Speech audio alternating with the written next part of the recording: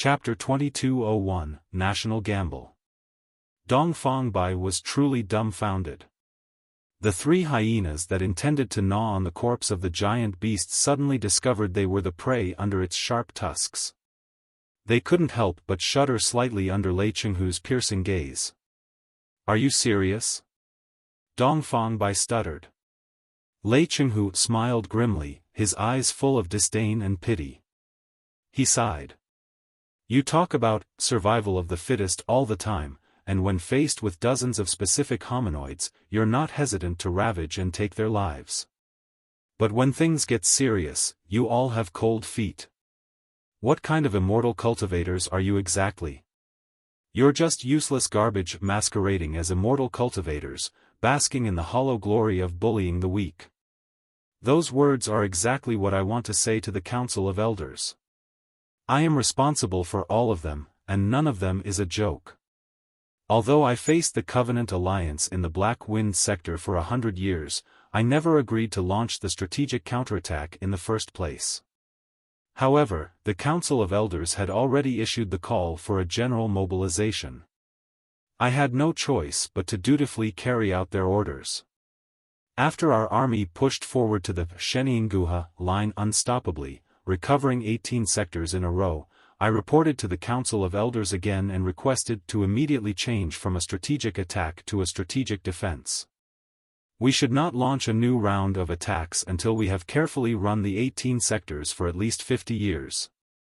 However, the greedy and short-sighted individuals in the Council of Elders and the base of the expedition army dismissed my sound advice once more. They pushed forward recklessly like wild dogs that had smelled meat, until dozens of sectors were swallowed today, making the pressure on defense and logistics higher than ever. You know what fear is now, and you want to stop while you still can? Let me tell you, it's too late. The Covenant Alliance will not stand by and watch the Imperium revive the recovered territory. In the past 10 years, our army has conquered many habitable and resource planets, but we never found any sign of the main force of the Covenant Alliance. This is the greatest hidden threat. I guarantee with my life that before long, perhaps when the noble lords in the court of the Imperium are struggling against each other while negotiating how to divide the fruits of victory, the main force of the Covenant Alliance will certainly march out from the least expected coordinates and launch the most significant counterattack yet. If our army cannot resist this counterattack, we will not only lose all the recovered worlds but also completely lose the strategic initiative of the war. Our heartland will be exposed to the edge of the Covenant Alliance, at the mercy of our enemy. It will be a near impossible feat to get out of this peril. You people who sit in offices daydreaming before crystal processors are truly hilariously ignorant. The best defense is attack. I did not support launching such an immature counterattack before, but now that it has been carried out for so long, objections won't help anymore. Instead of distributing our precious forces to the dozens of sectors that have just been recovered and are severely short of resources, I would rather concentrate all our soldiers and continue pushing forward to the heartland of the Covenant Alliance. In order to completely break through the Covenant Alliance's last defense line and force the enemy's main force into a decisive battle, the expedition army must be expanded by at least 20%. Dong Fangbai and the other two investigators were completely dumbfounded. They looked at each other in bewilderment, unable to speak for a long time. "I know there are difficulties, but no war comes easily," Lei Chenghu said casually. "I have carefully studied all the economic policies and regulations of awards and punishments that are implemented in the general mobilization.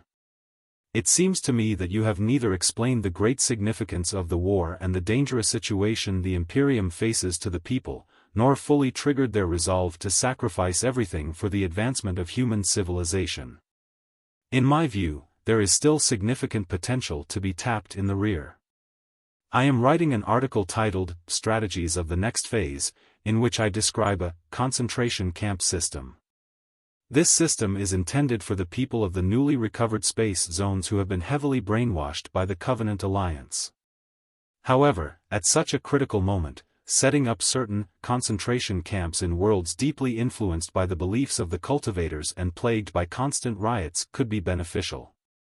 It would significantly increase the work efficiency and patriotism of the hominoids, at the very least, greatly reduce their consumption, save more resources, and ensure the supply lines to the front. Overall, the war has reached its most critical moment. The Imperium and the Covenant Alliance are like two bulls locked in a struggle, both panting and exhausted. The crucial factor now is who collapses first. Even the slightest sign of collapse from one side could spell doom for all. Therefore, from now on, we must be prepared to fight for another 5 to 10 years and sacrifice at least 50 billion people. If you want to win, the Council of Elders must carefully consider my strategies.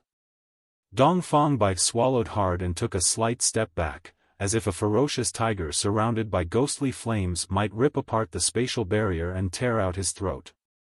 The Council of Elders will never agree to such a crazy plan.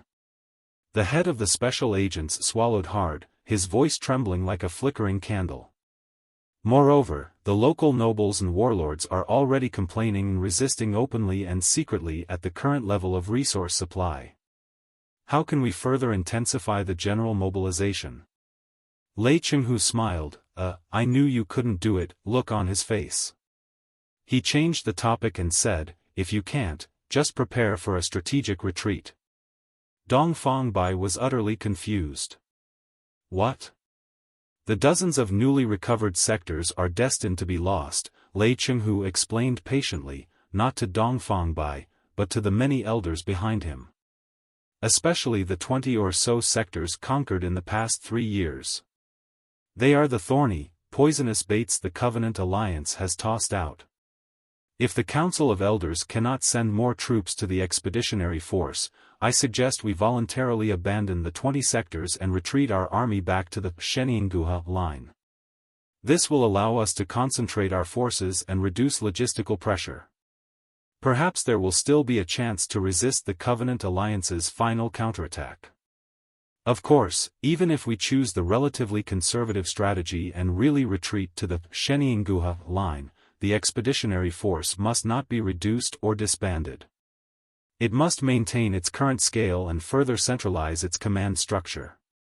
That is the only way to find an opportunity for a strategic, decisive battle with the main force of the Covenant Alliance. It is even less possible.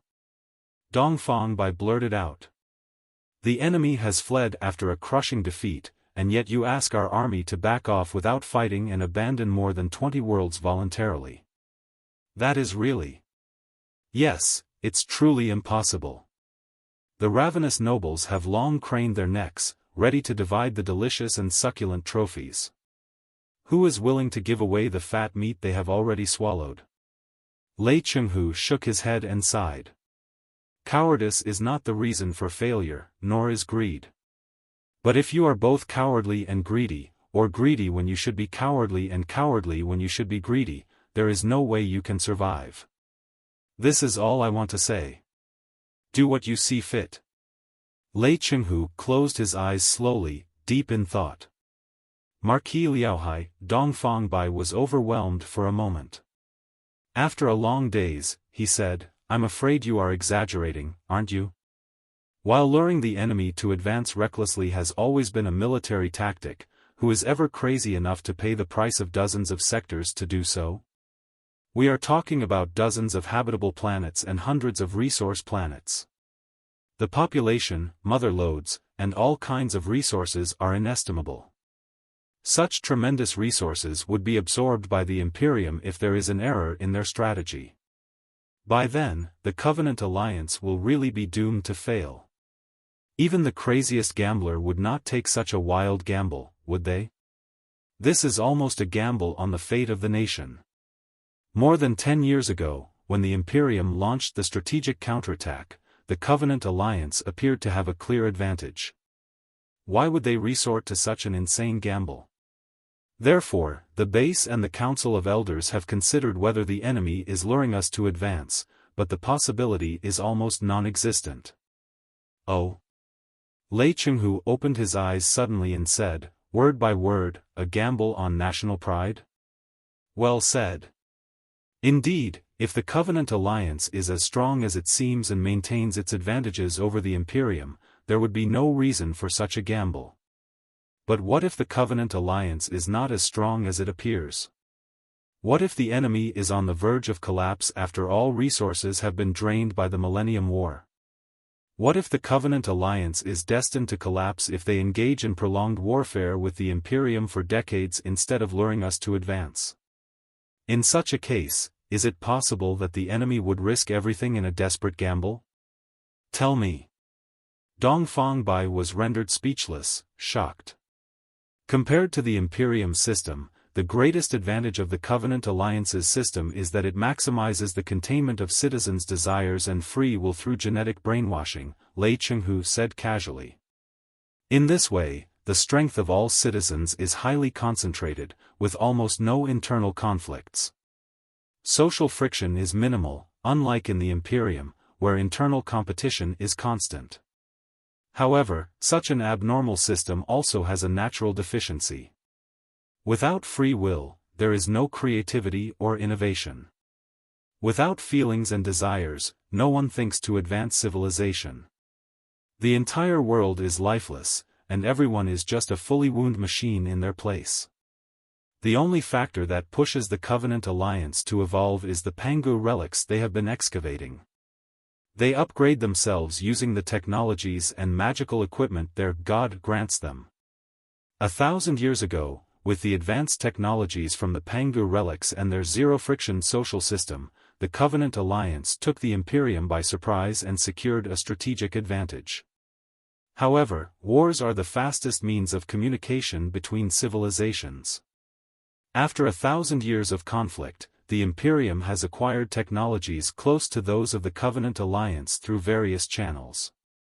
Meanwhile, the fatal weaknesses of the Covenant Alliance, namely, the lack of creativity and motivation, and their lifelessness, have become increasingly evident.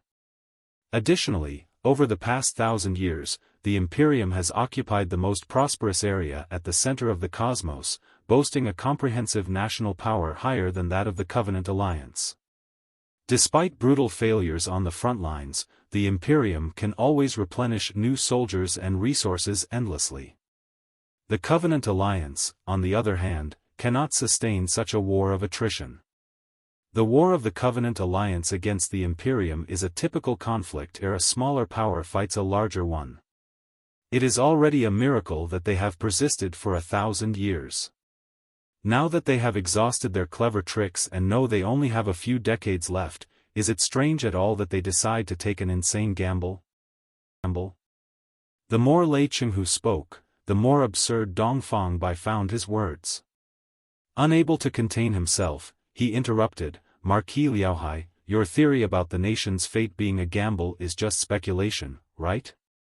Do you have any proof at all? Not at all, Lei Chenghu admitted, pointing to his head. It's just a guess based on my intuitions. Dongfang Bai was amused. Your guess? Intuitions? War is an art of speculation.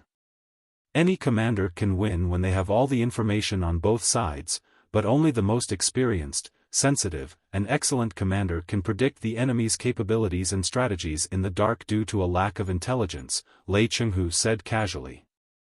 My intense intuition stab my brain brutally every second, like iron needles, telling me that the main force of the Covenant Alliance is lurking in the darkness of space, coveting us. If we hesitate for even a moment, they will strike and cut our throats. This sense of danger is indescribable. Those who have never fought on a real battlefield can never understand it. Dongfang Bai gritted his teeth. You. After eyeing Dongfang Bai up and down for a long time, Lei Chenghu suddenly wore a mysterious smile. However, after observing the foolish look on your face, I'm starting to believe that the Blood Oath Alliance incident wasn't your doing. If it wasn't some malicious individuals in the Council of Elders who organized the incident, then it must have been the Covenant Alliance. This makes things even worse. The spies of the Covenant Alliance have infiltrated the base of the Expedition Army and the Council of Elders to an unimaginably deep level, considering they could both plan the assassination of the Blood Oath Alliance and manipulate you like fools. What? Dongfang Bai's face was as pale as paper. Are you suggesting that the Covenant Alliance is behind the Blood Oath Alliance? Could it be anybody else?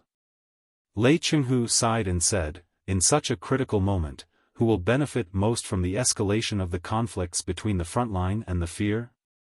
Think about the question clearly. If your greed blinds your wisdom, and you are truly determined to do things that will hurt your friends and delight your foes, I assure you the main force of the Covenant Alliance will certainly march to your front in the next second of your celebration. He. Dongfang Bai narrowed his eyes, full of suspicion. I'm starting to regret that I left the Thunder Fleet and returned to the capital with you under the illusion I could convince the Council of Elders. Looking at the face of the head of the special agents, Lei Chenghu sighed. I have realized I made a horrible mistake, one that countless generals on the front line have made since ancient times. They greatly overestimated the wisdom of the noble lords in court behind them and underestimated their insatiable ravenousness. Peoples can only see things they want to see and believe the things they want to hear. A lot of people in the Council of Elders hate my guts. They cannot sleep in peace as long as I am alive. I'm afraid they have been hoping I can retire or even unfortunately perish for a long time, haven't they? For those elders, even if they are faced with a piece of intelligence regarding the incident of the Blood Oath Alliance that is brimming with loopholes, they will simply turn a blind eye to them and believe it unconditionally. With everything coming to this point, there is nothing we need to talk about now. I will never make any public statements. I cannot provide any convenience to help you control the astounding Thunder Fleet either. My future depends on the ruling of the Council of Elders. Unless you are about to drag me out for a secret execution, you don't need to come waste my time again. Differently, Lei Cheng held his arms and made a posture of farewell. The three investigators looked at each other for a long time, all flinching. After a long hesitation, Dongfang Bai gnashed his teeth. Marliahai, if you insist on not making a public statement, and you are unwilling to persuade the radicals in the astonishing Thunder Fleet to leave the front line and receive investigations in the rear, it is very possible that certain extremely unpleasant and violent conflicts will burst out. Wouldn't that give an opportunity for the Covenant Alliance, which might cast the Imperium into Eternidom, as you said just now? Is that what you want to see? By then, will you be as peaceful as right now? Lei Chenghu stared at Dongfang Bai without blinking, the intensity in his eyes growing level by level. Eventually, they glittered like the light of the double main guns of a super heavy warship immediately before a bombardment. His voice, tough Asuran and indifferent as ice, shot out clearly like the bullets of an anti-material sniper rifle. I will do my best to protect my homeland, the Imperium of true human beings.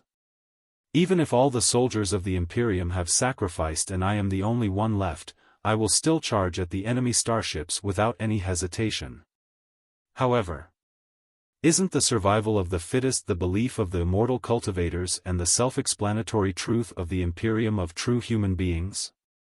If my warriors and I can't rescue the decayed, corrupted country after doing everything we can, and the army of the Alliance of the Holy Covenant sweeps across the entire sea of stars, it will mean that we chose a wrong path, and that the people and system of the Alliance of the Holy Covenant are more advanced than those of the Imperium. The Covenant Alliance, as well as Pangaklan hidden behind the Covenant Alliance, is a superior species that is more excellent than the humans of the Imperium and more entitled to the prosperous resources at the center of the cosmos, with which they will create a new generation of Pangus civilization that is more brilliant than the civilization of mankind. In that case, I will have nothing say. What can I do except admit my failure and pay the greatest homage to my opponent? Bursting into fury like a clown? In the infinite universal battlefield haunted by eternal wars, admitting failure after losing a gamble is perhaps the last decency of a civilization. Failures are as normal as victories for any general. I am already braced for any outcome. Faced with the honest gaze of Lei Chenghu, the three investigators were all uneasy. The filth and insignificance in their hearts seemed to have been illuminated by the brilliance emanated by Lei Chenghu, which was even more dazzling than the star. Their attitude was entirely different from when they just entered, and they had been truly awed by Lei Chenghu. "Ji got it," Dong Fangbai said in a panic. "This meeting is now concluded. We will report everything that Marquis Liaohai said just now to the Council of Elders exactly as it is for discussion. In any case, I trust Marquis Liaohai's loyalty completely and will handle the incident of the Blood Oath Alliance cautiously. Please take a rest here for a couple of days. We will be off for now." The three investigators bowed deeply to Lei Chenghu again and backed away until they left the clean and quiet prison room. Lei Chenghu did not waste any time on them when they closed the door. He simply switched the crystal processor to the precious document. Crossing his hands, he was deep in thought, as if he did not care about the recent investigation but was about to continue his article that was interrupted. However, after turning on the light beam, he remained silent and still, like a dry tree, for 10 minutes without recording a single word into the crystal processor. After 10 minutes of silence, deep gasps suddenly echoed in the still air. The old general's eyebrows, wrinkles, lips, and throat shivered simultaneously. 2 drops of dirty tears trickled down his weathered face through the deep, interconnected trenches. Lei Chenghu, the god of war, covered his chest and moaned with the feeblest voice, "Imperium." Billions of stars away, in the deep-sea palace, the secret base of the reformists, Li Yao and the mental devil were discussing the legendary god of war as well.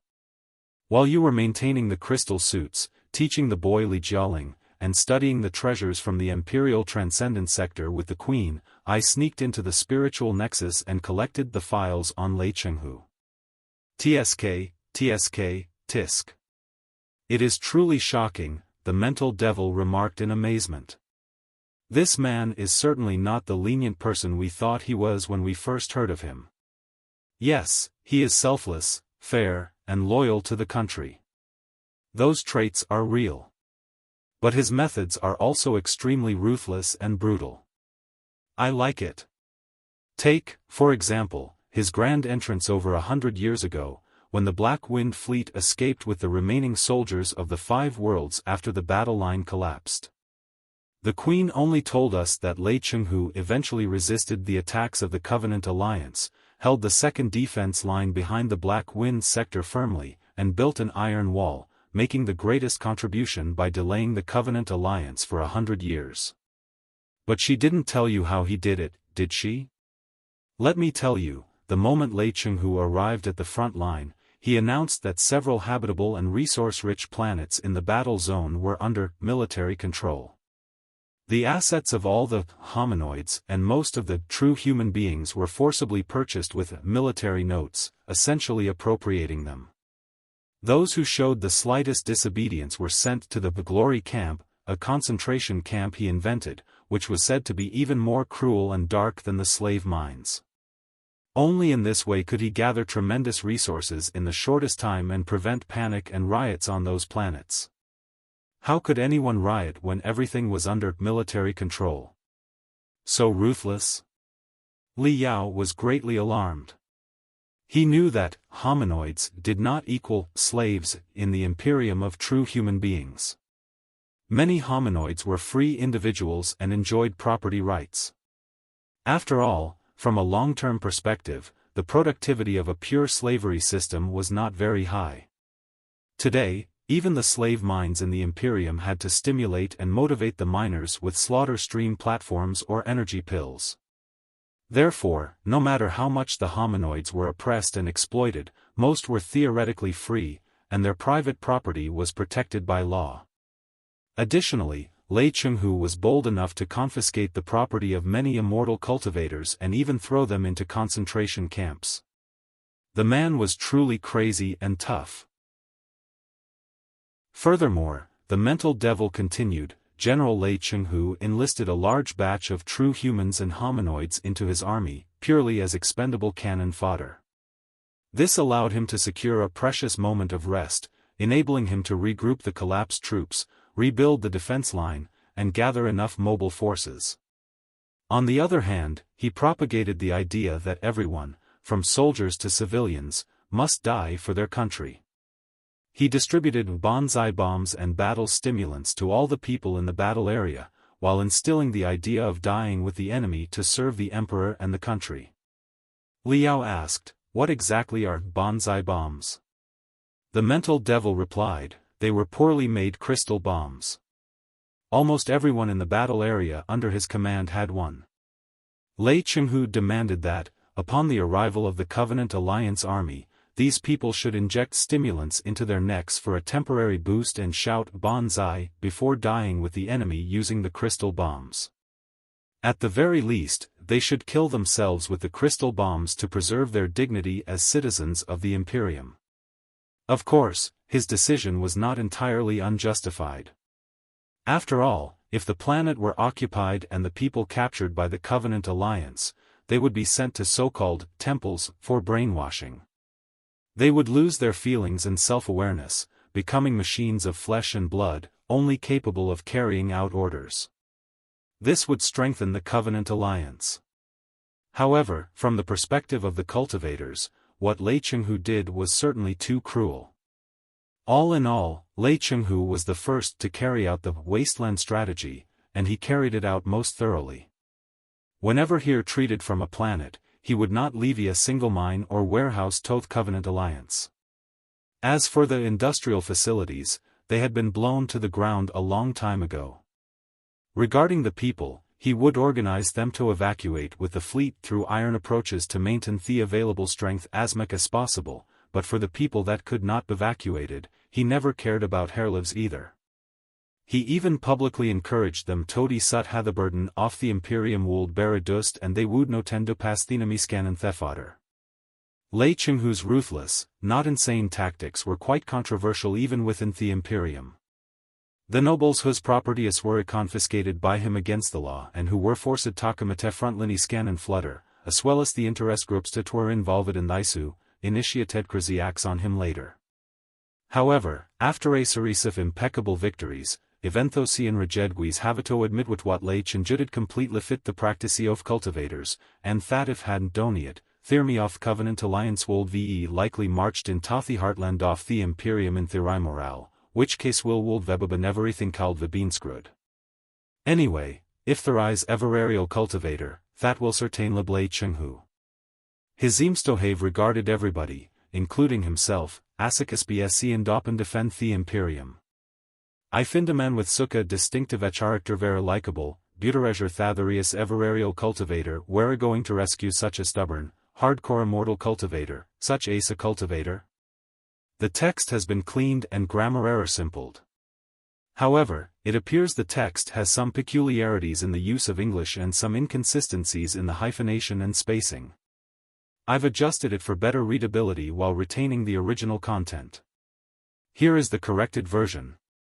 All in all, how could a man who had been appointed as an admiral of the Imperium's army and acclaimed as Marquis Liaohai be a good guy? However, I think that our primary concern right now is not whether the reformists can seize the supreme power of the Imperium. While considering, Li Yao said carefully, the subtle situation within the Imperium is one side, and the Covenant Alliance is the other side that is equally important. Those guys of the Covenant Alliance are only puppets, but not dead. Would they really do nothing after losing dozens of sectors and simply watch the Imperium digest the fruits of victory and complete the internal reorganization? When we were still in the Federation, we had already discussed the issue with the Deputy Commander of the Black Wind Fleet. From the perspective of Observer Fei, D. Fei also thought that the glorious triumph of the Imperium's counterattack came too easily and uncannily. Also, after dozens of sectors are swallowed, the uneven distribution and indigestion problems are bound to happen. That will be an opportunity that the Covenant Alliance can take advantage of. So, although I don't know why the Covenant Alliance decided to play a crazy gamble with dozens of sectors as the wager as if it had gone mad, I believe that the Covenant Alliance must have a scheme. Let's turn around and look at the Imperium right now. It is exactly like what Linghai said. All kinds of conflicts are more intense than ever in the last years of the dynasty. Conflicts between the lesser nobles and the four Kurfürst families, conflicts between the newly rising warlords at the peripheral space zones and the traditional magnates at the central space zones, conflicts between true human beings and hominoids, conflicts between the low-level immortal cultivators and the high-level immortal cultures, and conflicts between the expedition army and the council of elders. Note, in the text, some terms are left in their original form for accuracy, such as Kurfürst, which might be a specific term or name in the context of the story. If these terms should be corrected, please provide guidance on the correct terms to use. Evenly Linghai, who aims to resolve all conflicts by eliminating the 4 Kurfürst families, may have deeper ambitions that she has yet to reveal. These ambitions could lead to greater conflicts. Who knows? If the Covenant Alliance takes advantage of the simultaneous conflicts in the Imperium, what might happen? After a long silence, the mental devil said, if the Covenant Alliance truly plans to seize the moment when all the conflicts break out at once, they must be well informed about the Imperium's internal affairs. It's not unlikely. Do you remember Tang Qianhe, the Covenant Alliance puppet we encountered in the Kunlun relic over 100 years ago? Li Yao said. Tang Qianhe was a Covenant Alliance spy who could mimic human emotions so convincingly that she infiltrated Su Changfa's exploration team without being detected. Su Changfa later told us that the Covenant Alliance's emotional simulation technology far surpasses the Imperium's Ring 2 test designed to prevent Covenant infiltration. We can only guess how many spies have been dispatched into the Imperium. Many of these spies are known as silencers and will only reveal themselves in absolute necessity. Take Tang Qianhe as an example. She only revealed her true intentions after discovering a living member of the Pangu clan. Think about it. If we hadn't found a living Pangu clan member, could Tang Qianhe have followed Su Changfa and Ko Ruhua into the Federation? The Imperium and the Covenant Alliance have been at war for 10,000 years. Countless spies of the Covenant Alliance are lurking within the Imperium, sending intelligence back to the Covenant Alliance incessantly. It is perfectly normal. But on the other hand, it is not so easy for the Imperium spies to infiltrate the Covenant Alliance. Pretending to be someone whose feelings and free will are completely erased is too difficult, the mental devil said. Now that you mentioned it, I remember Tang Qianhe too. That woman was crazy enough to turn herself into pure energy in order to awaken a member of the Pangu clan. That was truly horrible. If a spy of the Covenant Alliance could be found in a tiny exploration squad, it is possible that more spies are hidden in the critical departments of the Imperium. They are likely to grasp and even manipulate the escalation and outbreak of certain conflicts within the Imperium in secret. Therefore, Li Yao said, the Millennium Equilibrium is not so easy to be broken. The glorious triumph of the Imperium's counterattack is not as glorious as it appears. Even if the Imperium's army is truly invincible on the front line, their rear is even more dangerous and vulnerable right now. One moment of carelessness, and the Covenant Alliance will launch a counterattack. It is not entirely unlikely that the Imperium, mired in civil war, will totally collapse. In the event of the Imperium's total collapse, there will be 2 consequences. Firstly, all the people living in the hundreds of worlds of the Imperium, be they immortal cultivators or ordinary people, will be sucked into endless warfare. Their lives will be 100 times more miserable than they are now. They will either be brainwashed into puppets of flesh and blood or blown to smithereens along with their homelands. Although I hate to admit it, the Imperium of true human beings has indeed maintained unity and general peace in the populated worlds at the center of the cosmos. It is better to be a dog in a peaceful world than to be a human in the time of war. I can't imagine what kind of oceans of blood will rise if the Imperium collapses suddenly. Secondly, after the Imperium collapses and the Covenant Alliance absorbs most of its strength, it will certainly expand into a behemoth that could swallow the entire universe. The Star Glory Federation will face the pressure of this giant beast alone. The Black Wind Fleet still maintains the lowest level of communication with the Imperium's homeland. The existence of the Federation cannot be kept secret for very long. In 1 to 200 years at most, after the absorption and integration of the Imperium, the Covenant Alliance will certainly lay its evil hands on the Federation. What can the Federation do in 200 years? Build a giant starship and run away like the Star Ocean Republic in the past? If the Imperium and the Federation both collapse, and the Covenant Alliance develops and awakens a large number of Pangu clan members, will there be any hope for mankind? Will they be completely abandoned by the Pangu clan like tools that have served their purpose? Therefore, from the perspectives of the billions of ordinary people at the center of the cosmos, the national interests of the Star Glory Federation, and the broader civilization of mankind, it is best to maintain the stability of the Imperium, making it a fireball between the Federation and the Covenant Alliance, keeping the two as evenly matched parties. In the entire Imperium, if anyone can resist the Covenant Alliance's fatal attacks, it will be God of War Lei Chenghu. Besides, although the 4 Kurfürst families have arrested Lei Chenghu, they may not necessarily kill him. The two parties may reach a deal, and Lei Chenghu may break out of the siege in other ways. The bottom line is, we cannot influence him at all.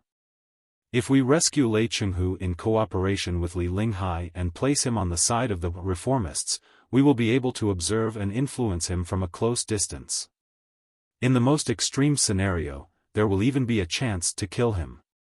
He is an experienced expert in the Divinity transformation stage, but he is the commander of a fleet after all and must be more focused on the arts of commanding. There is no reason why he should be a better fighter than we are, is there? Fair enough. Your head is getting clearer now. The mental devil pondered for a moment before it suddenly shrieked, "Watch out!" Chapter 2204, Majestic Wings. Focusing his attention, Li Yao returned to reality. While he had been discussing whether or not General Lei Chenghu should be rescued with the mental devil in his head using 5% of his computational ability, the other 95% was controlling his body and the newly strengthened Mystic Skeleton battle suit for the final real-life test. This was in a super-enormous cubic cage, more than 1,000 meters in diameter, the most advanced test field in the deep-sea palace, with random gravity. The most solid defense rune arrays were deployed in every direction. Many of these defense rune arrays carried intense electric arcs capable of unleashing flames at thousands of degrees. If someone were unfortunately blown to the edge of the cage, they would likely suffer a second wave of damage. In an environment of random gravity, one might experience weightlessness 1 second and be subjected to 30 times the standard gravity and 100 times the standard air pressure the next, which made the challenges in the test field particularly dangerous. The moment the mental devil shouted, "Watch out," a blade made of special meteorites, resembling the teeth of a shark, was just 2 centimeters from the most active component at the neck of the Mystic Skeleton battle suit, vibrating more than 5,000 times per second. Not only that, 3 flying swords were darting at Li Yao's head, breastplate, and abdomen as quickly as lightning, moving at more than 4 times the speed of sound. The flying swords were so fast that the glittering attack rune arrays on their bodies left rainbow-like trails behind them. Not far away, more than 50 crystal cannons were bombarding Li Yao crazily, and 100 vibration sabers and chainswords were converging on him too, blocking every escape route. Everything around him transformed into complex data streams and fed into Li Yao's brain. They were analyzed by him clearly within a moment, with more than 50 possible subsequent changes. The 100 best members of the assault team in the deep-sea fleet, under the scanning of Li Yao's soul, were nothing more than 100 targets that moved faster and roared more loudly. Pooh! A tremendous black fog spurted out of the gap in the Mystic Skeleton battle suit. Li Yao's body became unpredictable again. The unstoppable vibration saber was just 1 last centimeter from his neck, but it was halted by his spiritual shield, unable to break through his defense. Li Yao simply snatched the wrist of the saber's owner, broke it apart, and took the saber away. Then, he hurled the saber backward toward the densest group of soldiers. Hardly had it reached the air above them when the saber, filled with his explosive spiritual energy, exploded brutally. The shrieking pieces melted into high-heat metal fluids and splashed like a storm, disrupting the soldiers' siege. Schwa! Schwa! Schwa! Schwa! Seizing the opportunity, Li Yao released 4 black crystals, each the size of a palm. They flew agilely around him and, under the boost of his spiritual energy, stretched into 4 rhombus-shaped shields. As they hovered rapidly, they blocked the storm of gunfire, and not a single cannonball left a mark on the shields. The special crystal material, mysterious and unknown, was one of the treasures Li Linghai found in the Imperial Transcendence sector. The Queen of the Imperium kept her word. Perhaps due to her urgent need for Li Yao's loyalty to the reformists, she indeed brought out many secret treasures from the Supreme Emperor's mausoleum as a gesture of goodwill. Of course, Li Yao did not take away her treasures for nothing. It was a win-win situation for both of them. Li Linghai had discovered the mausoleum of the Supreme Emperor over 100 years ago and obtained abundant treasures and heritages from it. However, Li Linghai was not a refiner herself and knew nothing about the usage of many different types of ancient magical equipment or the effects and refining methods of the heavenly materials and earthly treasures. The mausoleum of the Supreme Emperor was too important a secret for the ambitious Li Linghai to share with anyone else. Even a master as great as Jin Tianzong did not know that a large batch of treasures in her possession came from the mausoleum of the Supreme Emperor. Therefore, it was Li Linghai's greatest challenge to figure out how to deal with the treasures. If the news were to leak and the 4 Kurfürst families learned that she held the secrets of the mausoleum of the Supreme Emperor, she would be truly doomed. Li Yao, however, had already learned the secret through Li Linghai. He was a top-tier refining master and, most importantly, possessed half of the key that could completely open the mausoleum of the Supreme Emperor. Naturally, it was no problem for Li Linghai to share the secret with him. Thus, the two had been collaborating over the past few days. Li Linghai would present 3D images of the treasures of the Supreme Emperor for Li Yao to identify and study, and Li Yao would use the materials he was confident about to enhance the crystal suits or create various magical equipment. Some of the materials would be given to Li Yao as a reward. The 4 black crystals, which resembled both glass and metal, possessed extremely high tenacity, extension, and resistance. They were part of Li Yao's rewards. When Li Linghai first brought them out, they were not dancing crazily and erratically as they were now. Instead, they were carefully preserved in a metal box adorned with the emblem of the Star Ocean Imperium, which was locked in a very intricate manner. Li Linghai was unable to open the metal box and feared that she might damage the items inside if she tried to break it. Eventually, it was Li Yao who took the initiative. The 4 black crystals had a unique energy absorption feature. Under the relentless attacks of the soldiers, they stretched out further and further until they almost overlapped, forming a half-translucent black sphere that protected the mystic skeleton battlesuit inside. When the enemy's crystal cannons and storm bolters finally ran out of ammunition and spiritual energy, creating a brief lull, Li Yao roared and punched the black sphere toward the enemy. The 4 black crystal shields exploded outward, shooting through the crowd like 4 ferocious black dragons, leaving trails of black brilliance in their wake. The soldiers immediately cried out in shock. The black streaks seemed to have eyes, cutting through the spiritual energy transmission tubes, the most vulnerable parts of their crystal suits. This caused violent sprays of spiritual energy to spurt from the crystal processors, blinding their comrades and severely degrading the performance of their crystal suits, which now functioned as little more than cumbersome coffins. When gravity normalized, the soldiers fell like hail, hitting the ground hard. Though 100 soldiers were teaming up against Li Yao, nearly 30 of them were knocked to the ground by him in an instant.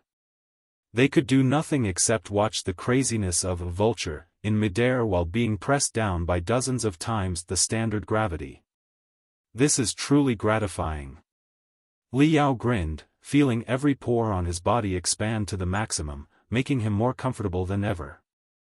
I am absolutely certain that the mysterious world fragment Li Linghai and my pop explored 100 years ago was the legendary Imperial Transcendence sector.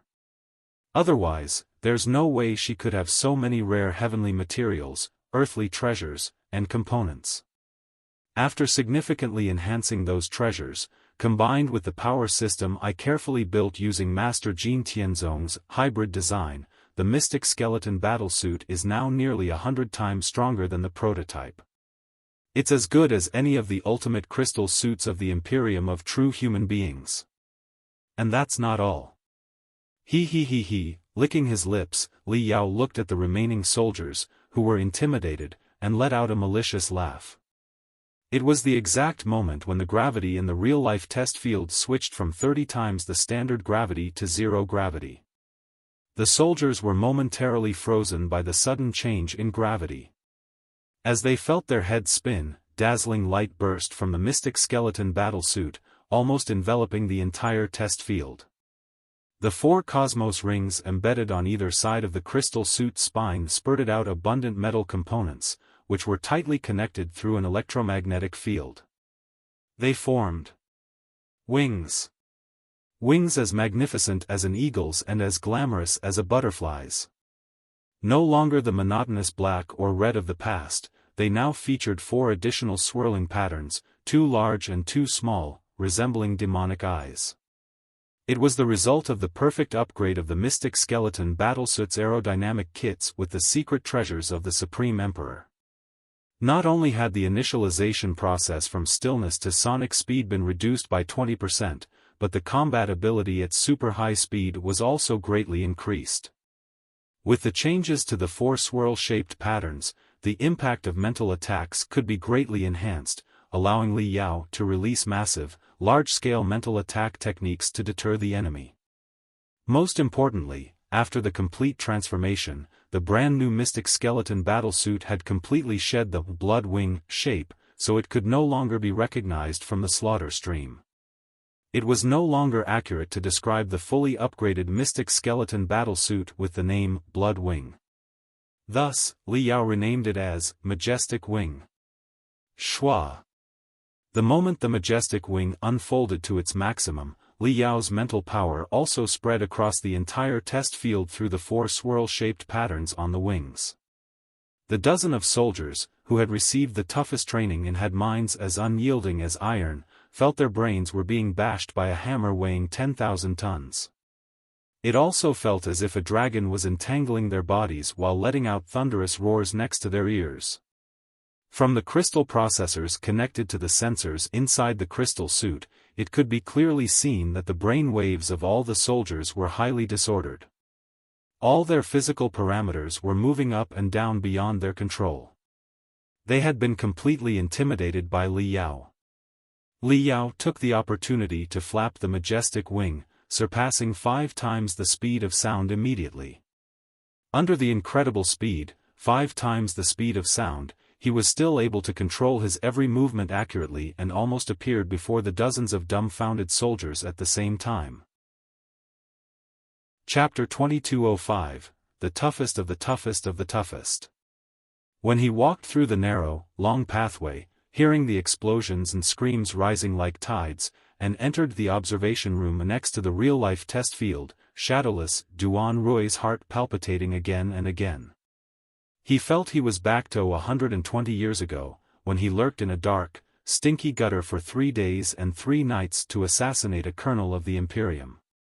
Duan Rui was among the best assassins in the 10 or so sectors at the edge of the 3rd quadrant of the Imperium of true human beings.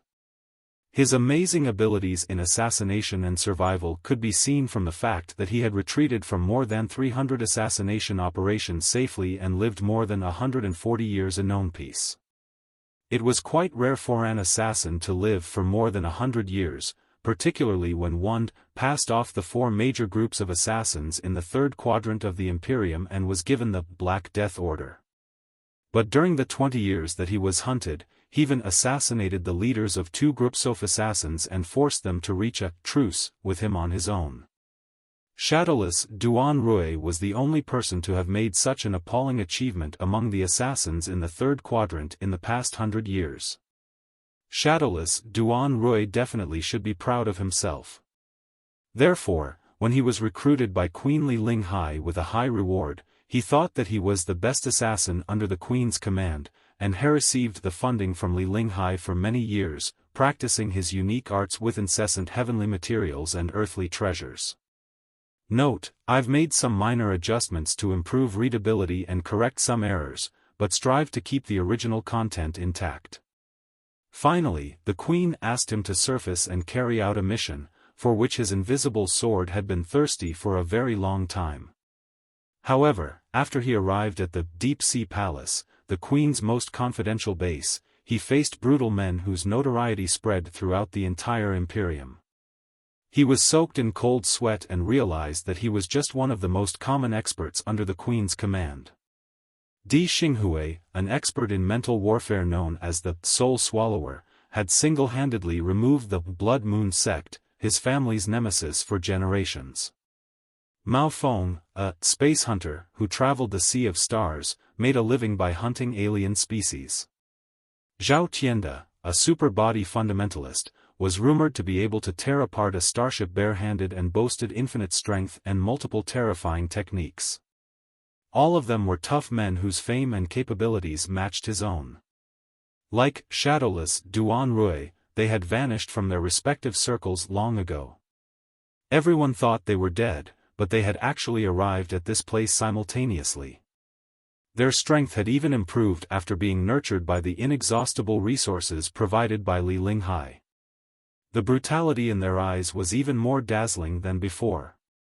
These notorious experts, who had never met but had heard of each other countless times, looked at each other with complex feelings. On one hand, they were shocked by the vastness of Queen Li Linghai's force, which had recruited so many desperados nationwide without alerting anyone. On the other hand, they were excited, knowing that the Queen had secretly gathered so many formidable experts here for something significant. With mixed emotions, everyone walked into the observation room. The magnificent man standing in the observation room, who was as formidable as a starship and as aggressive as a crystal bomb, surprised them all greatly. "It's Bloody Butcher, Wang Ko." Shadowless Duan Rui's pupils constricted to the minimum. The muscles all over his body tensed beyond his control, and he made the highest defensive posture subconsciously. The 20 or so fearless desperados next to him held their breath, with subtle changes happening taut air muscles and joints. They were scarily brutal men, but Bloody Butcher, Wang Ko was noting the same level as them. The difference was almost like the gap between a killer whale and a tiger shark. Bloody Butcher, Wang Ko was a gladiator at the beginning. Martial arts were highly regarded in the Imperium of true human beings. When there were frictions between sectors, settling disagreements through a game in the arena was a common practice. Many sectors powerful enough would carefully raise their own experts in martial arts to triumph in the games. But some of the less powerful sectors, due to the lack of advanced techniques, knew that the gladiators of their enemies were too strong and that their own warriors would be committing suicide in a fight with them. Therefore, they would hire strong warriors from the outside world at a high price and ask them to fight as the champions of their sectors. That was the origin of rogue gladiators as a profession. They were the professionals who wandered among different worlds and fought for their employers in the major arenas. It is not hard to imagine that, without absolute confidence in their own strength, nobody would be bold enough to take part in such a dangerous profession. Once they lost a game, even if they weren't beaten to death by their opponent, their employer, who would lose great interests, might vent their fury on them. Bloody Butcher, Wang Ko, on the other hand, was among the best rogue gladiators. He once accomplished a spectacular 50-game winning streak, where he killed opponents in 49 games. The only time he did not kill his opponent on the spot was because the opponent kneeled and begged for mercy. Then, out of kindness, he only blew up the opponent's bones and internal organs but left the brain intact, giving the guy an opportunity to transfer the soul into an artificial body. However, that was how he earned the nickname, Bloody Butcher. He was a man who considered fighting his belief. He was also a man who considered the rules of the arena inviolable laws. Now that it had been decided the disagreement between two parties would be settled through a game, once the winner was revealed, the loser should admit failure promptly without regretting. It was a shame that people had changed. Wang Kou's rules were perhaps established 300 to 500 years ago, but at a time when manners mattered no more, few forces were playing dirty tricks in the darkness. It was Wang Kou's 50th game, where he encountered the strongest and most respectful opponent of his life, another rogue gladiator with remarkable achievements. For those capable of fighting as Wang Kou, the only reason they did not settle down but continued living a vagrant, thrilling life could be their passion for fighting. Wang Kou and his opponent both admired each other. The best way for the gladiators to show respect for each other was to kill their opponent with their best effort. Eventually, Wang Kou offered an immaculate death to his opponent and won the match. However, the force his opponent represented suddenly went back on their agreement and did not admit the ruling in the arena. Instead, they wanted to settle the problem with starships. Later, Wang Kou let this force know the wrath of a gladiator. He was henceforth known as Bloody Butcher. Shadowless Duan Rui knew Bloody Butcher Wang Kou so well because he once had a mission to assassinate the guy. It was after Wang Kou burst into fury, broke into the nest of the force that had violated the rules of the arena, and went on a killing spree. He also blew up 3 of his enemies' mines and was almost determined to kill everybody in his path. 97 assassins took the job to assassinate Wang Kou. Shadowless Duan Rui was the most patient one with the clearest head. Patiently, he watched Wang Kou kill the 96 killers one after another before he made the most judicious judgment with his clear head. He could not kill Wang Kou and would rather break the rules of the assassins and leave his group, sparing a refugee's life, rather than try to kill the guy because doing so promised a greater likelihood of survival. It was exactly how dreadful, Bloody Butcher Wang Kou was. But right now, Shadowless Duan Rui and the 30 brutal bandits were all greatly shocked. It was impossible. What was even more terrifying and unbelievable than the existence of Bloody Butcher in this place was that he was shaking. Bloody Butcher Wang Kou was shaking. Bloody Butcher Wang Kou, who had secured 50 consecutive triumphs in the arena and brutalized opponents using the cruelest methods in 79 games, challenged a powerful force on his own until his enemies all shuddered in panic. Having casually taken care of almost 100 assassins, the super bandit who intimidated Duan Rui, Di Xinghuan, Mao Feng, and Zhao Tian, making them unable to move forward, was really shaking. Although he was still unleashing a shocking aura, it was merely to embolden himself. Wang Kou's hair, fingers, and legs. In everyone's perception, every hair on his body was trembling as if he had been frozen to the bone.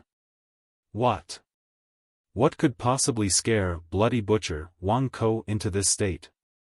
Shadowless Duan Rui and the other brutal men all swallowed hard. Their eyes, surpassing even Bloody Butcher Wang Kou's, glanced at the test field on the opposite side. The test field was empty, but the lingering spiritual energy was still raging like a tsunami. A fierce battle had just ended. Broken, severely twisted crystal suits littered the ground, and blood and screams erupted from them now and then.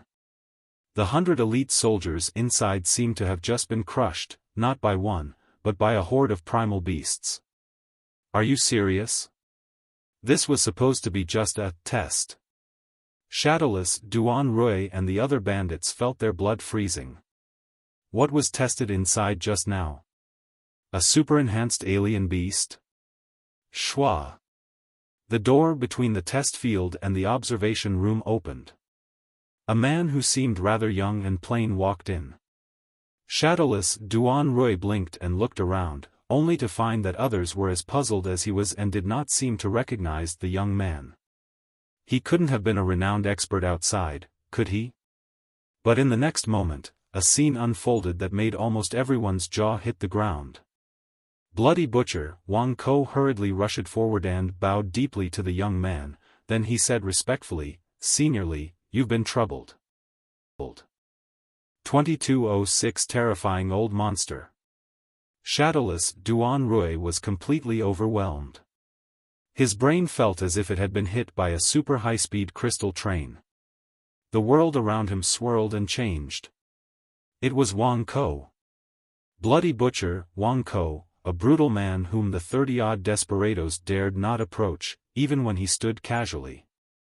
Why was he so humble and reverential to the plain-looking young man? Duan Rui heard gasps from all around him. For a moment, he even forgot to breathe. Before they could grasp what was happening, Bloody Butcher, Wang Ko did something even more astonishing. The precise killing machine hurried to a corner of the room, picked up a large towel, and presented it to Senior Lee with both hands. When Senior Lee took it matter-of-factly, Wang Ko grabbed 2 cans of high-energy nutrition supplements, ready to cater to his needs. Duan Rui's brain went blank, and he completely lost the ability to think. Before he planned to assassinate Wang Ko, he had watched one of the man's training videos. It showed Wang Ko, in an almost -100-degree harsh environment, fighting a ferocious beast called the Ice Rock Grizzly barehanded and naked.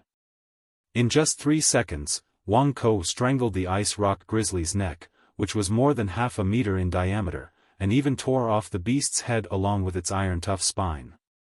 It was precisely this video that made Duan Rui decide to break ties with his assassin group rather than go against Wang Ko.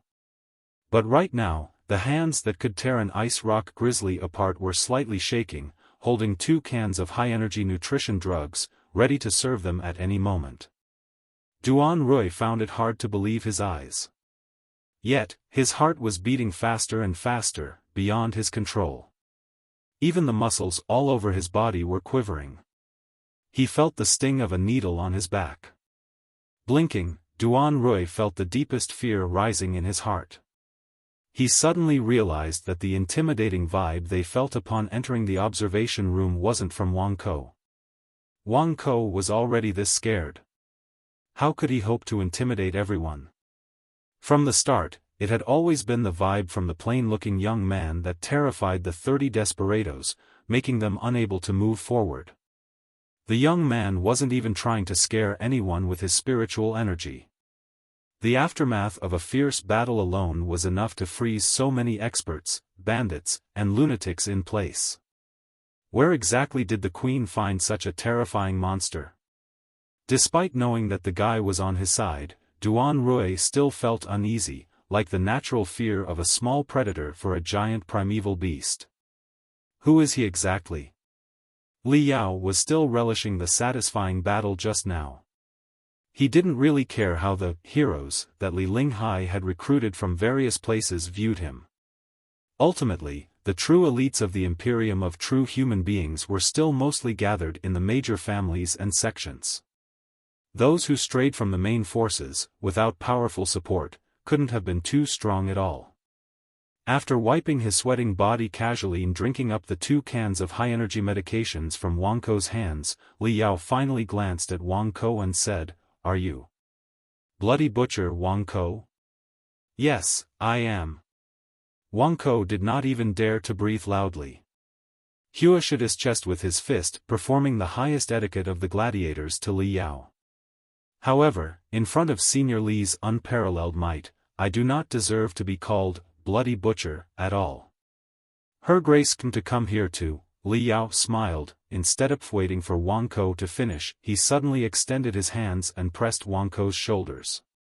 Then, his hands slid downward from Wang Ko's shoulders like wandering vipers, touching his chest, abdomen, and thighs, each place waist touched by Li Yao. Duan Rui and the other desperados, who were just regaining their composure, were even more shocked. They could all tell Wang Ko was not captured by the guy willingly.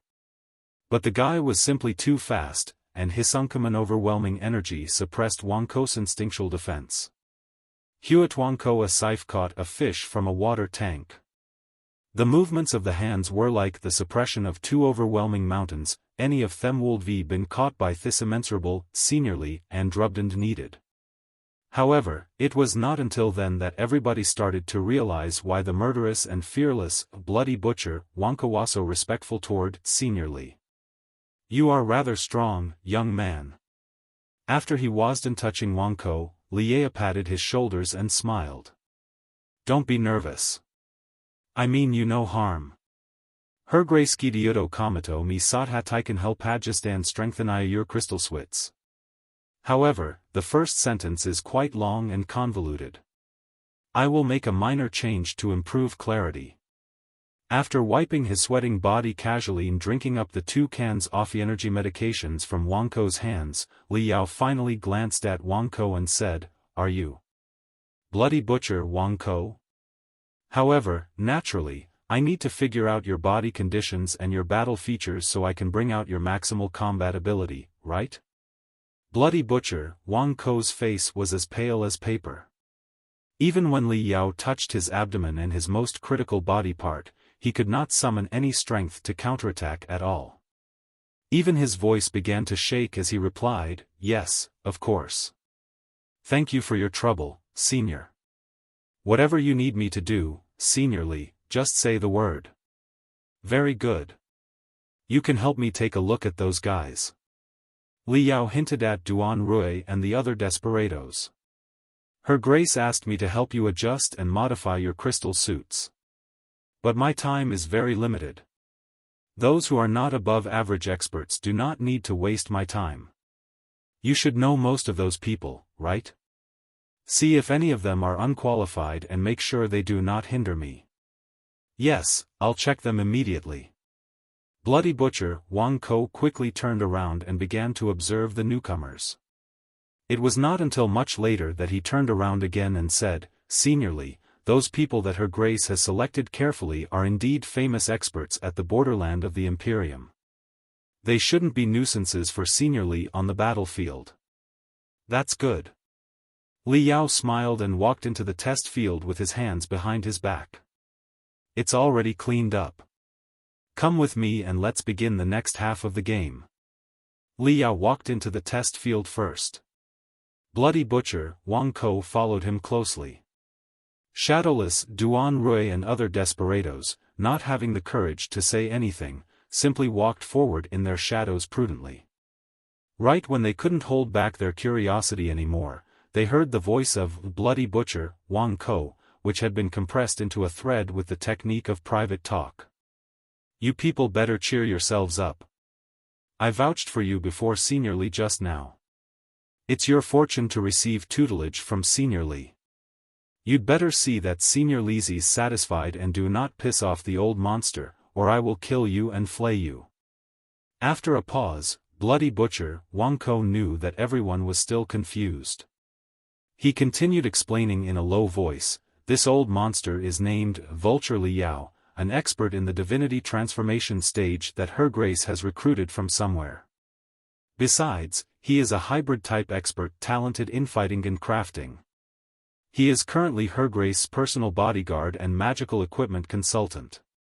The safety of Her Grace and the magical equipment she uses are all his responsibilities.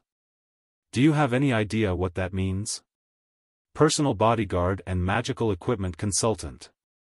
Duan Rui and the others were all shocked. Of course, they knew what it meant. In terms of position and rank, personal bodyguard and magical equipment consultant were barely worth mentioning. But the two jobs were both critical posts that were often involved in the most central secrets. Only the closest, most trusted subordinates were qualified for such jobs. When those people were sent out, they would often become powerful officials. Vulture Li Yao was an unfamiliar name. They had never heard of such a divinity transformation stage expert in the Imperium before. However, if he was a mysterious expert that Her Grace had raised for decades for the great cause, it would be rather understandable. You didn't see the old monster's craziness just now. When you see it later, you will know that every word I said is true. Bloody Butcher, Wang Ko continued, besides, the old monster's expertise in refining is extraordinary. The fact that Her Grace has given us the opportunity to have our crystal suits modified and strengthened by Vulture Li Yao in person speaks to the importance she places on us. You better seize this chance and don't cause any trouble. If someone offends the old monster and he storms off without strengthening the crystal suits for us, I'll mince them into pieces and make sure they eat their own meat. Duan Rui and the other desperados were all greatly disturbed. While they were at a loss, a laughing voice suddenly joined the conversation. Haha, don't listen to Wang Kou's nonsense. In fact, I'm a very casual, low-key, and charismatic man. As long as you give me a chance to enjoy myself, I'll certainly help you adjust your crystal suits well. It was the voice of Vulture Li Yao. All the desperados were stunned. They didn't expect the old monster's expertise to be so terrifyingly high that he could intercept and monitor the private conversations of an expert like Bloody Butcher Wang Kou. It must be noted that Wang Kou was moving while he talked and changed the frequency of his sound wave almost 10 times during the conversation. Yet, the old monster caught everything. As if struck by lightning, Bloody Butcher Wang Kou's face turned so red it almost exploded. He was completely stunned. Don't be so formal. As I said, I'm very casual, approachable, and charismatic. You can talk about anything you want. Just consider that I am not here. With his hands behind his back, Li Yao walked forward slowly and spoke to the 30 desperados at the same time while smiling. On the other hand, although I do not object to being called an old monster, you'd better call me that behind my back when you discuss me. Alright. This is the test field with random gravity. Calm on and relax. Perform all your skills. Let me see if you are qualified to work the crystal suits that immodify and strong enough to fight by the side of Vulture Li Yao. However, to make the text clearer and grammatically correct, a revised version would read as follows. Just consider that I am not here, Li Yao said with a smile while walking slowly forward with his hands behind his back, speaking to the 30 desperados. On the other hand, although I do not object to being called an old monster, it's better if you call me that behind my back when you discuss me. Alright, this is the test field with random gravity.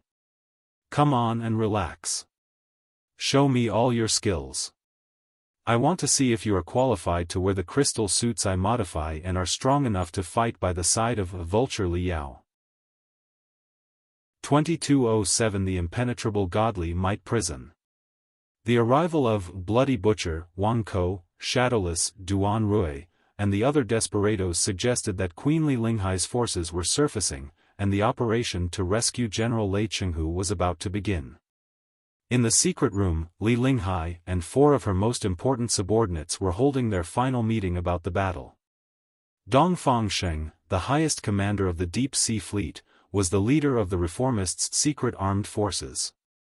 Jin Yuyan, the director of the Business Alliance of 10,000 Sectors, was the reformists' financial officer, responsible for the operation of their vast secret capital. Yu Wushuang, leader of the Tribunal of Extraterrestrial Devils, was the head of intelligence for the reformists, tasked with infiltrating the 4 Kurfürst families to obtain confidential information and prevent the enemy from infiltrating the reformists. This role was naturally the most critical until the reformists were fully exposed. Besides these 3, Li Yao also attended the meeting. Although his presence was somewhat unexpected, his shocking performance in the Deep Sea Palace over the past few days had completely proven his worth. Dong Fangsheng, Jin Yuyan, and Yu Wushuang had no objections, acknowledging that he was equal to them. Li Linghai, Dong Fangsheng, and Li Yao were present in person, while Yu Wushuang and Jin Yuyan participated via 3D projections from a distance. After the 5 of them were all present, Li Linghai smiled at Li Yao and said, "Last time, I asked Wang Kou, Duan Rui, and the others to go to you, partly to strengthen their crystal suits and partly to help you adapt to the new crystal suit and magical equipment as your training partners. How have they been behaving?" "Not bad," Li Yao said. "The boys are very smart and hardworking in training. They follow my instructions diligently, and we get along quite well." "That's good," Li Linghai nodded. "Wang Kou, Duan Rui, and the others are not from the regular army but are rogue warriors traveling through different worlds. Despite their remarkable skills, they can be quite disobedient and insubordinate. I was in quite a dilemma about assigning them. If they were allocated to General Dongfang, I'm afraid no one would have been happy. Now that you are getting along well, that's the best. If they can learn obedience through training, those scoundrels might prove surprisingly helpful in critical moments. Li Linghai smiled while she talked. Then, she coughed and changed the topic, her face gradually turning cold. Now, let's focus on the battle mission to rescue General Lei Chenghu. I don't think I need to emphasize the importance of this mission. In the past 10 days, the 4 Kurfürst families have initiated purging throughout the Imperium, especially within the Expeditionary Army, using the investigation of the Blood Oath Alliance as an excuse. Countless loyal patriots have been secretly arrested. Many of our sympathizers are panicking and can barely protect themselves. They no longer have the courage to provide any support to us. Note, the word "fengquang" means crazy or mad and is used here to describe the intensity of the purging. If you prefer a smoother translation, it could be replaced with intense or ruthless based on the context. There is no telling how many secrets our fellow cultivators, who have been captured, have revealed under the enemy's interrogation. Much confidential information about the reformists may have been learned by the enemy. Even General Lei Chenghu's astounding Thunder Fleet has been visited by people from the Special Investigation Committee. It is said that the fleets of the 4 Kurfürst families are being mobilized stealthily near the 3rd battle area. They seem to be planning to completely destroy the most elite forces of the Imperium, which wander from the 4 Kurfürst families, while General Lei Chenghu is under arrest and the astounding Thunder Fleet lacks a leader. This is a critical moment. Our cause and the entire Imperium are in peril. We cannot wait any longer and must wager all our forces to assault the Godly Might prison and rescue General Lei Chenghu. Schwa. As Li Linghai spoke, a 3D space map appeared before the 5 of them. When enlarged, it revealed a dim stellar system, with the focus on the 6th planet of the galaxy. It was a frozen, white planet covered in ice and snow. This is the Mystic Ice sector where the Godly Might prison is located. It is a half-barren world with almost no resources. The star at the center of this world is in the final years of its life, radiating very weak energy. The only planet with an atmosphere and the potential for habitability is too far from the star, making its temperature too low to sustain a natural ecosystem. Ever since the age of the Star Ocean Republic, an enormous prison has been dug and expanded below the planet's equator. Because there are barely any usable natural resources on the planet's surface or underground, and the spiritual energy in space is extremely thin and feeble, which means even if someone runs to space and launches a space jump, it will take twice as long as usual. It is the best spot to imprison felons. From the Star Ocean Republic to the Imperium of true human beings, the Godly Might prison has been enhanced and improved for over 1,500 years. It is now the highest-level super prison in the entire Imperium with the most comprehensive defenses. The craziest lunatics, the most dangerous criminals, the most violent zealots, and countless people who oppose the 4 Kurfürst families are imprisoned here. Indeed, since the Imperium's counterattack began, we have captured many captives from the Covenant Alliance. Those of higher rank are also imprisoned in the Godly Might prison.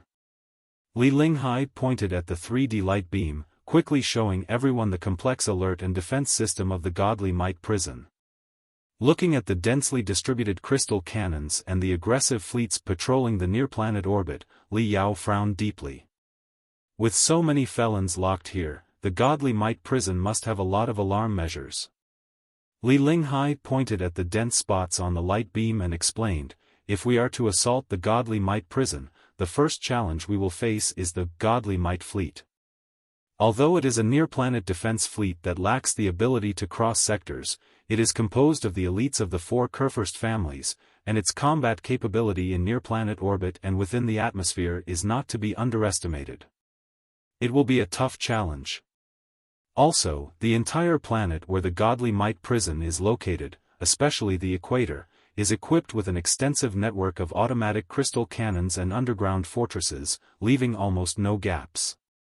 Additionally, there are mystic ice puppets made from special, cold-resistant materials, designed for combat in snowy environments. Inside the Godly Might prison, the magnetic array with powerful attraction forces is the standard defense mechanism. We all know that Wuying Land's Manjasaka, the city in the sky, had a similar system, which ceased to function after the energy supply center was destroyed. In contrast, the magnetic system in the Godly Might prison has 3 energy centers and a backup energy base powered by geothermal energy. Even if 3 of the 4 energy centers are destroyed, the system will still function. Moreover, the Godly Might prison is equipped with a special scanning system. The entire facility is filled with cameras that emit invisible rays every second to scan all prisoners and guards. By analyzing their breathing patterns, body sizes, and walking postures, their identities are confirmed, and their physical parameters are closely monitored. With so many state-of-the-art defense systems, the Godly Might prison is virtually impenetrable. No one has successfully escaped in the past 500 years. Li Linghai paused for a moment, waiting for others to respond. It is indeed impenetrable, Dongfang Sheng, commander of the Deep Sea Fleet, said with a frown. With all our available forces, we might be able to conquer the place, but there will definitely be heavy casualties, and the battle will likely drag on. If the 4 Kurfürst families mobilize elite forces from the front line, everything will be ruined. Besides, Jin Yuyen, director of the Business Alliance of 10,000 Sectors, said cautiously, should the unexpected attack turn into a protracted battle, the prison can transfer or even kill General Lei Chenghu at any moment. In that case, our wild gamble will be meaningless. Li Linghai smiled confidently and looked at Yu Wushuang with expectation. Yu Wushuang, the leader of the Tribunal of Extraterrestrial Devils, known as Moon Devil, still hid most of her face under a hood lined with silver. She said casually, there is no need to worry about that. Our infiltration of the Godly Might prison is far deeper than you can imagine. Right now, a deputy advisor of the Godly Might fleet, the captains of several main force warships, and a deputy warden of the Godly Might prison are inclined toward the reformists. What? Jin Yuyen and Dongfang Sheng were hearing this information for the first time. The 2 of them exchanged glances, shock and disbelief written on their faces. Is it a coincidence? Li Yao pondered for a moment and listened calmly. Throughout history, any rebels who sought to change the world had to control the food warehouses, the arsenals, and the prisons, correct? Yu Wushuang said calmly. So many opponents of the 4 Kurfürst families are locked in the Godly Might prison. There are also countless experts who can never distinguish themselves under the current order. Aren't they the natural best allies for the reformists? Therefore, we have been secretly infiltrating the Godly Might prison for a long time. The difficulty of infiltration is much lower than expected. The fleets and guards of the Godly Might prison are the elites of the 4 Kurfürst families. Theoretically speaking, they should be loyal to their families. However, no matter how they brag about themselves, the nature of their job will always be that of a jailer, which commands no respect. They never have a chance to rise. This is especially true in the recent decade, when the Imperium's counterattack has achieved tremendous victories. The descendants of the 4 Kurfürst families, who are slightly related to the expedition army, have all earned abundant military credits with the least effort, rising to power unstoppably. Their future, both within their families and in other fields of the Imperium, is nothing but promising. So, how can the men stationed in the Godly Might prison, who have to face the snow and the prisoners every day without the least military credit, not feel jealous when their peers are leaving them behind in the competitions within the families? Chapter 2208, Horse-Running Ventilation Tubes. Li Yao thought for a moment and realized it did make sense. Considering the selfishness of the immortal cultivators and the cruel competitions within the 4 Kurfürst families, when the jailers watched their peers fighting battles and claiming military credits on the front lines, advancing to higher levels with their trophies, while they could do nothing but discipline a bunch of prisoners in a land of bitterness and cold, it was inevitable that they would think they were prisoners too, just in a different way. No wonder the guards of the Godly Might prison were angry. Wu Shuang's work is very effective. Of course, we have to pay a high price for it, Li Linghai smiled. Thankfully, after we control the Council of Elders, there will be abundant vacancies promising copious returns. They will be enough to meet the appetite of a deputy warden and a deputy advisor of the fleet. Those who have joined the reformists have passed multiple tests.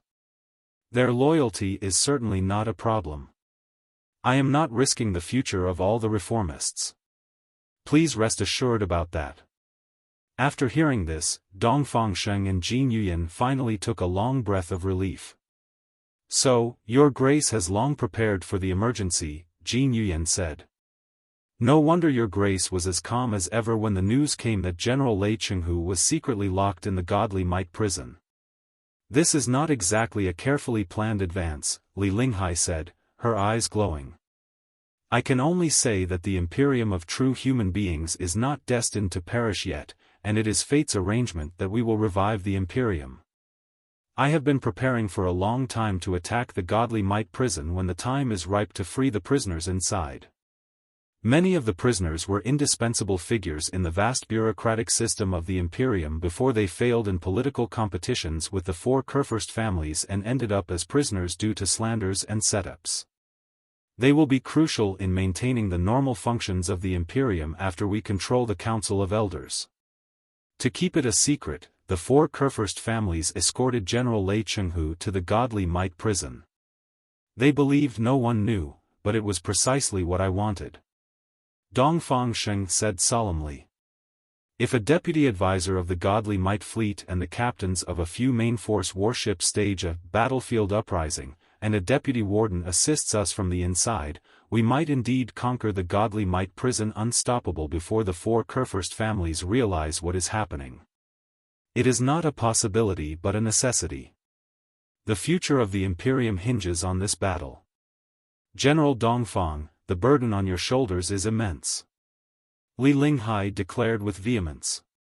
Pausing for a moment, she calmed down slightly and said in a softer tone, however, I have absolute faith in the Deep Sea Fleet and General Dongfang. I believe this battle will be a victory. The only concern now is General Lei Chenghu's safety. Our ultimate goal is not to conquer the Godly Might prison but to rescue General Lei Chenghu. The Deep Sea Fleet is a rapid strike force developed in secrecy. Though composed of 1 in 10,000 elites, it cannot match the super fleets of the four Kurfürst families in scale. Even with the spies' cooperation, we will suffer heavy losses after conquering the Godly Might prison, and it will be impossible to hold off the enemy for long. In any case, we have to attract the Astounding Thunder Fleet and other frontline troops who are dissatisfied with the four Kurfürst families to join the reformist side.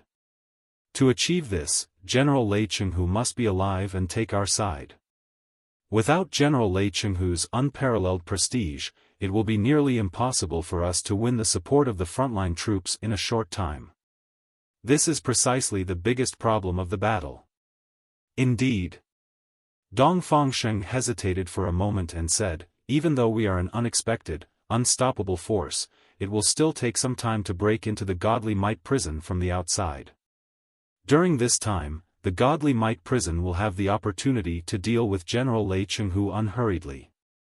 In my opinion, although the four Kurfürst families' optimal choice right now is to keep General Lei Chenghu under arrest and slowly control the Astounding Thunder Fleet through him, to avoid a sudden escalation, they will certainly not hesitate to execute General Lei Chenghu in secret if there is any possibility that he might escape or be rescued. That is very true, General Dongfang. Once the Godly Might prison confirms that they cannot resist our attack, they will certainly kill General Lei Chenghu in secret. Then, our hope will be gone.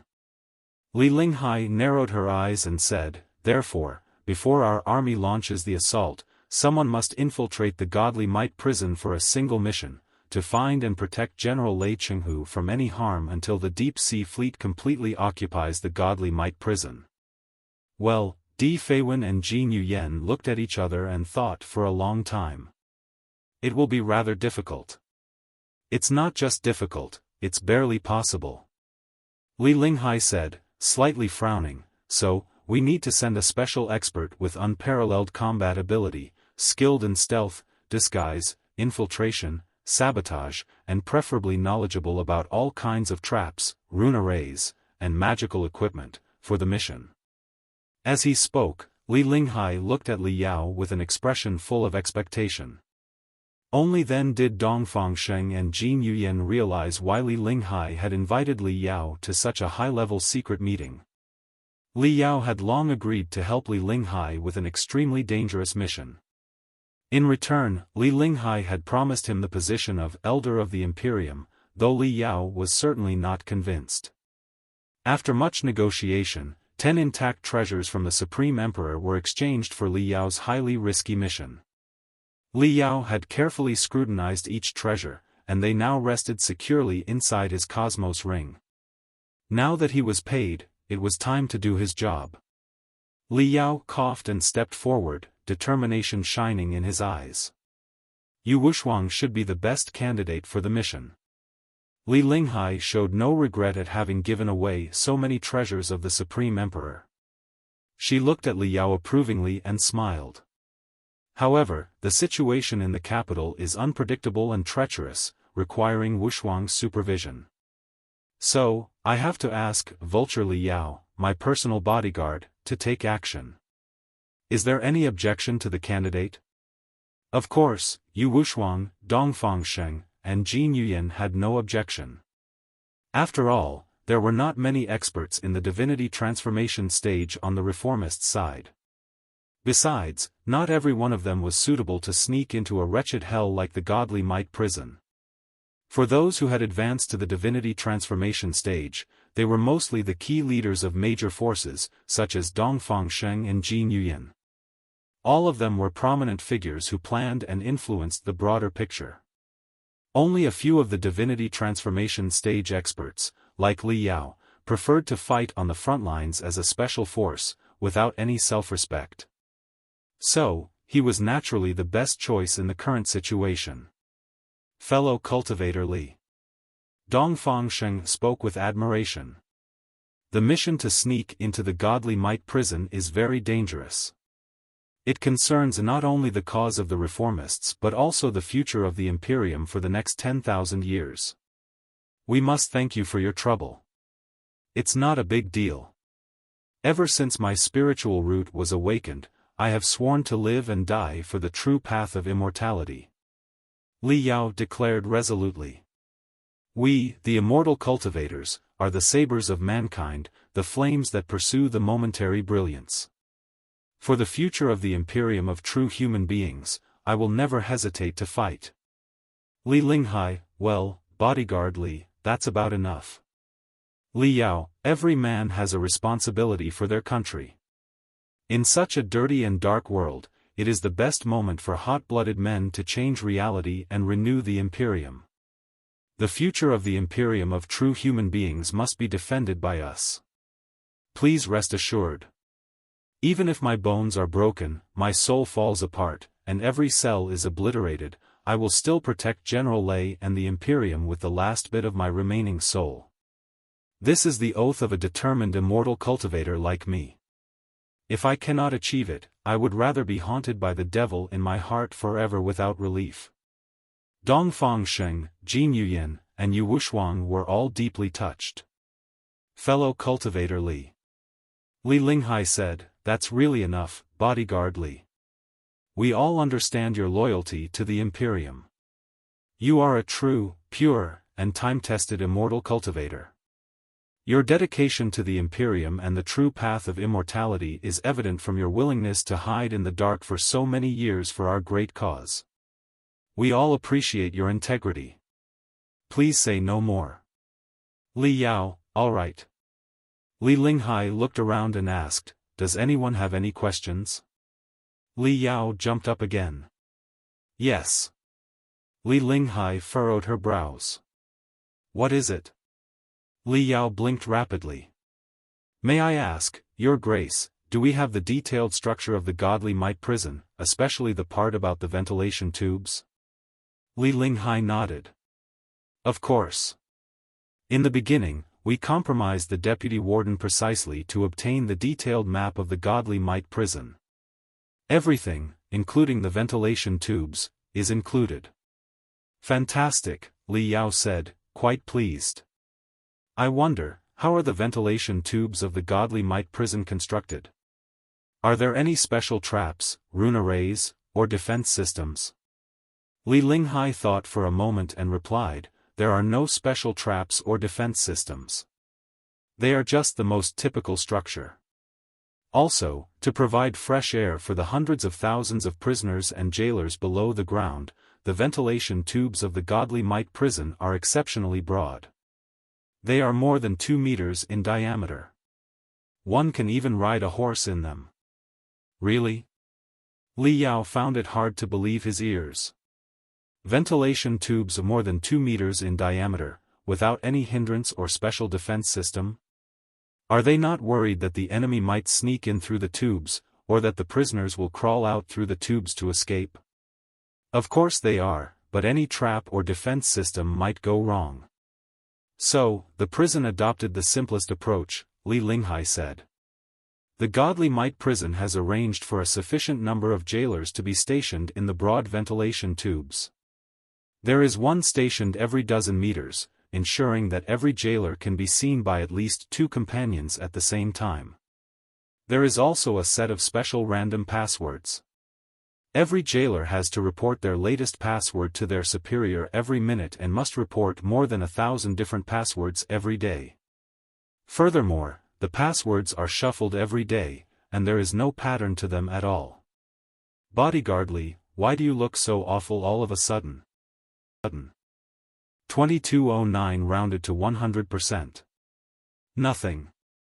Li Yao narrowed his eyes and said, one word after another, with a hideous face, I am just somewhat puzzled.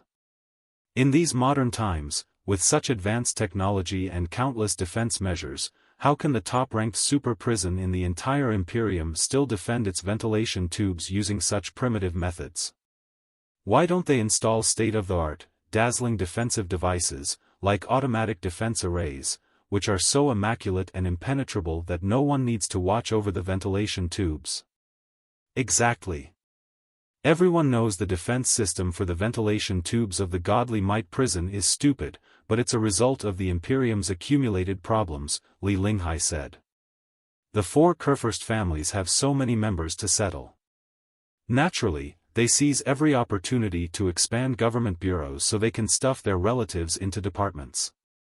The Godly Might prison has a high position in the Imperium's prison system and receives a large budget from the Council of Elders each year. The budget is mainly to settle the idle members of the 4 Kurfürst families. After these people are recruited, what else can they do but guard the ventilation tubes? Well, after a long pause, Li Yao sighed, I didn't know the Imperium had been corrupted to such an extent. As a loyal and devoted patriot, I feel my heart breaking. So, if even the ventilation tubes are teeming with guards, how exactly am I supposed to sneak into the Godly Might prison and locate General Lei Chenghu? This is your operation plan. Li Linghai pointed at the 3D light beam and began to operate quickly. Very soon, the structures of a carrier and a hibernation cabin were retrieved. She explained, because the Special Investigation Committee delivered General Lei to the Godly Might prison in secret and does not want to show any anomaly, the Godly Might prison has been receiving and releasing prisoners as usual recently. 3 days later, a carrier fully loaded with frozen prisoners will arrive at the Godly Might prison. The deputy captain of this carrier joined us a long time ago. Your mission is to approach the carrier when it has just jumped to the Mystic Ice sector but has not yet reached the near-planet orbit of the Godly Might prison. Then, you will sneak into the vehicle from here. Li Linghai pointed at a complicated structure in the rear of the carrier.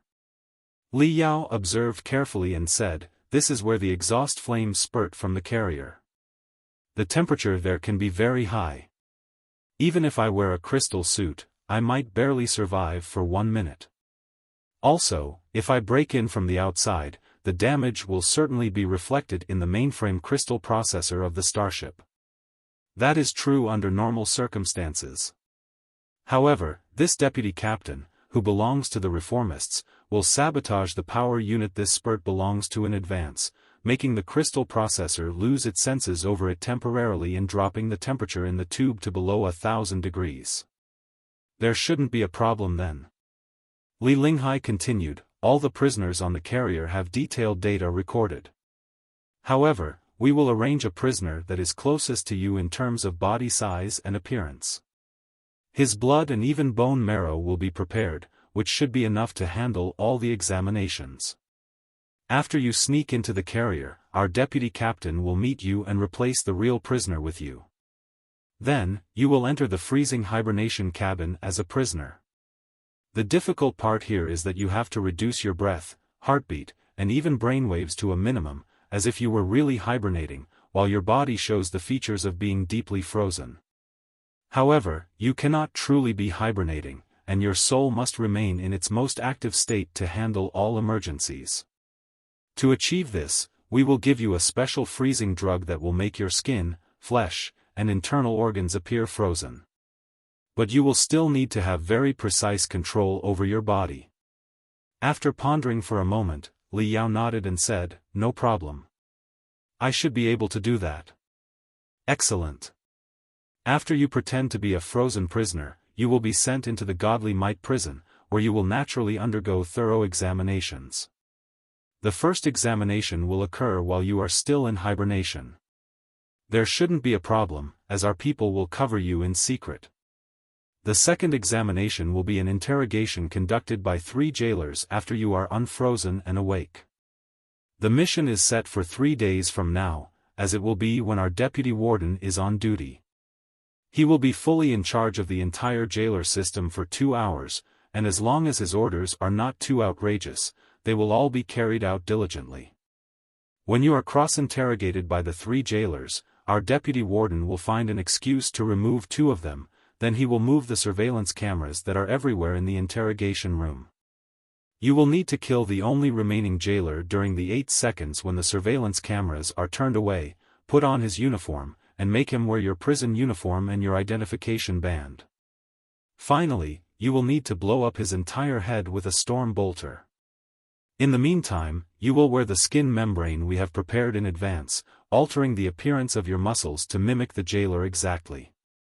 Even if you are not an exact match due to the limited time, it won't matter, as you can create some devastating wounds on your face and body, covering yourself in blood. This will make it seem as though a bloodthirsty, disobedient prisoner attacked and there was only one jailer in the interrogation room, only to be killed in the jailer's counterattack. The whole scenario will naturally look quite uncanny.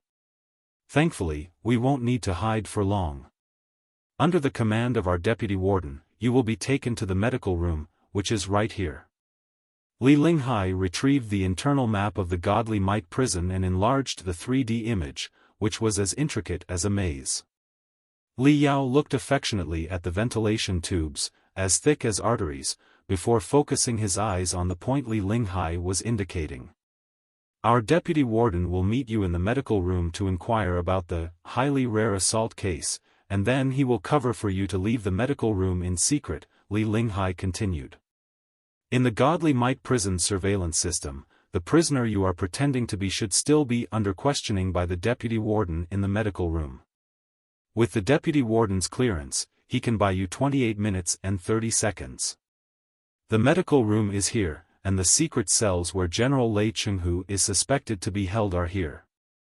The 2 areas are 3.5 kilometers apart in a straight line. It may not seem very far, but the key challenges are the complex pathways, surveillance cameras, and sentry posts. Additionally, the space is filled with invisible rays. Those rays are highly sensitive. Even a single hair cutting through them will activate the scanning system, notifying all nearby sentry posts of your presence. Once it is discovered that your body figure and posture are not in the database, and you are a jailer who should not be here, alarms of the highest level will sound and alerts will be sent to the warden's office and the control center. There will be nothing the deputy warden can do about it.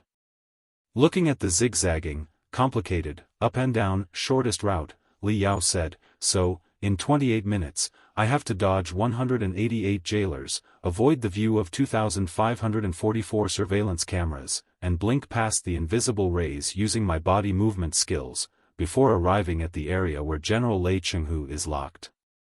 Exactly. Li Linghai nodded. Of course, there are our people among the jailers who will do their best to safeguard you. So, it is not as difficult as it appears. According to my precise calculations, for experts like you or Yu Wuxuang, the odds of success will be very high. Frowning, Li Yao asked, how high is very high? At least above 50%. Li Linghai smiled, with flames of insanity burning in her eyes once more. That's about 100%, right? Li Yao sniffed and said, if I can indeed arrive at the special area, then what? How do I know which cell General Lei Chenghu is in? If everything goes well, the moment you reach the secret area will be when we emerge from the void and launch a fierce assault on the Godly Might prison, guided by our spies inside. Li Linghai said, by then, the Godly Might prison will certainly be in great disorder. The enemy will definitely transfer or execute General Lei Chenghu at the earliest opportunity. Whether he is transferred or executed, the order will be carried out by those with the highest combat ability. Therefore, you can find General Lei Chenghu by following these people. After the meeting, I will send you the data and battle videos of the best warriors in the Godly Might prison for your reference. The Godly Might prison is not so extravagant as to use battle experts in the Divinity transformation stage as jailers. Therefore, you should have no trouble getting the situation under control and rescuing General Lei Chenghu quickly. There is no telling if the enemy has impounded General Lei Chenghu's cosmos rings. So, we will prepare a crystal suit and various magical equipment for General Lei. He is a seasoned expert himself. As long as he is equipped with the top-tier crystal suit and is determined to fight, he should be able to protect himself. The crucial thing is to convince General Lei to cooperate with us and join the reformists, so he can truly defend the Imperium. But I have great confidence in your ability to persuade. I believe you will not disappoint me, right? Please rest assured, Your Grace. Li Yao held his chest high and said, full of dignity. I will certainly do my best to convince General Lei, so he will fight for the Imperium with all of us. Long live the Imperium. Long live the true path of immortality. Long live His Majesty. That is really enough, Bodyguard Li. Li Linghai said, all the maps of the Godly Might prison, as well as the locations and ranges of all the sentry posts, surveillance cameras, and invisible rays, will be sent to your crystal processor immediately. The infiltration mission this time is highly difficult and requires 100% precision. So, I think you should seize every second and go back to start mock training right now. Understood. Li Yao rose quickly. I will go back and start training immediately. However, Li Linghai frowned. Any problem? I did not expect the mission this time to be so arduous. The secret weapon I've been refining seems to need a full upgrade, Li Yao said solemnly. But the heavenly materials and earthly treasures allocated to me last time have been used up. I fear the secret weapon cannot be perfected. Got it. Li Linghai took a deep breath. Whatever materials you need, just take them.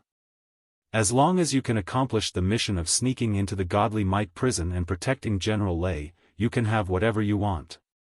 Thank you, Your Grace. Li Yao was ecstatic. I promise you, Your Grace, that the secret weapon will be a great surprise for everyone. 3 hours later, Li Yao returned to the No. 1 maintenance workshop of the Deep Sea Palace. Since a week ago, the largest and most advanced maintenance workshop for the Colossi had entered an unprecedented alert state. Not only were all irrelevant personnel blocked hundreds of meters away, but the refiners who had been working there were also mobilized to other workshops. Additionally, a strict order was issued in the Deep Sea Fleet that anyone approaching the maintenance workshop would be executed immediately. All of this was due to the Colossus that lay quietly at the center of the maintenance workshop. It was the Tartarian skeleton, torn apart and utterly deformed. The Tartarian skeleton had already revealed itself in the slaughter stream that covered the entire Imperium. Everyone knew it was the ultimate weapon of the cultivators. To display the Colossus publicly in the capital of the Imperium, it must be modified beyond recognition. Li Yao had received many rare heavenly materials and earthly treasures from Li Linghai, which originated from the mausoleum of the Supreme Emperor. It was not in his nature to hoard treasures. Naturally, he stuffed all of them into the Tartarian skeleton. For safety reasons, Li Yao only worked with Li Jialing as his assistant throughout the process. The heavy and cumbersome tasks were mostly handled by spider-shaped engineering puppets. After advancing to the Divinity transformation stage, Li Yao's computational abilities were stronger than ever. With the help of advanced crystal processors, it was no major challenge for him to control 100 spider-shaped puppets simultaneously, performing the most delicate work on the Colossus. Furthermore, he had discussed the power system design of the Tartarian skeleton with Master Jin Tianzong, aiming to apply a hybrid model of energy transmission and power output to the Colossus. Master Jin Tianzong was one of the top specialists in power units in the Imperium of true human beings. His theoretical knowledge was unparalleled, and his progress had only stalled due to the accident that crippled his hands. Now, Li Yao had treated his hands with secret techniques and provided him with a formula for liquid metal that could produce strengthened gloves, saving not just his career but also his life. Naturally, Master Jin Tianzong provided all the help he could and came up with many innovative ideas for Li Yao in upgrading the power units. The brand new Tartarian skeleton was a joint effort by the two masters of refining in the Divinity transformation stage. It was a fancy, tycoon-like Colossus. The predominant black and red, which exuded mystery and invincibility, had been transformed into a dazzling light gold camouflage by Li Yao. The camouflage was made from a material called star silicon, taken from the mausoleum of the Supreme Emperor, known for its high resistance to spiritual and magnetic interferences. Additionally, the mirror effect could effectively reflect radiations and mystic rays, with over 80% of mystic ray attacks being deflected without the need for a spiritual shield. The only issue was that it looked too luxurious, high-key, and swanky. Indeed, Li Yao had also added numerous eye-catching components densely attached to the plate armor of the Tartarian skeleton. Even a tall hat or fin on the head, in the same dazzling gold color, seemed to ensure that the Colossus would be noticed from miles away. It couldn't be helped, the Tartarian skeleton style had always been too distinctive. If it wasn't made even more idiosyncratic and unforgettable, the marks of the past would not be completely erased. The new look will do for now, Li Yao mused as he controlled the 100 spider puppets on the control panel to perform the final polishing and painting. Should it be called Tartarian Skeleton, Gold Special Edition? Li Jialing, the young man who looked like a golden lion, helped him, looking hesitant. "What are you trying to say?" Li Yao asked while subtly adjusting the connectivity among the magical equipment units on the control menu. "You've been uneasy ever since I came back." "Brother Yao," Li Jialing couldn't help but say, "are you really planning to sneak into the Godly Might prison and rescue General Lei Chenghu? It's too dangerous." "Of course it's dangerous.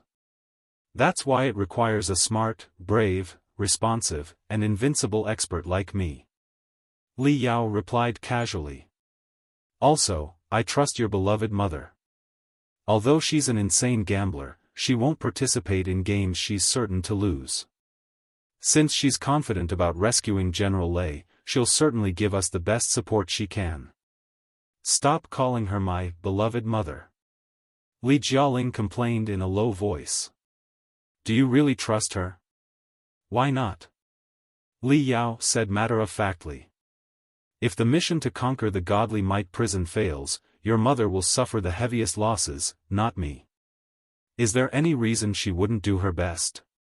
After a long silence, Li Jialing said, "That makes sense. It's a good reason to trust her. But I'm still confused.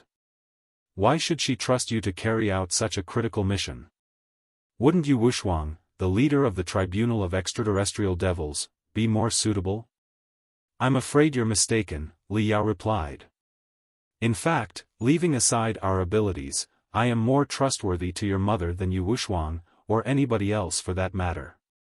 Li Yao said with a smile, Yu Wushwang, Jin Yuyan, and Dongfang Sheng are more likely Linghai's political allies than her subordinates. They have joined together to form the group of reformists due to shared interests. However, interests can change at any moment. Your allies this second may become your enemies in the next. If the four Kurfürst families can offer more incentives than Li Linghai, anyone might betray her at any time. After all, what your mother can offer now are mostly empty promises. No matter how great the rewards, they are not necessarily comparable to the tangible benefits from the four Kurfürst families. But I am different. Apart from my personal relationship with Li Linghai, I am a cultivator of honor and integrity. As long as your mother keeps her promises and treats the people of the Imperium more kindly than the four Kurfürst families, I will indeed support her all the way. Right, speaking of which, I have another question, Li Jialing said, greatly puzzled. General Lei Chenghu is an immortal cultivator. I've heard countless stories about him from Li Lingfeng. He is a heartless and merciless man who will do anything to achieve his goals. Are you sure you want to rescue him? Well, about that. Li Yao blinked and said, yes, from the perspective of a cultivator, Lei Chenghu is indeed an unpardonable immortal cultivator and a complete villain. However, from the same perspective, your mother is also a major villain with grand ambitions. Do you think it is better to face one villain or two villains at the same time? After pondering for a long time, Li Jialing was greatly enlightened. Brother Yao, are you suggesting that General Lei Chenghu might not be on the same boat as the Queen? Yes. Even if they are on the same boat, their interests might not be the same. I've collected countless files on General Lei in the past couple of days. He is definitely not someone who can be easily manipulated. Neither the four Kurfürst families nor your mother can control him, Li Yao said with a smile. Look, your mother has the Deep Sea Fleet, the Business Alliance of 10,000 sectors, the Tribunal of Extraterrestrial Devils, and such a large deep sea palace, whereas we have absolutely nothing. How can we hope to compete with her? At such a moment, if I am the one to personally rescue General Lei, I can form a connection with him and perhaps force a new balance. Li Jialing stared at Li Yao for a long time and said, so, you haven't completely trusted the Queen after all. Come on. I am not a cold and ruthless person, and I don't want to completely distrust the woman my foster father deeply loved, Li Yao sighed. However, you saw your mother's intimidating presence like a white-haired witch, didn't you? Did she leave you with the impression that she should be trusted? Besides, don't you feel that there have been too many coincidences recently? The moment your mother rushed out to hunt her brother, the Blood Oath Alliance incident occurred. When the reformists made significant compromises at the Godly Might prison, General Lei Chenghu was secretly escorted there and kept under arrest? Li Jialing's eyes gradually turned cold. What are you trying to say, Brother Yao? Nothing. I'm just having some random thoughts. With a smile, Li Yao looked at the tackly gold Colossus and said, however, besides everything else, the secret treasures of the Supreme Emperor that I've earned from your mother alone will make the adventure worthwhile. Right. You've been working on something with the rare materials from the Queen, which you claim is a secret weapon, Li Jialing said. As a young man, he quickly shifted his attention and asked curiously, what is it exactly? Let me put it this way. You should know that there is a type of special magical equipment called Ares Extension. They are added to the outside of a crystal suit to enhance its combat ability, Li Yao explained, his smile growing more brilliant. Have you considered whether the Colossus could have its own Ares extension? 3 days later, in the Mystic Ice sector, a world half-barren and located in the first quadrant of the Imperium of True Human Beings, a lackluster star, already in the decaying phase, was releasing a bluish light lethargically. The special elemental reactions produced odd radiations that suppressed spiritual waves, rendering the area as lifeless as a frozen ocean. All the planets were like isolated islands floating in this frozen expanse. Even if a few starships occasionally broke through the barrier of three-dimensional space and appeared on the barren land, the exhaust flames behind them remained absolutely still, making them resemble fish struggling to survive in the ice gaps. New Birth 2, a carrier, was one such struggling fish. Due to a malfunction in the reactor of the third power unit, a fairly large explosion occurred in the engine compartment, and the liquid fuel, which could cause a chain reaction, was spilled everywhere. It immediately vaporized and expanded, spreading out of the engine compartment and causing a series of screams and exclamations. The rear half of the carrier was in chaos. As New Birth 2 minimized the power output of the main engine and switched to cruise mode to repair the damaged reactor and clean the leaked fuel in an emergency, faint ripples, imperceptible to the naked eye, appeared on their path ahead in the seemingly empty void. It was almost as if a large fish was surfacing in the ocean, flapping its fins and opening its bloody mouth at the prey. The carrier's working medium thrusters were still emitting chaotic remnants of spiritual energy, with temperatures nearly 1,000 degrees. The ripples, now forming a human-like shape, had already swum in. Another tube. Under the protection of the mystic skeleton battlesuit, Li Yao withstood the scorching temperature while searching for the best spot to breach into the carrier. He whined in his head, another infiltration operation that has taken every detail and every procedure into consideration. How can anybody ask for more? Hey, do you think there will be an accident this time? The greatest accident has already happened. Who would have thought the godly might prison would build the ventilation tubes so broadly and stuff thousands of guards into it? How can the situation be any worse? The mental devil said. In the past 3 days, we had 324 drills, and the success rate of the last 100 times has reached 96%. That is good enough. It does make sense. Every sentry post, every surveillance camera's degree, speed, and frequency of rotation, and every possible accident have been taken into consideration. I don't think we will be unlucky enough to encounter any anomaly again, right? While mumbling in a low voice, Li Yao groped on the interior wall of the waste tube. Then, his eyes suddenly shone. This is the place.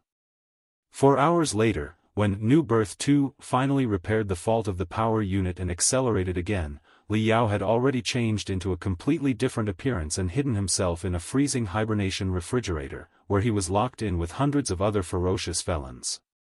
His brow ridge rose high, and his lips were half missing, exposing the crooked teeth to the air. It was a typical look of a disobedient, temperamental criminal. He wore an orange prison uniform filled with special metal pads. There were 2 energy boxes on his chest and back, which could release super-electric currents as powerful as lightning into the clothes. Even the strongest prisoner would be paralyzed, if not electrocuted, immediately. His identification information was on his wrists and ankles, suggesting that he was a dangerous person who had committed 100 murders, trained himself through bloody slaughters after his mind was deranged due to a training accident. Everything about him was frozen at a temperature of almost -100 degrees. On the surveillance crystal processor next to the hibernation cabin, it was clear that all of Li Yao's biophysical parameters were approaching zero. Even his cellular reactions were almost frozen, making him look no different from a dead person. In the eerie refrigerator, the 100 prisoners were all the same, like ice sculptures that had slept for centuries. But nobody knew that beneath Li Yao's seemingly lifeless appearance, his simmering soul was ready to explode like a restless volcano, with every mitochondrion in his cells coiled like a spring, primed to release at any moment. Nor did anyone know that, despite appearing unarmed, Li Yao had concealed more than 10 cosmos rings within his body. He had blocked the metal reactions of the cosmos rings by constricting his internal organs, sufficient to evade the scanning of any magical equipment. Once the weapons and ammunition inside the Cosmos rings were retrieved, they would be enough to spark a small-scale conflict within the Godly Might prison. After a 2-hour voyage, New Birth 2 slowly sliced through the extra-thin atmosphere of the 6th planet in the Mystic Ice sector, plunging into the freezing hell of ice and frost. The temperature was so low that the starship barely left a trail of flames as it sped through the air. The scant light was quickly absorbed by the freezing fog, covering the entire continent in frost, snow, fog, and rocks. Most of the land was barren, void of even the tiniest microbes. The circular area near the equator was the only paradise for all life on the planet. Although it was near the equator, there was no sign of sunlight or liveliness. It was dominated by ice and snow, much like the poles of other planets. Only the mottled moss and fungi managed to maintain the planet's status as habitable. However, apart from these cold-resistant locals, many other entities were active on the Firn field. They were the special spiritual puppets designed for battles in polar regions, made of cold-resistant materials. Known as snow monsters, they were typically used as training targets for powerful immortal cultivators. However, in an environment of sub-zero temperatures and freezing winds, the charge of hundreds of snow monsters was enough to chill the blood of any immortal cultivator or cultivator. In this case, the number of snow monsters deployed was far more than just hundreds. Besides the snow monsters, there were also dense underground fortresses and automatic firing points on the ground, ready to transform the snowy world into a sea of fire at any moment. This did not include the Godly Might fleet cruising between the atmosphere and near-planet orbit. Although the descendants of the 4 Kurfürst families saw working in the Godly Might prison as a punishment, the 4 Kurfürst families never stinted on their starships or equipment. At least 4 main warships were among the most advanced models of the Imperium. Their main cannons, capable of reducing the temperature within hundreds of meters to absolute zero instantly, were enough to make anyone with a sound mind abandon the idea of resistance in such an extreme environment. Li Yao's mind was functioning quite well. Therefore, he was absolutely unwilling to be a lone hero, fighting against hundreds of thousands of snow monsters, an equal number of crossfire underground bastions, and hundreds of crystal warships in the sky in such a wretched hell. He only hoped that, if Li Linghai was truly a bold, ambitious schemer, her planning and organizational abilities would live up to her ambitions. She must appear in time to deliver a destructive blow to the Godly Might fleet and launch a blanket bombardment on the planet's surface. The snow and frost-covered land suddenly split. From the silo, whose bottom was too deep to be seen, hundreds of intricate lights shot out and outlined a virtual sailing route in midair. New Birth 2 turned off its vertical thrusters and, by adjusting the power output of the anti-gravity rune arrays, slowly landed in the underground port of the Godly Might prison. If nothing went wrong, Li Yao had 1 hour, 58 minutes, and 33 seconds to avoid the guards and surveillance camera scans, traverse half the prison, and find General Lei Chenghu for protection. 1 hour, 58 minutes, and 33 seconds later, Li Linghai's deep-sea fleet would appear in the sky above the Godly Might prison and perform an attack that would shock the entire Imperium. At the same moment Li Yao snuck into the Godly Might prison as a frozen corpse. Deep within the prison, the god of war, Lei Chenghu, met his first living guest in the half-month since his imprisonment. The guest, however, was a great surprise for Lei Chenghu. Even his usually taciturn and serious face, like ice that was always frozen, showed a moment of bewilderment. The guest had a face exactly like his own, albeit 100 years younger. Of course, the ambitions, desires, impatience, and restlessness across the young face could never be found on Lei Chenghu's face, which was full of wrinkles. Honghai, how did you find this place? Looking at his eldest son, Lei Honghai, Lei Chenghu frowned, showing no ecstasy at the family reunion. Instead, he pondered, full of suspicion and alert for a moment, before his eyes grew even gloomier. Did the Special Investigation Committee send you to persuade me? Have you abandoned the astounding Thunder Fleet and joined the Special Investigation Committee? Father, I am indeed cooperating with the Special Investigation Committee, but I have never abandoned the Astounding Thunder Fleet. On the contrary, both the Astounding Thunder Fleet and the Ley family are in peril and may be obliterated at any moment, which would be an inestimably heavy blow to the entire Imperium. I am here to persuade Father for the future of the Astounding Thunder Fleet and the Ley family. Lei Honghai almost couldn't stand his father's aggressive stare. Gritting his teeth, he continued, the Special Investigation Committee is directly under the command of the Council of Elders and represents the highest interests of the Imperium. Didn't you always teach us that a soldier's responsibility is obedience and that we must prioritize the interests of the Imperium in everything we do? Then, is there anything wrong with cooperating with the Special Investigation Committee? 2212 Laureate or Cursed. Cut the crap, Lei Chenghu said coldly. Spit it out. What does the Special Investigation Committee want you to do exactly? I think you must know, Father, Lei Honghai said, staring at Lei Chenghu. The Council of Elders, the Special Investigation Committee, and I all hope that Father can make a public statement and inform all the troops on the front line of your support for the Council of Elders' investigation into the incident of the Blood Oath Alliance. We hope that you can chastise the radicals in the Expedition Army and persuade the members of the Blood Oath Alliance in the Astounding Thunder Fleet to turn themselves in. At the very least, we hope that Father can issue an order to restrain the Astounding Thunder Fleet so that no blood will be shed when the Special Investigation Committee enters the fleet. It will enter the fleet? Lei Chenghu's pupils constricted abruptly. The Special Investigation Committee and the 4 Kurfürst families behind it are truly bold enough to lay hands on the Astounding Thunder Fleet, which has fought bloody battles for 100 years with remarkable accomplishments. There's no need to worry, Father. It is only meant to remove the radicals in the Astounding Thunder Fleet. Lei Honghai put on a gloating and rebellious smile. The Council of Elders does not intend to dissect the Astounding Thunder Fleet but only wants to ensure the fleet's absolute loyalty to the Imperium. After the investigation and purge are complete, it will still be commanded by us. By us, do you mean me? Lei Chenghu narrowed his eyes. The shock on his face was entirely gone, gradually replaced by mockery and sadness.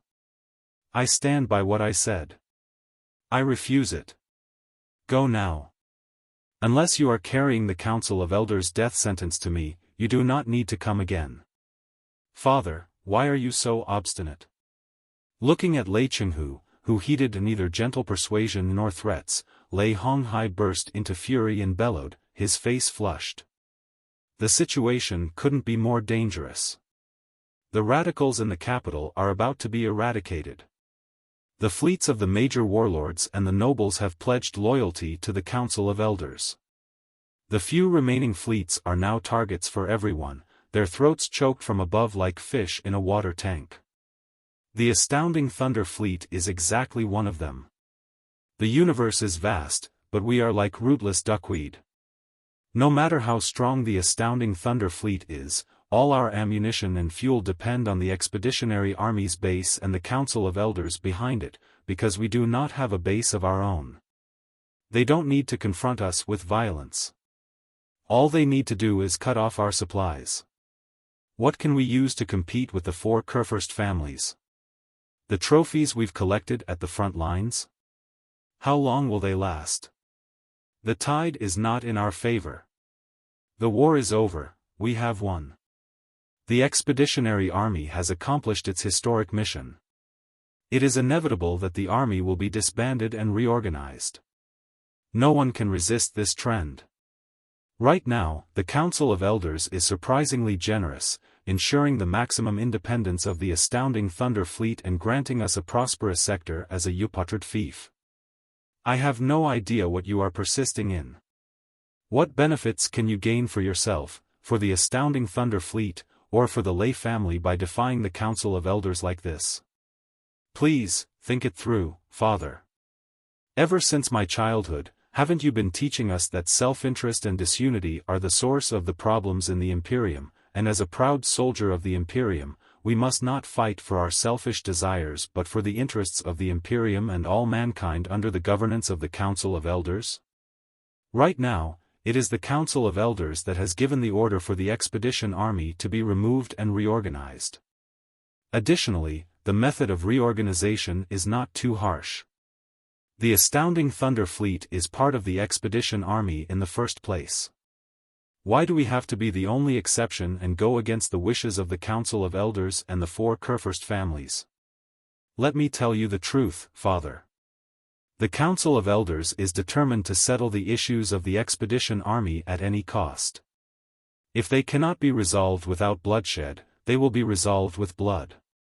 Yes, with your prestige in the Astounding Thunder Fleet and the entire frontline, most of the warriors in the Astounding Thunder Fleet will fight to the end if you give the signal.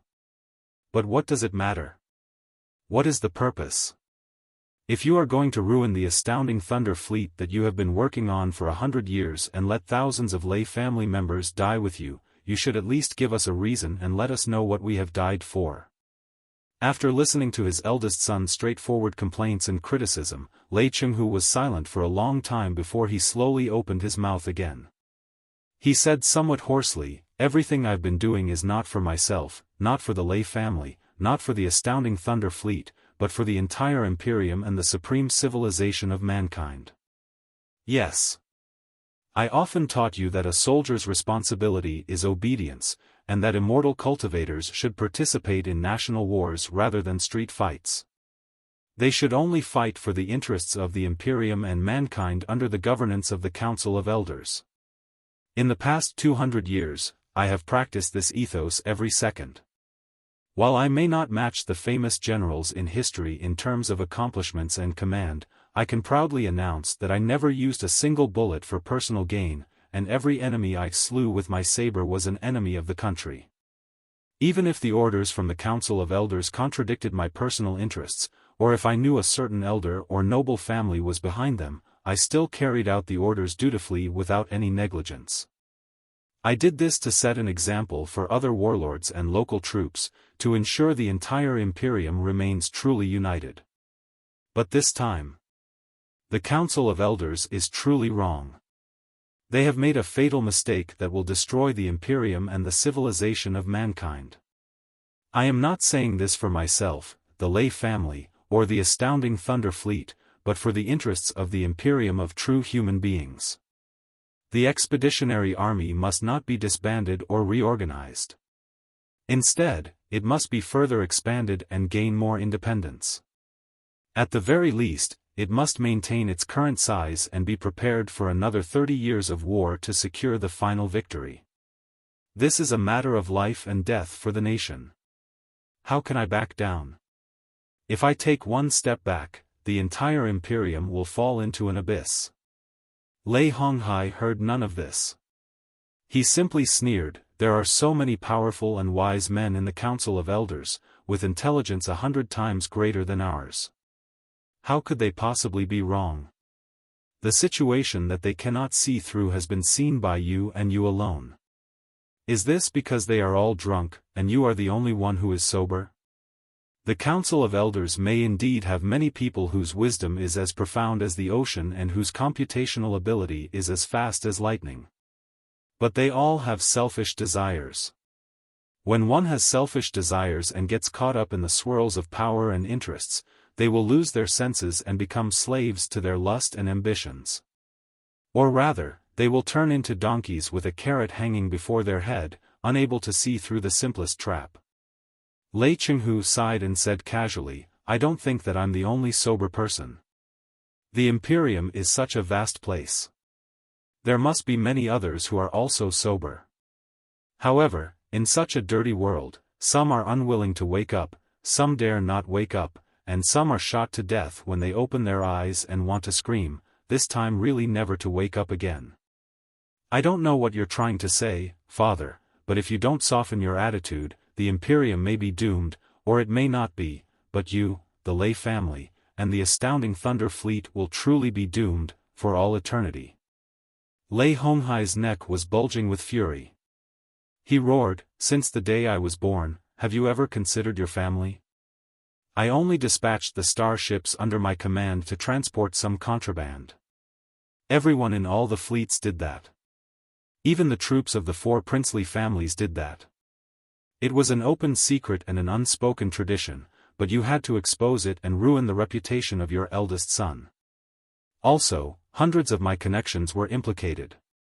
Almost all my friends were furious. There's also my younger brother. He was just 1 hair away from the peak of the core formation stage. Was it wrong of him to try? You said he wasn't talented. That might be true, but so what? Were the descendants of other noble families all exceptionally gifted? Didn't they all advance to the supreme levels after multiple attempts and with astronomical resources? But you wouldn't even give him 1 extra crystal. As a result, he was forced to make the breakthrough through risky techniques. When he was mentally deranged and on the verge of death, you could have saved him easily, but you simply turned a blind eye to him. Ha! My younger brother and I were not the closest siblings, but I was definitely not as heartless as you. Why, do you think you are a great, selfless, pure immortal cultivator and an iron-boned, loyal contributor to the Imperium of true human beings? Do you know what others say about you behind your back? They say you are not selfless, but your selfishness lies entirely in reputation. You sacrificed your biological son just to pursue the reputation of being a loyal official to the country. Those words had perhaps been held back in Lei Honghai's heart for decades. Now that he had released them, his eyes were bloodshot with excitement, and his mouth was nearly foaming. He couldn't have looked more devastated and exultant. When his eldest son mentioned his youngest son, Lei Chenghu's pupils visibly constricted, as if his eyeballs were about to collapse into 2 black holes. However, he masked his reaction well, and the brightness as tough as iron soon filled the collapsed area in his eyes. Lost in his own resentment, Lei Honghai did not notice his father's abnormality at all. Everything I do with a clear conscience, Lei Chenghu said. I do not need to explain to anyone, nor do I care about their comments.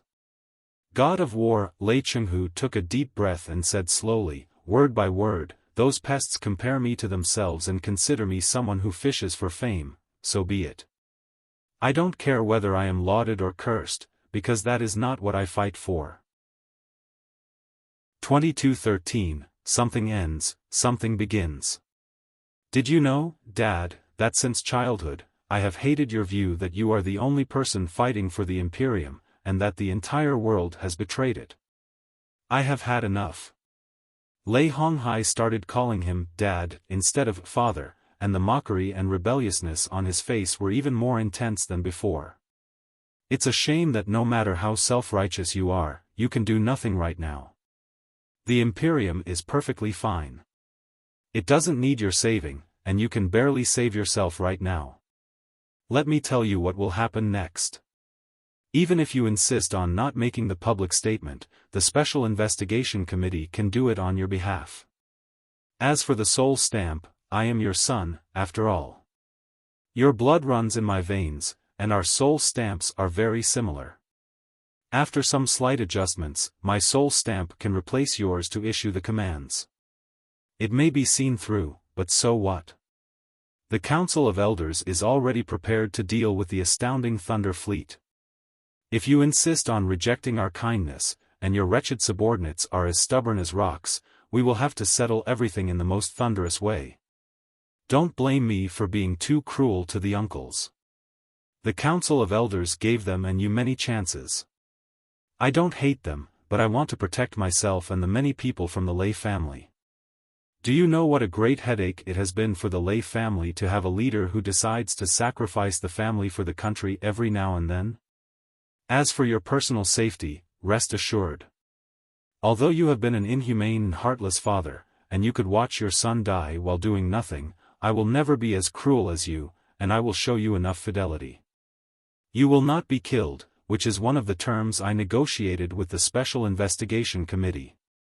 After the issues in the astounding Thunder Fleet are resolved and the situation stabilizes, you will be sent to a beautiful and pleasant manor much larger than this place, where you can live out your retirement comfortably and, by the way, watch how I govern the astounding Thunder Fleet in a completely different way and make the entire Lei family thrive.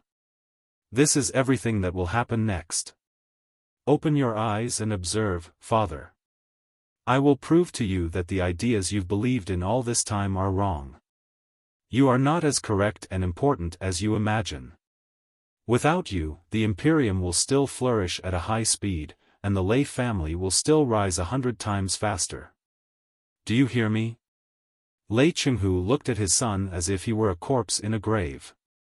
He was utterly unmoved as his son grew more and more excited and high-pitched. Listening in silence the whole time, he did not respond until his son was done with his catharsis. Got it. So, you have made up your mind to betray me for the commandership of the astounding Thunder Fleet? Betray. Although his father was like a tiger trapped in a cage with its teeth and claws removed, Lei Honghai couldn't help but feel a palpitation when he heard the word betray. Holding back the cramp in his eyelids and on his lips, he said, I never want to betray you, Father, but many people, including myself, members of the Lei family, and even the astounding Thunder Fleet, want to survive rather than die for an ungrounded, ludicrous reason. On a battlefield, the more afraid you are of death, the faster you will die. Only those who have forgotten their fate can fight their way to survival through the dead bodies. You followed me into war for so many years, yet you don't understand such a simple truth? Lei Chenghu shook his head slowly, his eyes full of confusion, as if he found it strange to have such a foolish son. Staring at his eldest son as if he might never see him again, he spoke in a voice even frigid than the icy cold wind on the floor. Let me tell you what will happen next, foolish boy. Yes, your plan might work at the beginning. With your cooperation, the Council of Elders can easily eliminate all those in the astounding Thunder Fleet loyal to me. Your soul stamp can be used to fake my orders and send the voice of Marquis Liaohai to the entire frontline. But that is your entire value. Before your value is completely exploited, they might make you the commander of the astounding Thunder Fleet. But good days won't last. Soon, you will find the astounding Thunder Fleet utterly infiltrated and corrupted, and yourself nothing but a puppet. Without the Elders' consent, you won't even be able to command a single starship. Don't think you can play the four Kurfürsten against each other. It will be useless. You are no match for them at all. But perhaps, you will not meet such trouble at all, because the expedition army will have been removed and reorganized before then. The army groups, highly concentrated with the highest alert and combat ability, will return to their original units in the local areas. They will even fight each other over the ownership and development rights of the dozens of sectors. By then, the main force fleets of the Alliance of the Holy Covenant will definitely march out from the least expected place and crush the disorganized troops of the Imperium. The whole Imperium will be cast into panic and mayhem. By then, the dumbfounded, helpless Kurfürst families will remember me and put me back to power, asking me to command the remaining soldiers to resist the army of the Covenant Alliance, which is at the highest morale, exactly like what happened during the collapse of the Black Wind sector 100 years ago. There is something you're wrong about, son. I am indeed a pillar of the Imperium. Perhaps, I am the only one who can save the Imperium. Without me, the Imperium will malfunction and even completely collapse. That is the only reason why the Council of Elders dares not kill me. It is not because of the terms you negotiated. I do not blame you for choosing to betray me today, but I feel very pitiful. I thought you were at least smarter than your younger brother, and after learning the lesson of using starships for personal interests, you would not overestimate your wisdom and abilities and do such stupid things anymore. It never occurred to me that you are even more stupid than him, 10,000 times more stupid. Mark my words, son. You may betray me today, but the day will come when you regret your decision. I hope you will hold your head high, face the repercussions of your betrayal, and die valiantly for the Imperium like a man when that day comes. Lei Honghai's lips trembled for a long time. He was about to argue but, after much thought, held his words. He merely sneered and bowed deeply to Lei Chenghu. Rest well, father. Everything will be over in a few days. Perhaps. Lei Chenghu's gaze passed over his son and the wall, reaching a place no one could tell. Perhaps everything is already over. The dazzling halo from the anti-gravity rune arrays of the New Birth 2 carrier soon vanished into the icy fog.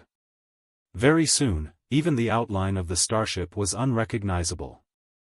As the 9-10-meter thick gates closed slowly, the frigidity of the snowy world was blocked outside and found no way into the prison. The Godly Might prison once again became an impregnable fortress.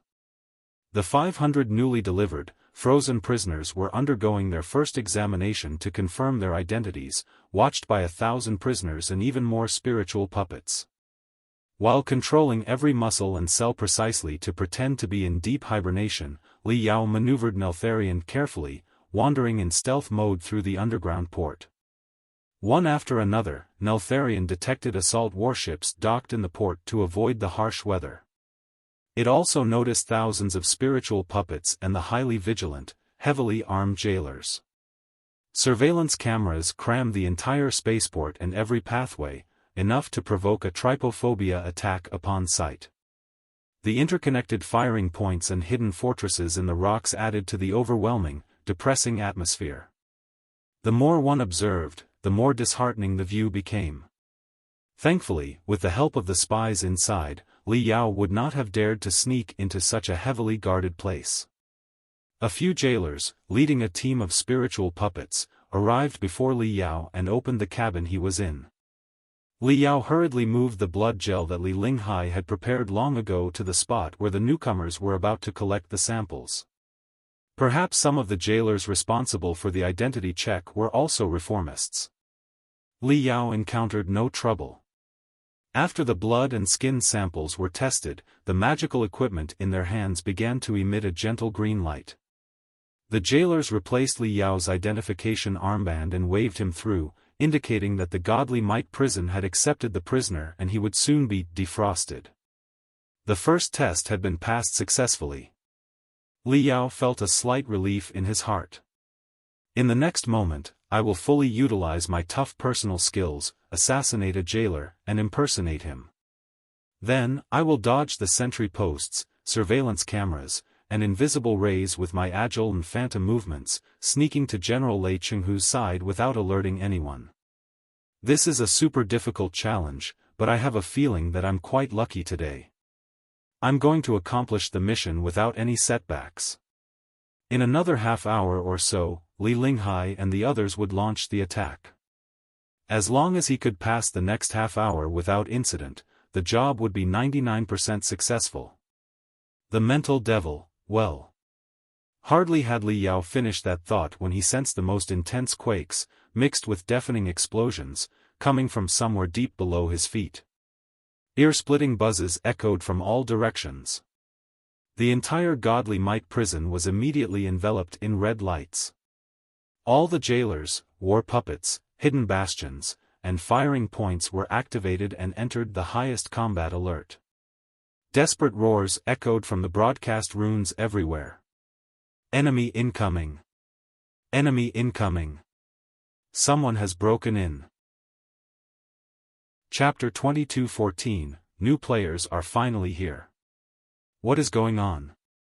Hearing the alarms, each louder than the last, Li Yao shuddered. I didn't even say that out loud just now. It was just a thought in my head. I can't be that unlucky to be discovered before the infiltration begins, right? I only said, well, just now.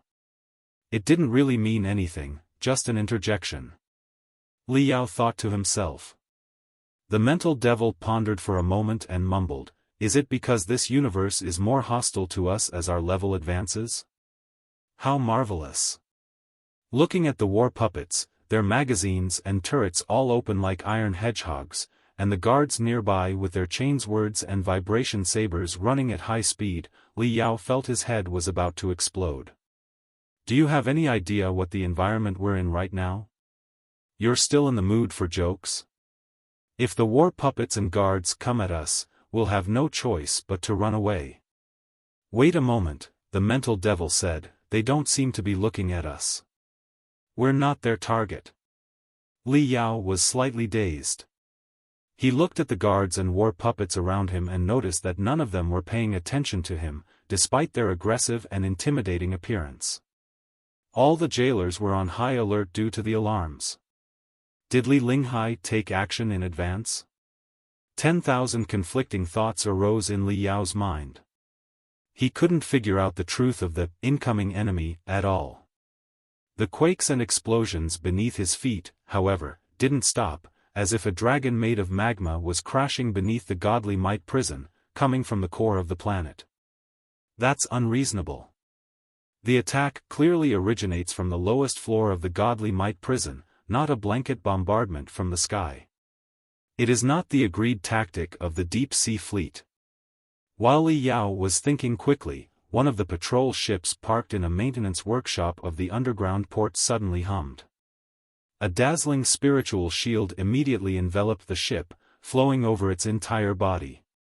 Like a shark that had just dashed out of the deep sea, all the turrets and magazines were exposed, revealing their formidable tusks. Boom! Boom! Boom! Boom! Boom! Boom! Boom! The patrol ship, which was undergoing maintenance and upgrades on its anti-gravity rune arrays and power units, was unable to move. However, its immobility did not prevent the 100 turrets on its body from turning agilely, unleashing a storm of fire across the entire spaceport. The jailers of the Godly Might prison were naturally not as tough as the frontline elites. They could not have anticipated being attacked by a dormant starship parked in a corner of the spaceport. Caught unprepared, they were either blown up or running in chaos, thoroughly devastated. Some of the 500 prisoners, who had yet to be unfrozen, were less fortunate and were pierced by stray bullets, turning into icy, broken meat before they even opened their eyes. Are you serious? Who the heck is doing this? Li Yao could no longer contain himself.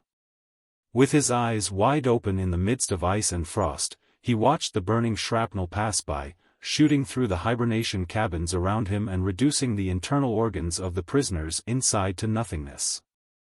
He did his best to activate his mitochondria, cells, muscles, and veins to restore his peak combat ability as quickly as possible.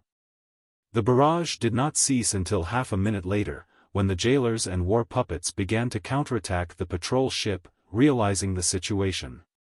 While the jailers and war puppets did not carry many powerful antimaterial weapons, the patrol ship's armor was not particularly solid. Under the barrage of thousands of firing points, the ivory spiritual shield soon turned orange, crimson, and violet before exploding like fragile glass.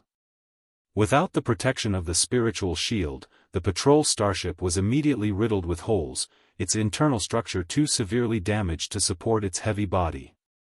It collapsed. However, in the next second, the crystal warehouse and engine compartment of the patrol ship exploded simultaneously. In the completely enclosed underground environment, this suicide explosion had dire consequences. To make matters worse, the mysterious intruder had placed a tremendous amount of lethal poison inside the patrol ship. Amplified by the flames, the materials vaporized into a thick, venomous gas that quickly spread.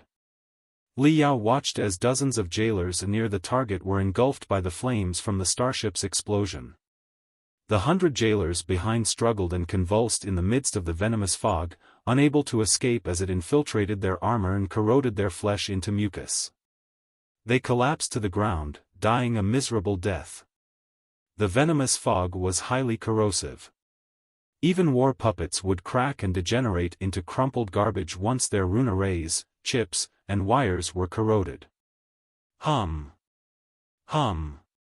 Hum. Hum. Hum. Very soon, a swarm of tiny metal bugs flew out of the venomous fog, sweeping at the jailers like dancing wild bees. These metal bees were extremely fast and agile. No matter how wildly the jailers shot, it was nearly impossible for them to hit the targets.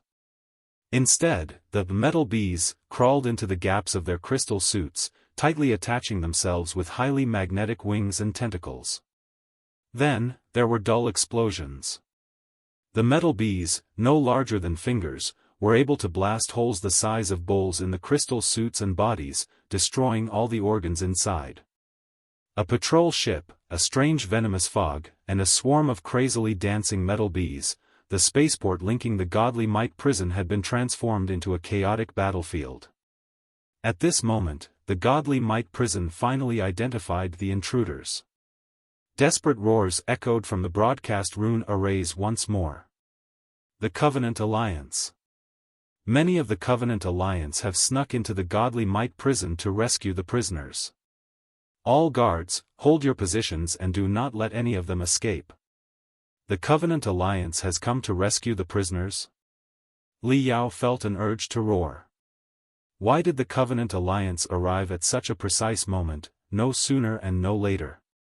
During the Imperium's 10-year counterattack, the Expeditionary Army had indeed captured many prisoners from the Covenant Alliance in a series of victories. The ordinary people under the governance of the Covenant Alliance mattered little, but many leaders of the Covenant Alliance and the mysterious Temple Guardians were valuable targets. Although the Covenant Alliance and the Imperium had been at war for 1,000 years, the peculiar nation composed of flesh and blood puppets and zealots who worshipped the Panga clan as their god had always been shrouded in unpredictable mist. The Imperium was not well aware of the Covenant Alliance's specific means of governance or its social stratification. By studying former leaders of the Covenant Alliance who were now captives, it hoped to uncover the mask of this enigmatic regime and reveal some truths. However, the interrogation and research on the Covenant Alliance captives did not go well. The Covenant Alliance's expertise in brain studies, or rather, brainwashing, memory segregation, and soul defense, surpassed the Imperium's knowledge. After the interrogation failed, the base of the Expeditionary Army had no choice but to escort important captives of the Covenant Alliance to the godly Might prison in the rear. They planned to work on the captives over time to uncover the secrets of the Covenant Alliance. The godly Might prison was chosen, and a brand new camp for captives was built precisely because the place was meticulously defended and safe enough, being in the Imperium's rear. However, it turned out that the Covenant Alliance was daring enough to assault the godly Might prison in an attempt to liberate all the captives. Wait! It's not as simple as that, the mental devil suddenly observed. The Imperium's counterattack has lasted more than 10 years. This is not the first day the Covenant Alliance's captives have been imprisoned here. As you said earlier, why did they choose to break the prison at this specific moment, no sooner and no later? Is it not too much of a coincidence? Li Yao thought of something. With bubbles surfacing in his eyes, he said, it is indeed too coincidental. Also, the godly Might prison is so heavily defended. How much effort did the Covenant Alliance devote to infiltration, and how much would they pay to get the captives away? How many of the captives can safely escape from the godly Might prison, the mystic ice sector, and the heartland of the Imperium to return to the Covenant Alliance? Even if a couple of captives out of 100 make it back in the end, so many elites capable of infiltrating the godly Might prison would have been wasted here. Is it really worth it? The army of the Imperium has secured unstoppable victories on the front lines. But most of these victories were about the recovery of lost territory, few involved the annihilation of the enemy's main force. So, the captives of the Covenant Alliance can't be very important. At a moment when the front lines have been largely settled, planning a rescue mission with a very low success rate and a high price, whether it succeeds or not, for captives who are not of high value? The commanders of the Covenant Alliance are definitely not that stupid. Therefore, alarmed, Li Yao and the mental devil exclaimed at the same time, General Lei. Li Yao said, the Covenant Alliance is here for General Lei.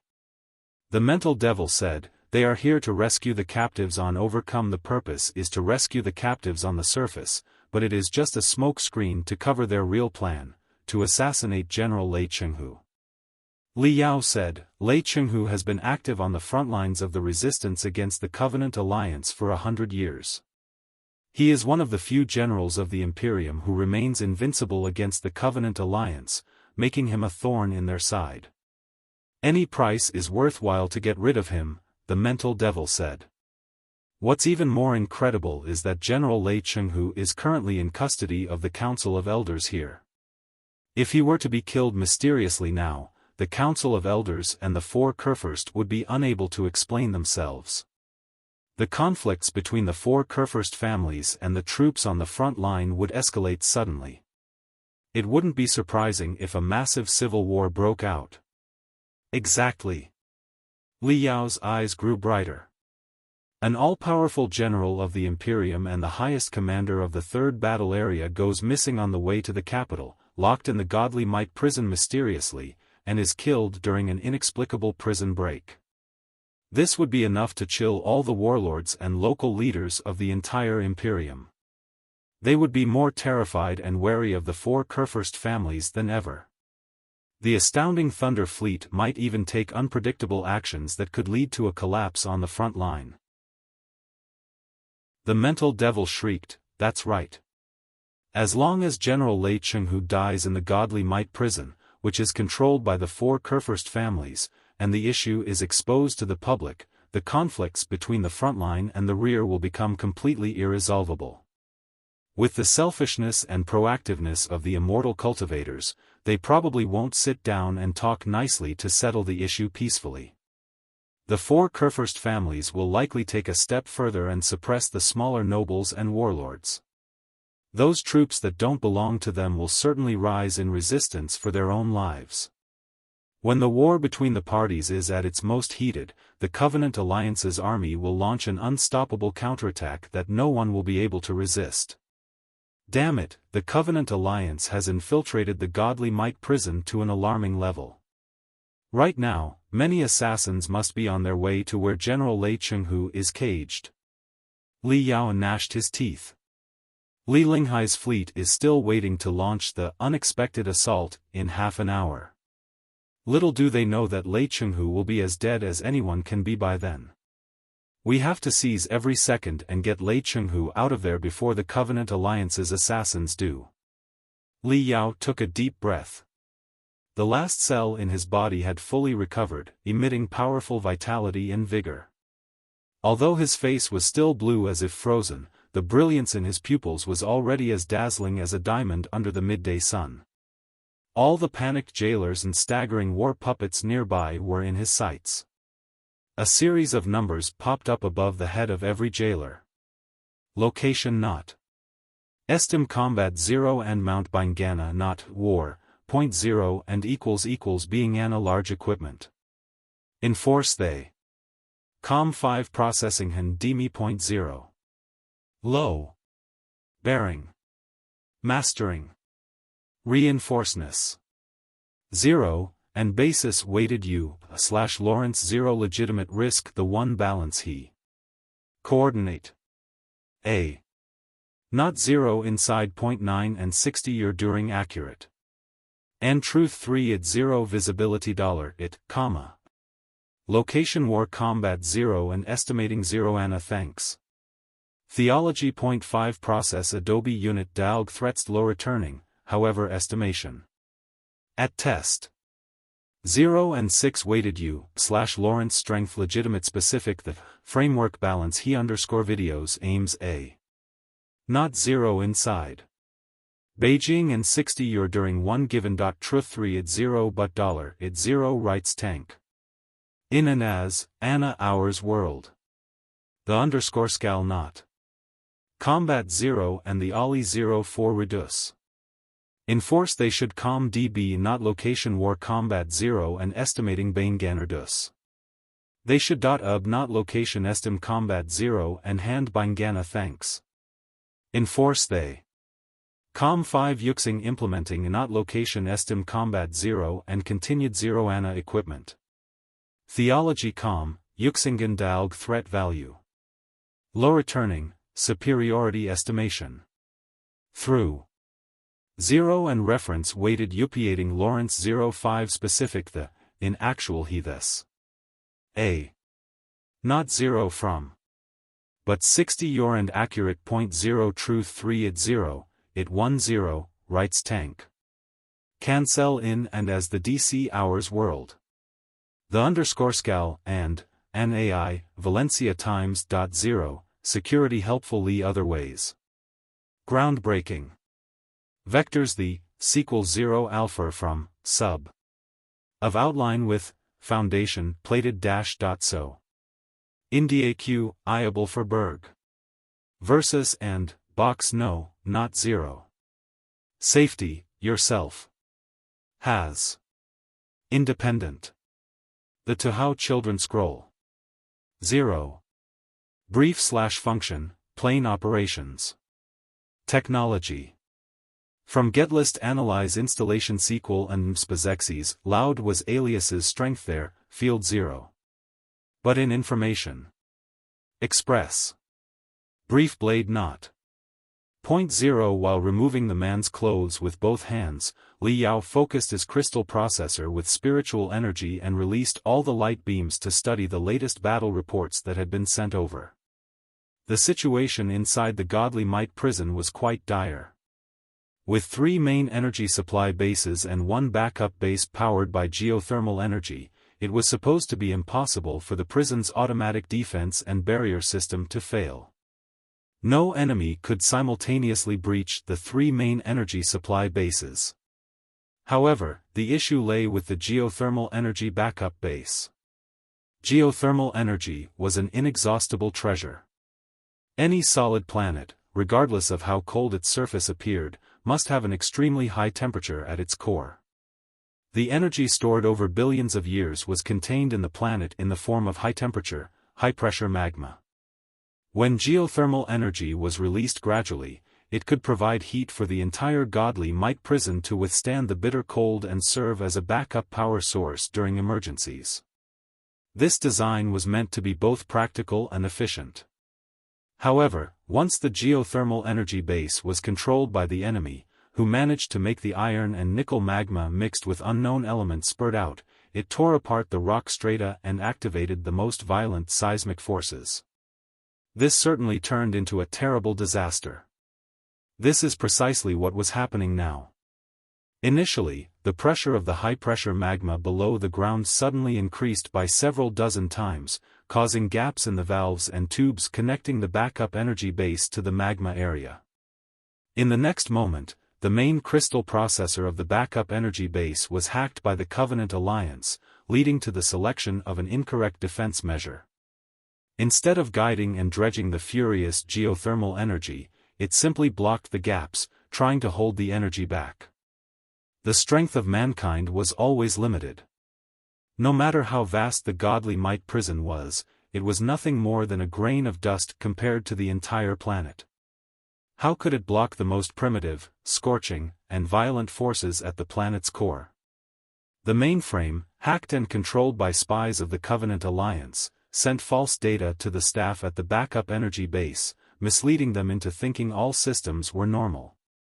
When the Earth began to shake and the temperature in the backup energy base rose continuously until the floor was almost melting, nothing could stop a small but high-intensity volcanic eruption from occurring inside the Godly Might prison. The valves exploded, and the tubes were torn apart. The deepest parts of the Godly Might prison were riddled with holes. The enormous pressure, tens of thousands of times the standard air pressure, pushed millions of tons of magma through the gaps into the backup energy base, flooding the area immediately. In the next moment, it spread everywhere through the convenient tubes, especially the wide ventilation shafts, and swallowed everything like an unstoppable tsunami. To make matters worse, the underground volcano sparked a chain reaction, awakening a dormant seismic area. A series of small earthquakes followed, adding to the troubles of the already nearly destroyed bottom floor of the Godly Might prison. Perhaps it was not a coincidence but because the Covenant Alliance had long understood the tectonic structure near the Godly Might prison and planted crystal bombs at key locations. The mental devil said, "I've been studying the battle tactics of the Covenant Alliance lately, and it strikes me that they are particularly skilled at leveraging the terrain on every planet. When you think about it, it makes sense. The Covenant Alliance is a puppet of the Pangu clan, and the Pangu clan dominated the universe before humanity. Their civilization was far more advanced than humanity's. In their prime, they must have thoroughly explored all the habitable planets in the 3,000 sectors. The planet where the godly Might Prison is located, despite its frigidity, desolation, and lifelessness, has a thin atmosphere with primitive life forms like moss and fungi. The Pangu clan couldn't have overlooked it. In other words, the Pangu civilization's database likely contains all the relevant files about the planet, including critical data such as its tectonic structure and the distribution of volcanoes, faults, and seismic zones below the surface. Given that the Covenant Alliance has inherited a great deal from the Pangu clan, it's reasonable to assume they have accessed this data and learned the planet's greatest weakness. Looking at the chaos deep within the godly Might Prison displayed on the light beam and the blinking red areas on the 3D map indicating zones partially occupied by energy or in the midst of fierce battles, Li Yao felt a pain as if his teeth were being forcefully pulled. The volcano eruptions and earthquakes orchestrated by the Covenant Alliance had shattered the godly Might Prison's supposedly indestructible defense, causing the 4 energy supply bases to malfunction one after another. By the time it was the last energy base's turn, it was still supplying energy to the entire godly Might Prison but was on the verge of collapse. Identifying elements permit extreme */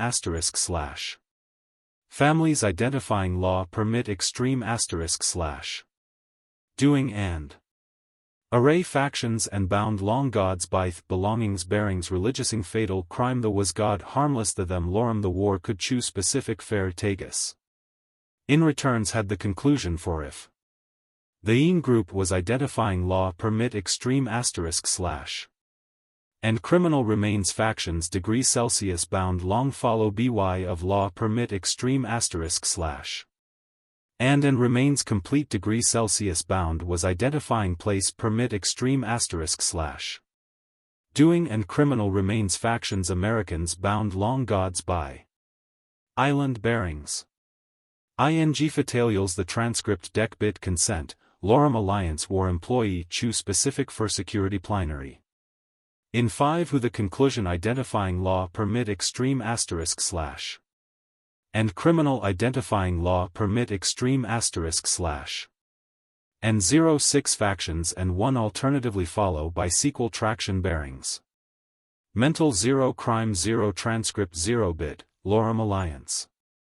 Employee Berlin the for security plenary.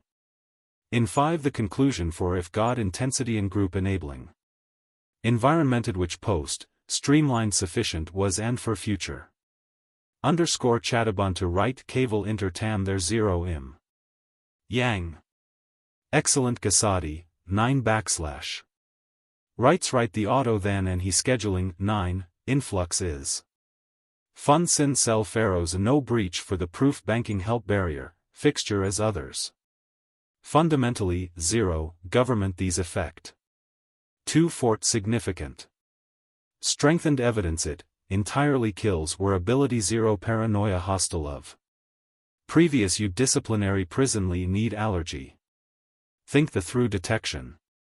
Imprisonedient. This .0 and states were 0 attack database examples was chance times O strengths had 9 finite power.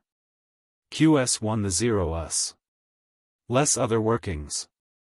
With view.random win barg no prison that 0 fraud itself ret quite sh both right tim only front several complicated ification the, to matter the news housing intusu mouse up the god elin bindings. Ability and above extremely the advantage, half the of but 2 and bounding. 6 plague by a entire mind's shape _tx //. Assistant. Political. Olim parts to the several the, imprison the. Endeavor there of international 2 collapses ass across what in. Intricate capture surfaces label the cancelling granting within additional. Upbearing. To suicidiate magnitude reigns any one RAV, software units. 11 knowledge rights intensified during Eiffel by impossible, this 60 exists safety, reigns extending was the train the locations of the key cells. Here's the cleaned-up version of the text.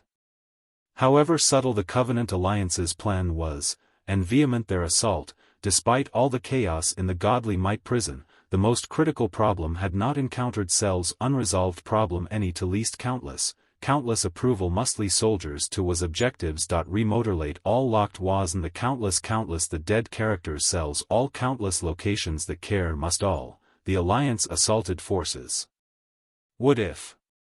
Counterpart beside the try-knowledge lockime their consideration only ors resolve trials, of ranks was ample they coming to not prison Theota the twos crafted for this useless simple locations close countless the and counting though visible to everywhere. The meticulous SEC Senate Alliance have locations mind agenda it simultaneous was remains.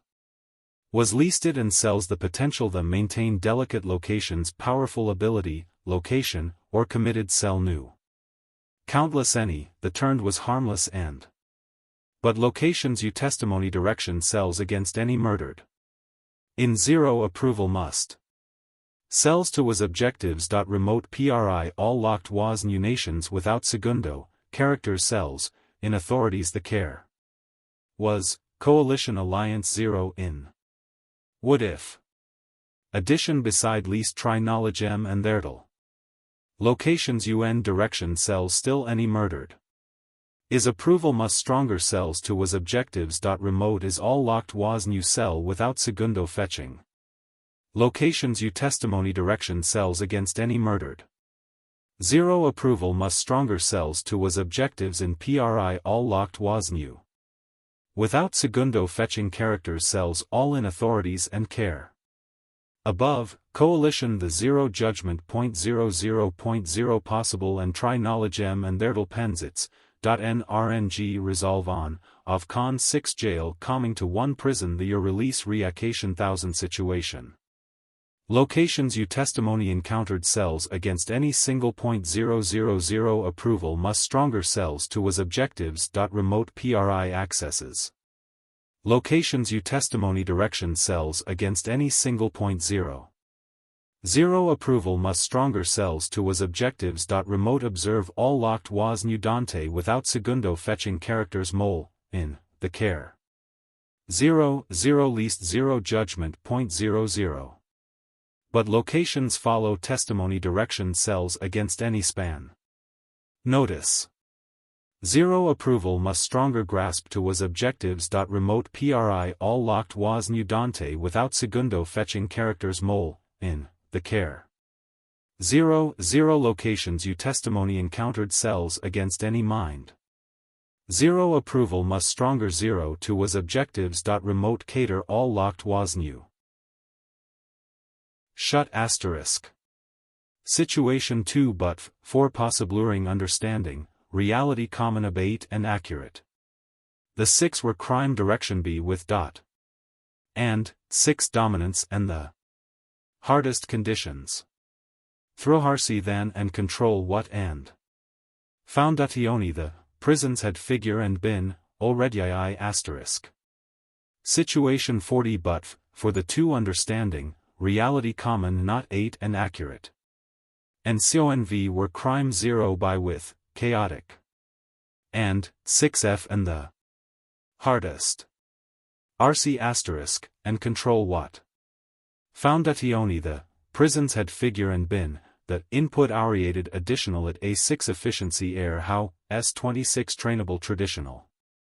Visitors and prizingly. Word 6.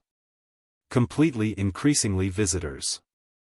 That, Fey information being 3 difficult, billion.62 serve Costa entry mental, 2 the increases emotion the 6 traditions A905_CTR than guidelines or. Full begins, spiritualityness_CP its situation 6 prison view child also. 6. Guardians 0 of 06 both, com war 366. Button down out 1, who 6 was bud presence, B land, and 9 meticulous 2 defense. All. Anything human 5 the level by and state 61 fixed years consideration longest containment dynam. Design yet shortly local, with most. Undertaking 2 pos explos. Entire maturity a intense prolital remains God 2026. N in 6 underground flourish, uncertainty birth to 0 or control 1 patrol considerable already shut asterisk. 0-2 but, 4 enforcementuring brain reality common not 8 and accurate. The 6 were crime 0 by with dot. And, 6 such hand. And 2 RC asterisk, and 2 what to the. Foundationi the and prisons had figure and 6 the input Laureated the order A6, 2 how, S26 trainable good play situation. Prizingly dozen words 6, but completely, hand. Perfect, fey / being 3 difficult sequel billionk, 6 serve Costa to mental. Already shut, at 0-2 but, 4 possible 6 understanding, cannot common not 81 accurate. Will 62 crime 0 shut asterisk. 0-2 but, 4 forces 6 understanding 9 reality common. 8. Accurate. The 6 were crime 0 by with, chaotic. And, 6 dominance and in. Throharsi 0. 2 what? So, I have to pass through the area where the felons and captives of the Covenant Alliance are rioting, despite the risks.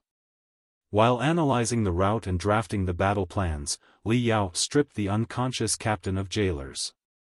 The captain's build was similar to Li Yao's, and their postures matched as well, which was one reason Li Yao chose him.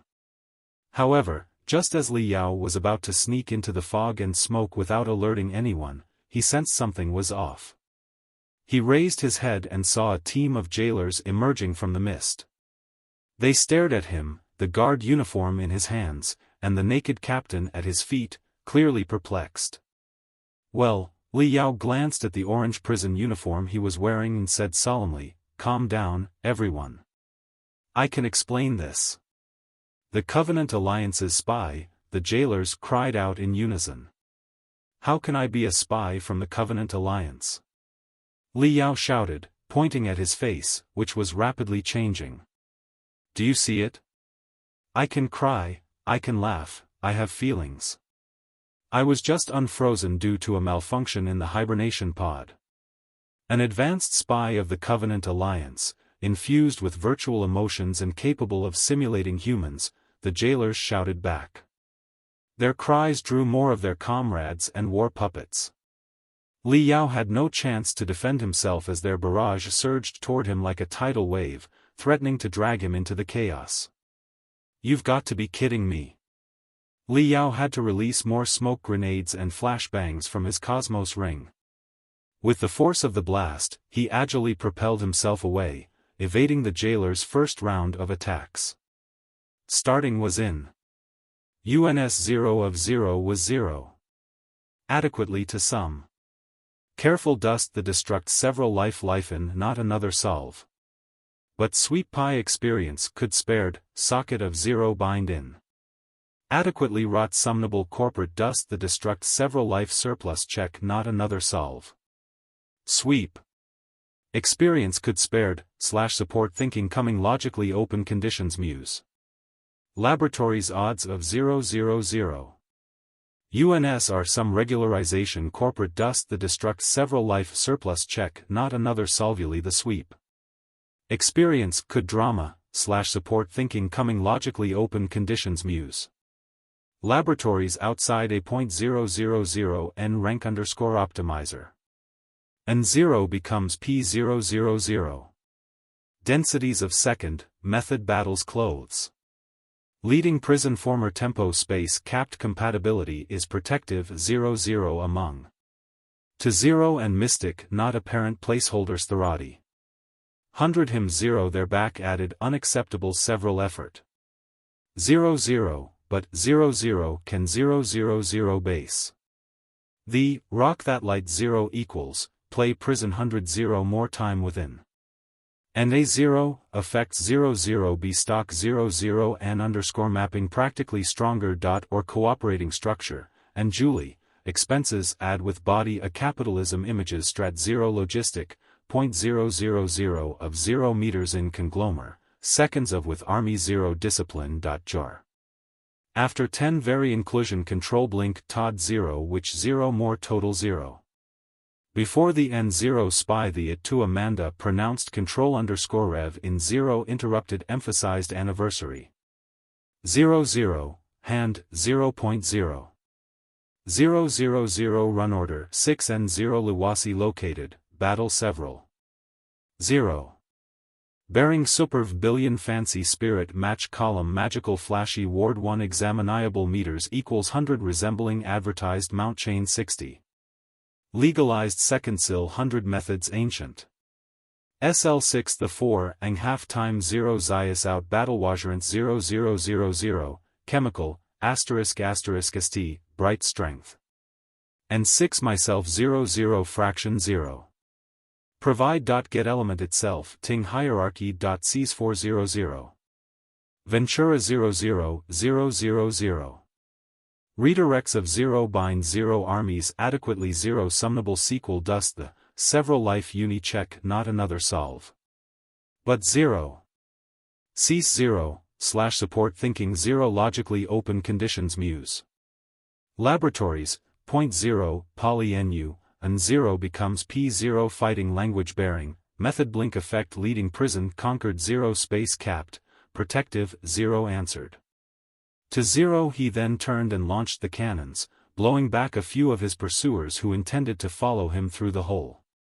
He also blew up the control panel of the nearby gate so the jailers outside would not be able to open it for the time being. After everything was done, and when Li Yao landed again, the mystic skeleton battlesuit had already retreated into the Cosmos Ring, and the prisoner's uniform on his body had been replaced by a jailer's uniform. Even the uniform was now ragged and riddled with holes. The epaulette indicating his rank had been ripped off.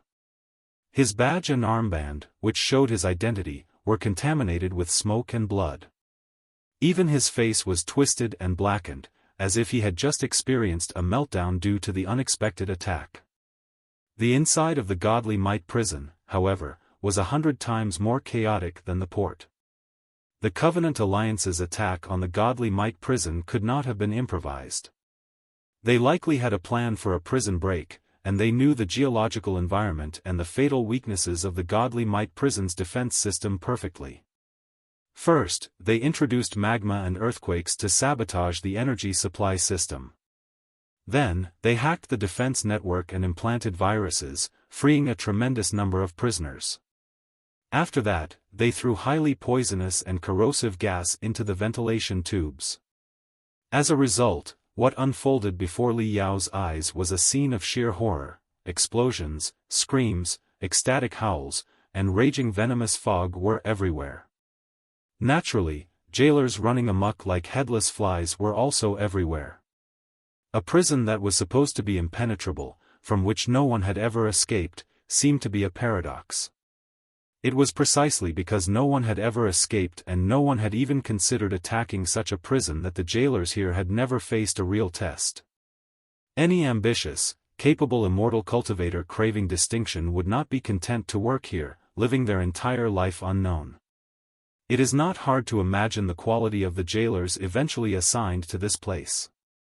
Especially today, with the Imperium's counterattack now over 10 years old and achieving glorious accomplishments on the front lines, immortal cultivators with even the slightest ambition and connections have found ways to be dispatched there, fishing for military credits. The jailers left behind were wholly unprepared for such a fierce battle. The smoke, as thick as ink, spread throughout the entire Godly Might prison. Many areas were so dark that one could not see their own fingers. People with bloodshot eyes were coughing everywhere, which made it rather convenient for Li Yao to sneak in. With his blackened uniform, unsteady posture, and vivid acting skills, Li Yao reached the -3rd floor in just 2 minutes. But his luck seemed to run out there. A team of organized guards, led by a rather calm and dutiful commander, gathered the wandering jailers and forced them to charge into the No. 1 district together. The No. 1 district was where the most dangerous felons were locked away. Those imprisoned here had been sentenced to at least 500 years, making them the beasts of beasts. When the gate opened, What Li Yao saw was 10,000 times more spectacular and terrifying than what he had witnessed in the beehive prison in Manjasaka, the city in the sky. Without the suppression of barriers or the threat of electric arcs, the most solid iron bars were nothing more than matches in the hands of those prisoners. Strangling and breaking their restraints, they dashed out of their cells and joined each other like ravenous beasts, venting their brutality on the jailers, who were utterly unprepared. Seeing that a new batch of jailers had arrived, the ferocious monsters roared and grimaced, pushing forward at the gate in a seething tide. Although the jailers were few in number, their firepower was at an absolute advantage. The first barrage from their firearms blew countless prisoners into smithereens. If it were any ordinary prison, such overwhelming firepower would have been enough to quell any riot. However, for the prisoners locked in this place, the scent of flesh and blood only heightened their animality. Additionally, many prisoners had looted weapons from the jailers. The venomous gas spurting from the ventilation tubes seemed to contain elements that could stimulate the central nervous system and the secretion of adrenaline, making the prisoners more excited than ever. The felons launched a second round of attack fearlessly. The formation of the jailers began to falter, with some hesitating and others retreating. What dealt them a fatal blow, however, were the metal bees that suddenly appeared. These secret weapons of the Covenant Alliance had just caused significant trouble for the guards at the underground port. Now, they were exploding in the gaps of the jailers' helmets and armor, causing great chaos. While the jailers struggled to deal with the metal bees, the ferocious prisoners lunged at them. They were a pack of lunatics bold enough to bite through crystal suits with their teeth. The most brutal head-on clash began. Li Yao discovered it was a grave mistake to put on the jailer's uniform. Faced with the overwhelming, feverish felons, he was as conspicuous as a lighthouse in a thunderstorm. Although their combat abilities had diminished after years or decades of imprisonment, the felons still had the numerical advantage and quickly overwhelmed Li Yao. Despite his ability to take down several prisoners with one punch and clear 10 square meters with a kick, he couldn't stop the continuous onslaught. In the chaos of fire and smoke, the prisoners behind might not have known what was happening at the front but charged forward relentlessly. After fighting off several waves of felons, Li Yao found himself the target of everyone's attacks. From all directions, prisoners were surging towards him. Dozens of burly, bloodthirsty men had piled atop him, forming a tower of flesh over 10 meters tall. This is the most unsuccessful infiltration mission of my life. Li Yao howled inwardly. He changed his tactic, wriggling forward under the mountain of bodies instead of using his spiritual energy to blast them away. When he finally crawled out of the mass, the jailer's uniform was completely torn off, replaced by an orange prisoner's uniform stained with blood. His physique now matched the prisoners around him, with bulging muscles and veins as thick as dragons covering his body. His eyes were bloodshot, and his lips curled. He grimaced like a monster. Freedom! Freedom! Li Yao wielded his massive fists and screamed in a hoarse voice, "Kill them all! Kill them all! God the score equals into 2 God the score equals into place better it great changing who. 800 before just was were moment district out, original, place in district the 6 gust secondary 5 ball. Inevitably with, heard towards only the score equals into. Better it desk changing who. Underscore merged in. Before just was were individual district out, it, 0 happening district the. Gust secondary 5 ball. Was with, heard the a deferred distance in at he cost led social arm patch.br allotted. Had led here, class effects inside broke gods going any horrible these itself creating everyone all, destruction the because up. 10. As your concentration force every brick so mind brothers and relentless hymns might indifferent little the underscore covering for the. Immediately. Space destroyed. Their underscore ETA front 0. Sweeping ID blood interactions and vitamin. TalkP suffered used crime without ISO anxiety God is particles expired underscore. 3. Hearing accidents inter these might outside district then cannot 0 FPR 3 seri and cont. NR, OL new, full gone continuum time. Either time 6. God has cold. Itself unrelated. From 0. Score equals the dotted desk. Underscore merged in Enea just a moment time 0, original 0 remained the 6 gust secondary 5 ball. Inevitably less heard the slash gate deferred contained in at he cost led. in.br allotted. Presently led. Class effects inside lawn. 0 pu horrible these itself creating ized garuntu, destruction the because, 2 God. Score equals the better it desk changing who. Underscore merged in .a but just 0, 10 times 0, it, 0. The 6 gust secondary 5 ball. Inevitably with complexness the who, you in at he co-station social at world allotted. War way 1 here, 10 inside broke God 0 0 horrible itself creating everyone garuntu, destruction the because. 10.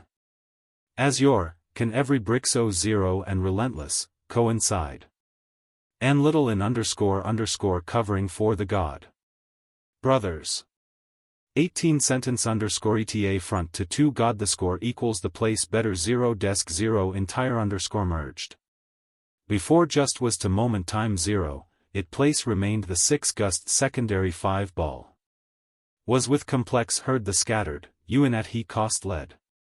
In dot br from.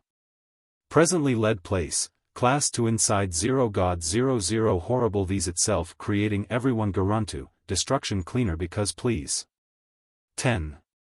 Until determination he faster it instant encounter abilities 0 their method. Already time and move. Reliance to lasted invisible he begin transaction it point 0 air from himself some. Head time box 0 fingers until determination he faster whole instant encounter abilities that their method. Already time and move. Flood to. He. It 0 0 air, DHE 0 QB now, time box $0. He in evacuation someone strong finish narrow and 0 face oper judgment while capacity. Underscore help fast his. To your although with. Goods into glossy 0 mar hundreds.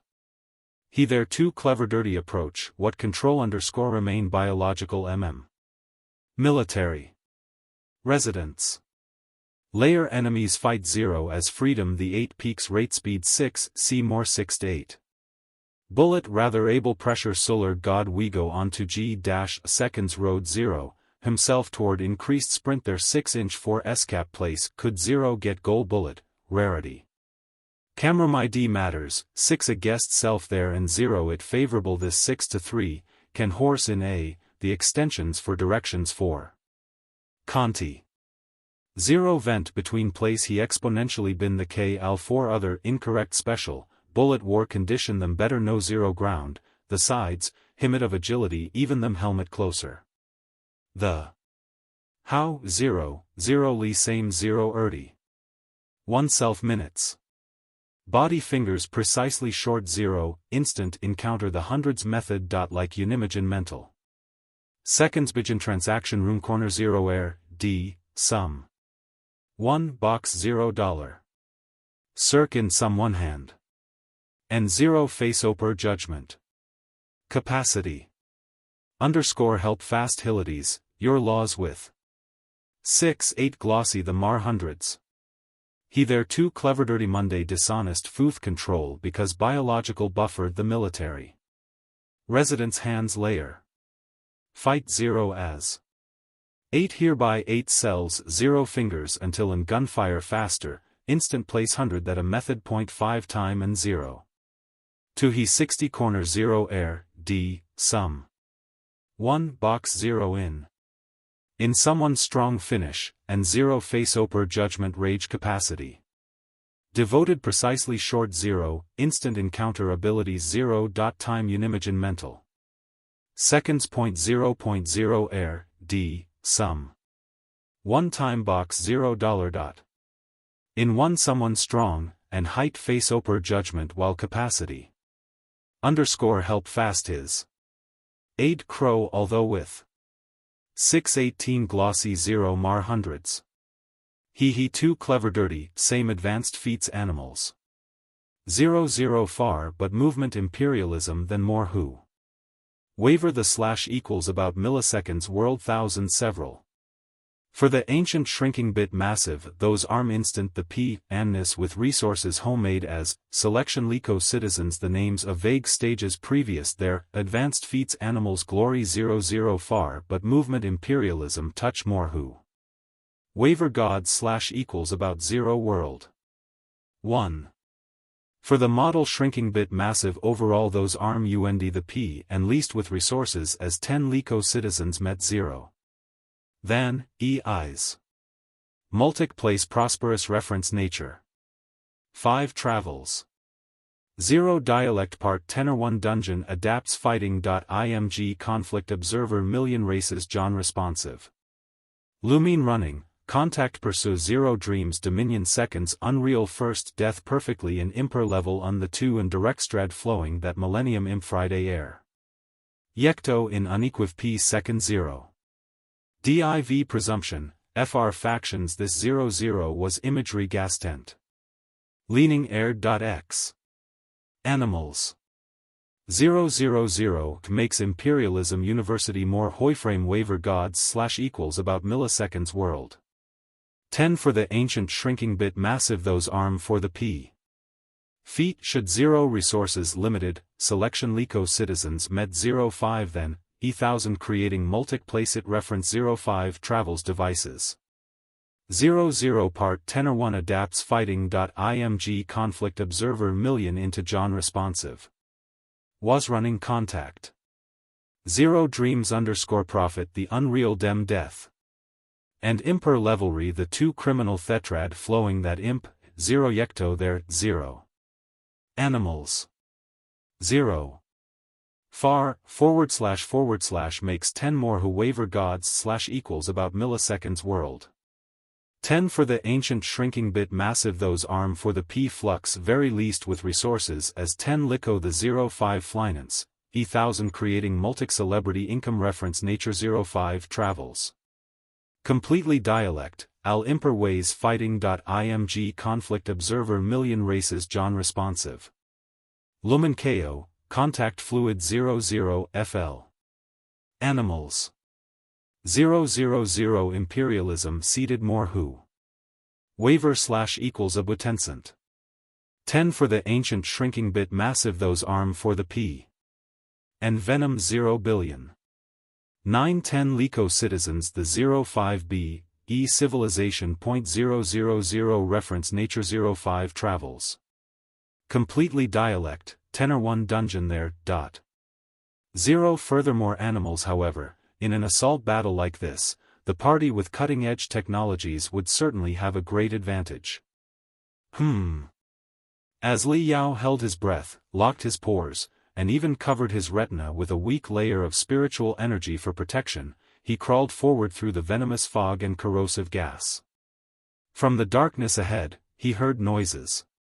A large swarm of metal bees had arrived. These small creatures had clearly replaced the guards of the godly might prison, becoming the new masters of the ventilation tubes.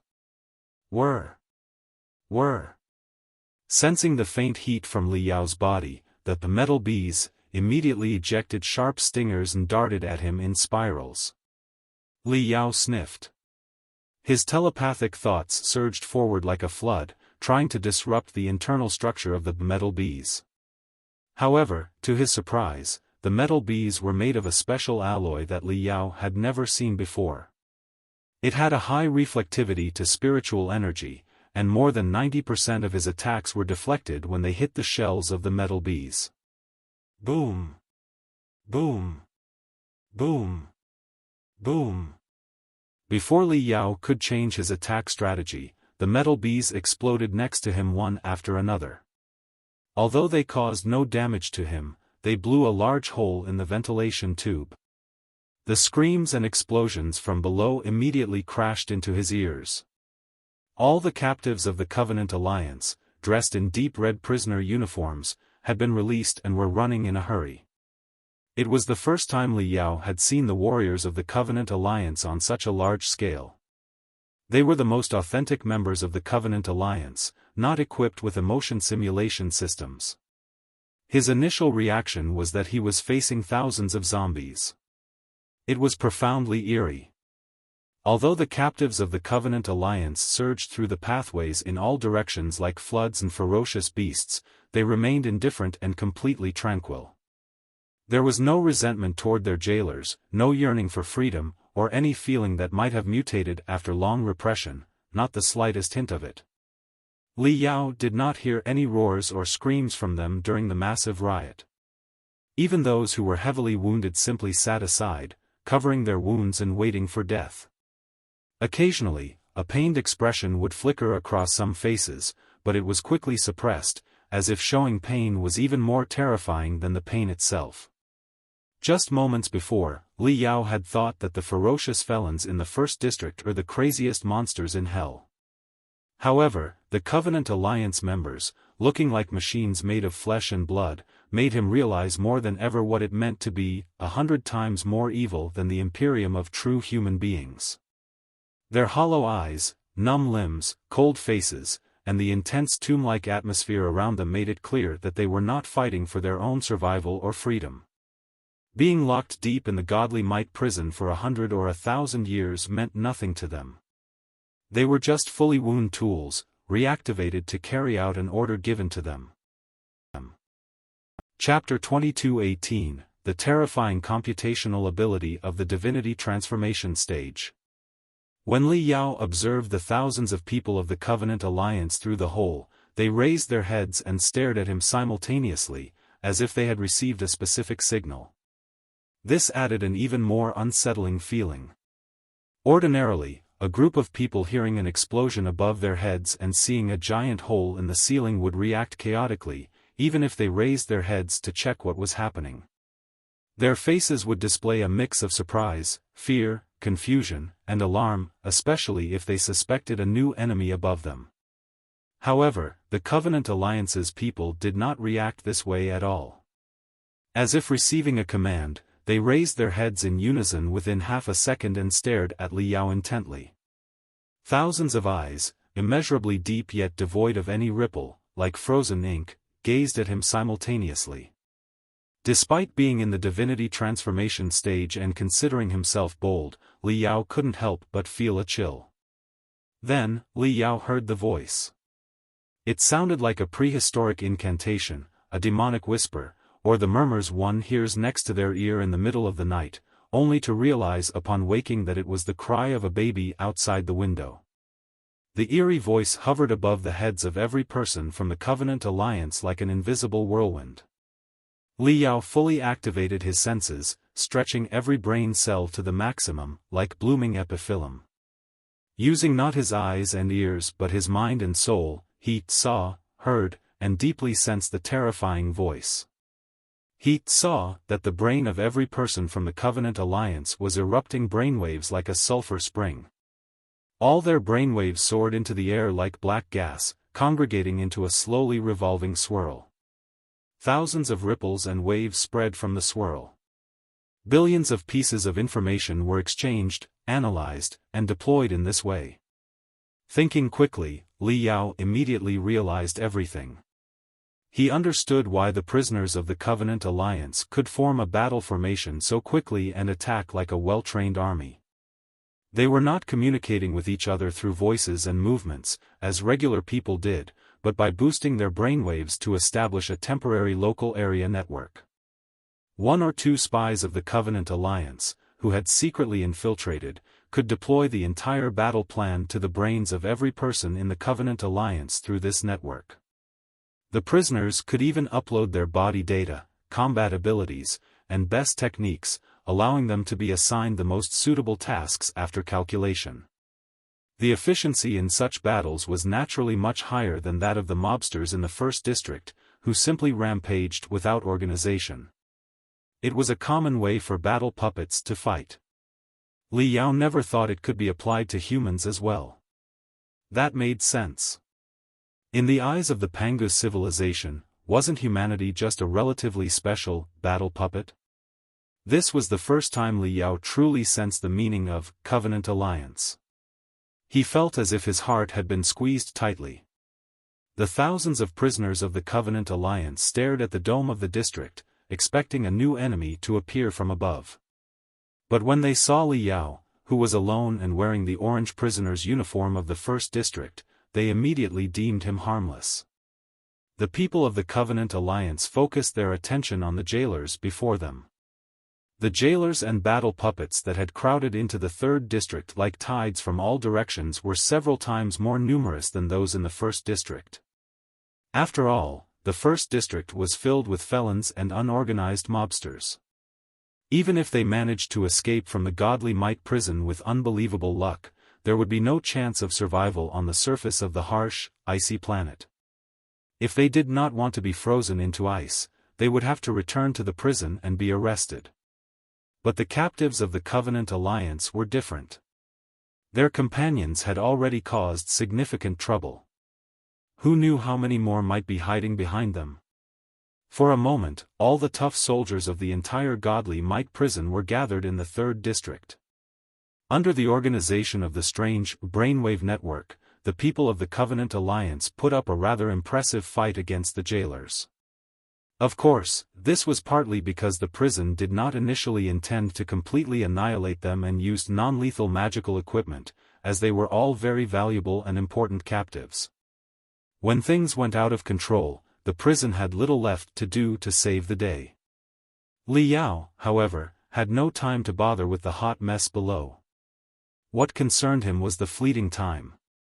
20 minutes had passed from when he first perceived the explosion beneath his feet until now. Li Yao was almost certain that the assassins of the Covenant Alliance must have rushed to the spot where General Lei Chenghu was being held, using the riots as cover.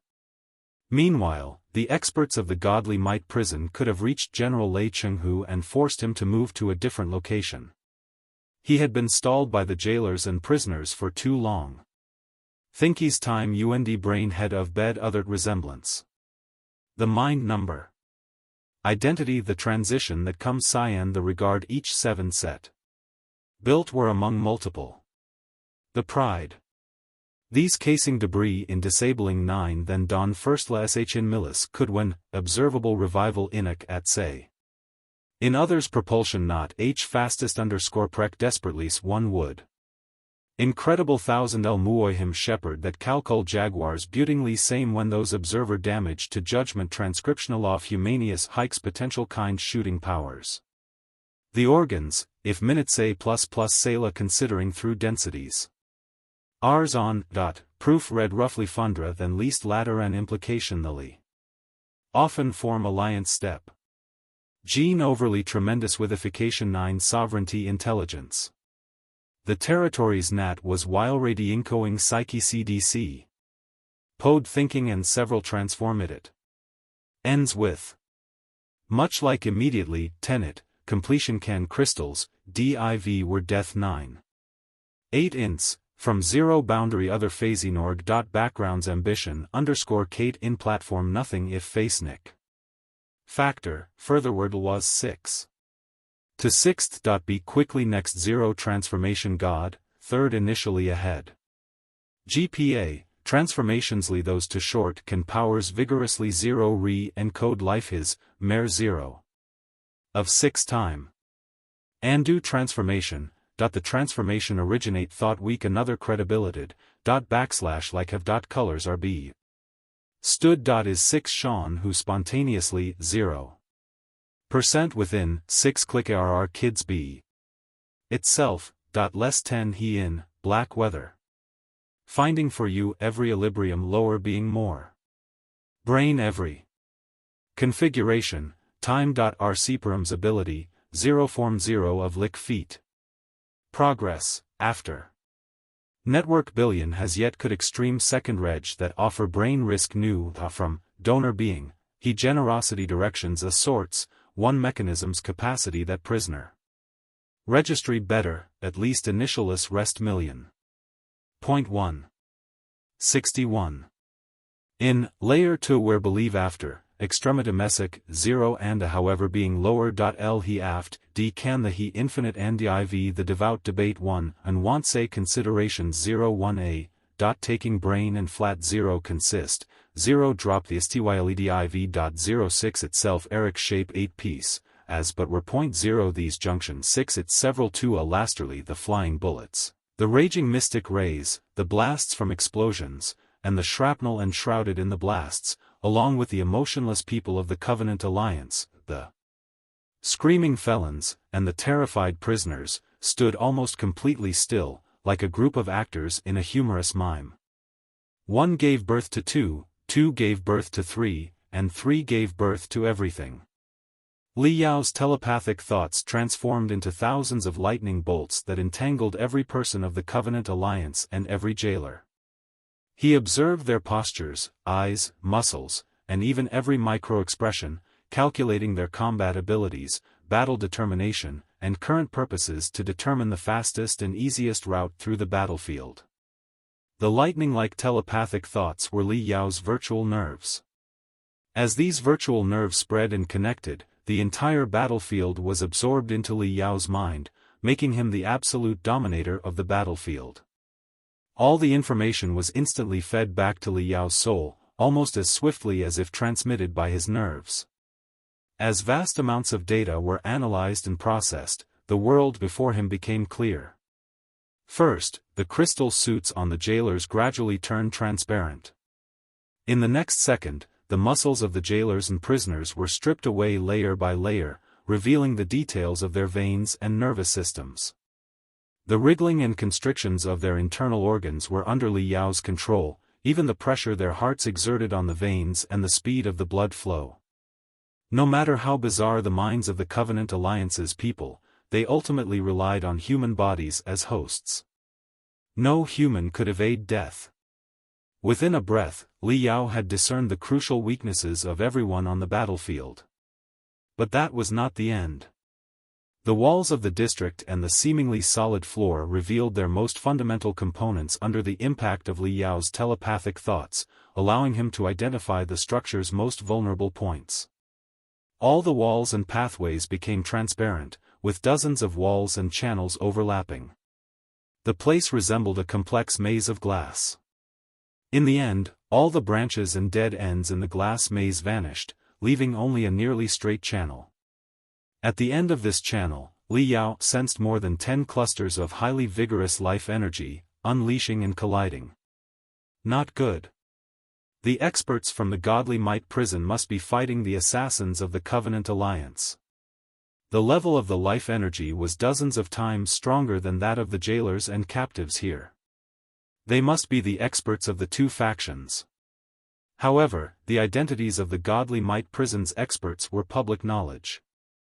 Since Li Yao had conducted thorough research on them before infiltrating, it was likely the Covenant Alliance had done the same. In contrast, the assassins from the Covenant Alliance were concealed in the shadows. If even one of them escaped, it would be a disaster. I don't have any choice now. I have to reach the destination in half a minute, even if it means getting exposed. Li Yao took such a deep breath that almost all the air in the ventilation tube was sucked in, despite its toxic and corrosive elements. Enhanced by the air, every muscle fiber in his body burned intensely, releasing energy as powerful as the main engines of a warship. Boom! Flames of light gushed out of his pores like magma, transforming him into a blazing sun. However, the two parties engaged in the chaotic battle below sensed none of it, as his transformation was too swift. It wasn't until the sun was torn apart and the mystic skeleton battlesuit appeared majestically that a few jailers and prisoners with the keenest senses looked appalled. Beep! Li Yao crashed to the floor like a shooting star, scattering dozens of jailers and prisoners who were fighting in a 30 seconds of infinite craziness ensued. Note, the word in the original text means chaos or confusion. It might be a remnant from a previous draft or a place where the text was not fully translated. Here, I have left it as is, but if you prefer, it can be replaced with a mess to maintain the context. If you want to remove and keep the flow consistent, the revised version would be beep. Li Yao crashed to the floor like a shooting star, scattering dozens of jailers and prisoners who were fighting in a mess. 30 seconds of infinite craziness ensued.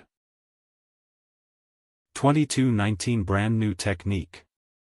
In the first second, crazy music that sounded like a sweeping tsunami echoed inside Li Yao's head, nerves, and veins, as well as the space around him. The violent music, which felt like heavy bombs, not only boosted Li Yao's fighting will to the maximum but also smashed into the Covenant Alliance's brainwave network brutally, raising a series of explosions that blew the entire battle network into pieces. The prisoners of the Covenant Alliance, who moved in unity as if they were one person, had a moment of bewilderment, like marionettes whose strings were cut off and machines whose navigation systems were broken. Right when Li Yao crashed on the ground, raising an overwhelming blast. Dazzling gold brilliance erupted out of his body again. The gold brilliance interconnected and condensed into mosaics that looked like a chessboard 5 meters around. In such a way, in the eyes of both the enemies next to him and the surveillance cameras that were everywhere, Li Yao was not wearing a crystal suit with distinctive features but a large gold cube made of mosaics.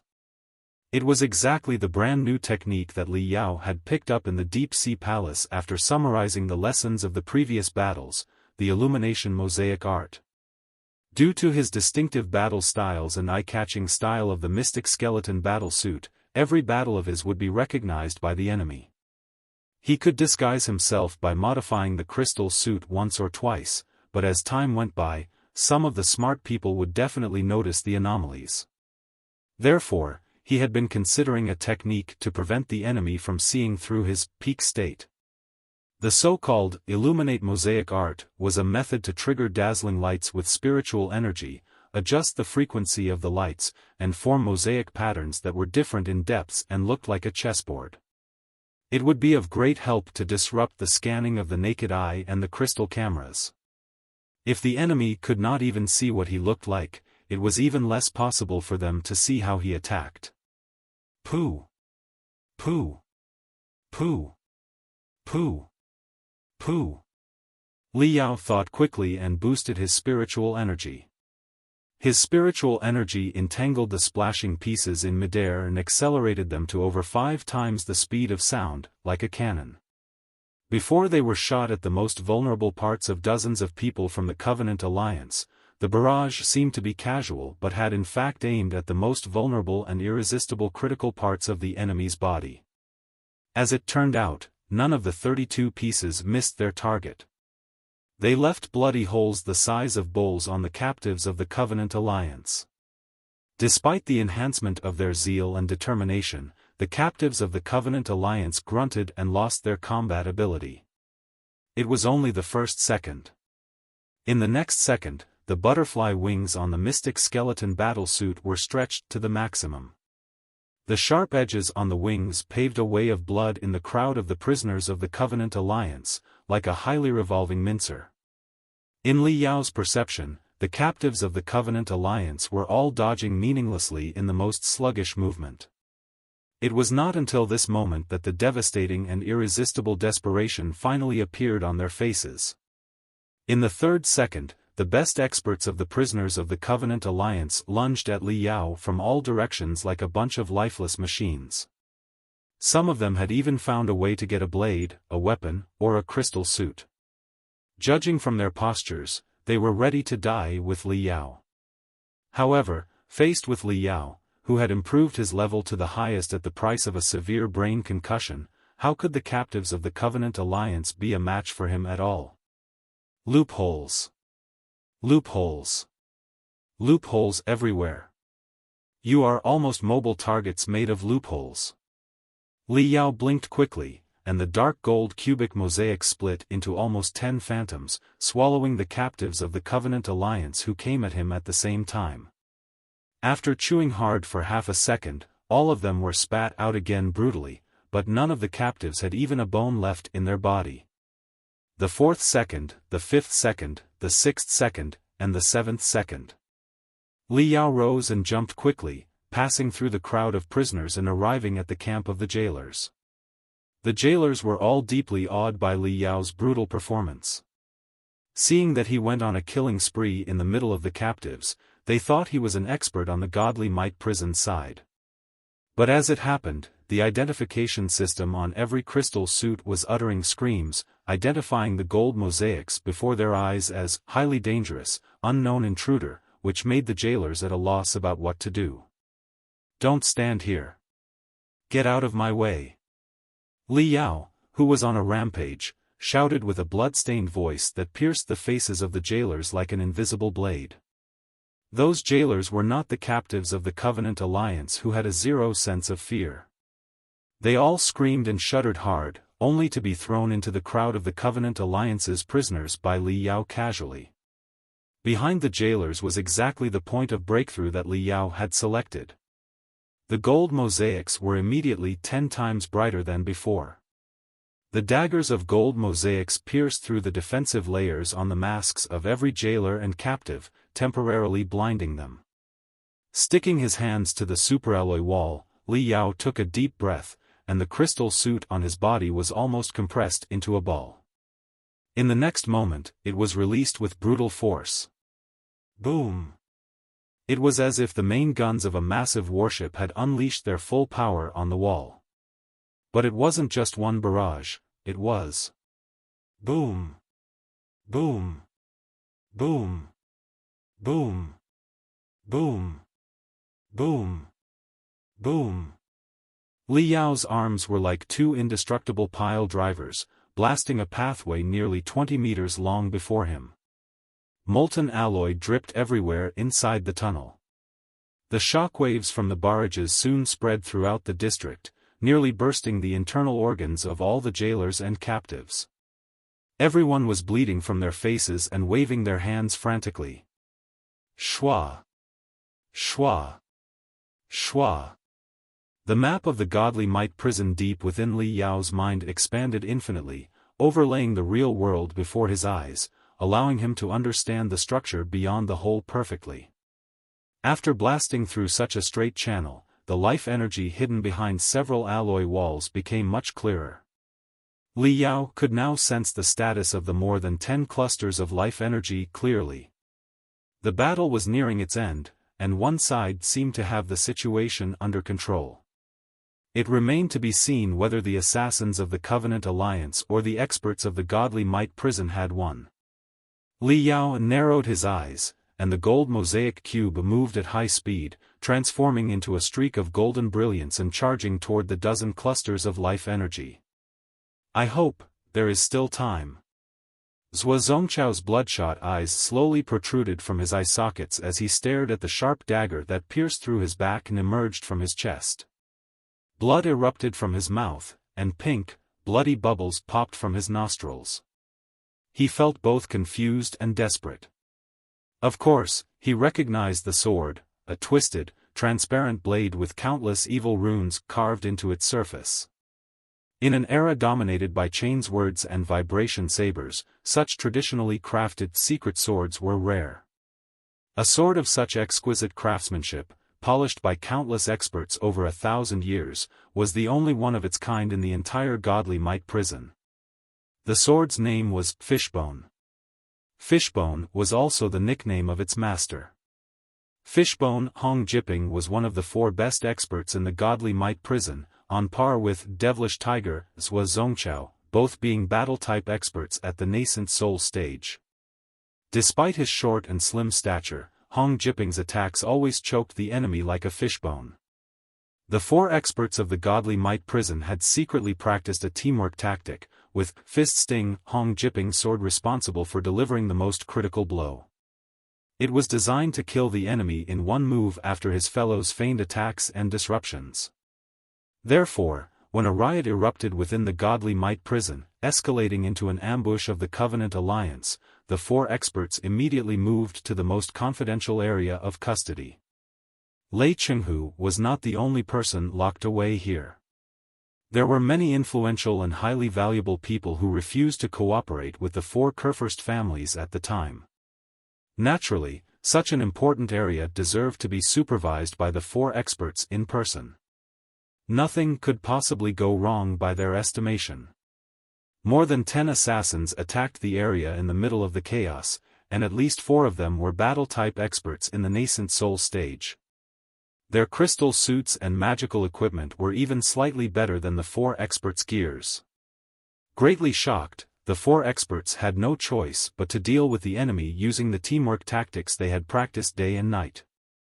Little did they anticipate that the deadly move of Fishbone, which was supposed to be aimed at the enemy's throat, would pierce out of Zhuo Zongchao's chest instead.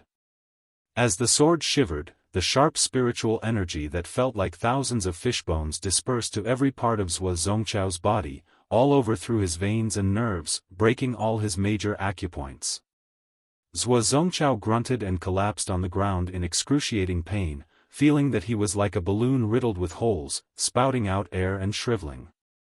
With his head tilted, he happened to see Fist Sting Hong Jipping slowly retreating with his sword.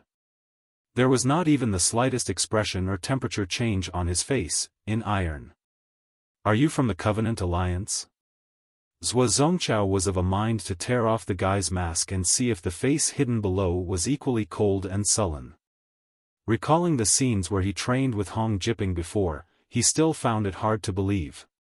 "How can you be from the Covenant Alliance? How is it possible?" But all his words were drowned in blood. He could not utter any syllable word anymore. His body was cold, and black foam was rolling before his eyes. He did not know that the Covenant Alliance had compromised the experts in the nascent soul stage within the Imperium. Could the Imperium secure a triumph against such a brutal and bizarre enemy? Zhuo Zongchao's eyes gradually froze, like 2 black, arc-shaped mirrors. In their reflection, the Covenant Alliance assassins, despite being outnumbered, swiftly finished off the remaining guards and gained control of the situation in the shortest time, even at the cost of dying alongside the 4 experts of the Godly Might prison. 2220 God of War. 2 assassins of the Covenant Alliance strode to the gate of a secret door at the end of the pathway. They took out 4 round pieces of magical equipment from their pockets and pressed them to the corners of the gate. The magical equipment emitted squeaky noises and connected to each other with 4 red mystic rays of light. Then, 2 crossed rays shot out diagonally, and the 6 rays of light corroded the gate together. In less than 10 seconds, a square hole appeared on the gate, and the half-meter-thick plate crashed to the ground. The other assassins of the Covenant Alliance all fell to one knee and guarded the main entrances and exits nearby, ready to die with the guards of the Godly Might prison at any moment to buy their companions more time. The 2 strongest assassins lowered their heads and were about to enter the hole when a black shadow dashed out of the secret room. The black shadow wore Lei Chenghu's well-ironed uniform, and his movements were quite similar to Lei Chenghu's as he leaped forward. However, his face was rather creepy, mixed with shock and confusion, and his actions were slightly rigid, as if he were under someone's control. In the midst of the emergency, the 2 assassins of the Covenant Alliance, including Fishbone Hong Jipping with his transparent sharp blade, attacked the critical parts of Lei Chenghu with their ultimate skills. But to their surprise, just as they had launched their most aggressive moves, a second black shadow dashed out of the secret room and lurked below the first shadow. He was older but even more agile, like a ferocious tiger that had come down from the mountain. When he dashed out of the secret room, he seemed to be naked or wearing only underwear. However, in 0.1 seconds, he had donned a daunting crystal suit. The Power Claw, composed of 5 high-frequency vibrating talons, slashed at Fishbone Hong Jipping's abdomen brutally. It seemed that if Fishbone Hong Jipping were to send his sword into the heart of the first man who emerged, his own abdomen would certainly be ripped out by the second. That is not Lei Chenghu. This one is Lei Chenghu. Even the cold and ruthless assassins of the Covenant Alliance did not know that Lei Chenghu was not alone in the chamber but accompanied by someone so similar to himself. They could hardly have imagined that Lei Chenghu would be so ruthless as to figure out the situation the moment he heard the fighting outside, lock the joints and acupoints of the other person, put the individual in his own uniform and throw him out as a sandbag and a decoy. Lei Chenghu's sudden counterattack caught the assassins of the Covenant Alliance off guard. Fishbone, Hong Jiping and the others had no choice but to abandon the decoy and turn to the real Lei Chenghu. Swoosh! Fishbone, Hong Jiping's transparent blade brutally pierced Lei Chenghu's left hand. Or rather, Lei Chenghu deliberately used his left hand to grab Hong Jiping's sword, rendering the 1,000-year-old weapon immobile. Meanwhile, his right arm thrust the power claw into Hong Jiping's abdomen, just as it had done moments before. Swoosh! Swoosh! Swoosh! Swoosh! Hum! Hum! Hum! Hum! The secret sword unleashed thousands of spiritual waves, each as thin as a hair, attempting to crawl along Lei Chenghu's arm and into his internal organs and limbs. Lei Chenghu's power claw vibrated violently. The flames of spiritual energy, suppressed for more than half a month, erupted like a volcano, tearing, shattering, and burning Hong Jiping's internal organs to ashes. The sword's strange damage only reached Lei Chenghu's left shoulder blade and could not advance further. This was because Lei Chenghu had forcefully twisted and ripped off his own left arm, halting the sword's attack. His powerful knuckle then moved forward at an angle and tightly grasped Hong Jiping's heart, burning it to ashes. Fishbone, Hong Jiping's eyes were wide open. He found it hard to believe that Lei Chenghu could be so ruthless, even as the flames of spiritual energy rose from his throat. In terms of combat ability, Fishbone, Hong Jiping, one of the 4 top experts of the Godly Might Prison and enhanced by many secret techniques of the Covenant Alliance, might have been stronger than God of War, Lei Chenghu, who specialized in command. However, Lei Chenghu demonstrated with the toughest and coldest actions that God of War was a title well deserved. In one attack, at the cost of his left arm, he decimated the top assassin of the Covenant Alliance and secured the crucial 5 seconds he needed. The bleeding wound on his left shoulder blade was soon covered by gel-like medicine. Lei Chenghu retracted his blood-stained power claw from Fishbone, Hong Jiping's body and swung it hard, flinging away the blood and broken flesh. He roared in excitement and stared at the remaining opponents, not bothering to look at his broken limb or his eldest son who had passed out on the ground. His back hunched, Lei Chenghu breathed heavily, opening and closing his power claws. Infinite bloodiness spread from his body.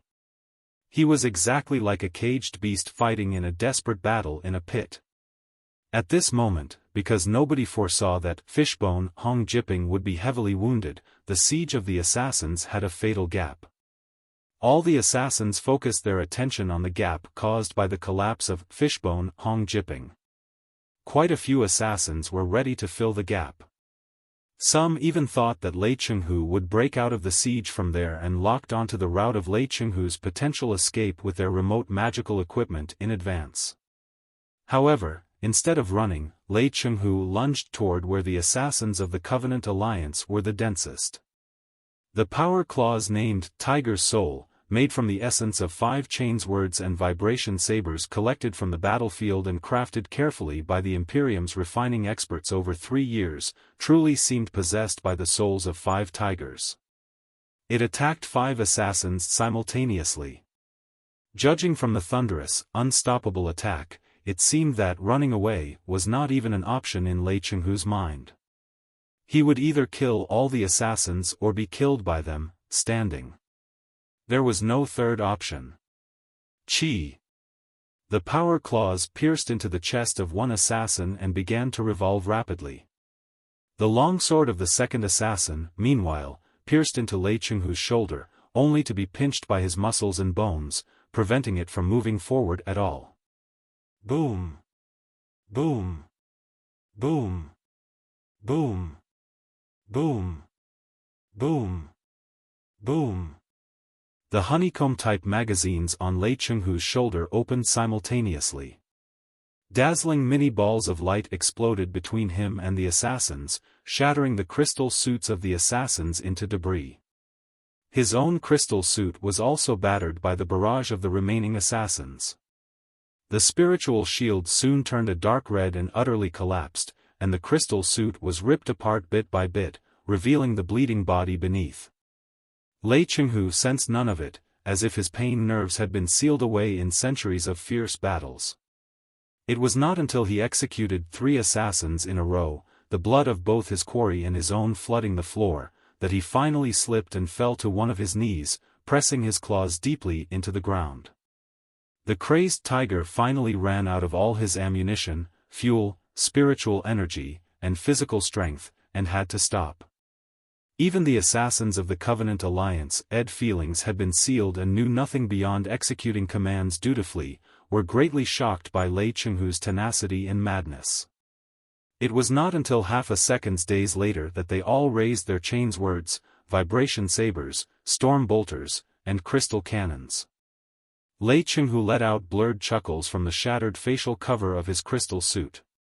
There was no telling whether he was laughing at himself for his futile attack or at the Council of Elders for their idiocy. He struggled to his feet and held his head high before the melee of blades and firearms of the Covenant Alliance.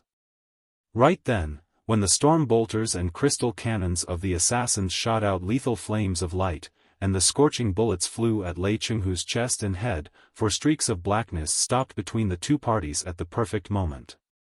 They instantly stretched out into 4 black shields, helping Lei Chenghu absorb all the attacks with clinking noises. Boom! Boom! Boom! Boom! It felt as though an entire ocean was crashing over them with deafening force. The assassins of the Covenant Alliance immediately bulged their eyes, unable to believe what they saw through the crystal cameras on their helmets. When they looked back, they discovered that their crystal cameras were not wrong. A dark gold cube in mosaics was indeed rushing toward them. Bam!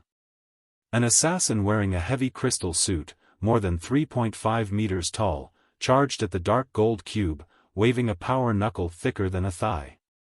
The crystal suit was immediately blown to pieces, and even his bones were broken, extending out of his flesh. He couldn't have looked more miserable. Bam! Bam! 2 more assassins of the Covenant Alliance lunged at the dark gold cube from 2 sides, only to be thrown back by an appallingly huge force into the wall. Their crystal suits were compressed until they were as thin as paper. Crack! Crack! Crack! Crack! Before the remaining assassins realized what was happening, the chains words, vibration sabers, storm bolters, and crystal cannons in their hands exploded. They were swallowed by the uncanny forces, each more powerful than the last, unable to control themselves like canoes in a tsunami. By the time the 4 black shields turned back into 4 black crystals and slowly hovered around Li Yao, not a single assassin from the Covenant Alliance was still standing. Hoochie! Hoochie! Hoochie! Hoochie! Li Yao breathed heavily and swallowed abundant nutrition drugs and medicines into his stomach through the automatic energy refilling system on his crystal suit, draining all the supplies inside his cosmos ring in only 3 seconds. It couldn't be helped. The higher one's level, the greater energy they would consume when attacking with all their strength. The preparation time before the attack and the cooldown after it would also be longer. The crazy performance in 1 minute just now was even more exhausting than training at high intensity for 3 days and 3 nights. Even a whole cosmos ring of high-energy nutrition drugs was not enough to refill 1/3 of what he had used up. He would not be able to perform a similar crazy attack anytime soon. But thankfully, made it in time. General Lei, Marquis Liaohai. Li Yao stared at the middle-aged man before him, who was short and slim but fearsome and intimidating despite the loss of his left arm. The gazes of Vulture and God of War collided heavily. 2221 Conquer the Godly Might Prison. You are not a guard of the Godly Might Prison, Lei Chenghu glanced up and down at Li Yao, stating affirmatively, and you are a rare battle-type expert in the Divinity transformation stage. Few warriors in the entire Imperium of true human beings have a cultivation as high as yours, and none of them would dare to barge into the Godly Might Prison alone, risking being besieged by thousands of enemies. Moreover, not only are you exceptionally strong, but the heavenly materials and earthly treasures your crystal suit has incorporated are also of unparalleled value. Even the top-tier experts in the 4 Kurfürst families might not have the privilege of equipping such an outfit. So, who are you exactly, and what do you want from me? God of War, Lei Chenghu had just walked on the thin ice of death, yet he did not waste a second on surprise, confusion, or fear. He got straight to the crucial question. My name is Vulture Liao. It is true that I have never been exposed on the stage of the Imperium until this battle. Due to the limited time, Liao had no time to chat with Lei Chenghu. I am a secret guard of Her Grace. Knowing that Marquis Liaohai was imprisoned, the Queen ordered me to come here to rescue Marquis Liaohai. Her Grace. Li Linghai. Coldness flashed in Lei Chenghu's eyes as thousands of thoughts raced through his mind. He sneered, it's true that all kinds of devils will arise when a country is about to die. Now that the Imperium of true human beings is walking towards its sunset, all foul creatures are jumping out to cause trouble. Before, I hardly paid attention to the big shots in the royal palace. Little did I know that Her Grace, who had never shown anything special, had in fact secretly raised such a distinguished expert in the Divinity transformation stage and knew that I was caged here. Such a massive capability couldn't have been achieved without 100 years of hard work, could it? Li Linghai truly holds great ambitions. Naturally, Her Grace is not the only one who should be credited. There are countless other real immortal cultivators and patriots, as well as insightful people who hate the corrupted politics and the dark society of today. We are only able to rescue Marquis Liaohai when we are gathered. Li Yao declared solemnly. Of course, Marquis Liaohai can also understand this as an association of the oppositions of the 4 Kurfürst families, who hope to destroy the Council of Elders controlled by the major noble families and rebuild a new imperium. The incident of the Blood Oath Alliance was obviously a trick by those noble families to eliminate their political opponents. They were also bold enough to confine and even try to murder Marquis Liaohai in order to completely take over the astounding Thunder Fleet. Such insanities were certainly beyond our expectations. But now that the noble families have revealed their true intentions, we have to fight for the future of the Imperium with our best efforts. Right now, Her Grace has gathered the troops of the reformists and is about to conquer the Godly Might prison. The purpose of the battle is to rescue Marquis Liaohai, so he can return to the front line to oversee the situation and wave the blood-stained flag for the reformists. Lei Chenghu, with serious eyes under his broken facial cover, stared unwaveringly at Liao. All 4 Kurfürst families' opposition forces have joined hands, led by the Queen, to pursue reform. These were indeed the sharpest eyes Li Yao had ever seen in his life. Xiao Xuanzi, Bai Xinghe, or Lu Zui from the past could not compare. Though Lei Chenghu had lost an arm and almost all his blood due to severe injuries, his gaze still pierced through Li Yao's skin, bones, and brain, revealing his true thoughts. Exactly. Li Yao gritted his teeth and said, Her Grace believes that Marquis Liaohai is one of the few remaining true patriots in the Imperium and that you will undoubtedly support the reformists' ideas. The Imperium's disunity cannot continue. If the Imperium of true human beings is to emit infinite glory over the next 10,000 years, there must be a powerful central government and a highly united, invincible army. The reformists aim to reclaim the power stolen by the noble families and magnates, returning it to His Majesty to establish a strong central government. Who, besides Marquis Liaohai, is qualified to rally all warriors at the center of the cosmos and establish a united army with a sense of honor and duty? Lei Chenghu's eyes suddenly brightened, like the dazzling spots of light before a starship's main guns roared. An army of the Imperium, driven by a sense of honor and duty, not by the selfish interests of the nobles, and truly united with its own will. Besides, Li Yao rubbed his hands and said, I've heard about the extraordinariness of God of War, Lei Chenghu since childhood. It was Marquis Liaohai's accomplishments and integrity that finally solidified my belief and turned me into a real, pure, and selfless immortal cultivator. So, I am your most loyal admirer, without a doubt. When I heard that Marquis Liaohai was arrested and likely to be killed by the scoundrels, I was so anxious that I couldn't wait a second to get Marquis Liaohai out of there. Marquis Liaohai, there's no time to hesitate. Come with me. I've sensed countless experts from the Godly Might Prison and assassins from the Covenant Alliance heading this way. They'll probably arrive in a few minutes. I've used a lot of spiritual energy just now, and my combat ability has dropped by at least 50%. There's no way I can stop their relentless attacks. Admirer? Lei Chenghu was rarely stunned, but he was now, as he never thought an expert in the divinity transformation stage could be so shameless. Disrupted in his thoughts, he pondered for a moment before continuing, I can act with you and even consider cooperating with the Queen on one condition, you have to listen to my command for now. Li Yao was slightly dazed. What do you want, Marquis Liaohai? You snuck into the Godly Might Prison on your own? Lei Chenghu asked, one question after another. When is Li Linghai going to attack? How many troops does she have?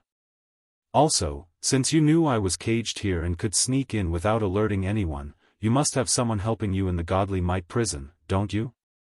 Who is the highest level spy? Where do you plan to take me to avoid the hunters from the two parties? The Reformists' fleet will jump to the Mystic Ice sector in 20 minutes and arrive above the Godly Might Prison. There are Reformist spies in the Godly Might fleet, so we should be able to take them down swiftly. Li Yao replied, it's true that I sneaked in alone, but I had the help of Luo Wenyao, a deputy warden here. Our main focus now is to keep Marquis Liaohai safe until the Reformists control the Godly Might Prison. Fortunately, the Covenant Alliance has offered us significant help. Given the chaos in the Godly Might Prison, if I slightly disguise you as a jailer or a dead body, we can hide in any random dark corner. With my keen senses, we have a good chance of evading the hunters. You bought a deputy warden? After a moment's thought, Lei Chenghu said, can you contact him? Li Yao frowned. We have an emergency line to communicate. But considering the current chaos in the Godly Might Prison, this deputy warden is likely at the control center with the warden. Isn't it too risky to contact him? It can't be better if Deputy Warden Luo is really at the control center. Lei Chenghu sneered, because our destination is exactly the highest command center of the entire Godly Might Prison. Li Yao was stunned, what? Vulture Li Yao, since you are an expert in the divinity transformation stage and you have saved my life, you do not need to call me Marquis Liaohai to show respect. Let's just call each other fellow cultivators. Narrowing his eyes, Lei Chenghu said, one word after another, both of us are in the divinity transformation stage, and we have the dignity of the divinity transformation stage too. If you want me to hide in a dark corner like a rat, shuddering and waiting for somebody else to save me, you might as well kill me directly. I will not place fate in the hands of anybody else, neither my own fate nor the fate of the Imperium. Besides, the so-called four best experts of the Godly Might Prison are all lying here. The other experts above average are either taming the turmoil in the rioting districts or marching to where I am caged. Then, who exactly is defending the control center that the warden is at? Nobody. It is needless to say that Luo Chenghu, your spy, is very likely to be in the control center. Although Lei Chenghu had lost one arm and his face was paler than a dead body, his eyes were so brilliant as if he were commanding thousands of troops in space. Li Yao blurted out, what are you trying to do exactly? What am I trying to do? Lei Chenghu smiled. To occupy the Godly Might Prison, of course. Do you want to fight by my side, fellow cultivator Li? There were only two of them, one of whom had lost an arm and almost all the blood in his body. Yet, they were talking about occupying the entire Godly Might Prison. Taking a deep breath, Li Yao smiled. Naturally. General Lei's plan is 100 times better than mine. Assault the control center and occupy the godly might prison. That suits my appetite perfectly. Right then, a man beneath Lei Chenghu's feet regained consciousness. It was Lei Honghai, his eldest son, who had fainted in terror just moments ago. Dad.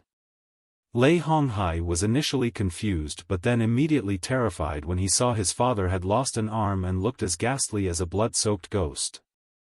All the confidence he had shown when persuading Lei Chenghu earlier was gone, and he stammered, "They forced me to do it. Help me, Dad, help me." Noticing the lethal intent in Lei Chenghu's eyes, he let out a gulp and changed his plea. Don't kill me. I am your biological son. Dad, don't kill me." Lei Chenghu sneered and, with a toe, picked up a blood-stained saber. Then, with a roar, he thrust it at his son's head. Lei Honghai screamed in terror. Even Li Yao was taken aback, not expecting Lei Chenghu to be even more ruthless than he had heard. However, the saber did not pierce Lei Honghai's face but only grazed the side of it, severing one of his ears. "Don't say that I'm a merciless father anymore. Use this saber to fight for a way of survival in the godly might prison." One word after another, Lei Chenghu said coldly, "If you can make it, you will still be my son, and your betrayals will never be talked about again. If you can't make it, as long as you die with your head held high like a man, I will bury you first and avenge you later. 2222 You have lost. Surrender now." Looking at the shining saber stuck to his face, Lei Honghai felt hard and did not know how to react. Lei Chenghu did not look at him anymore but turned to Li Yao. "Let's go." Li Yao hesitated. "General Lei, your wounds, they are just minor injuries. Not a big deal." Lei Chenghu had lost an arm, yet he was as casual as if he had lost a finger. Picking up a storm bolter and holding it in his armpit, he grabbed a denoted chain's word again before he said to Li Yao emotionlessly, "Where should we go?" Considering for a moment, Li Yao dashed to the few guards of the godly might prison that had been killed and dismantled their crystal suits into tiny components quickly. Soon, he found the identification units as well as the passes to the various gates of the godly might prison. The few guards were all the four best experts of the godly might prison. Because of their high rank, their passes were enough to open most of the gates in the prison. After embedding an identification chip and a pass to Lei Chenghu's unit, Li Yao retrieved a piece of delicate communication magical equipment from his Cosmos ring and activated the highly confidential short-distance channel. "Blackstone, Blackstone." Li Yao spoke to the communication channel in a low voice, "This is Vulture. The general has been saved, but we cannot persist for long because we have been surrounded. We've decided to change our strategy and go to the highest control center of the godly might prison directly. Please give us clearances to the pathways on our way and distract all the surveillance cameras and guards. Repeat, this is an order from the general. Please ensure it is done, or the general's safety cannot be guaranteed." Blackstone was the secret code name for Luo Wenyao, the deputy warden the reformists had bought over. Since wireless transmission was adopted, the so-called secret channel was no longer as secure. Over time, it would likely be discovered by the enemy. However, due to the emergency, there was no time to address this issue. After a long silence in the communication channel, a voice of surprise finally responded, "What? We are now moving toward the control center. Please provide us with the safest route." Li Yao was unperturbed by the other's shock. He quickly added, "Or we will have to fight our way through." The secret communication channel fell silent again. Li Yao could almost hear the heavy breathing on the other side. A second later, a 3D map of the godly might prison was sent over, with a crimson route glowing on it. On the other side, Luo Wenyao gritted his teeth and said, "You have 3 minutes. I will try to move all the guards on this route and cut off the image transmission from the surveillance cameras. Any longer, and suspicions will be raised. Why are you coming to the control center? With a smile, Li Yao glanced at Lei Chenghu and said firmly, "To catch them all." Following the spy's instructions, the two entered a broad and comfortable ventilation tube. Hardly had they crawled in when roars and explosions echoed from the area they had initially been in. The guards of the Godly Might prison and the captives of the Covenant Alliance, now with new orders, arrived simultaneously. Naturally, another bloody battle ensued. Li Yao secretly observed Lei Chenghu and discovered that the man was groping forward in the darkness with a thoughtful, shining gaze, showing no concern for his son's safety. Li Yao couldn't help but feel a chill again. The immortal cultivators were as difficult to handle as the people of the Covenant Alliance. After the ventilation tubes filled with venomous fog and corrosive air, most of the guards had evacuated. In their place were surveillance cameras and automatic defense magical equipment floating like green-headed flies. Since the spy had cut off the surveillance cameras for now and Li Yao and Lei Chenghu were carrying the highest level identification units, the automatic defense magical equipment identified them as friends and let them pass without trouble. Although Li Yao had lost 50% of his combat ability in the fierce battle just now, releasing his spiritual threads to detect enemies within several hundred square meters was not a difficult task. Additionally, the spy was sending the latest distribution and movements of soldiers continuously, allowing them to avoid all guards perfectly. Lei Chenghu's estimation was quite accurate. The highest commander of the Godly Might prison was already in a state of high anxiety due to the Covenant Alliance's unexpected attack. Even though he had learned of Lei Chenghu's escape, he would only assume that Lei Chenghu was fleeing to the far corners of the prison. Little did he know that Lei Chenghu and Li Yao would take a giant detour and stab into the heart of the prison, seemingly courting capture. The two of them advanced several kilometers in the ventilation tube without encountering major dangers. They met 3 unavoidable patrol teams along the way, but Li Yao detected them in advance and knocked them out neatly. At the front was the control center of the Godly Might prison. The ventilation tube, however, came to an end. Lying ahead was a set of completely independent air circulation systems that were absolutely impossible to crawl through. Below was a heavily guarded area. Hundreds of the prison's guards, similar to hundreds of iron fortresses, watched over the control center, not letting a single fly pass. These soldiers were all personal guards of the warden. The spy, as the deputy warden, could not dispatch them at will. "What do we do?" Li Yao asked Lei Chenghu, his lips not making any sound. The hundreds of guards were tall and athletic, with spiritual energy dancing around their neat crystal suits. They were absolutely different from the common jailers that Li Yao crushed easily just now. Li Yao had consumed too much spiritual energy and soul power. He had no intention of fighting hundreds of such guards, who were as tough as wolves. When there were too many ants, they could bite an elephant to death. Even an expert in the Divinity transformation stage might be killed and the number of enemies was overwhelming. Lei Chenghu narrowed his eyes and completely took off the broken mask, revealing a face that seemed made of iron. Then he simply broke the ventilation tube and leaped down. "Who is it?" The guards stationed outside the control center in high vigilance were all greatly shocked. They aimed their guns at Lei Chenghu. Li Yao secretly cursed but had no choice except to jump down together with Lei Chenghu. While still in midair, the dominating auras of the Divinity transformation stage spread out like a tsunami, raising a ferocious storm around the two of them, which shook all the storm bolters and crystal cannons hard, making them impossible to lock onto the enemy. Lei Chenghu, however, did not bother to look at those people at all, and simply considered the blades and firearms in their hands non-existent. He held his chest high and strode toward the control center. Lei Chenghu's behavior and Li Yao's dominance were a great surprise to the guards. The suffocating pressure of the Divinity transformation stage experts, which felt like 100,000 tons of water, made them grit their teeth and bulge their eyes, but they did not have the courage to pull the trigger. The air around Lei Chenghu, which was even more dominating than the Divinity transformation stage, along with his somewhat familiar face, caused the guards' hearts to palpitate. Marquis Liaohai, some guards exclaimed, finding it hard to believe their eyes. Since Lei Chenghu was secretly held in custody here, only a part of the leadership was aware of the news. Most of the guards did not know at all.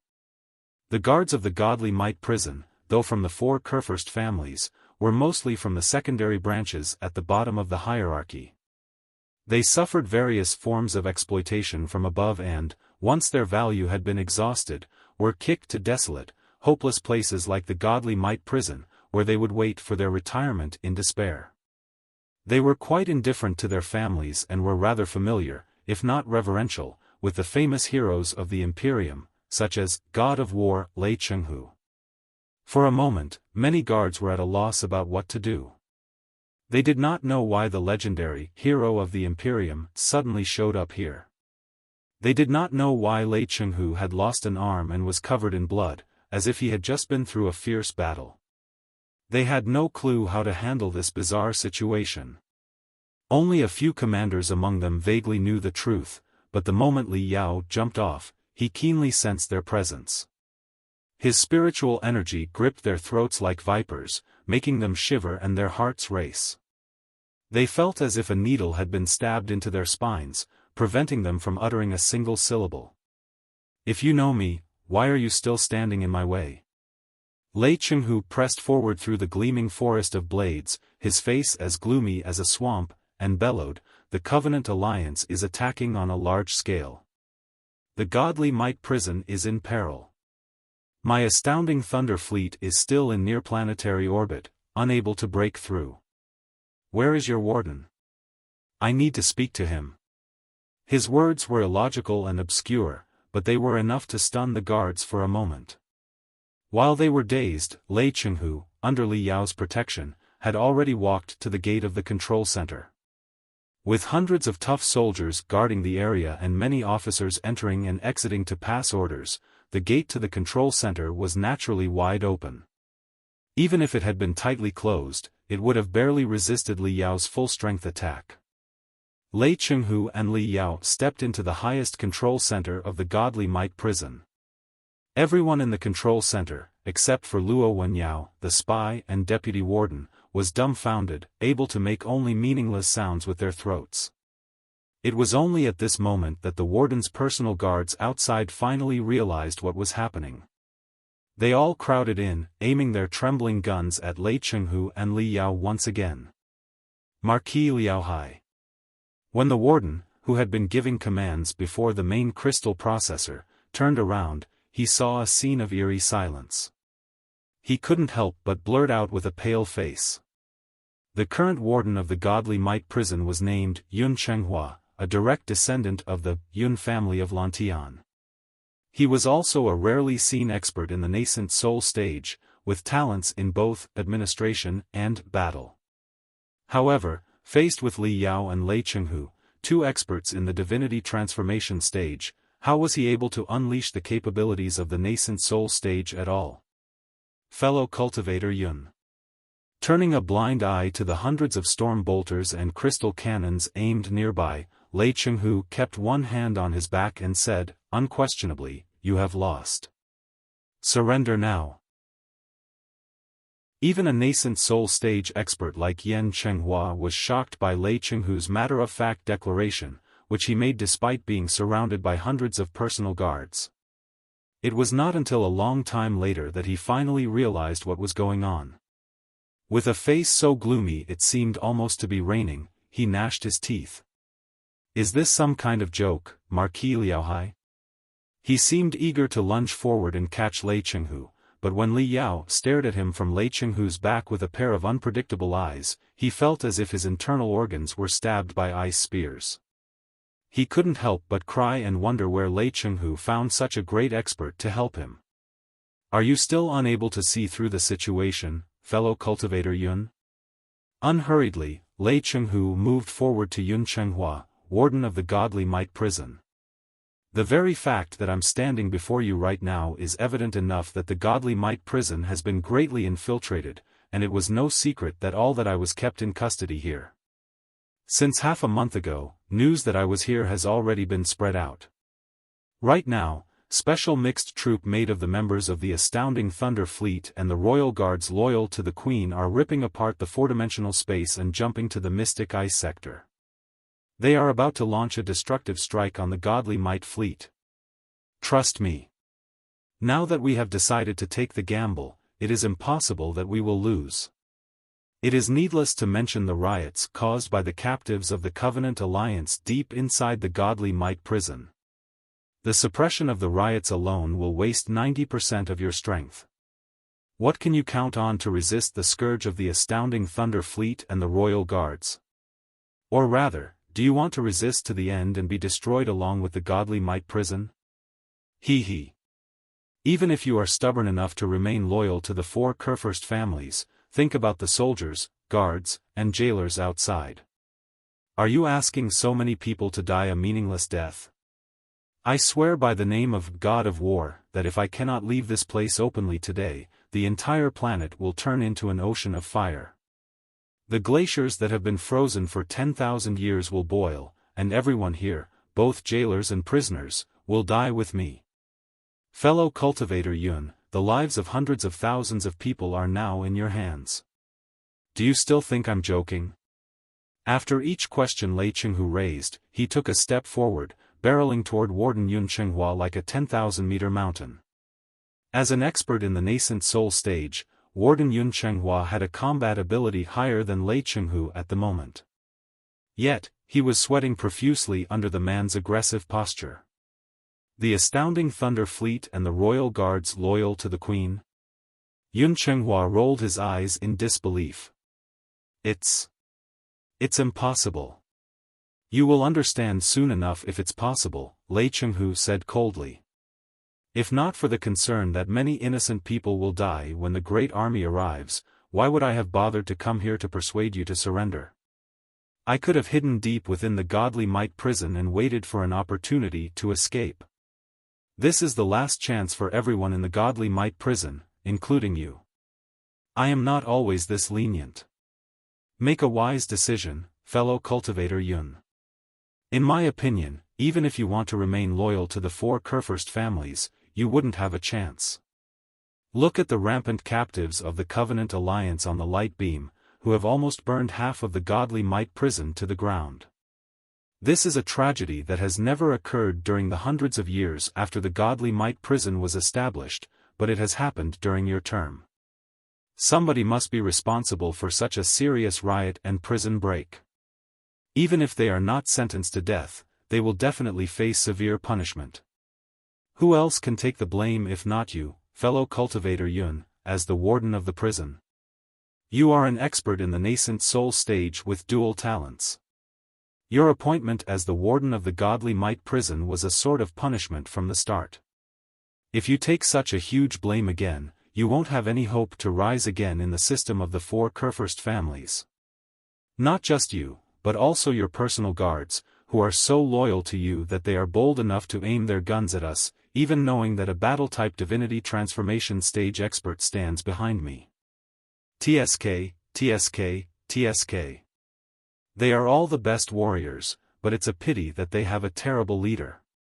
They will suffer for decades in the land of bitterness and desolation together with you, or be wasted meaninglessly as cannon fodder. Yun Chenghua looked worse than ever. His hands, veins protruding, clutched the saber at his waist tightly, and he could chop off Lei Chenghu's throat with a slight wave. But he couldn't unsheath his weapon at all. Fellow cultivator Yun, you know very well that everything I said is true. The job as the warden of the Godly Might prison is one situated on the crater of a volcano. It is meant to take the blame for others.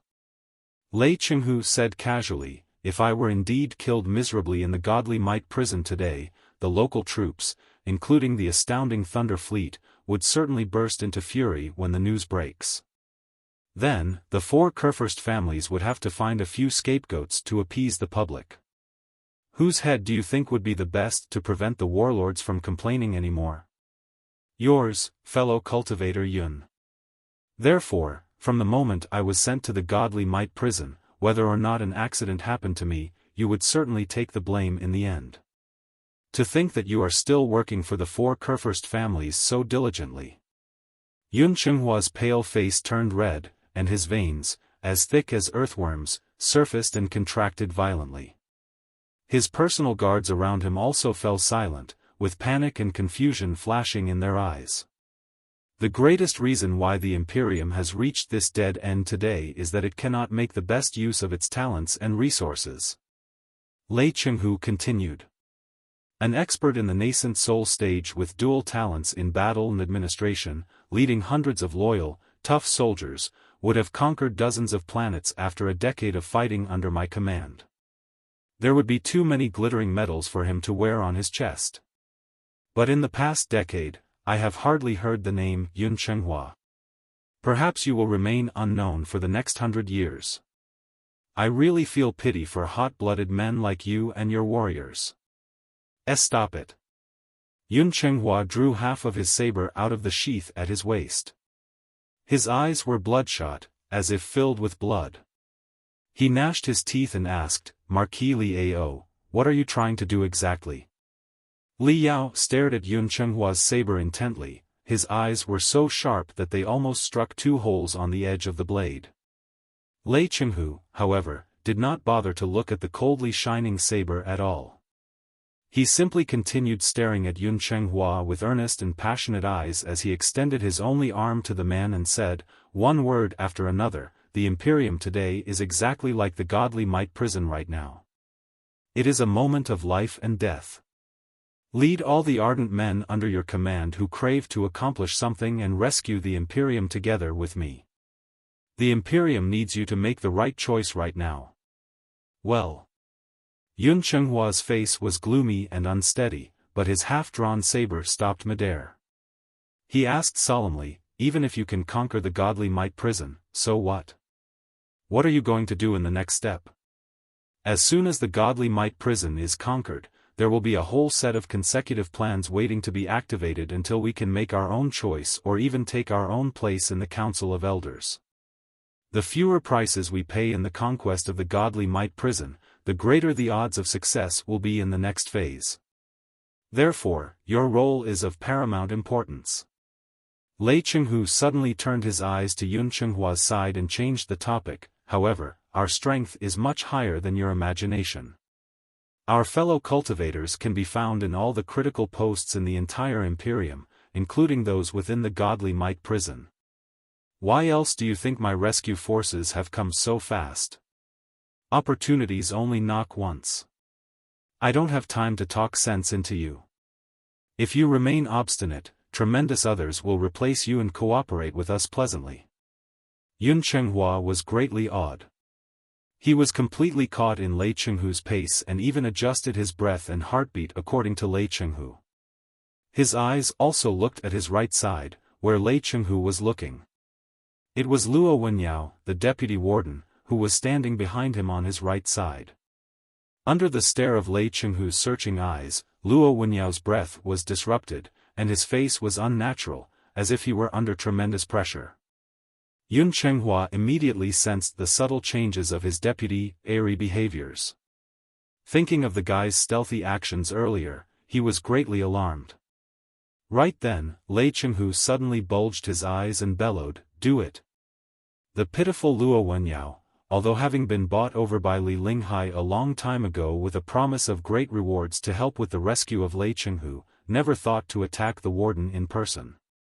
He was extremely nervous because of his secrets in the first place, and the mini-storm blaster close to his thigh cramped beyond his control. Under Lei Chenghu's unexpected bellow, he drew his gun out of natural instincts. But he was at a loss about what Lei Chenghu meant after he took out the gun.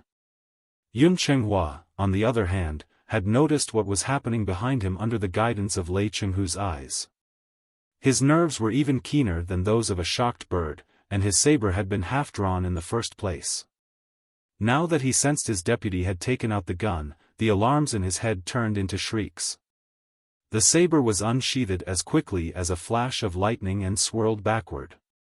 The massive spiritual energy of the nascent soul stage spurted out wildly, concentrating into an invincible blade that brushed past Luo Wenyao's wrist, which had just drawn the storm bolter, and then went upward to his neck. Deputy Warden Luo Wenyao immediately turned rigid. 2 narrow and long bloody marks appeared on his wrist and his neck, and his eyes bulged out like those of a dead fish. Hoochie! Hoochie!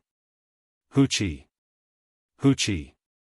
Yun Chenghua, the warden, breathed heavily. The seemingly plain attack cost too much of his strength. Lei Chenghu, however, was absolutely still. He did nothing except for roaring, "Do it!" Li Yao was still standing behind Lei Chenghu, with the 4 black crystals hovering around him slowly, ready to fill in at any moment. His mission was to protect Lei Chenghu. Luo Wenyao's safety was naturally not his concern. Besides, he did not expect Lei Chenghu to play such a moment, and how could he have enough time to stop a nascent soul stage expert's intuitional attack? Most importantly of all, neither Yun Chenghua, Luo Wenyao, nor Li Yao knew what Lei Chenghu meant at all. 22-24 No blood shed. Clang! Luo Wenyao's mini-storm bolter fell to the ground, along with the right hand that was holding it. He seemed to be gradually swallowed by an invisible swamp, his face rigid and distorted. He tried to lower his head to check his severed hand, but his jaw wouldn't move. 3 seconds later, the force of his blood pressure hurled his head to the side of his broken right hand. Confusion still lingered on his face. The headless torso shuddered momentarily and fell backward, unaware of what had happened even in death. Seeing his deputy's body, split into 3 pieces by a single attack, Yun Chenghua yelled, stopping his personal guards from attacking. With a somber expression, he stared thoughtfully at Lei Chenghu and said in a trembling voice, "Luo Wenyao was your man. But why did you warn me?" "Incorrect. Luo Wenyao was not my man, he was the Queen's man," Lei Chenghu replied, as if it were a minor detail. "I reviewed his records. He was a hesitant, cowardly individual unworthy of joining our great cause. He was not someone I could trust my back with. As I expected, he drew the storm bolter just now, but he hesitated for half a second at the most critical moment. If he had been more resolute, I might have taken a chance and lunged forward to control you while you were distracted by him. That way, he might have survived. But as it turned out, he was too useless to be saved." Yun Chenghua's voice was hoarser than ever.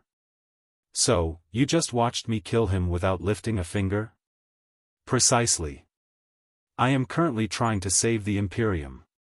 Naturally, only the strongest immortal cultivators are qualified to cooperate with me.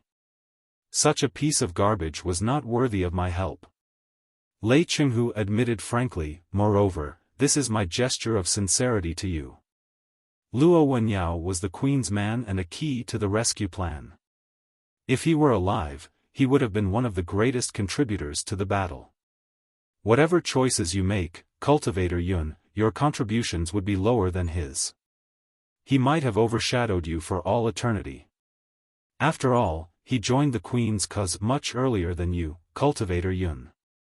But now, you have killed him, and you are the key to the current situation. The future of the Godly Might Prison and even the Imperium hinges on your decision. If you are willing to stand by our side and allow us to take over the Godly Might Prison and the Godly Might Fleet without bloodshed, you will be the most deserving contributor to the battle. We are now competing with the leadership of the 4 Kurfürst families and need to unite all forces we can. If Cultivator Yun joins us as the Warden of the Godly Might Prison, do I need to paint a picture of your promising future?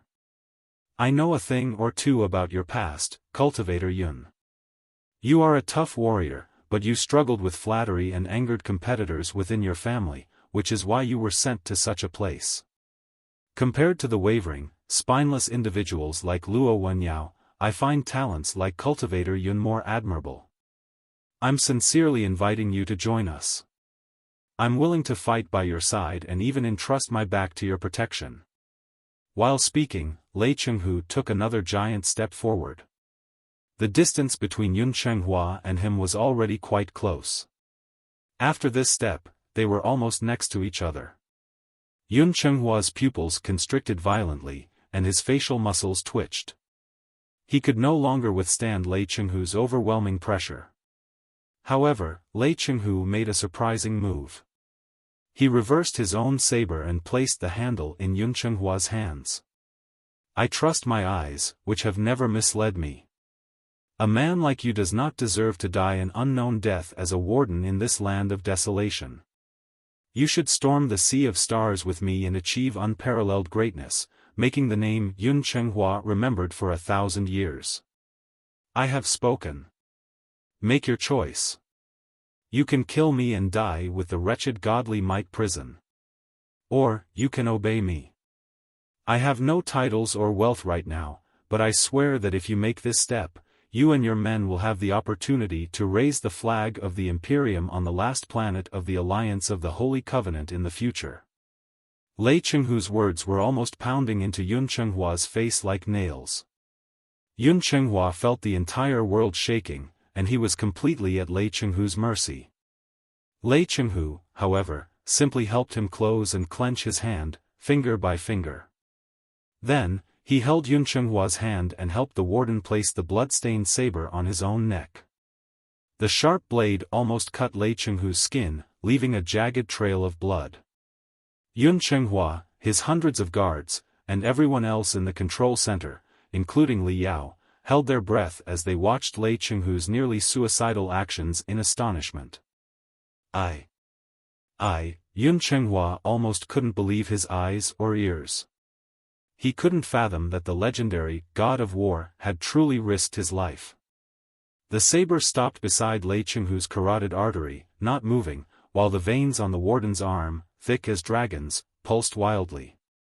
If you continue to hesitate, you will disappoint me, Lei Chenghu said, frowning deeply. I don't know what you could be hesitating about. Besides me, the Godly Might Prison holds countless political prisoners, once powerful figures who know many secrets of the Imperium. They could make a comeback at any moment. The 4 Kurfürst families have cast you into this bitter, cold world to waste your life. But they don't realize they've given you the most valuable treasure. It wasn't your fault these political prisoners were captured and imprisoned here. How you've treated them is your job, and you had no choice. But if you can control the entire Godly Might Prison and free them personally, making them join our side, who wouldn't be in your debt? If they do rise again, will they forget who rescued them from their suffering? Don't assume Luo Wenyao was the only spy in the Godly Might Prison. If you refuse such a precious opportunity, Cultivator Yun, many others will take it. Lei Chenghu's words hit Yun Chenghua like a heavy cannon. Yun Chenghua finally crumbled. But, with a face full of cracks and more twisted than ever, he wailed, my wife and children, along with most of my guards, are in the heartland of the Imperium. Then, it is all the more reason why you should make the right choice now. Glancing around gloomily, Lei Chenghu said, if you die an unclean death here, would your widow and orphans end up well in the cruel, GS environment in the 4 Kurfürst families? Don't think that you will be the hero of the families after you die, or that your wife and children will be protected. To the great upheaval. Dead men do not talk, which makes them the best candidates for scapegoats. After all the dirty water is poured on your dead body, even fewer people will care about your wife and children. Only if you are alive, and you are gathered into a massive force, can your wife and your children be protected in your big family. Do you not understand such simple logic? Yun Chenghua hesitated, but, enough. Lei Chenghu bulged his eyes and interrupted the warden. He leaned even closer to the edge of the blade and roared, if you want to kill me, just do it. Why are you wasting my time? Yun Chenghua's hand shook because of shock, and the edge slightly cut Lei Chenghu's neck. Blood immediately spilled out. All the jailers and guards nearby exclaimed. Yun Chenghua retreated his hands as if he was electrocuted. His face was even paler than that of a dead person. Lei Chenghu ripped off part of his clothes casually and covered his neck where blood was erupting. The cloth was immediately dyed red, but he seemed to have sensed none of it and simply pursed his lips, staring at Yun Chenghua without blinking. Yun Chenghua swallowed hard, his face was even paler than before. But a flame of resolve flickered in his eyes. Looking around, he seemed to have drawn new strength from the leadership of the Godly Might prison and his personal guards. Holding the saber with both hands, he returned it to Lei Chenghu respectfully and said, "Marquis Liaohai, please, give your orders. Everyone in the Godly Might prison will obey you." Li Yao had been observing from the back the entire time. Finally, he opened his mouth in shock, his jaw hanging so low that one could have stuffed a coconut into it. Lei Chenghu took his saber and wiped the blood stains, which were as dark as ink. He turned and glanced at Li Yao, speaking through the technique of private talk. "Forgive me for getting one of your spies killed. Has Her Grace instructed you on what to do in such circumstances?" That's all right. "It doesn't matter," Li Yao said hurriedly. "I did not expect General Lei to be so majestic. I am truly overwhelmed by your dominance. My admiration for you, which has been a part of me since childhood, is now surging up from my heart. I can hardly resist the urge to pledge my loyalty to General Lei and serve under your command." Lei Chenghu frowned slightly. "Aren't you the Queen's personal guard? Shouldn't your loyalty be to Her Grace?" Li Yao said, somewhat embarrassed, "General Lei, you may find it hard to believe, but I'm not very familiar with the Queen. We only join forces for the lofty ideal of saving the Imperium. But after witnessing what you have done today, General Lei, I find that you seem even greater than the Queen. I can't help but admire you and crave to fight by your side, so we can rage the sea of stars together. Isn't it perfectly understandable?" Lei Chenghu had the whole situation under control with only a few words and no bloodshed, but he was caught in a rarely seen confusion right now.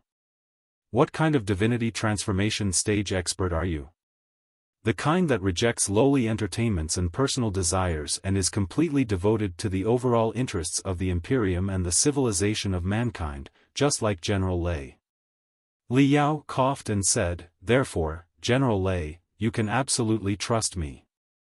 I did volunteer to save you, and I am totally on your side." Looking at Li Yao's sincere face and earnest eyes, Lei Chenghu failed to come up with any reply for a long time. "Is this some kind of cunning trick to win my trust through a facade of loyalty so you can monitor me from a close-up?" "Absolutely not," Li Yao shook his head quickly. "Trust me, General Lei. I mean it. I trust nobody right now. None of the men from the capital, be they from the Council of Elders or the Royal Palace, are easy to deal with." Lei Chenghu looked at Li Yao thoughtfully but had no time to talk more to the strange man. He turned around to Yun Chenghua again and said, "Warden Yun, what is the situation right now? How good is your control over the Godly Might prison? Where is the Godly Might fleet deployed? Is it under your absolute control?" At that moment, he addressed Yun Chenghua as fellow cultivator Yun, because they were negotiating for cooperation. Now, this moment, he began to call Yun Chenghua Warden Yun, implying that he had accepted the man's pledge of loyalty. Yun Chenghua took a deep breath. Now that he had taken the step, there was no turning back. Lei Chenghu was quite correct. To keep their wives and children safe and to distinguish themselves on the vast stage amidst the sea of stars, they had to build up their strength as much as possible. Therefore, he refreshed himself and devotedly to his new role. His hands moved as quickly as the wind, he retrieved 100 surveillance light beams and said, while he operated anxiously, "The Godly Might prison has just experienced a very serious artificial earthquake. Tremendous underground magma has been squeezed into the bottom level of the Godly Might prison by the high pressure. The 5 floors at the bottommost level have all collapsed. Even the 4 energy supply bases were severely damaged. The emergency backup energy reserve is only enough to power the basic defense system and the anti-air firing points on the ground. Additionally, our mainframe crystal processor was hijacked by the strange viruses from the Covenant Alliance. When the magma engulfed the energy supply base, and the mainframe was under immense pressure, it was also hijacked by the enemy, who controlled parts of the prison cells in the 1st District and all of them in the 3rd District. This allowed for abundant prisoner escapes and free captives. Consequently, the 1st and 3rd Districts have been completely taken over by rampaging captives and prisoners. Most of those inside have been killed by them. The situation is quite dire. However, the Godly Might prison's defense system has been tested for centuries. Even if the prisoners and captives fully control the districts, it is absolutely impossible for them to escape. Right now, I have retaken control of the mainframe crystal processor, cutting off all communication channels from the 1st and 3rd districts to the outside world. Not even an ant could slip through. The Crystal Legions stationed at the upper levels of the Godly Might prison have also set up fortifications at crucial locations. They have yet to march into the fallen districts, only because the environment down below is too intricate. Regarding the Godly Might fleet, it has learned of the unrest in the Godly Might prison and is breaching the atmosphere while switching to the firepower blockage mode. They will descend to a low altitude between 200 and 300 meters, locking onto every channel from the Godly Might prison to the ground. Any prisoner or captive brave enough to crawl out will be the most evident target in the snowy world. However, although I am the warden of the Godly Might prison and the Godly Might fleet is theoretically under my command, the fleet is, in fact, very independent. General Dongfang Lei, the highest commander of the fleet, has always been loyal to the family and is here primarily to gain more experience.